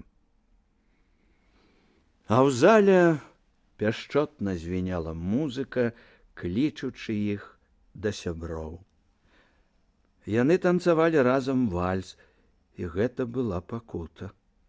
Даводзілася трымацца як надалей адзін ад аднаго, і ён стаў чужы. І яны сталі чужыя. І немагчыма было больш танцаваць разам, таму што ўсе глядзелі і ўсё бачылі. Таму Міхаліна нават узрадавалася, калі перад мазуркай убачыла ля калоны двух сяброў. Яна не любіла Хаданскага, але тут ён здаўся ёй свойскім дураслівым, стаяў сабе, пакручваў залацісты чуб. Вось заўважыў яе, схіліўся да Мішкі Якубовіча і нешта шапянуў яму на вуха. Гусар засмяяўся, паказваючы белыя зубы. І відаць, што дурань, але прыемны дурань, таксама свойскі, і няма ў ім таго, што так яе палохае в Алесевых вачах. Просто зух у бліскучай форме, белазубы і дзёрзкі, шчодры п'янчук. Калі Хаданскі перайшоў залу і запрасіў яе на мазурку, яна пайшла танцаваць, нават не зірнуўшы на Алеся. І яшчэ раз з Хаданскім, а потым з Якубовічам, а потым яшчэ з Хаданскім. Назнарок не глядзела на Алеся. Раз толькі выпадкова сытыкнулася з ім вачыма і убачыла суровыя вочы і няшчасны глыбакасумны твар. Урэшце Алесь заўважыў, як яна непрыкметна выслізнула на тэрасу і рашуча выйшаў за ёй. Над цёмным парканам трапяталі недзе далёкія зарніцы, у свежым ад дажджу паветры стаяў вільготны водар бэзу. Алесь прайшоў самы канец тэрасы, куды не падала святло з акна, і там ля парэнча ўбачыў тонкую Майчыну постаць. Майка не павярнулася на крокі, а калі ён пазваў яе, коса ўскінула на яго дзікаватыя і нібы разгневаныя вочы. «Што з табой?» «Так», — апусціла яна вейкі. «Ты робіш мне балюча, а я помню цябе. Хіба?» У адказ ён распусціў гальштук і пацягнуў з мускулістай стройнай шыі ланцужок. «Вось твой медальён!» Разам з жалезным ланцужком пацягнуўся і залаты. Ён быў прывязаны да жалезнага ланцужка. Калі Загорскі ўзяў майчын медальён на далонь, залаты саслізнуў з далоні і захістаўся па ветры, звісаючы між вялікімі указальнымі пальцамі. Амулет старога дзьмутага золата, цьмяныя зіхоткі, а на ім коннік з дзіцячым нібы апухлым тварам бароніць авечку ад льва, змія і арла. «Всё як раней», — сказаў Алесь. «Высакароднае жалеза, а ў ім пасма тваіх валасоў і надпіс па-беларуску. Твой першы. Ты помніш вярбу?» «Не», — сказала яна раптоўна нейкім жорсткім, нібы не сваім голасам. «Не ўсё як раней». У першую хвіліну яна бадай што ўзрадавалася, а потым у радасць пракраўся боль. Яна сама не ведала, што з ёю. «У цябе яшчэ адзін», — сказала яна. «Чыстае наша жалеза змяняў на золата». І чамусьці хацелася яшчэ раз уразіць яго. Яна не магла іначай. Так з ім было цяпер няпроста. «Вядома», — сказала яна, — «хто ж будзе трымацца звычайнага жалеза? Каму яно цяпер патрэбна? Я не трэба мне твайго я. Барані сваю авечку, якая першаму лепшаму дорыць 300гадовыя фамільныя медальёны». «Міхаліна», — сказаў ён, — «калі ты будзеш так...» Яна не адказала, крутнулася, пайшла тэрасай, усё хутчэй і хутчэй, ночы святло, закон чаргуючыся, беглі на танюткай постаці. І пачаўся здзек. Гулялі ў загадкі. Вяла майка. Той, хто адгадае, меў права пацалаваць тую паненку, якая загадвала. Франц Раўбіч і ненатуральна ажыўлены Мсціслаў так і сачылі за вуснамі ядзечкі, калі надыходзіла яе чарга. Ядвінька пытае, што расце без кораня, а людзі не бачаць. Маўчанне. «А галоўныя ворагі — слімак і порах», — дадала Міхаліна. Франц і Мсціслава ж нагамі капалі. Алесь даўно здагадаўся, але не хацеў перашкаджаць ім. Майка залілася смехам. Ён гучаў весела і трохі здзекліва, асабліва пасля таго, як яна зірнула на Алеся. «Панове», — сказала майка, — «што ж вы, панове?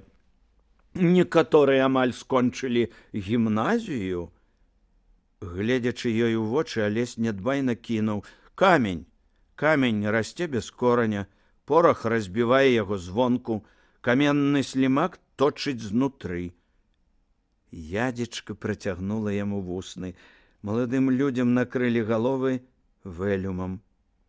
Зайграла на хорах скрыпка, і ў снежным паўзмроку Алесь убачыў, як апусціліся веі колішняй лялькі, зразумеў, што ён неабыякавы для яе. Калі вэлюм шолахам споўз з іхніх галоў, Алесь заўважыў насцярожаныя вочы Франца, сумна ўсмешлівы позірк Мсціслава і яшчэ вусны Міхаліны. Куточак майчынага рота прыўзняўшы вышэй, чым звычайна. Алесь зірнуў вочы Мсціславу і павольна апусціў павекі на знак таго, што ён усё зразумеў. «Загадка пра чалавека», — сказала майка. «Задаю я». Загорскі бачыў звужаныя, чымсьці нядобрыя вочы. «Божанькаў лянок», — сказала майка сходу, вяжучы слоўную вязь. «Звіў з ланцужком ланцужок, змяняў жалеза на золата, залатой шабляй хоча невядомую авечку бараніць». Это было глупство, нескладное, недоброе. Ніхто, канешне, нічога не зразумеў і не мог адгадаць. Сказаў Мішка Якубовіч, смеючыся чорнымі вачыма. Божанька ў лянок? Это, вядома ж, я, зарагатаў. І жалеза на золата я змяняў, узяўшы на год в отпуск, і авечак ад мяне бараніць трэба. Алесь глядзеў проста ў майчыны вочы. Я, сказаў ён. Тлумачыць не буду, але я. Спадзяюся, панна Раўбіч не адмовіцца, калі ў сэрцах зямных дзяўчат засталася іскра шчырасці.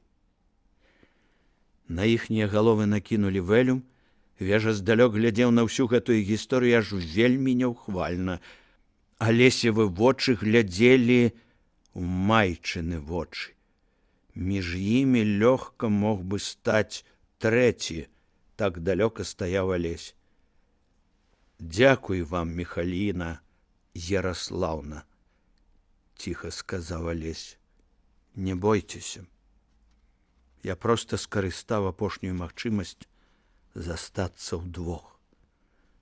І потым я ж павінен быў адгадаць. Проста каб вы ведалі, што я нічога не баюся і ні аб чым не шкадую. За што дзякуй? Ціха спытала яна. За сумленнасць? За тое, што нікога не пусцілі ў нашу дзіцячую таямніцу? Убачыў разгубленыя вочы і скінуў з галавы вэлюм. Усе, напэўна, глядзелі з непаразуменнем на дзве постаці, што так і не варухнуліся пад флёрам. Ну і няхай. Вэлюм споўз на падлогу. Алесь падышоў да Мнішкавай Анелі і схіліў галаву. І нібы ў адказ з гонарам і павагай схіліў ля сценкі галаву стары Вежа. Всю астачу вечара яны танцавалі паасобку. Але потым яна ўспомніла, што сама дамаглася гэтага. Успомніла той страх, які адчувала, калі Загорскі быў побач, успомніла, з якой радасцю, як збавенне ад смерці адчула яна запрашэнне Якубовіча, і тады яна павесялела. Вечар быў кароткі. Яна 100 разоў да гэтага сніла яго ў сне, сніла гэты баль, і музыку, і зарніцы за вокнамі, і нясцерпнае шчасце ад танцаў і ўласнай маладосці. Всяму гэтаму немагчыма было ставіць мяжы. А Загорскі быў такой мяжою, няхай прывабнай, але і страшнай у сваёй безагаворачнасці. Яна танцавала, ёй хацелася танцаваць, як часам хочацца спаць у сне. І таму, калі раптам танцы скончыліся, калі запрасілі на вячэру, слёзы з'явіліся на майчыных вачах. Так не хацелася гэтай непатрэбнай вячэры, так не хацелася траціць часу. За вячэрай ап'яненне прайшло, яна заўважыла, што Алесь так і не прыйшоў, не сеў за сталы, да канца вячэры знікла за стала ядзечка, а потым непрыкметна, нібы іх і зусім не было, здолелі ўцячы Мсціслаў і Франц. Мішка Якубовіч сядзеў насупраць, жартаваў, выскаляў белыя зубы, чорныя вочы нахабна і дзёрзка смяяліся. І раптам Майка адчула, як нараджаецца недзе ў душы трывога. Яна не ведала, адкуль яна, трывога. Здавалася толькі, што губляеш нешта важлівае. Урэшце яна не вытрымала і пад умольным позіркам вачэй маладога Іллі Хаданскага паднялася з месца і пакінула застолле. Выйшла на тэрасу, нікога. Абложаны хмарамі, нібы ў мяшку, глуха стаяў Загоршчынскі парк. Зарніцы сталі ярчэйшыя, яны шугалі і шугалі. Это, напэўна, ад іх рабілася нясцерпнай трывога. Майка абмінула палац, злёгку храбусцеў пад нагамі жвір, ад пляцоўкі за рэлямі даляцеў голас ядзечкі. «Алеська, дзе гэта ты знік? Хадзі да нас, мы гайдаемся!» «Ну і добра», — сказаў Алесь. Чаго гэта вы, як маленькія, з балю ды на арэлі? Сукенку памнеш. Алесік, даражэнькі, глядзі, якая ноч, якія зарніцы, толькі і гайдацца. Зарыпелі ў цішыні канаты, відаць, Алесь моцна налёг нагамі на дошку арэляў. Майка падышла зусім блізка. У гэты момант успыхнула зарніца, і дзяўчына ўбачыла Алеся, які ўзносіўся галавою проста ва ўспышку. Ён, здавалася, быў вышэйшы за дрэвы, вышэйшы за слупы арэляў, вышэйшы за ўсё на зямлі. Зноў вспышка, і зноў ён высока, ён адзін. Бо Франц за ягонай спіною, відаць, уставаў на ніжняй кропцы палёту, штурхаючы чоўнік. Алесь, Алесь, ну, ты проста як архангел, і галава ў хмарах, крычаў ядвічын голас. Архангел з рожкамі і хвосцікам, смяшліва сказаў Мсціслаў.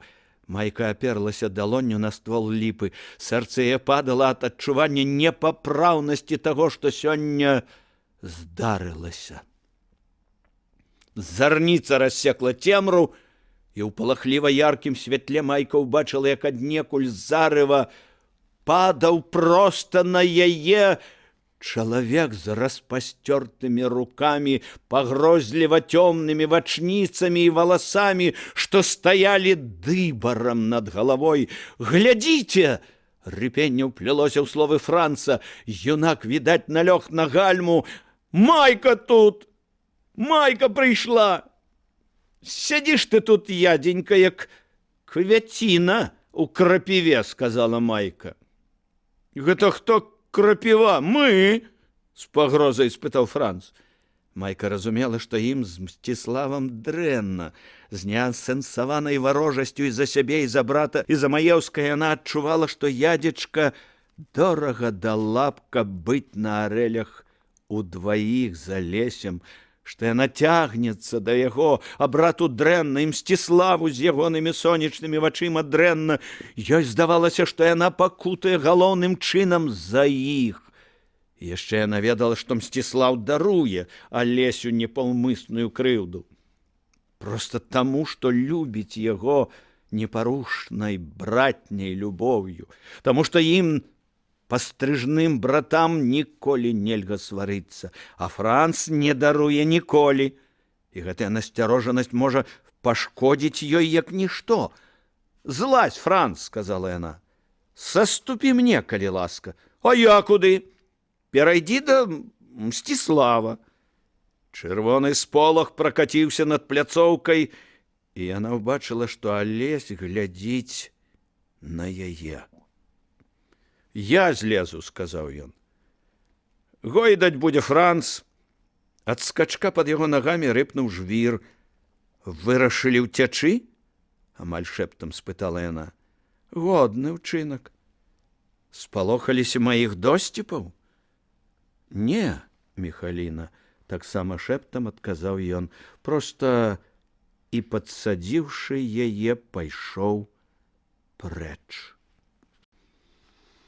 Праз гадзіну яна стаяла ў тым самым цёмным кутку тэрасы і глядзела ў парк. Дождж злёгку спырснуў траву і кветкі, краем зачапіўшы за горшчыну. Сполахі шухалі цяпер недзе далёка-далёка. Пані Антаніда заўважыла Майку ля парэнчаў і падышла да яе. «Ну што? Што з табой, дзяўчынка?» У Майкі перахапіла горла ад нечаканай пяшчоты гэтай жанчыны. «Не ведаю. Мне нешта так цяжка. Я такая няшчасная. Я разумею. І пяшчотна тонкая рука яе лягла на Майчыну руку. «Гэтага не трэба рабіць, дзяўчынка. У гэтым няма праўды. І ты нічога не зробіш». «Чаму не зраблю?» — з ноткай пратэсту спытала яна. «Так, такі ўжо закон. І, усміхнуўшыся вінаватай усмешкай, пайшла. Майка ішла праз залу ў пакоі, сама не ведаючы, куды яна ідзе. Ля самага выхаду ў зімнюю лоджыю насустрач ёй трапіліся бацька і пан Юры. Пан Юры толькі усміхнуўся ёй. «Малітва девы», — весела сказаў ён. «Вышэй галаву, панна Міхаліна». Бацька адстаў ад яго і, дачакаўшыся, пакуль пан Юры аддаліцца, ціха сказаў дачцэ: «Мы з ім трохі выпілі ў буфетнай, яму непрыемна, хаця ён і не кажа». «Ах, бацька, што да гэтага мне?» — нечакана страсна сказала яна. «Не муч хлопца», — жорстка сказаў пан Яраш. «Не гуляй людзьмі ў гэтым доме. Трымай сябе, як належыць дзяўчыне. Не падабаецца, то і маўчы.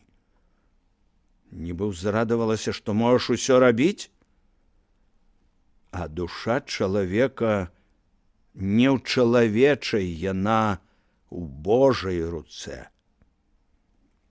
Упершыню ў жыцці яна бачыла бацькаў гнеў. «Больш ты сюды не нагой. Досыць мне сораму. І калі яшчэ ўбачу гэтыя твае гулі, паедзеш на піншчыну ў Боева матчыным пасагам упраўляць пад наглядам Тэклі». Крутнуўся, пайшоў даганяць пана Юрыя. Міхаліна выйшла ў лоджыю. Неба ачысцілася, і за непамерна высокімі вокнамі мігцелі незлічоныя зоркі. «Ах, ды што яны ўсе прывязаліся!» Вырвалася з грудзей. Вырвалася разам з плачам. Яна, апершыся на падваконня, заплакала. Што яны ведалі? Што яны ведалі пра яе, пра медальён і пра хлопца, які ўзносіўся галавою ў зарніцы? Што яны ведалі аб тым пачуцці ганебнай наканаванасці, якой увесь вечар валодала ёю? Нібы змагацца нельга, нібы ўсё даўно вырашана за яе на небе, а яна проста бездапаможнае кацяня, з якім лёс робіць усё, што захоча. Ніхто не думае, што яна чалавек, ні бог, ні дарослая, ні алесь, ні яна сама. Але ніколі не скажа гэтага, ніколі.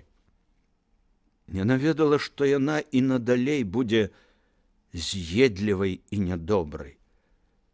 Проста таму, што нельга, каб наканаванне ламала табе рукі. Але хай ёй прабачаць усе, яна не хацела губляць юнака, які ляцеў між зарніц. Амаль страціла яго.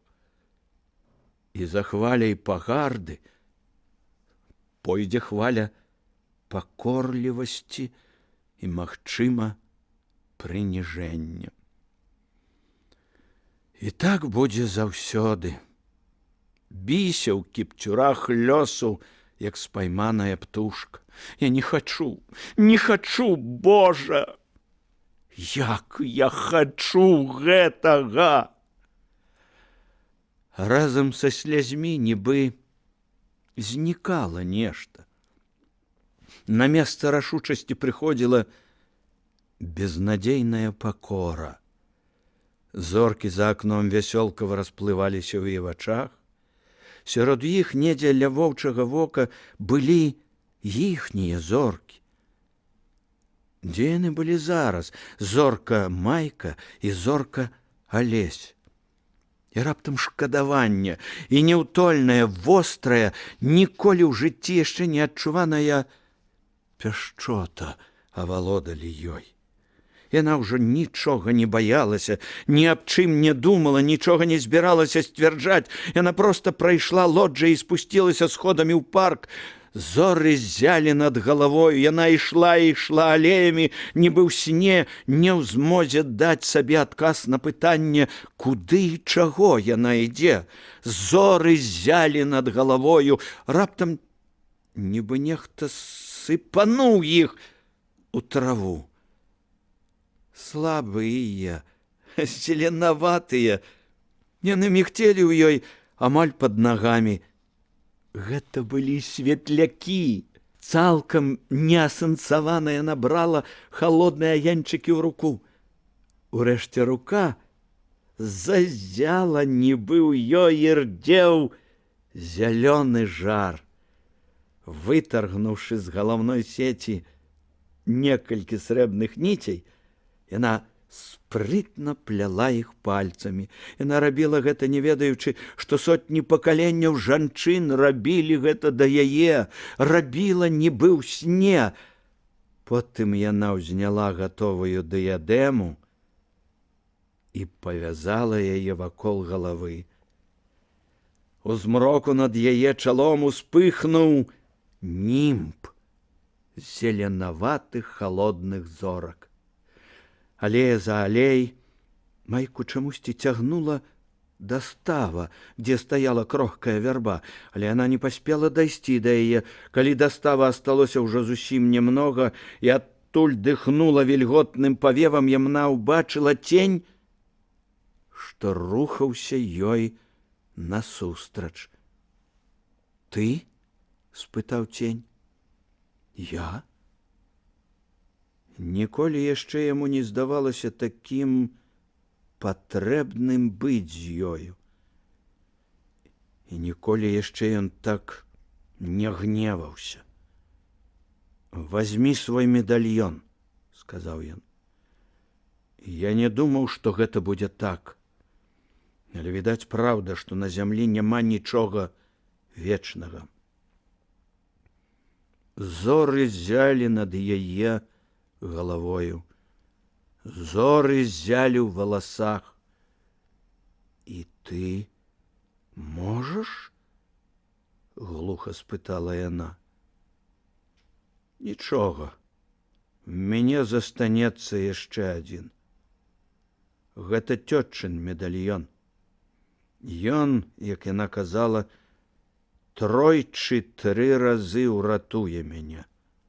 Лухта, шкада, што яна не дала мне нічога ад дробных жаночых учынкаў.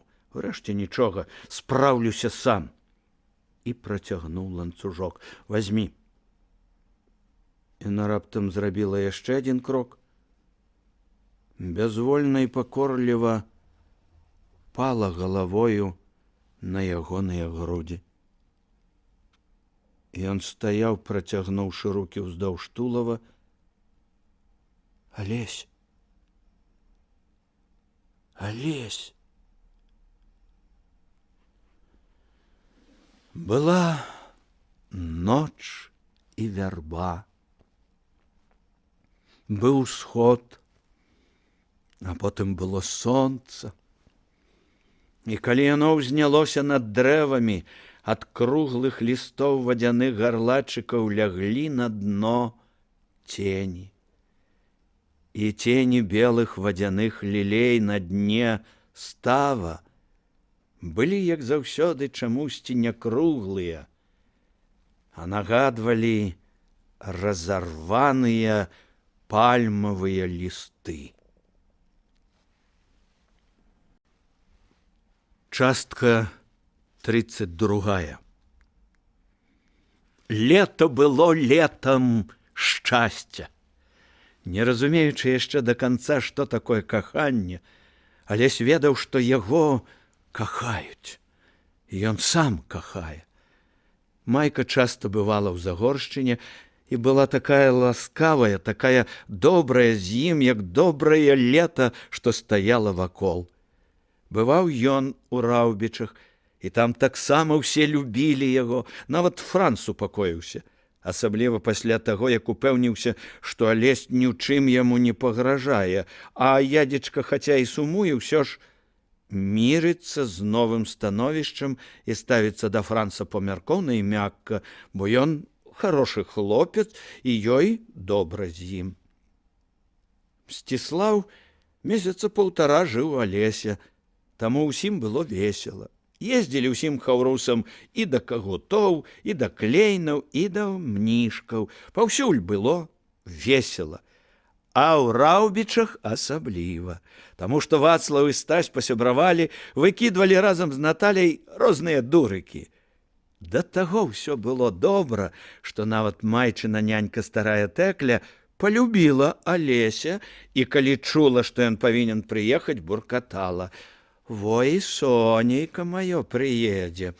Бог дасць таму, хто яго полюбіць, а хто такому дачку аддасць, таму Бог дасць удвая». Бывалі і ў дзеда, і там было лягчэй за ўсё. Вежа не перашкаджаў нічым, хіба што трохі іранізаваў над маладымі людзьмі. І здзіўляўся сам сабе.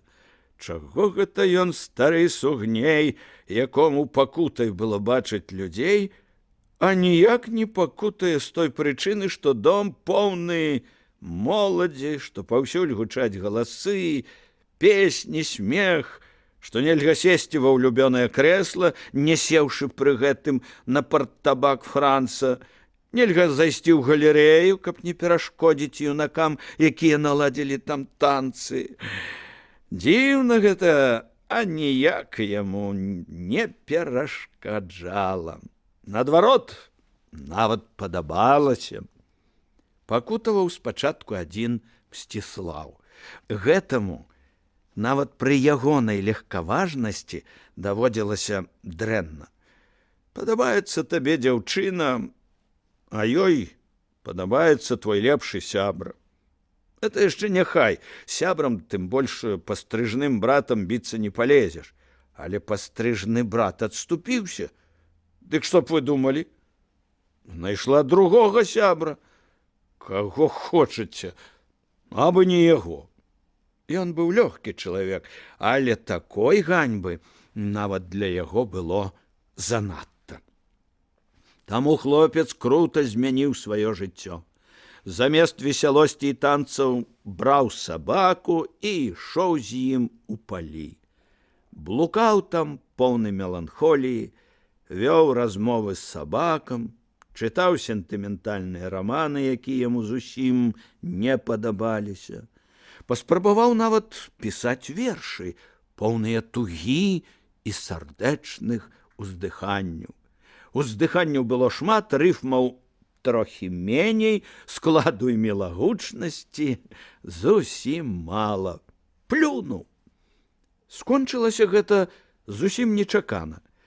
Рытуал патрабаваў, каб закаханы наведаў тыя месцы, дзе ён бываў шчаслівы.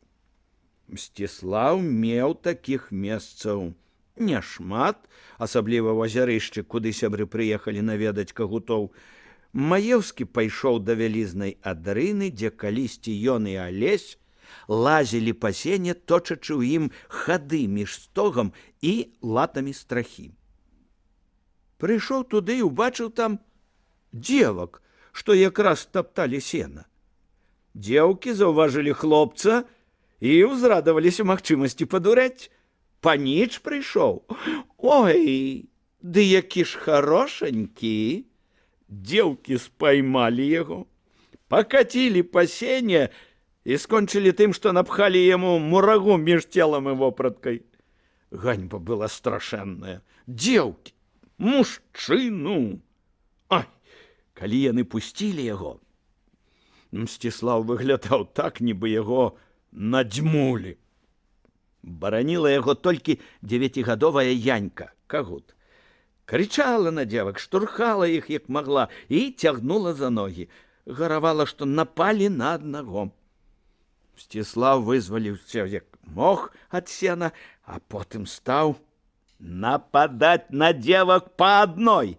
Раскідваў і валяў іх, як кос, падстаўляў ножку, скідаў са стога і не даваўся, каб зноў схапілі. Урэшце зразумеў, што ўсё адно спаймаюць, і разам з янькай уцёк дадому. З таго часу хадзіў з ёю і на рыбу, і па маліны, і глядзець ласёў. Жартам называў невестай. А што? На 8 год маладзейшая. Скончу вось універсітэт, жанюся. Я дваранін з невялікіх, яна вольная сялянка, романтыка. Карамзін рабіў выгляд, што падыходзіць да хаціны, скідаў шапку. Здравствуй, добрая старушка. Чувствительное сердце твое не может отказать стрелку, ибо и старые поселянки любить умеют под сенью дерев пляша. Не можешь ли ты дать мне стакан горячего молока? Усе рагаталі, а ён з таго часу пакінуў гуляць у расчараванага каханка. У жніўні Алеся і Вацлава запрасілі ў Раўбічы. Пан Яраш сустрэў іх ветліва і цёпла, але дзіўна.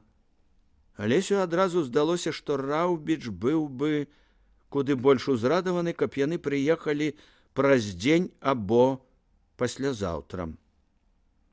Нешта такое было ў ягонай усмешцы, у залішняй гасціннасці, у тым, што ён, здаецца, не ведаў, куды яму падзець вочы. Таму Загорскі адразу папрасіў дазволу пакінуць Вацака з Наталяй і Стасем, а самому ўзяць майку і паехаць з ёй вярхі да вечара.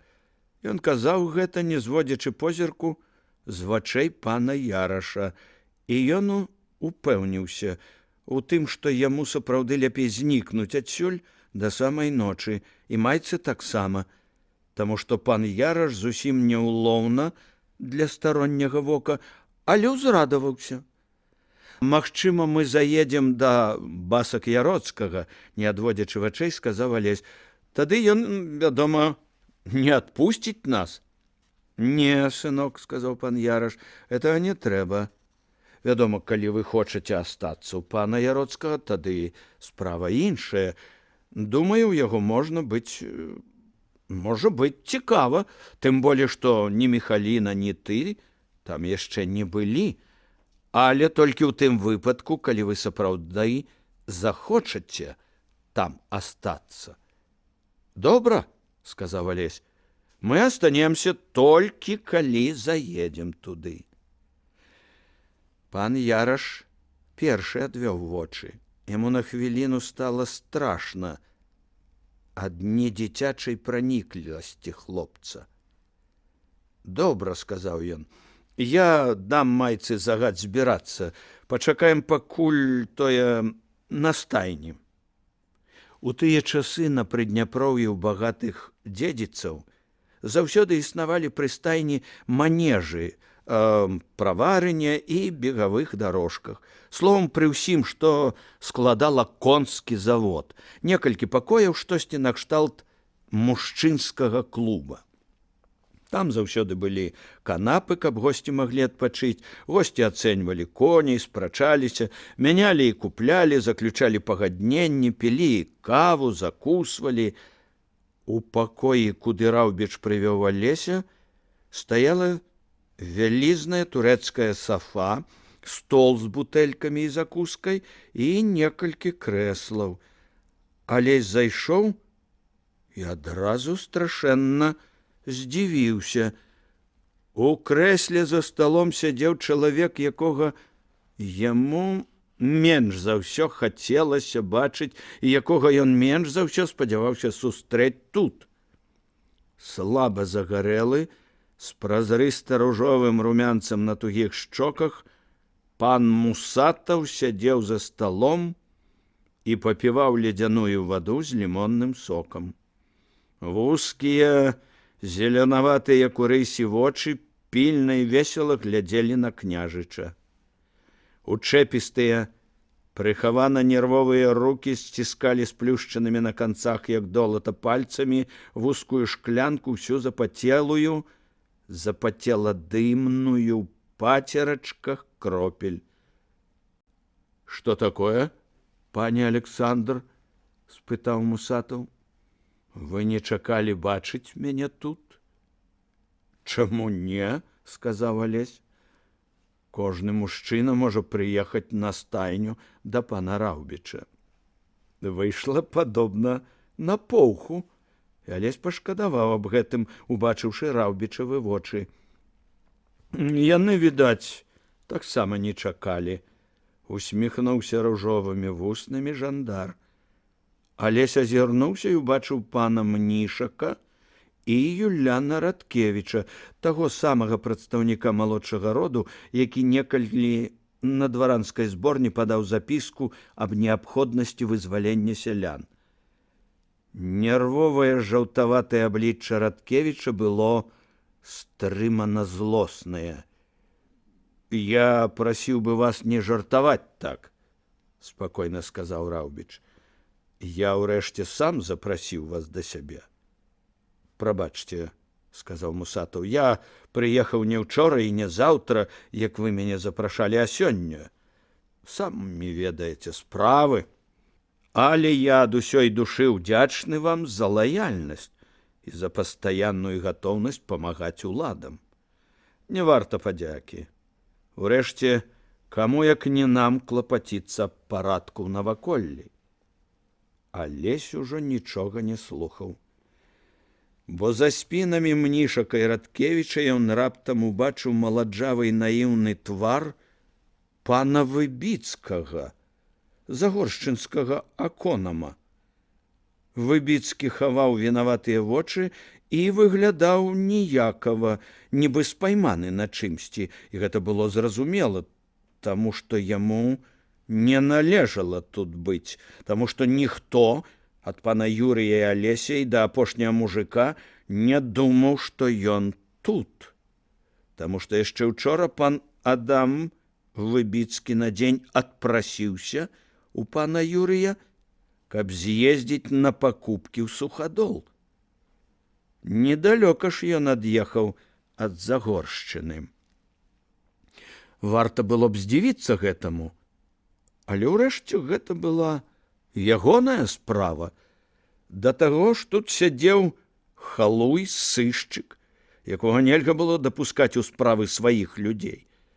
Дзеля нейкай мэты Раўбіч запрасіў яго сюды, вызваліўшы для сябе адзін дзень, учора або заўтра. Дрэнна ж Раўбіч яго ведаў. Такі заўсёды з'явіцца тады, калі яго не чакаюць, менавіта сёння. Сёння, а не ўчора ці заўтра. Алеся не абыходзілі справы пана Раўбіча, але ён бачыў, што Мусатаў з цікавасцю назірае за сустрэчай аконама і маладога гаспадара. Пільныя зеленаватыя вочы глядзелі з іранічнай дапытлівасцю. Загорскі дастаў з кішэні пулярэс і пачаў корпацца ў ім. «Добры дзень, пан Адам», – неахвотна, нібы злуючыся на аконама, сказаў ён і дастаў з пулярэса 100 рублёў. «Дзень добры, пане Алесь», – адказаў Выбіцкі. «Бацька вельмі незадаволены вамі», – сказаў Алесь і ўбачыў, як спалохана здрыгануліся веі аконама. «Ён лічыць, што вы маглі правесці справу хутчэй. Вазьміце вось». Рука Выбіцкага непаразумела взяла грошы. «Вы затрымаліся на лішні дзень і за гэты дзень не маглі дабіцца нават дробязнай скідкі. Вы ведалі, што без шаха нашаму заводу зарэз і нічога не дамагліся. З вашай літасці мы пераплачваем пану Раўбічу 100 рублёў на гэтым жарабцы». Выбіцкі нарэшце зразумеў, настолькі зразумеў, што нават абурыўся. «Вы яшчэ малады, князь, каб чытаць мне натацыі». «Малады я або не? Не вам меркаваць. Я гаспадар і разам з бацькам плачу вам грошы». «Меркую, дарэмна плачу». «Прабачце, княжа», – спалохана сказаў аконам. Мусатаў адвярнуўся, відавочна страціўшы ўсякую цікавасць да зборні. «Вось так», – сказаў Алесь. Ён зірнуў на Раўбіча і вырашыў ушпіліць трохі яму за тое, што вось даводзіцца ехаць вярхі ў блізкі свет. А вы, пан Яраш, дзейнічаеце зусім не па-суседску. Карыстаецеся нашай пільнай патрэбай і таргуецеся, нібы мы чужыя людзі. Не скінуць нейкай там сотні. Сабе даражэй, зніякавеў Раўбіч. Справа тут у прынцыпе. Адносіны не могуць быць добрасуседскія, калі сусед не саступае суседу. Раўбічавы вочы няўлоўна смяяліся. «Ну, ўжо, сказаў ён, мы тут без вас паразумеліся з панам Выбіцкім. Шах адправіцца ў Загоршчыну адразу ж. Я адмовіўся ад прыбаўкі і, ведаеце што, даруйце яму». «Да я і сам не хацеў бы», – сказаў Алесь. «Я ж ведаю яго непадкупную сумленнасць. Ведаю, што ён не стане займацца нічым, акрамя спраў гаспадара. Проста крыўдна было». Жандар цяпер ужо зусім не слухаў. Наадварот, сам завёў спрэчку з Радкевічам. Ён вёрз нешта такое, што можна было прачытаць у кожнай правай газеце. Алесь адчуваў, што сама прысутнасць гэтага чалавека тут у Раўбіча абражае веліч ягонага пачуцця да майкі і само паветра любага дома. «Я прасіў пана Мусатава аб дапамозе», – сказаў Раўбіч. «Проста чорт ведае што. У маёй Хадановскай пушчы нейкія падазроныя людзі. Ёсць высечкі. Днямі аб'ездчык бачыў ля вогнішча ўзброеных людзей». «Зробім», – сказаў Мусатаў. «Трэба звязацца з земскай паліцыяй. Ну і, канешне, вы самі павінны памагчы людзьмі». Ён канчаткова супакоіўся. А Загорскі глядзеў на Раўбіча і сам, не ведаючы чаму, адчуваў, што той гаворыць няпраўду. Проста запрасіў гэтага блакітнага сышчыка, думаў Алесь, запрасіў, адцягваючы ўвагу ад чагосьці. Не чакаў, што прыедзе менавіта сёння. Перастараўся, пане Яраш, гэтак гуляючы можна і галаву зламіць. І раптам гарэзлівая думка прыйшла яму ў галаву. Уласна кажучы, нічога не каштавала вытурыць адсюль Мусатава, прычым так, што ён і не здагадаецца. Не выпэндзам, але бардзо проша. Хай сабе пабегае. А між тым паветра ў Раўбічах адразу стане чысцейшае. «По-мойму, вы не туды глядзіце, пан Раўбіч», – сказаў Алесь. «Што-небудзь ведаеце?» – спытаў Мусатаў. «Нічога не ведаю», – сказаў Алесь, «але страху сёння нацярпеўся. Шчасце, што пісталет быў у хусце, то я не двухсэнсоўна высунуў яго, каб рукаяць тырчала. Мяркую, толькі таму і абышлося, а іначай мог бы і галавою налажыць. Ва ўсякім разе грошы аддаў бы не Выбіцкаму, а іншаму». «Хто іншы? Еду сюды. Толькі праехаў камень выдравай грэблі, ну, яшчэ там, дзе лес ля самай дарогі. Перасякае дарогу чалавек на вараным кані. Стаў на ўзбочыне і глядзіць. Ды пільна так нядобра, вочы сінія, бязлітасныя, сакваў пісталеты тырчаць. Пастаяў, усміхнуўся на мой дэмарш з пісталетам, пасварыўся пальцам і знік у напрамку да Дняпра. Пайшоў, відаць, у Кортаўскі лясны востраў. Чаму мяркуеце так? А таму. Ля Кортава адзін і на ўсю тую паваротку Дняпра брод зручна. Калі перапраўляцца ды ў Янаву пушчу ісці, то толькі там. А калі ўдзень перапраўляцца не рызыкне, то і Кортаўскім востраве перасядзець можна. Аблічча Не запамяталі? Чаму ж не? Алесь біў на тое, што Мусатаў анічога не ведае пра дзве сустрэчы яго з воінам. Нос гарбаты, аблічча загарэлае, такое, як гарчыца. Я чаму і падумаў, што падазроны, што нельга звычайнаму чалавеку, які пад дахам сядзіць, вось хаця б вам, пане Мусатаў, так загарэць. Адразу відаць, што не сядзіць, а цэлымі днямі пад сонцам гойсае. Што яшчэ? Ага, валасы чорныя і нібы хто ў іх павуціннем сыпануў, усе сівізною перавітыя. Мусатаў збялеў. Вось якія справы. Калі ўжо шарпаць, то не ў Хадановскай пушчы, а ў Янавай. Да і Кортаўскі востраў памацаць не шкодзіла б. Устаў і пайшоў з пакояў. Раўбіч, чакаўшы трохі, пайшоў за ім. Здорава гэта ў цябе получаецца, сказаў ён. Выручыў? Зарэзаў ты мяне без ножа. Шаха цяпер адсылай. І брэшаш ты ўсё на сваю карысць. А хто на чужую карысць брэша? Сказаў Алесь. Так, нічога, дзядзька, заплацім. Вочы пана Яраша з раптоўнай пяшчотай зірнулі на юнака. Хочаш, заставайся? З нечаканым парывам сказаў ён. Не ездзі? Не, сказаў Алесь. Вярхі ездзіць лепей, чым тут сядзець. З Міхалінай гаварыць лепей, чым з уласным аконамам. Горды, сказаў Раўбіч. Так і не даруеш? За што?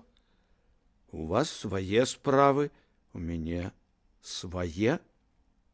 Калі Майка і Алесь выйшлі на конны двор, з-за ягонай брамы даляцеў да іхніх вушэй дзікі пошчак капытоў. Апалон Мусатаў не вытрымаў. Не вытрымаў Алесевай весткі, а на гэта і разлічваў юнак. Жандар выехаў з двара незнарок, павольна, трымаючы гонар, нібы яго аніяк не ўсхвалявала чутка аб з'яўленні войны. Але на доўгі час вытрымкі ў яго не хапіла, і ён прыўдарыў так, што толькі пыл закурэў пад капытамі каня. Што ўжо што, а ў смеласці жандару нельга было б адмовіць. Яны ехалі пустымі раўбічаўскімі ржышчамі, і Алесь вучыў Міхаліну ездзіць па-сапраўднаму. Ты сядзі ў седле толькі ў час конскай хады. Калі конь ідзе рыссю ці наўскапыта, ты ўставай у страмёнах і хіліся наперад. Галоп будзе роўны, чалавек не будзе скакаць у седле. Гожасць у такога палёту дзівосная, зручнасць выключная. Ну, пагналі? Вырашылі ехаць да Загорскага замчышча, а адтуль у лес. Майка настаяла, хаця Алесь лічыў, што гэта далёка. Але ёй хацелася туды, бо гэта была дарога шчасця, і руіны, і дно той крыніцы, у якую яны, дзеці, заглянулі калісь. Кастусь, табе нічога не піша? Прыслаў нядаўна ліст. Ён са мною. Кастусь спадабаўся мне, сказала Майка. Ён харошы і вельмі сумленны. Лепшы твой набытак за ўсё жыццё, калі не лічыць Мсціслава. Ну і цябе, канешне, засмяяўся Алесь. Сакрэту ў лісце няма? Няма. Алесь дастаў з пулярэса ліст, спісаны роўным дробным почеркам друга. Прыгожа піша, сказала Майка. Галоўнае, разумна піша. Вось слухай. Дарагі Алесь, уяві сабе, што я пішу ўжо не з Масквы, а з Петербурга, якога калісьці так не любіў і ў якім не хацеў жыць. Але зрабіць нічога было нельга. Брат Віктор з Маскоўскага універсітэта звольніўся, а мы вымушаны трымацца адзін за аднаго. Ён слабейшы фізічна, я бяднейшы. Без абаетнай дапамогі прападзем, як рудныя мышы. Словам, я звязаў кілбасу, абышоў і назад вярнуўся. І столькі лішняй дарогі зрабіў. Але не шкадую і Масквы, бо яна дзівосная. Не шкадую цяпер і Петербурга, бо тут жыццё як вір і нашмат болей цікавых і нашых людзей. Канешне, нагляд стражэйшы, і да брамы пад Архангелам аж занадта блізка, а начальство пачасту крычыць аж кір, як на авечак, але людзі дзіва, і горад дзіва, размыты ўвесь сіні і залаты, прыгажосць невыказная. Здатны быў бы пакахаць яго самым гарачым каханнем, каб не выходзіла адсюль столькі благога і цяжкага. Але, як падумаць, людзі не вінаватыя, вінаватыя нелюдзі. Бачыў, між іншым, нашага лабыра, ехаў па Неўскім. У абліччы самая цікавая прычоска, а падбароддзя зусім няма. Едзе сабе ў ландо такі далікатун, свіны тата, глядзіць на свет звысоку, стрэліся позіркамі. Я нават спалохаўся. А што як раптам здагадаецца аб пачуццях адной з тых мурашак, якія сноў даюць ля ног? Зразумеў. Ненавіджу. Кацюга, людоед, кат роднай нашай зямлі. Як гэта ён не баіцца, перапыніла Майка. Ён нічога не баіцца. А ліст з аказіяй прыйшоў, з верным чалавекам. Дык вось, каб вочы маглі спапяляць, адзін попел ад яго астаўся б. Падумаць толькі, колькі ж ліха можа нарабіць адзін. Дык вось, 12 ліпеня Віктар з універсітэта звольніўся, і мы адразу паехалі жалезным зміем у Петербург. Нанялі пакойчык на Васильеўскім востраве. 1 жніўня падаў рэктару прашэнне, каб ласкава дазволіў здаваць прыёмныя экзамены.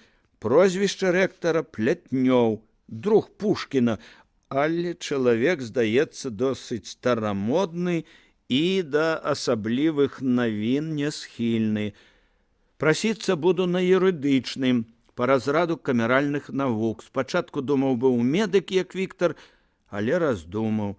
Здароўе людзей, гэта, вядома, надзвычай важліва, але дрэнная тая медыцына, якая пачынае з лекавання хваробы. Перш за ўсё трэба хваробу запабегчы, даць людзям людскія ўмовы, каб жылі сытна, каб апрануты добра былі, каб жылі багатай у добрай хаціне, каб не цягаліся па судах і правільна вялі гаспадарку, каб былі вольныя. З камералаў выходзяць самыя лепшыя гаспадары і адміністратары, а гэта галоўнае, бо нельга дазволіць, каб народ выміраў.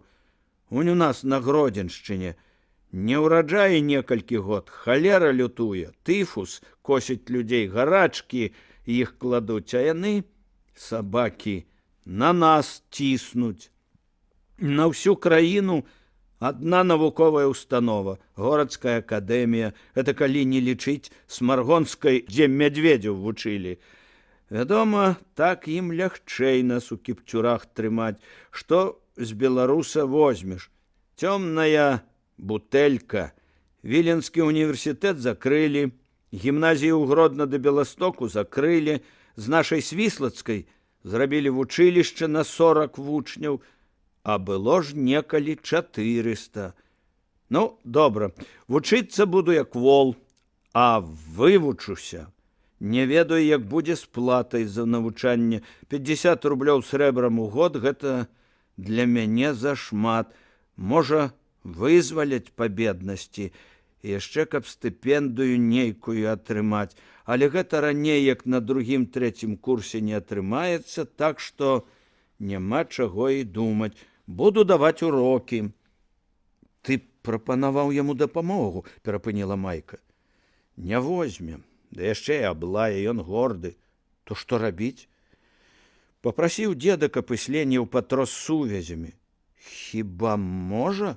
А што? Ён рускі, петербуржац. У кар'еры яму ніякія сувязі не памогуць, а ў такой лухце знойдуцца. Дед пад сакрэтам накіраваў грошы за навучанне на ўвесь тэрмін. А там, скажуць, вызвалілі. Толькі ты нікому не кажы. Не скажу. Стыпендыю з часам атрымае, а не атрымае, зробім як з платай. Ну і ўрокі. Я палічыў, за нядрэнны пакой 10 рублёў.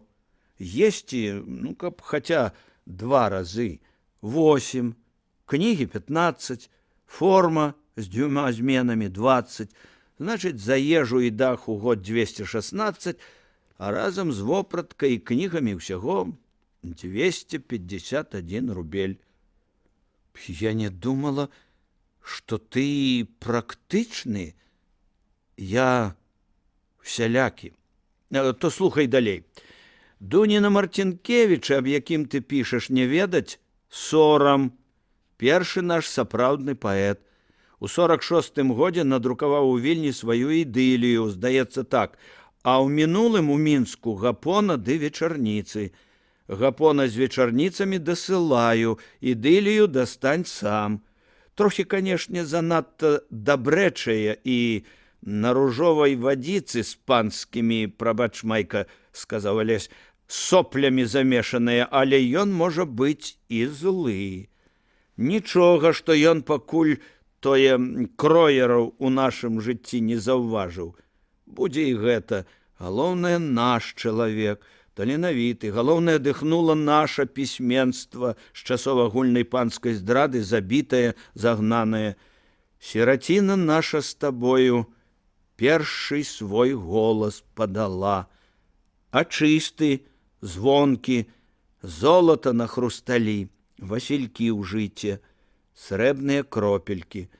Каб ты ведаў, Алеська, як хочацца вершы пісаць, але ведаеш, лёс разгарнуцца не дасць, і хапаеш сам сябе за руку. А Марцінкевіч малайчына, я зайздрошчу табе, што ты яго бачыў. З тваёй гімназічнай гісторыі і пасмяяліся ж мы, і задумаліся потым. Але мне стала трохі сумна, што ты гэты год не будзеш паступаць ва ўніверсітэт і станеш дедавым намаганнем прывучацца да гаспадаркі. Як паедзеш, то цяпер, вядома, ў Петербург, а не ў Маскву. Будзем разам.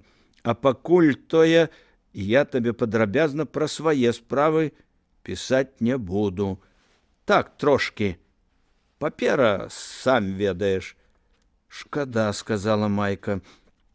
Ты ведаеш, чытаў Алесь, я тут полюбіў рускіх людзей. Высокародны, хорошы народ і таксама няшчасны, як мы. Я раней іх ведаў па горшых узорах, па жандарах, што да нас панасылалі. Сам ведаеш, добры чалавек на такое не пойдзе. Сумленных і шчырых у такім асяроддзі дарэмна шукаць. А тут прыглядзеўся, лухту гэта на іх нашы панкі, накшталт твайго лізагуба вярзуць. І тое праўда, што няма дрэннага народа. Канешне, гэта не яны нас на часткі шматуюць, у пятлю пхаюць, выбіваючы дух. Это дзяржава катаў, абрыдлівая, страшная, гнілая. Турма людзей, турма плямёнаў, жандары, алелуйшчыкі, прадажная погань. З турмы гэтай трэба вырывацца, калі хочам жыць. Трэба разумець, што справа ў рондзе, а не ў народзе. І што калі адасабляцца, то ад яго, а не ад людзей, што самі шукаюць сяброўства з намі. Шмат хорошых хлопцаў і сярод нашых, і сярод палякаў, і сярод рускіх.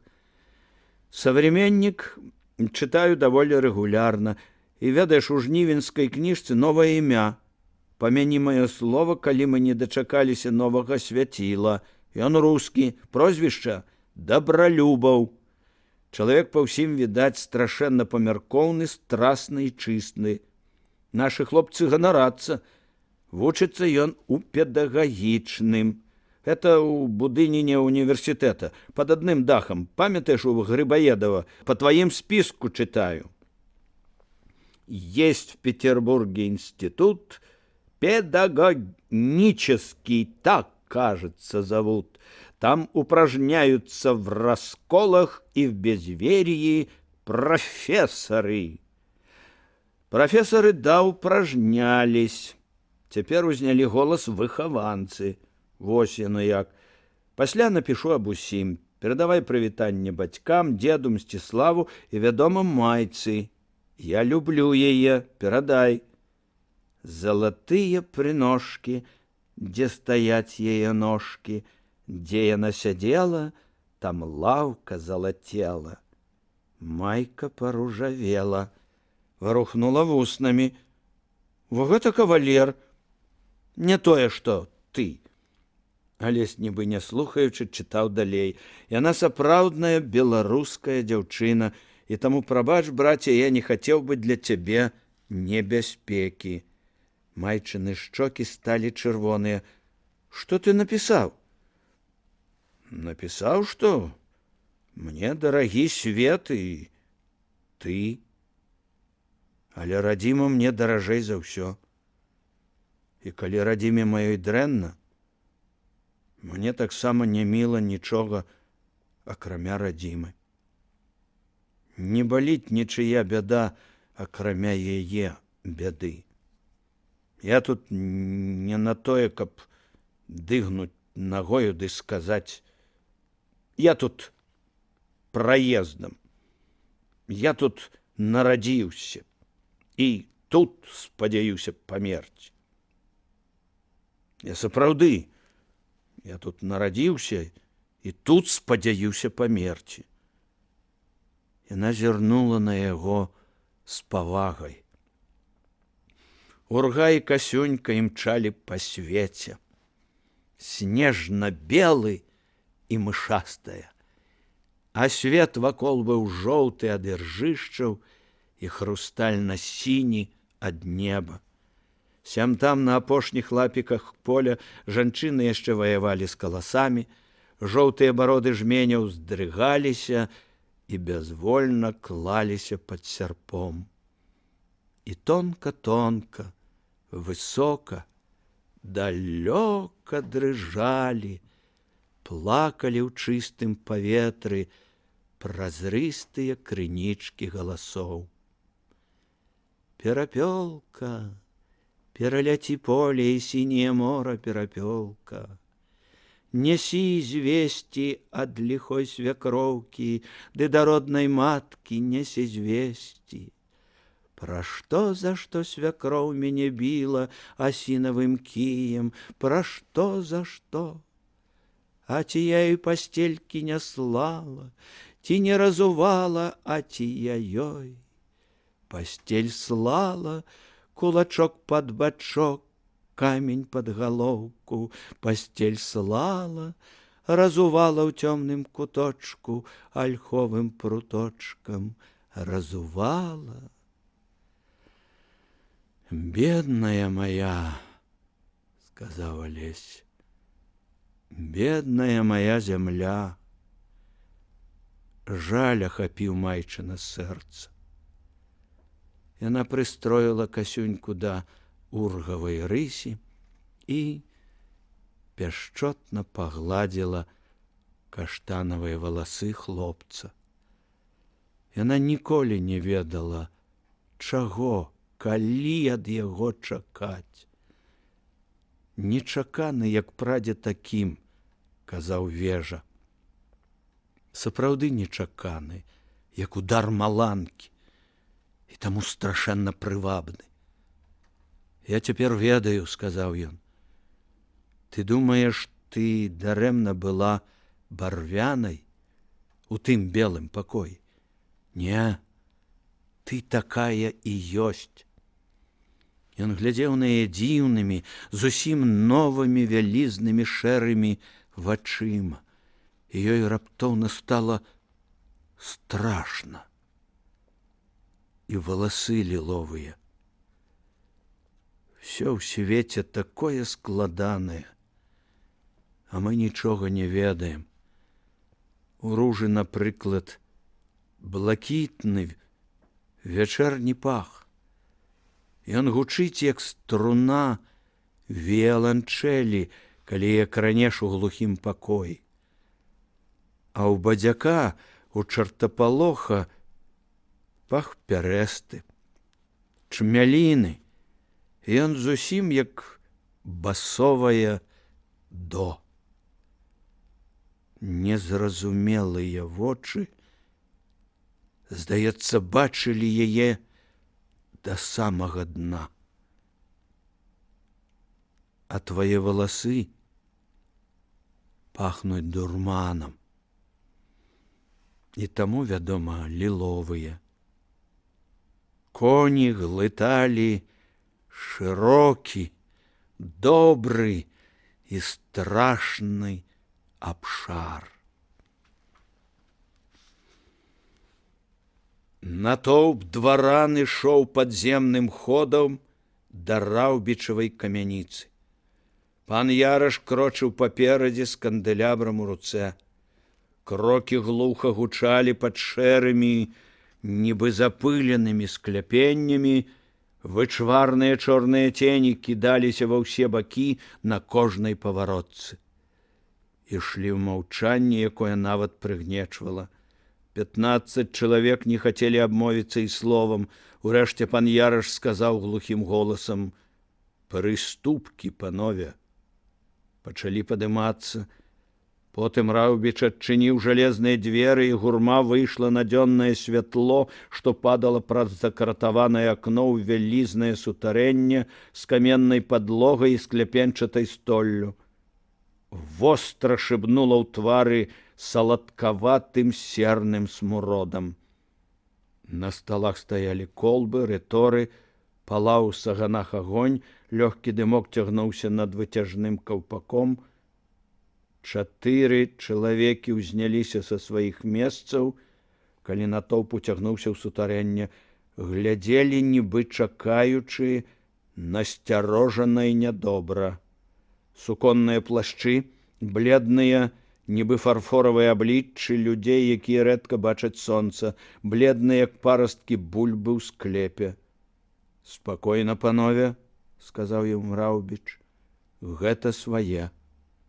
Звярнуўся да гасцей. «Спадзяюся, прозвішчаў вы не спытаеце, але яны таксама свае. І ім аніяк нельга выйсці адсюль. Все ужо 10 год думаюць, што яны за мяжой, а яны туды не могуць. Нянавісць не дазваляе, і таму свядома ахвяруюць сабой». «Група Зянкевіча?» — спытаў Мнішак. «Але гэтыя два сябры хемікі. Біліся столькі год, і ўсё ж вынайшлі. Такі гард сталі, што яна больш надзейная, чым златавустаўская. Не ломіцца ад удараў молатам, сячэ хусцінку. Маем такіх шабля ўжо 342. «Малавата», — сказаў Радкевіч. «Адразу нічога не бывае». Раўбіч адчыніў нізкія дзверцы. Там яшчэ ход, у другое сутарэнне, і ў ім нешта каля 500 пудоў пораху. Самаробнага, але не горш за фабрычны. «Порах і агонь?» — спытаў Мнішак. «Нічога, это надзейна. Ход цягнецца на 30 сажняў, а ўрэшце у жыцці і смерці наш гаспадар Бог. Я паклікаў вас дзеля таго, што ўсё гэта трымаць у камяніцы стала небяспечна. На мяне могуць склеіць і другі данос. Блакітныя актывізаваліся. Вам давядзецца добра папрацаваць у гэтую ноч, панове. Гарбом». «Яны не могуць», — усміхнуўся аксамітнымі вачыма з'едлівы Януш Бескуповіч. Той самы паэт Мацеяў бацька, з якім Алесь і пан Юрый ездзілі да Кроера, яны на панства хворыя. Як гэта гарбом? У іх няма гарба. Пасмяяліся. Янашу ўсё даравалі. Баяліся языка. Раўбіч звярнуўся да хемікаў. Адразу ж старанна згасіце агонь. Жалезныя рэчы загарніце ў тканіны і пакладзіце ў кладоўцы. Падлогу засцяліце кілімамі. Адзін з бледнатварых схіліў галаву. А вы, бліжэй пад вечар, скінеце чаравікі. Я тут нарыхтаваў для вас мяккія такія боцікі з аўчыны, накшталт індзейскіх макасінаў. Выцягнеце і здасцёмне ўсё металічнае. Партабакі, ключы, крэсівы, калі хто не давярае сярнічкам, кашалькі з срэбнымі грашыма. Пакуль той закалат, дык ужо кашалькі адбіраюць, сказаў Бескуповіч. Трэба. І за адну ноч, як простыя фурманы, завязём усё гэта ў мой крыжацкі лес у схованку. Там надзейна. Людзі ў леснічоўках адной вяроўкай са мною звязаны. Схаваем і ўсё. Паны схілілі галовы на знак згоды. Вас 15, ды я, ды іх 4, 20 чалавек. Па 25 пудоў на чалавека і каня. Па адной есцы. З ачага, куды хемік выліў вядро вады, і рванула, засычэла пара. Нішто сабе лазня, сказаў Бескуповіч. А дзе венікі? Венікі табе мусатаў падорыць, жорчна усміхнуўся Раўбіч. Раўбіч кака, сказаў пан Януш, Раўбіч чарадзей. Раўбіча з-пад полаў серай цягне, да Раўбіча нячыстая сіла па начах праз комін лётае. Памаўчаў. Ай, малайчына, Раўбіч. Я ведаў, але не думаў, што такі зух. Хадзем наверх, сказаў Раўбіч, пагаворым. Яны падымаліся вінтавымі сходамі даволі доўга, пакуль не далезлі да верхняга паверха камяніцы вялікага пакоя з камінам, у якім яшчэ засталіся гнёзды ад пожагаў і 2 старажытныя кулеўрыны для акенца. Кулеўрыны глядзелі жараламі ў нязмерны парк, на чашападобную лагчыну, на будыначкі маёнтка, на падкову возера, на 2 выцягнутыя званіцы раўбіцкай царквы, на далёкую шэрую пляму лазню гушчары. Пасярэдзіне пакоя стаяў стол, укрыты цяжкім парчовым абрусам, і крэслы. На стале, на крэслах, проста на падлозе ляжалі жаўтаватыя, пергаментныя і белыя папяровыя скруткі карт, стальныя гусіныя пер'і, чарніліцы з атрамантам. Сядайце. Все поселі. Януш Бескуповіч, пан Мнішак, Выбіцкі, Юлян Радкевіч. Жоўчная, знясіленая неадчэпнай думай аблічча пана Яраша, ягоныя вочы правалы дабрэюць, калі Раўбіч глядзіць на гэтых. Надзейныя, свае людзі. Нават на эшафоце будуць такія. І той нядрэнны, і яшчэ вось гэты, і той. 8 чалавек, на якіх можна спадзявацца як на сябе. 6 ведае горш, але ім таксама трэба верыць. Прадстаўнікі далёкіх паветаў. 2 рэкамендаваў Бескуповіч, 2 Радкевіч і Юлян. Па адным Мнішак і Выбіцкі. І толькі аднаго з ахвотаю не бачыў бы, хоць гэта і дрэнна, мяшаць у агульную справу асабістыя пачуцці. Сядзіць Мікола Браніборскі. Сквапны, хваткі, як у галаўня рот, усміхаецца, не даваць волю ўласнай нелюбові нельга. Прыгнёт ненавідзець. Сялян тады вызваліць сам прапанаваў. Абедзвюма рукамі падпісаўся пад Радкевічавай запіскай. З кроерам тады пабіўся, а ў справу прыйшоў сам. Сам прапанаваў Янушу стварыць змову. Сказаў, што калі дваране сталі баязліўцы, адзін пойдзе, бо немагчыма больш на такі глум глядзець. Трэба прымусіць сябе добра ставіцца да яго. Так,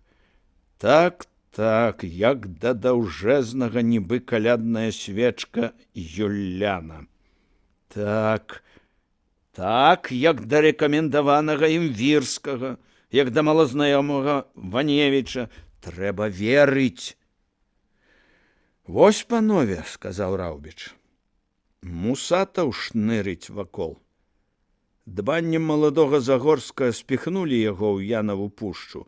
Пакуль вывезем порах і зброю, мяркую, все згодныя са мной. Бескуповіч схіліў галаву. Тады прыступім да чарговай зборні падспуднай рады. Тут усе.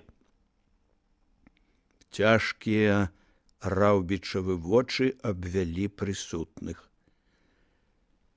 Усе вы ведаеце, што сказаў у сваёй прамове перад дэпутатамі польскага сената, дваранства і духавенства 10 мая гэтага года імператар Александр. Мотта ягонай лазенскай прамовы была: ніякіх мар. Ніякіх мар, панове. Здолею ўтаймаваць тых, хто захаваў бы мары. Дабрабыт Польшчы залежыць ад поўнага зліцця яе з іншымі народамі майго царства. Любельскага маршалка Язерскага не дапусцілі адказваць цару. Забараніў намеснік Гарчакоў. Это прымус, гэта вынарадаванне, гэта навязванне манархічнай сістэмы. Ніякай аўтаноміі, нават фінскай. Ніякай самадзейнасці, нават абмежаванай. Вось што недвухсэнсоўна сказаў імператар. Калі такі глум царат учыняе ў Польшчы, чаго можна чакаць ад яго нам? Што ён можа даць нам, акрамя яшчэ горшага рабства? Агульнае абурэнне пануе на нашых, на польскіх, на літоўскіх землях.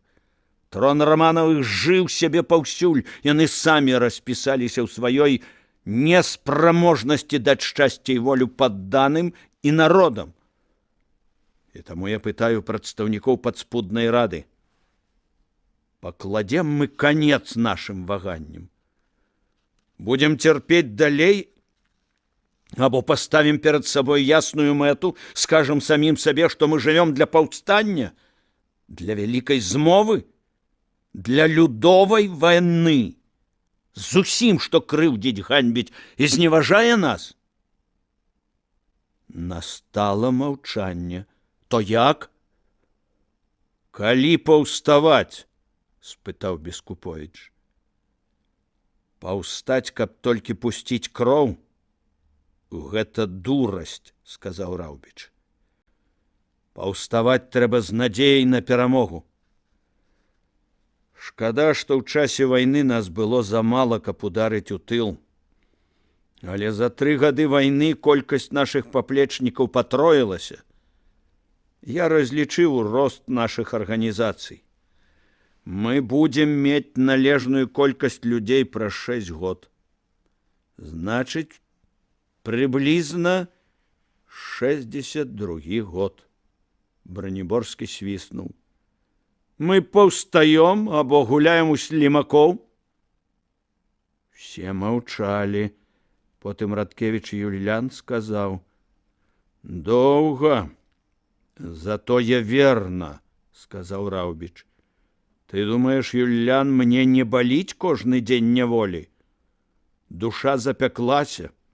З раніцы першая думка аб гэтым. Вечарам апошняя. Не магу ўжо жыць. Раз на месяц абавязкова прыходзіць вар'яцкае жаданне пачаць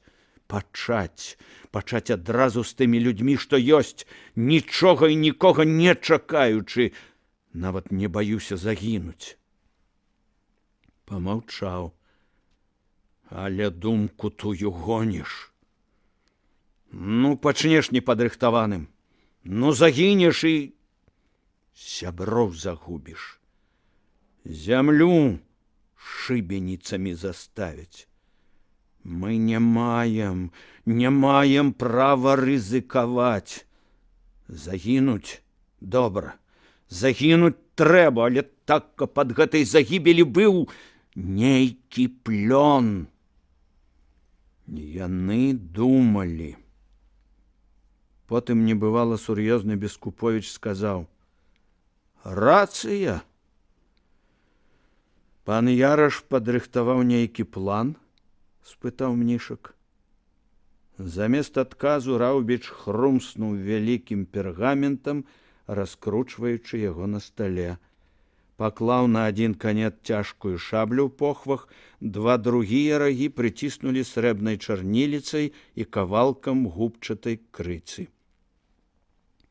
Я заўважаю, паны не кураць, з усмешкай сказаў Раўбіч. Курыце.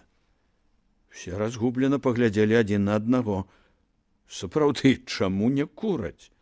І раптам рогат пракаціўся над галовамі. Все смяяліся, зразумеўшы, што падсвядома ў кожнай галаве цвіком сядзела думка аб 500 пудах пораху. Лухта, сказаў Раўбіч, это зусім не пад камяніцай. Кіньце, хлопцы, сказаў Бескуповіч, тут і без пораху, як на скрут галавы.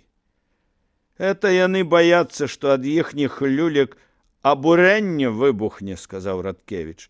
Не бойцеся. Не такі ўжо ён вогненебяспечны наш народ. І не такое ўжо з нас кожнага добрае крэсіва, каб іскры сыпаліся. Пацягнула тытунёвым дымком. Закурэлі цыбукі гаспадарскіх доўгіх трубак, захліпалі люлькі гасцей, запунсавелі кончыкі цыгар. Все маўчалі, гледзячы на мапу. Прыдняпроўе, зарэзанае сінімі стужкамі рэк, зялёнымі плямамі лясоў, цёмнымі кропкамі вёсак і гарадоў ляжала перад імі. І таму ва ўсіх трохі сціснула дыханне, як перад першым адчайдушным крокам у ледзяную ваду Дняпра. Мяркую, паны не змянілі сваёй думкі аб тым, што галавой падспуднай рады і ваяводам прызначаны я, спытаў Раўбіч. Не змянілі. Тады слухайце. Грунтам для майго плана было ваша паходжанне, панове, сказаў Раўбіч. Тыя мясціны, у якіх вы пачалі збіраць свае групы, свае будучыя загоны. Веданне мясцовасці і людзей – вось ваша неацэнная перавага. Таму я і схіліўся да дыспазіцыі, якую прапаную вашай увазе. Адхіленні ад прынцыпу паходжання невялікія, і тыя людзі будуць кіраваць унутранымі атрадамі, наводзіць парадак, прыходзіць на дапамогу тым, каму будзе цяжка. Трымаць асявую лінію Дняпра ад Лоева да Дуброўны 170-180 вёрст па птушыным лёце. Калі ж улічыць усе лукавіны Дняпра, то удвая больш. Сачыць пільна, каб не праляцеў пясчанік кулік. Трымаць моцна, як трымаць уласнае дзіця. Паны слухалі ўважліва і змрочна. Дык вось, сказаў Раўбіч, Сухадол – гэта фарпост, это вузел. Адсюль пачынаецца асявая лінія Сухадол, Загоршчына, Вежа, Дошчыца. Яе трэба трымаць, калі прарвуцца з захаду ці ўсходу. Пакідаць за сабою любою цаной. Калі яна падзе, это клін, гэта меч у цела паўстання, а Сухадол – рукаяць гэтага меча. І таму я пакідаю яго за сабой. Другое, што нам трэба адразу зрабіць, гэта адбіцца ад магчымых секурсаў, ад падмацаванняў, якія абавязкова пойдуць на дапамогу ўрадавым войскам, у той мех, які я з вашай дапамогай мяркую чыніць ім. Як? Спытаў Мнішак. Глядзіце, пан Бескуповіч з наваколляў Елянца. Паўдзённы край майго ўчастка даходзіць да вас. Я трымаю гэтую лінію і частку асявой лініі Дняпра і ўчастак пад Руці. Вы бачыце? Бачу, сказаў Бескуповіч. Пан Вірскі з Даўгалесся, вы трымаеце Дняпро на 20 вёрст на паўночны захад, дзе мост па гасцінцы Гомель, Глінная Слабада, вельмі важна, і на паўднёвы ўсход, прыблізна да Холмічы і Старадубкі. Помню, сказаў Вірскі. Пан Якуб Ваневіч, слухаю вас. Грузлы крамяны Ваневіч паклаў руку на кут між Дняпром і Сожам. У вас другі па важнасці вузел. Трэць усёй справы залежыць ад вас. Авалодаць сваім рогам, трымаць яго жалезнай рукой, на што атрымаеце ледь не найбольшую дапамогу людзьмі і зброяй, і не дапускаць сікурсаў з поўдня. Раўбіч вёў лінію паўздоўж ракі. Прашу паноў лічыць, вы ўсе сядзіце на левым, пераважна нізкім беразе Днепра. Таму ўсім нам давядзецца загадзя авалодаць усімі ключавымі вышынямі гэтага берага. Я павінен паклапаціцца аб умацаваннях Доўгай Кручы, Гарадзішча, Чырвонай гары, Спароўскіх вышынь, Луцкіх гарбоў і гэтак далей. Вы, Бескуповіч, авалодаеце Выбаўскімі і Смыцкімі, ад рэчыцы да Лоева асабліва цяжка, бо там 50-сажнёвы абрыў грады падыходзіць з варожага боку амаль да ракі, а ў нас мясцовасць нізкая і забалочаная. Дадатковая цяжкасць для вас, Ваневіч. Але вы былы афіцэр, да яшчэ са здольных. На першы раз вам паможа забалочаная мясцовасць і нетры. Паколькі пачнём вясной, а разліў там часам дасягае 6 вёрстаў шыркі, гэта дасць вам неабходны спакой на той час, пакуль мы будзем наводзіць парадак. Падбайце толькі аб тым, каб звесці пад сваю руку на ўсе высоты, якія ў той час будуць астравамі, усе магчымыя плыўныя сродкі. Каб вы мелі поўную свабоду для манеўравання, а вораг яе не меў. Я разумею, не ўсё на вайне выходзіць так, як на паперы, але ж ва ўсякім разе павінен быць план. І наша вялікае імкненне зрабіць усё, што ад нас залежыць і што ў нашых сілах, каб наблізіць яго да рэчаіснасці. Разумею, сказаў Ваневіч. Ваш левы фланг, Ваневіч, змыкаецца з правым флангам суседа ля самага Гомля. Там якраз край 60-сажнёвага плато падыходзіць да самай ракі. Там скрыжаванне дарог, якое трэба трымаць нават коштам жыцця. Пан Яноўскі з-пад Радугі. Яноўскі, які нервова і горача абводзіў усіх густасінімі вачыма, ледзь не ўскочыў з месца, пачуўшы сваё прозвішча. Ён быў самы малады з усіх. Яму было 20 год. Ведаю, заспяшаўся ён, это лягчэй. Высокі край плато і цяжэй. Скрыжаванне шляхоў на Сцюдзёную гуту, Ярылавіч і Чарнігаў, на Улукаўе, Карму, над Храпуццю, на Вузу, Караблішча і на Баршчоўку рэчыцу Перасвятая. На апошнім шляху вам паможа Вірскі, на Сцюдзённагуцкім Ваневіч, на Караблішчанскім шляху толькі мінімум перасцярогі. Ён будзе ляжаць цалкам у нашай зоне, але вам і без таго будзе цяжка. Ведаю, сказаў Яноўскі. Памром, а не адступім. І густа заліўся чырванню. Пашкадаваў, што кінуў апошнія словы. Пан Вітахмовіч, вы трымаеце ўчастак Чачэрск, Карма, Гайшын, Прапойск.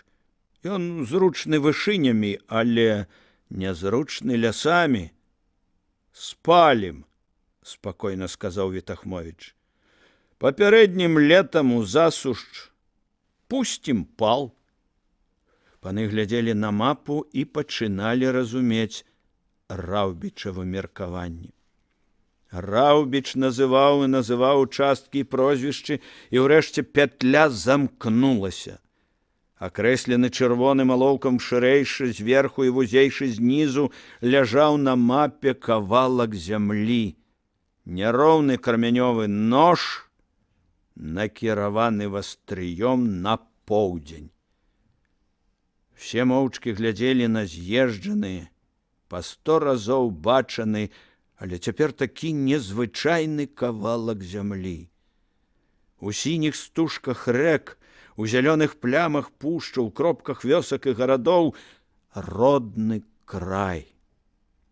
Цяжкая, ахопленая жалезным бранзалетам, Раўбічава рука лягла на Сухадол і наваколле. Тут цэнтр, тут пачатак. Пан Мнішак, гэта сувязь і ўзаемаадносіны між атрадамі. Раўбіч усміхнуўся. Галава кур'ераў, дымавой сувязі і агнявых віцаў. Па Дняпры ўжо створаны ядры будучых атрадаў, групы Турскага, Северина Юдэніча, Вітахмовіча Драгавінскага і Ракутовіча. Людзі маўчалі, засяроджана пускаючы дым. Мы придбаем стрельбы сами. Скажем, могилевские склады зброи нам не по зубах. Остаются 2 арсеналы. Взявши якія, мы ўзброім сябе і абязброім ворага. На самай поўначы і на поўдні Горкі і Сухадол. На Сухадол нападу я і загоны Турска і Вітахмовіча Драгавінскага. Івіцкі лаўр разам з Северинам Юдэнічам наваляцца на Горкі. А магілёўскія палкі? Спытаў разважлівы Эсьмон. Не думаю, каб яны рызыкнулі кінуць горад. Пажар успыхне ў розных месцах. Адначасова з нападам на арсеналы нашы людзі зробяць падманны выпад у бок Магілёва. Каго вы хочаце высунуць на гэта? Прабасіў Сіпайла. Хто павінен дзейнічаць з захаду ад вас, Радкевіч? Спытаў Яраш. Браты стрыечныя, Грынкевічы, Всяслав і Тумаш. Як мысліце іх? Ці не занадтыя кабінцы. Спяць і бачаць разню. Нічога. Рэзацца на Дняпры давядзецца найбольш. Вось яны будуць рабіць той выпад. Колькі ў іх зараз людзей? Згадзілася падтрымаць нешта каля 500 чалавек. Будзе больш. Раён прыдатны. Доўгі мох, балоты ля Трылесіны. На поўдні іхняй зоны Свержанскія лясы. І мы палохаць дзядзьку губернатара. На Горкі, ён маючы іх у тыле, не пойдзе. А рушыць на поўдзень яны сустрэнуць яго першыя і не дадуць падаць дапамогу Сухадолу, а потым все на Магілёў. Раўбіч уздыхнуў. Ну вось, у дэталях потым. Памятайце толькі, на той тэрыторыі, што мы збіраемся падняць, жыве нешта каля 900 000 чалавек. Ніводзін з гэтых людзей не павінен зазнаць крыўды. Калі мешчанін пачне зводзіць рахункі з ваенным, раскольнік з католікам, а паляк з пратэстантам, скончыцца ўсё гэта загібеллю. Таму я прапаную сёння ж дамовіцца аб тым, каб ні ў якім разе не дапусціць несправядлівасці. Усе людзі, колькі іх не ёсць, дзеці Адама. Я патрабую ўрады аднаго – строгага пакарання за ўсобіцы. Мы не павінны наследаваць імперыі. Мне здаецца, гэта зямля павінна стаць зямлёй справядлівасці для ўсіх. Вось што я хацеў сказаць. Людзі маўчалі. Прыдняпроўе ляжала перад імі на стале, а над ім плыў густы дым. Алесь сам не разумеў, як яны маглі заблудзіцца. Але ноч ужо даўно спусцілася на пушчу, а яны ўсё яшчэ кружлялі патаемнымі сцежкамі сярод вялікіх, здавалася, да самага неба дрэў. Па зорах зведаць дарогу было нельга, неба густа аблажыла чорнымі хмарамі, так густа і глуха, што ў пушчы стала цёпла, як пад коўдрай. Сіняя маланка палахнула зусім нізка над дрэвамі, збіралася навальніца. Урга і Касюнька мякка ступалі па гліцы, Майка сядзела на мышастай кабылцы стомленая, амаль безуважная, ёй хацелася спаць. Заблудзіліся, сказаў Алесь. Канчаткова. Да раніцы. Дзе прыстроімся? Пусцім коней на волю, пушчы яны не пойдуць, будуць выбірацца на нейкія галявіны. Ён паспрабаваў, спешыўшыся, мацаць стаўбуры дрэў. Паўночны бок знаходзіў, але што гэта магло даць, калі нельга было ўбачыць пальцаў рукі? Праедзеш крокаў 10 і зноў пачнеш кружляць. Да і каня ў пушчы проста на поўнач ці проста на поўдзень не пагоніш, это табе не поле, не атрывакол. Таму, выбраўшыся на першую лепшую сцежку, ён даў ургу волю. Маланкі рвалі неба ўсё часцей, але ў іхнім святле вочы бачылі адно і тое ж: чорна-сінія ствалы дрэў, блакітны тор сцежкі, цяжкія шаты над галавой. Яны ехалі так каля гадзіны. Трэба было некуды хавацца, пад якую-небудзь разложыстую старую яліну. Ён так бы і зрабіў, але наступная магутная маланка нібы агнём высекла з цемры маленькую галявіну, а на ёй нізкую прыземістую будыніну з грыбам страхі, сунутай ледь не да зямлі, шырока разяўленай зяпай цёмных дзвярэй. Па ўсім відаць лясную адрыну. Майка, хутчэй! Прыстанак! Ён пагнаў коня да адрыны, скочыў з ургі, взяў на рукі лёгенькае цела Майкі. Бяжы туды! Дождж насунуўся такой сцяною, што пакуль ён заводзіў коней у адрыну, плечы ў яго прамоклі наскрозь. Чарговая маланка пафарбавала свет у сіняй і чорнай вертыкальнай палосы, сцены адрыны былі з даволі рэдкіх жэрдак, па небе сцёбнула, нібы вялізнай агнявой пугай. Алесь убачыў коней, дыван з бярозавых галін, якія кладуць пад ногі сену, самое сена, што займала палову будыні, але яго постаць Майкі. Лезь туды, захутайся, накрыйся сенам. Тут прадзімае. Падсадзіў яе, кінуў коням па бярэмю сена і прывязаў, каб не зглумілі шмат. Потым палез сам. Сапраўды, трохі прадзімала. Прашчылены веяў вільготны дрыготкі павеў, свет штохвілінна фарбаваўся ў сіняе і чорнае палосамі, і Майчына постаць таксама рабілася паласатая. Халодна табе? Трохі. Ён вылаяў сябе. Яна ж была дзяўчына, магла застыць. Алесь выкапаў у цёплым сене доўгую ямку. Кладзіся. Колецца. Тады стань на ногі на хвілінку. Калі яна ўстала, ён усё яе абвіў плашчом з ног да галавы і, узняўшы на рукі, асцярожна палажыў у ямку. Потым пачаў закідваць яе сенам. Спачатку на ногі, потым на грудзі, на плечы. Урэшце асталася на паверхні толькі галава. Валасы і вузкае блакітнае ў святле маланак аблічча і бліскучыя вочы, што ўважліва і патаемна глядзелі на яго. Табе холадна, сказала яна. Кладзіся таксама сюды. Ён лёг і адчуў яе побач.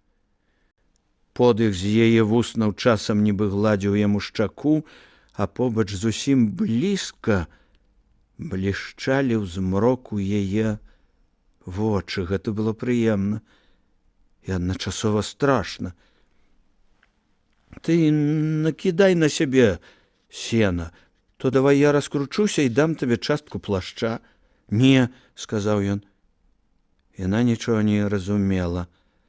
Яна проста забыла пра ўсё ў хвіліну сумеснай непрыемнасці.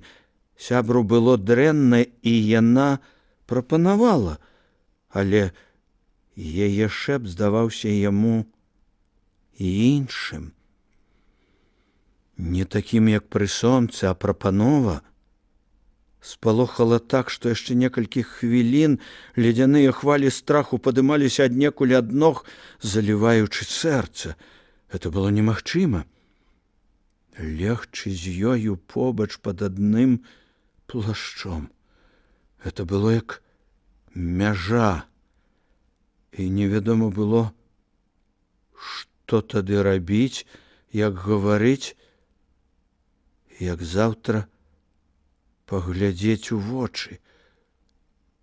Ды ці будзе яно яшчэ тое заўтра пасля такога найвялікшага ў свеце блюзнерства?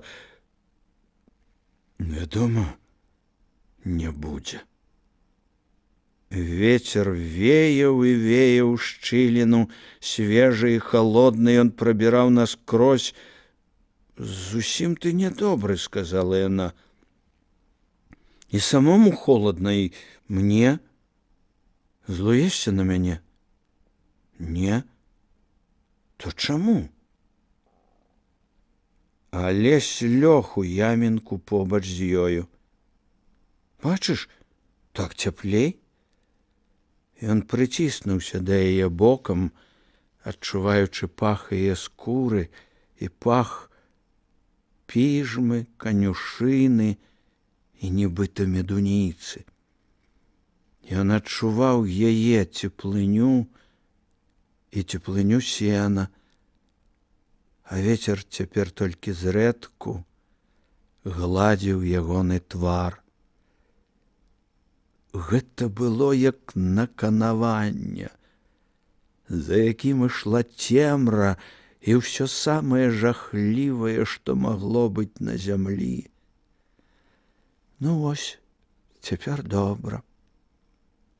Я засну цяпер, сказала яна. Прамуркатала і заціхла. Пакінула яго аднаго. Калі ён прысунуўся бліжэй, яна нешта муркатнула ў сне і даверліва прыціснулася да яго. І тут ён зразумеў, што не можа. Не павінен аддацца ва ўплыў гэтаму невядомаму, за якім канец усяму. Ён адчуваў, што назаўсёды перастаў бы паважаць сябе, што падмануў і растаптаў бы самае лепшае, што было дадзена кімсьці яму і ёй. Але ад гэтага гора яго не было меншае. Божа! Вызвалі мяне, вызвалі мяне, вызвалі. Насланнё згасла? Не, згасала. Не згасала ў пакутным болю, і ён тужыў за ім. Але што? Што было рабіць? За шчылястымі сценкамі зноў узнік незразумелы шум, а разам з ім галасы. Адкуль? Ён асцярожна падпоўз да сценкі. Наступная сіняя бліскавіца вырвала з цемры тое, чаго яны не ўбачылі з-за адрыны, калі пад'язджалі да яе, бо адрына стаяла ў самым вузкім месцы галявіны, закрываючы ўсё астатняе. Алесь убачыў маленькі ставок, грэблю і аксамітную страху млынка. Зусім недалёка, сажняў за 50, значыць, шум млынавога кола заглушыла сцяна дажджу. Сцежка, па якой яны выехалі да адрыны, мела працяг на другі бок. Тут адно разгалінаванне яе ішло да млына, а другое знікала ў лесе. І на скрыжаванні, ён заўважыў гэта пры другім усплёску маланкі, стаялі два чалавекі. Высокая жанчына ў чорнай хусціне і стары ў белым, па ўсім відаць жабрак. Вада залівала ўсё між стваламі, і калі наступная маланка секанула цемру, всё між дрэў і на паплаўцы вспыхнула, нібы зямлю залілі расплаўленым срэбрам. Стары стаяў, прыкрыўшы крысом світкі ліру, доўгія вусы падалі ніжэй барады. «Дзе гэта мы?» – падумаў Алесь. «Не іначай гэта Паківачоў млын». «Пойдзеш гэтай сцежкай», – сказала жанчына ўладна. «Берагам папараці зараз нельга. Там дзве кладкі нізкія, іх заліло. Ды тут нават бліжэй. Праз гадзіну выйдзеш да Дняпра». І паказала рукой у нетры. «Бывай і прабач, справа пільная. Лапаты цябе і сагрэюць, і накормяць, і адплацяць за ўсё. Ды я не забуду. Не першы раз, дзякуй Богу, памагаем. Але ж Баркалабаўскім, калі будзеш там, перадай. Хадзіць пакуль не трэба. Скажы, воўчыя красы у жніўні. А лапатам скажы, на пэўнай хароміне хутка чырвоны Будзімір заскача, шэранькага варгана да кучаравых божых авечак пусціць. Добра. Таму што перадай, хто трэба, уцёк. З таго месца ўцёк, дзе людзі шышкі ядуць, а ў бочцы плаваюць. Ну, ідзі». Жанчына тройчы пацалавалася з жабраком. Наступным всплёск азарыў белую постаць, што ўваходзіла ў лес, і чорную вялікую постаць жанчыны, якая прамавала да млына. Алесь вярнуўся на сваё месца і, прытуліўшыся да майкі, пачаў думаць. Некуды зніклі і жах, і насланнё, ён проста адчуваў яе побач з сабою, слухаў яе ціхія ўздыхі і баяўся за яе, бо адчуваў, што вакол пануе небяспека, што ў гэтым лесе і гэтым млыне пануе, жыве і крадзецца да адрыны нешта нядобрае і пагрозлівае, і ён баяўся за яе, бо адчуваў, яна па-новаму безмерна дарагая яму. Стала такой пасля гэтай ночы жаху і наслання. Але ехаць адразу таксама было нельга. Яны нагоняць жабрака на лясной сцежцы, спудзяць яго і гэтых людзей, якія рыхтавалі нейкую сваю цёмную справу. А за сценамі дождж. Хочаш, не хочаш, а трэба было ляжаць. І ён ляжаў, не адчуваючы нічога, акрамя бязмернай пяшчоты і дабрыні, якія аж не змяшчаліся ў сэрцы. А знадворку раскалваўся, трапятаў ва ўспышках, узнікаў і зноў паміраў у цемры, бурыўся свет. Дождж, здаецца, суняўся. Алесь разбудзіў майку і захутаную падсадзіў яе на касюньку. Скіраваў коней на сцежку, на якой знік баркалабаўскі старац. Яны ехалі доўга, бо Алесь увесь час стрымліваў коней, але кожнай дарозе бывае канец. І ўрэшце лес скончыўся. Налева цурчала папараць, а перад імі далёка трапяталі бліскавіцы ў чорных глыбінях Дняпра. І тут, калі яны ўжо лічылі, што ўратаваліся, неймавернай сілы ўдар раскалоў неба над іх галавой. Аглушаныя, залітыя сляпучым святлом, яны не разумелі, дзе яны і што з імі.